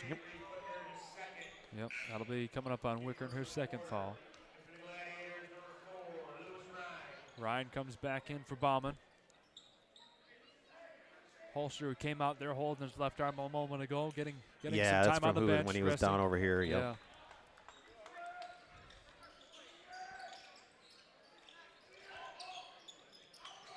Pass off the inbound to Collins. He works his way around the top here. Dishes it off to Urs. He's been quiet in recent minutes. Ooh, nearly thought about the three-point try. Wiltfong did. Got it taken away. Lance Voss to Ryan. Oh, no. You know what, Shane? Yeah. Pass hit him in a bad spot. Right in the hands. Yes, sir. Yeah. Okay.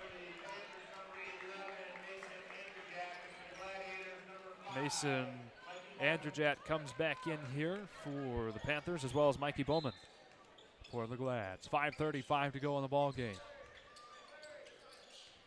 Low scoring, defensive-minded affair so far. Nice leave on the backside. Good job having guys in each corner, so when you attack, you're going to have that backside guy open when they commit. Carter Rye right there to get things back up by 6 for the Panthers. A slingshot over to Bixby, now to Voss. Lost control there. Urs picked it back up for the Panthers. Oh, that's a dangerous pass. Nearly broken up by Bauman. Urs thought about the three, gathers it back up, goes from the free throw line instead. That one falls well short. Nothing but net except in front of the basket. There to try to clean things up was Bennon. No luck there for the Panthers, so we'll go back the other way. Under 5 minutes to go in the game. Yeah, 6 points. I think Coach is thinking the same thing as me. That was a little bit of a forced shot. We could have probably gotten a better option.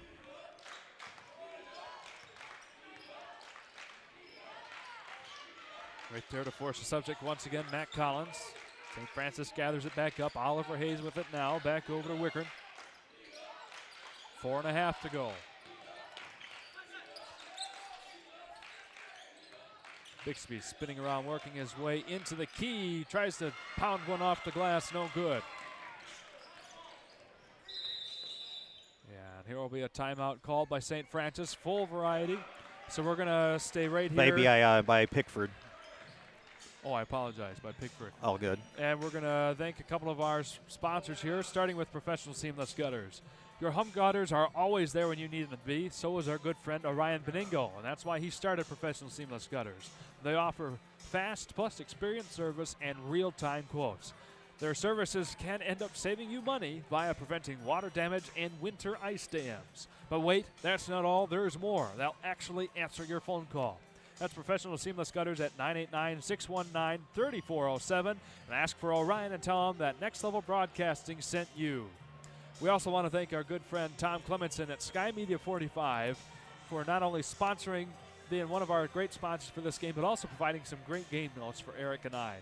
Need to enhance your brand? Sky Media 45 combines excellent photography with post-production to create stunning video and image content. Showcase your community, event, or business with our expert aerial solutions. We're ready to fly for you. Visit them online at skymedia45.com.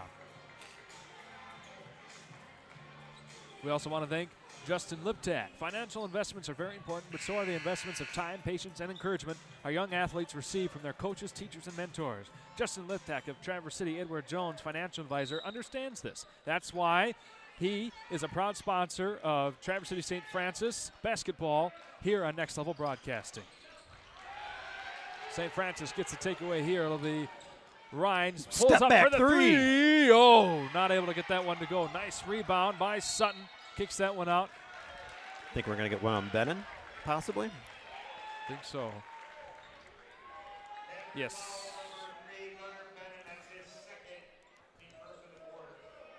Two fouls for him. So getting halfway through the period, both teams with only one foul, so lots of fouls to give, so free throws will not be at a premium yet. There's a three that St. Francis needed. He's pumped after that, mate. Lewis Ryan gets him within a score. And a quick inbounds and down the court by Pickford. Can't celebrate too quickly. Collins flings it over to Andrzejak. Ryan closes into yours. Back over to the corner now to Collins. 3:35 to go in the ball game. 46-43. Yours thought about it. Back over to Andrzejak. Yours once again thought about pulling up. Finds Collins. Dumps inside. Now back to the corner to Ryan. Haven't heard much from him recently. Ryan there doing a little pickpocket.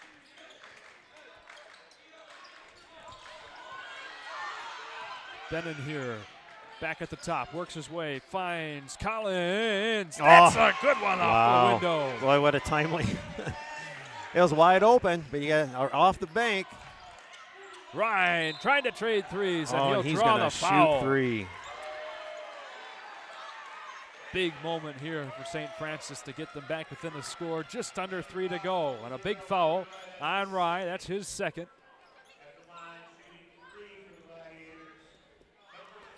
Nothing like keeping it exciting. No kidding. St. Francis finds themselves in so many close games down to the wire, and yet another example of that right here. Back within 5 as Ryan makes the first free throw. Yeah, it definitely made contact after the shot. He didn't like throw his leg out there or anything when I was watching the replay. Okay. Swish 2 for 2. And again, not many free throws. Pickford's taken 3. 3 for 3. Lewis Ryan gets the three-point play the easy way. And he gets the steal. Can he get it all the way in? No! Oh, but there's the something putbacks on there. the cleanup.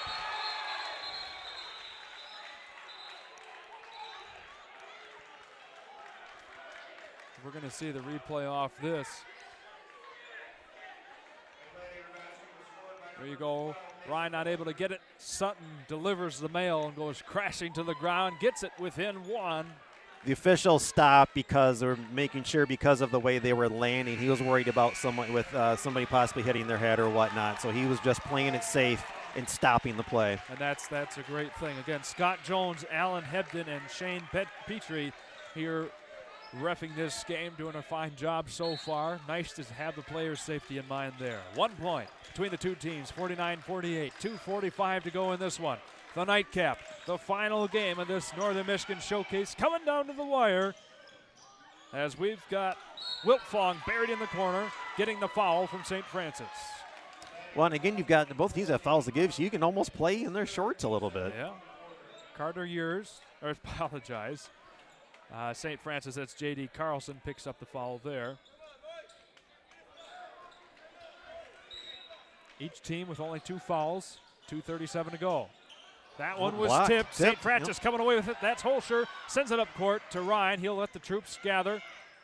goes into the three with the hesitation, and the Gladiators take the lead by 2, 51-49, and that's time for a timeout by Tracy Peterson.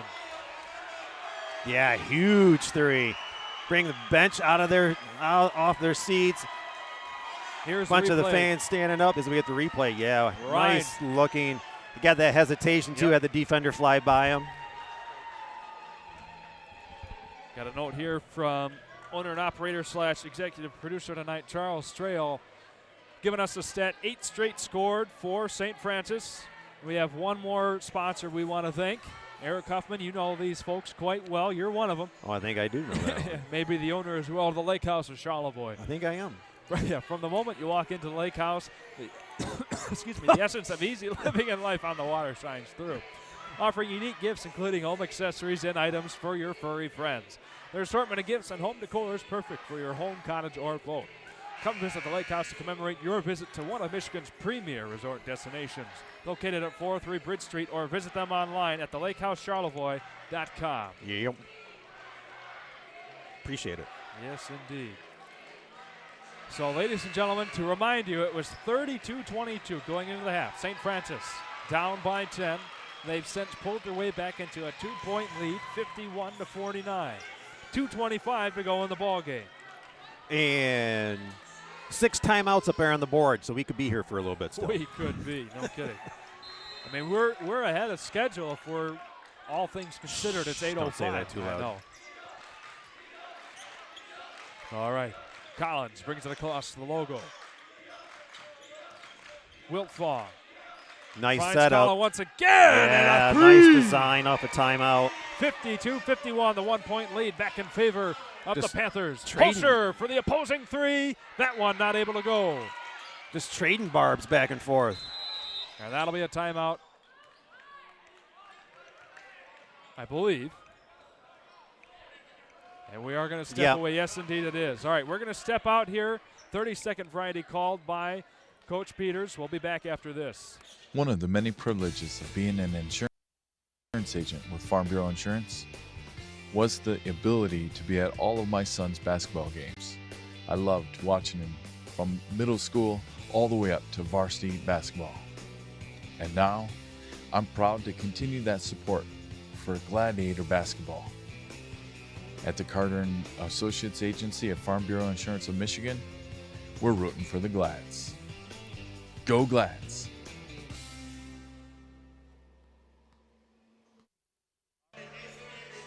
Here's our That's a Pizza sponsor. We want to thank them again. With 3 separate locations throughout Traverse City, That's a Pizza is curing your family's appetite one bite at a time. Wherever you are in TC, or you're just around the corner from their Hamlin Road, North Long Lake Road, or US 31 North location in Acme. That's a Pizza is right in your neighborhood, offering mouth-watering pizzas and with special celiac options for gluten-free pizza. Here we are. 1:54 to go in the game. 1-point lead in favor of the Panthers. Make that 3. Nice job there by Gunnar Bennon. Banks one off the window, 54-51. Mason Holscher and the Glads with 1:35 to go. Yeah, trying to throw that down low in between a crowd. That's a tough one. Mason Andrzejak with the steal there. Oh, and same thing. Wow. Skip passing in a tight game like that. Keep possession of the ball. We're happy to have it. Yeah, that's right. Oh, Lewis. see, I'm starting to get excited over here. Lewis Ryan back over to Holscher. Everybody settle down. There's still 1:15 to go. Wait for the right opportunity. St. Francis has been living and dying by the threes all game long. That's what separates these two teams. 54-51. 64 seconds to go. From the corner. Up and over, no good. That was a nice set play for a 3, though. Yep. All right, Gunnar Bennon going to trot this one over to Collins. Foul time here for St. Francis. Yeah.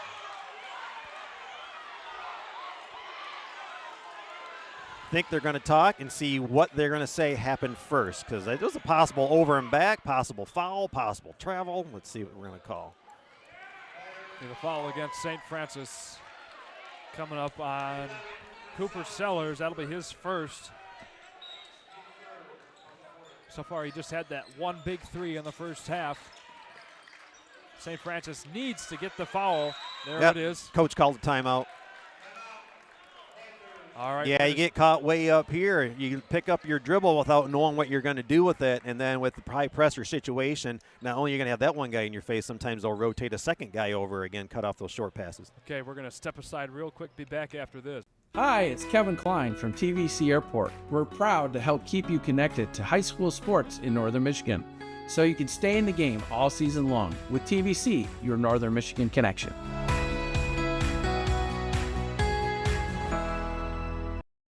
Hi, I'm Orion, but you might know me for my business, Professional Seamless Gutters, where we specialize in, you guessed it, everything gutters.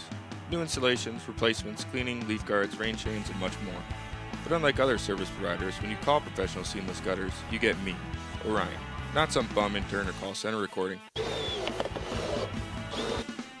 when you're contemplating any services regarding your gutters on your home or pole barn, think Professional Seamless Gutters.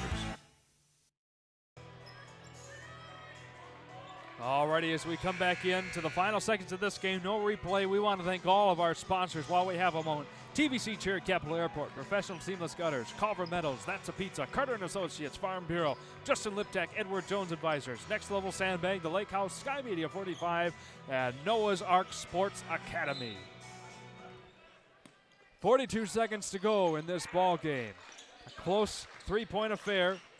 Going around, Matt Collins. St. Francis not able to follow yet. 32 seconds and counting. There it is. The Glads with one more before it sends the Panthers to the line. Cooper Sellers picks up his second.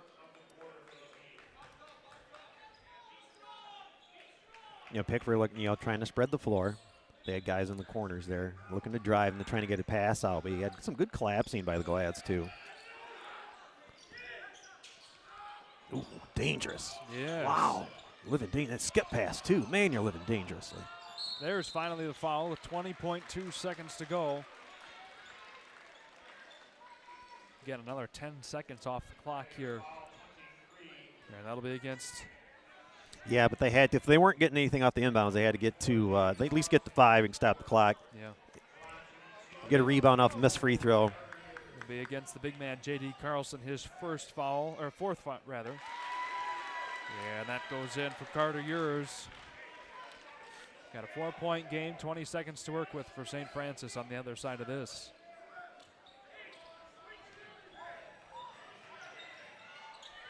Golf, clean swish here. That'll be a timeout called by head coach Sean Finnegan.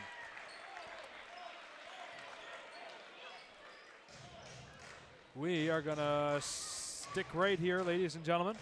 So, Eric, if you were a head coach here, particularly head coach Sean Finnegan, you're down by 5 with 20 seconds to work with. What's the quickest way to get something on the board? Yeah, absolutely. Depending on where the ball's being inbounded. If it's being inbounded right there, you don't have enough time to do a three-quarter or a half-court trap. So I've got to put one guy. I'm not going to put a guy on the ball. I'm actually going to have him play off. I'm going to do some type. This might be where I might show some type of a 1-2-1-1 or some type of, or maybe a 1-2-2, because I want to play in the middle. I don't want the ball in the middle. I want it to go to one side or the other and protect that side and middle third, because that's how we rotate our zone presses, especially at the full court. And again, like we talked about even at the half court, with the half court traps that we've seen today, you get into a good spot. If you get a good double team there, cut off your sideline and cut off any short passes with the rest of your defense. The only thing left should be anything over the top or over all of that crowd of players, where your backside defender should be able to run over and either tap it out of bounds or get the steal. But we're trying to get something off the inbounds, so I'm going to have my guy stay off the ball, and I'm going to go chase wherever that ball is going, and then double team right away and have the opposite defender come up and cut off the inbounder. All right, the final 17 seconds underway. Shane Smith, Eric Huffman bringing this one to you here. Would have been a lot easier if I had Coach Cam tonight. I know. Up and away, the three ball. Ryan off the front of the iron, no good. 4 seconds here, 3.5, and that's where the foul will be called. Yeah, good job, too. Again, we've talked about sportsmanship in a couple of spots. They really had to rush over there and make a foul, and it kind of looked like 2 or 3 of them getting over a little hard, but then after that, they all pat each other. It's just good hard play. That'll send Matt Collins to the line. Foul there against Tyler Rybell for the Glads. Basically, it doesn't matter what he does at this point.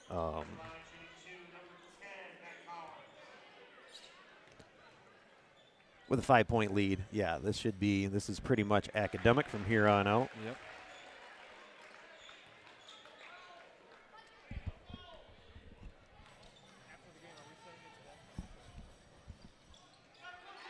Both of those are in. 7-point lead for the Panthers.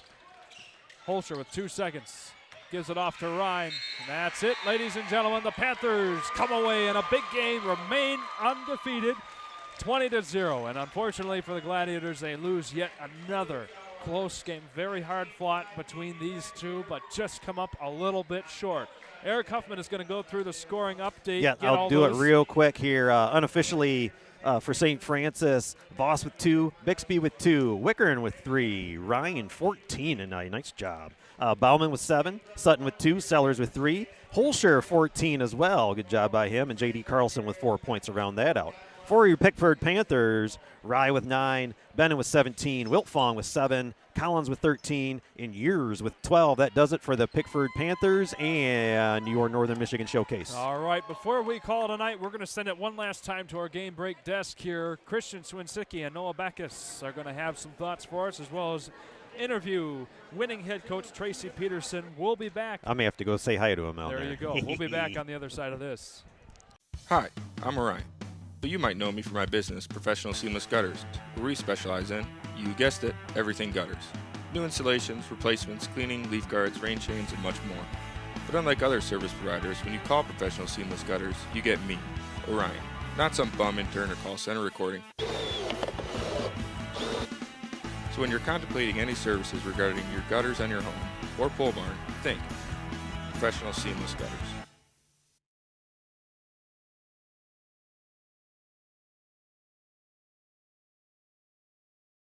Welcome to Senior Living Community, specializing in dementia care. Here at Culver Meadows, we cultivate the perfect environment for your loved ones by combining our setting, scenery, and social interaction of our residents. We pride ourselves at being an extension of your own family here at Culver Meadows. Call 231-633-9430. This is Noah's Ark. It's more than just sports. It's your pathway for growth, a building block for the future you, and your pathway to the healthiest version of yourself. Noah's Ark is only the beginning step, and your time is now to take control and design the road ahead of your own unique journey. The journey to your truth. This is the Ark, Noah's Ark. Won't you step up to your better you today?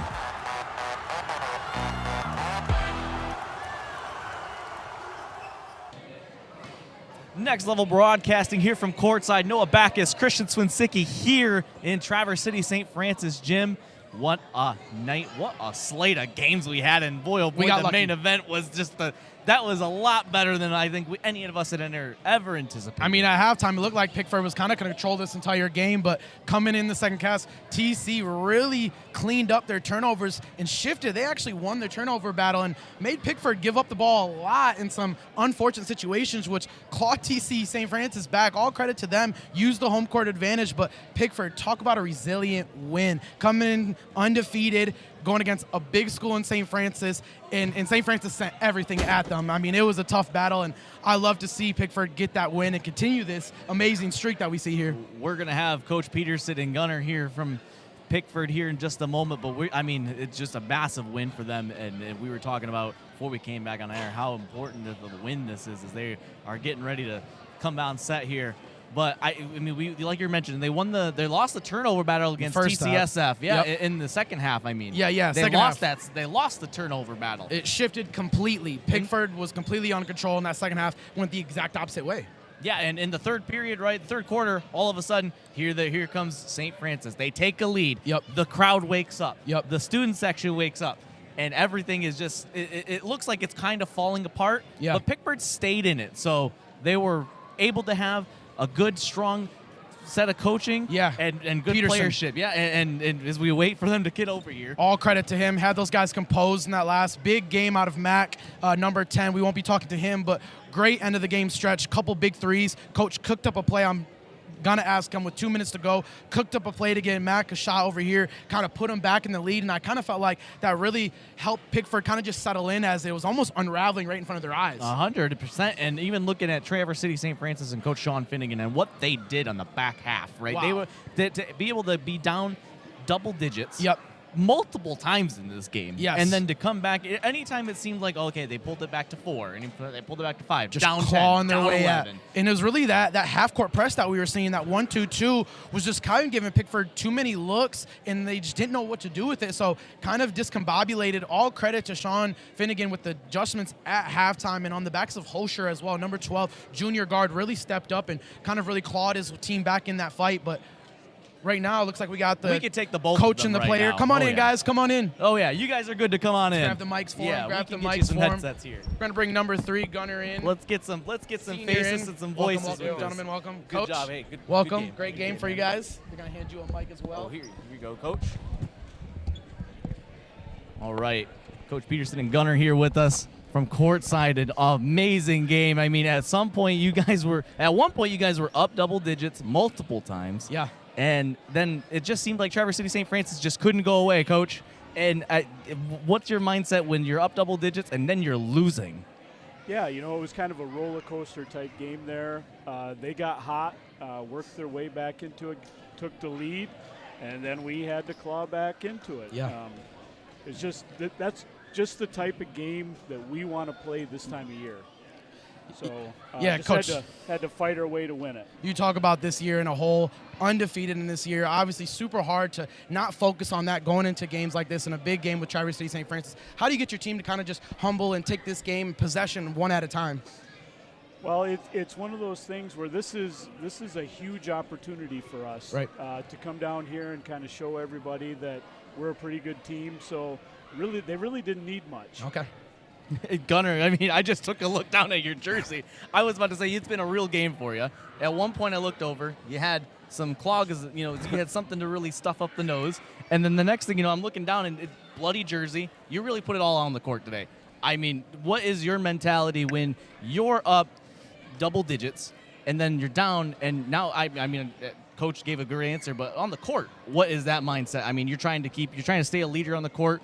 How are you talking to your guys out there? For the most part of the season, we haven't really been in too many big games, especially going against a bigger school like St. Francis. And we just had a lot of guys, got the jitters. First big game. It's a close game towards the end. So we just got to keep on rallying, keep on playing our game. And like you just said, like you and Coach just said, small school, less than 200 students at the school. And to be invited to St. Francis, who isn't having the greatest season stat-wise, or even regular season-wise, but, I mean, they're still, in terms, a juggernaut. I mean, look at the banners they have here. And you guys come in here, and you kind of, I don't want to say stick it to them in the beginning, but, I mean, you definitely showed your force. Yeah, Coach Finnegan does an awesome job down here, and I know he's got a younger team this year, but this is exactly the type of game that we wanted to play, physical, right down to the wire. So, we're just thankful we got the opportunity to come down. And Coach, I just had to make sure I came down here and asked a question. Boy, what a great measuring stick game for you. But at the same time, how was it tonight knowing that somebody on the other side of the court was going to know about just about everything about you and critique about everything that you did tonight? Well, I was. And now, if everybody doesn't know, we actually went to school together, graduated together. We're teammates. We coached at the same school at one point. So, yeah, we know a lot about each other. So I had to sneak in here and jab him a little bit. Yep. Yeah, there's no secrets between us. Good job tonight, guys. It's so fun to watch. And, man, I was smiling over there and just, got the couple of shouts and stuff from you. I'm like, yep, that's typical Tracy Pete for me. But, again, good job. So good to see you, TP. And I'll hand it back over to Joel. All right. And you guys take care. Have a safe trip back, Thanks, too. Humphrey. Good seeing you. Awesome. And I mean, I'll jump in right in. Yeah. Gunner, I got a question for you. You know, Coach puts you down low on the 1-3-1. You're rebounding. You're not the biggest guy out here, but you kind of take the brunt of that. Where does that fight come? Where does that, leadership mentality where you're just going to get it done on both ends, rebounding, defense, offense? Where does that come from? We had a lot of motivation going into this game. We don't like being picked on because, we're just a smaller school. We don't got as much size, so I got to play that forward / kind of center position. Yeah. And, we're just down. We're pound and ground, baby. That's how we like doing it. And, Coach, you guys run a 5-out. All the guards can put it on the court. I think we saw a 12-2 run. All the starters had scored. Where does that mentality come where you kind of just let them play free, get them on the perimeter, and kind of just let go? And then that 1-3-1 defense, you got to talk about that. Yeah, first of all, offensively, we're constantly preaching do not be robotic. Just play the game. And these guys have adapted and their skill level's gotten better, and they've kind of learned how to play the game. Yeah. The 1-3-1, it's kind of old school. It's very old school, but it works. Yeah, it's effective. We've gotten pretty good at it now, and it's a lot of fun. It's part of your identity now. Yes. For sure. Yes, sir. All right, Gunner, and I mean, shoot, we've been, I'm going to take Noah's question again. Go ahead. I mean, having a game like that, is there anyone that you're kind of basing your game off of? Anyone you're kind of...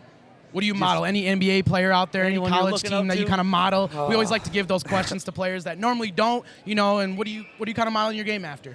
No, I just got to try and play my own game. Try and play that bigger size guard. Try to play the guy that can rebound. Find the open guy. I can still keep his dribbling going. So just kind of play my own game. Love that. And Coach, what do you look to take from this night? Obviously a big matchup, but you want to kind of carry some momentum. What are you trying to take from this game alone to kind of push you guys in the districts? Well, yeah, we'll take a look at the film, and we've got some things that we definitely need to work on that became evident tonight. So it's a great thing for us. We'll be able to get better from it and move forward as we move into the tournament. All right, and then that's going to be it for us, guys. We want to thank you and have a safe drive home, safe weekend. Yeah. I mean, it's been a busy weekend, I can assume. It's Valentine's Day. I would ask my question I've been asking all the coaches, but Valentine's Day is kind of wrapping up. I was going to say, what did you guys have planned, but it's over. It was staying undefeated. That was the plan today. That was the plan. Appreciate you guys, though. Yes, thanks for all you guys do, too. Yes, thanks for hanging out with us, and we thank you for stopping out in Traverse City. So have a safe drive home. You too. Congratulations on the win. Good luck on the rest of the season, you guys. Thank you. Thank you. Thank you. All right, we're going to keep it here for just a moment. We're going to wrap this up here, Noah. We got some final thoughts that we can give throughout the night. I was kind of given the go-ahead by Charles to wrap this up. So, I mean, what a day. 5 games, 5. The last 3, just banger after banger after banger. We got off to kind of a sluggish start. We've seen some stars come through this gym today. Yeah. We saw some big-name players. We saw good coaching. I mean, great games, I believe, in terms of down to the wire. Yeah. Overall, a great night of basketball. End with a bang. Undefeated team, staying undefeated, going against the home court of this entire showcase, Traverse City St. Francis. But you had Ispheming-Westwood put on a great show. TC Christian, just overall a great showcase, a great basketball on this Valentine's Day. I enjoyed it. We've seen some posters. We see some blocks. We see some crazy threes. I mean, we basically got everything in this matchup. We saw some good teams be tested in terms of Menominee and Traverse City Central. Overall, Pickford, a great showing from a smaller school here in Traverse City. And with that, that's the heart of a champion in a way. I mean, it's a storybook season. These guys are taking out teams that are twice, maybe 3 times bigger as the school. I mean, Pickford's got 200 kids in it, and they're undefeated. They're taking out Gaylord, Traverse City St. Francis. Yeah. If you guys haven't tuned into their games, tune in to the rest of the season. I'm interested if they go undefeated. I know I'll be tuning in the rest of the way. But, I mean, let's give some credit to Traverse City St. Francis. 100%. They definitely weren't given a chance coming in, even though they were a bigger school. They've been struggling, and I know Coach Sean Finnegan just wants to get better in each and every game. I got the luxury of watching them in the Invitational. They played in the finals against Nouvelle, and it was a tough game. Didn't get the outcome that they would like to see, but you think they got to be excited with that end of the game, and hopefully they can carry that momentum into the rest of their season and close it out. And as much as we would have loved to have talked to Sean Finnegan here, we'll have another chance. Yes. It's not over for Sean Finnegan. We'll see them again. We'll see St. Francis again. And, from Christian and Noah from Next Level Broadcasting, we want to thank everyone that has tuned in with us. If you tuned in with us for all 10 hours, I apologize for earlier. I apologize for our internet technical issues. difficulties we had here and there. Technical difficulties here, but we got it all out. We worked it all out. And Next Level Broadcasting was able to, I believe, put on a good showing here for this last few games. And we just want to thank everyone for tuning in. And one more thing, this has been on my mind all day. Thank you to the refs. A handful of those refs were here for multiple games. Yeah, so, they were pushing it a little bit. They were pushing it. They've had parents from multiple cities chirping in their ear. So with that, we want to thank you guys for watching us and sticking with us. Christian and Noah from the courtside, back to you guys. Happy Valentine's Day.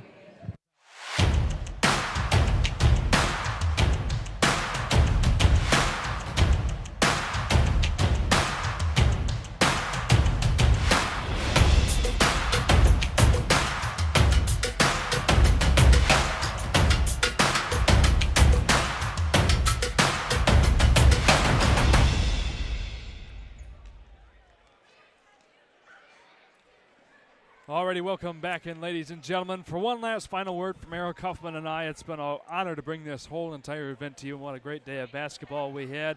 Eric, I know we're looking to wrap things up. Any words for you before we take care of that? It's just nice that you've got, not just this showcase, but just a lot of places up here will put on these invitationals or types of showcases. You can get a lot of teams from around the state to do this and converge in a single place for a weekend and whatnot. So what a great opportunity for us to be able to travel around and bring all this to all the people that aren't able to make it.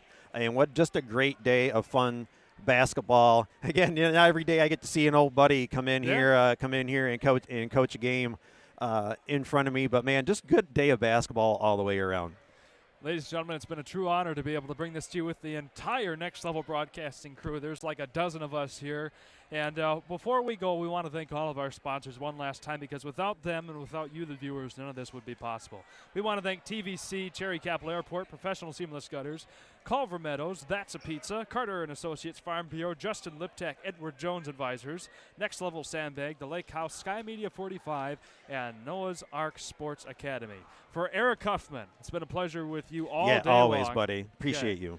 And myself, Shane Smith, and everybody here. Thank you again for tuning in all day. We hope you have a happy and safe rest of your Valentine's Day and Valentine's Day weekend. Happy anniversary, Kristen Lynn. There you go. We hope to see you all very soon. Have a good night.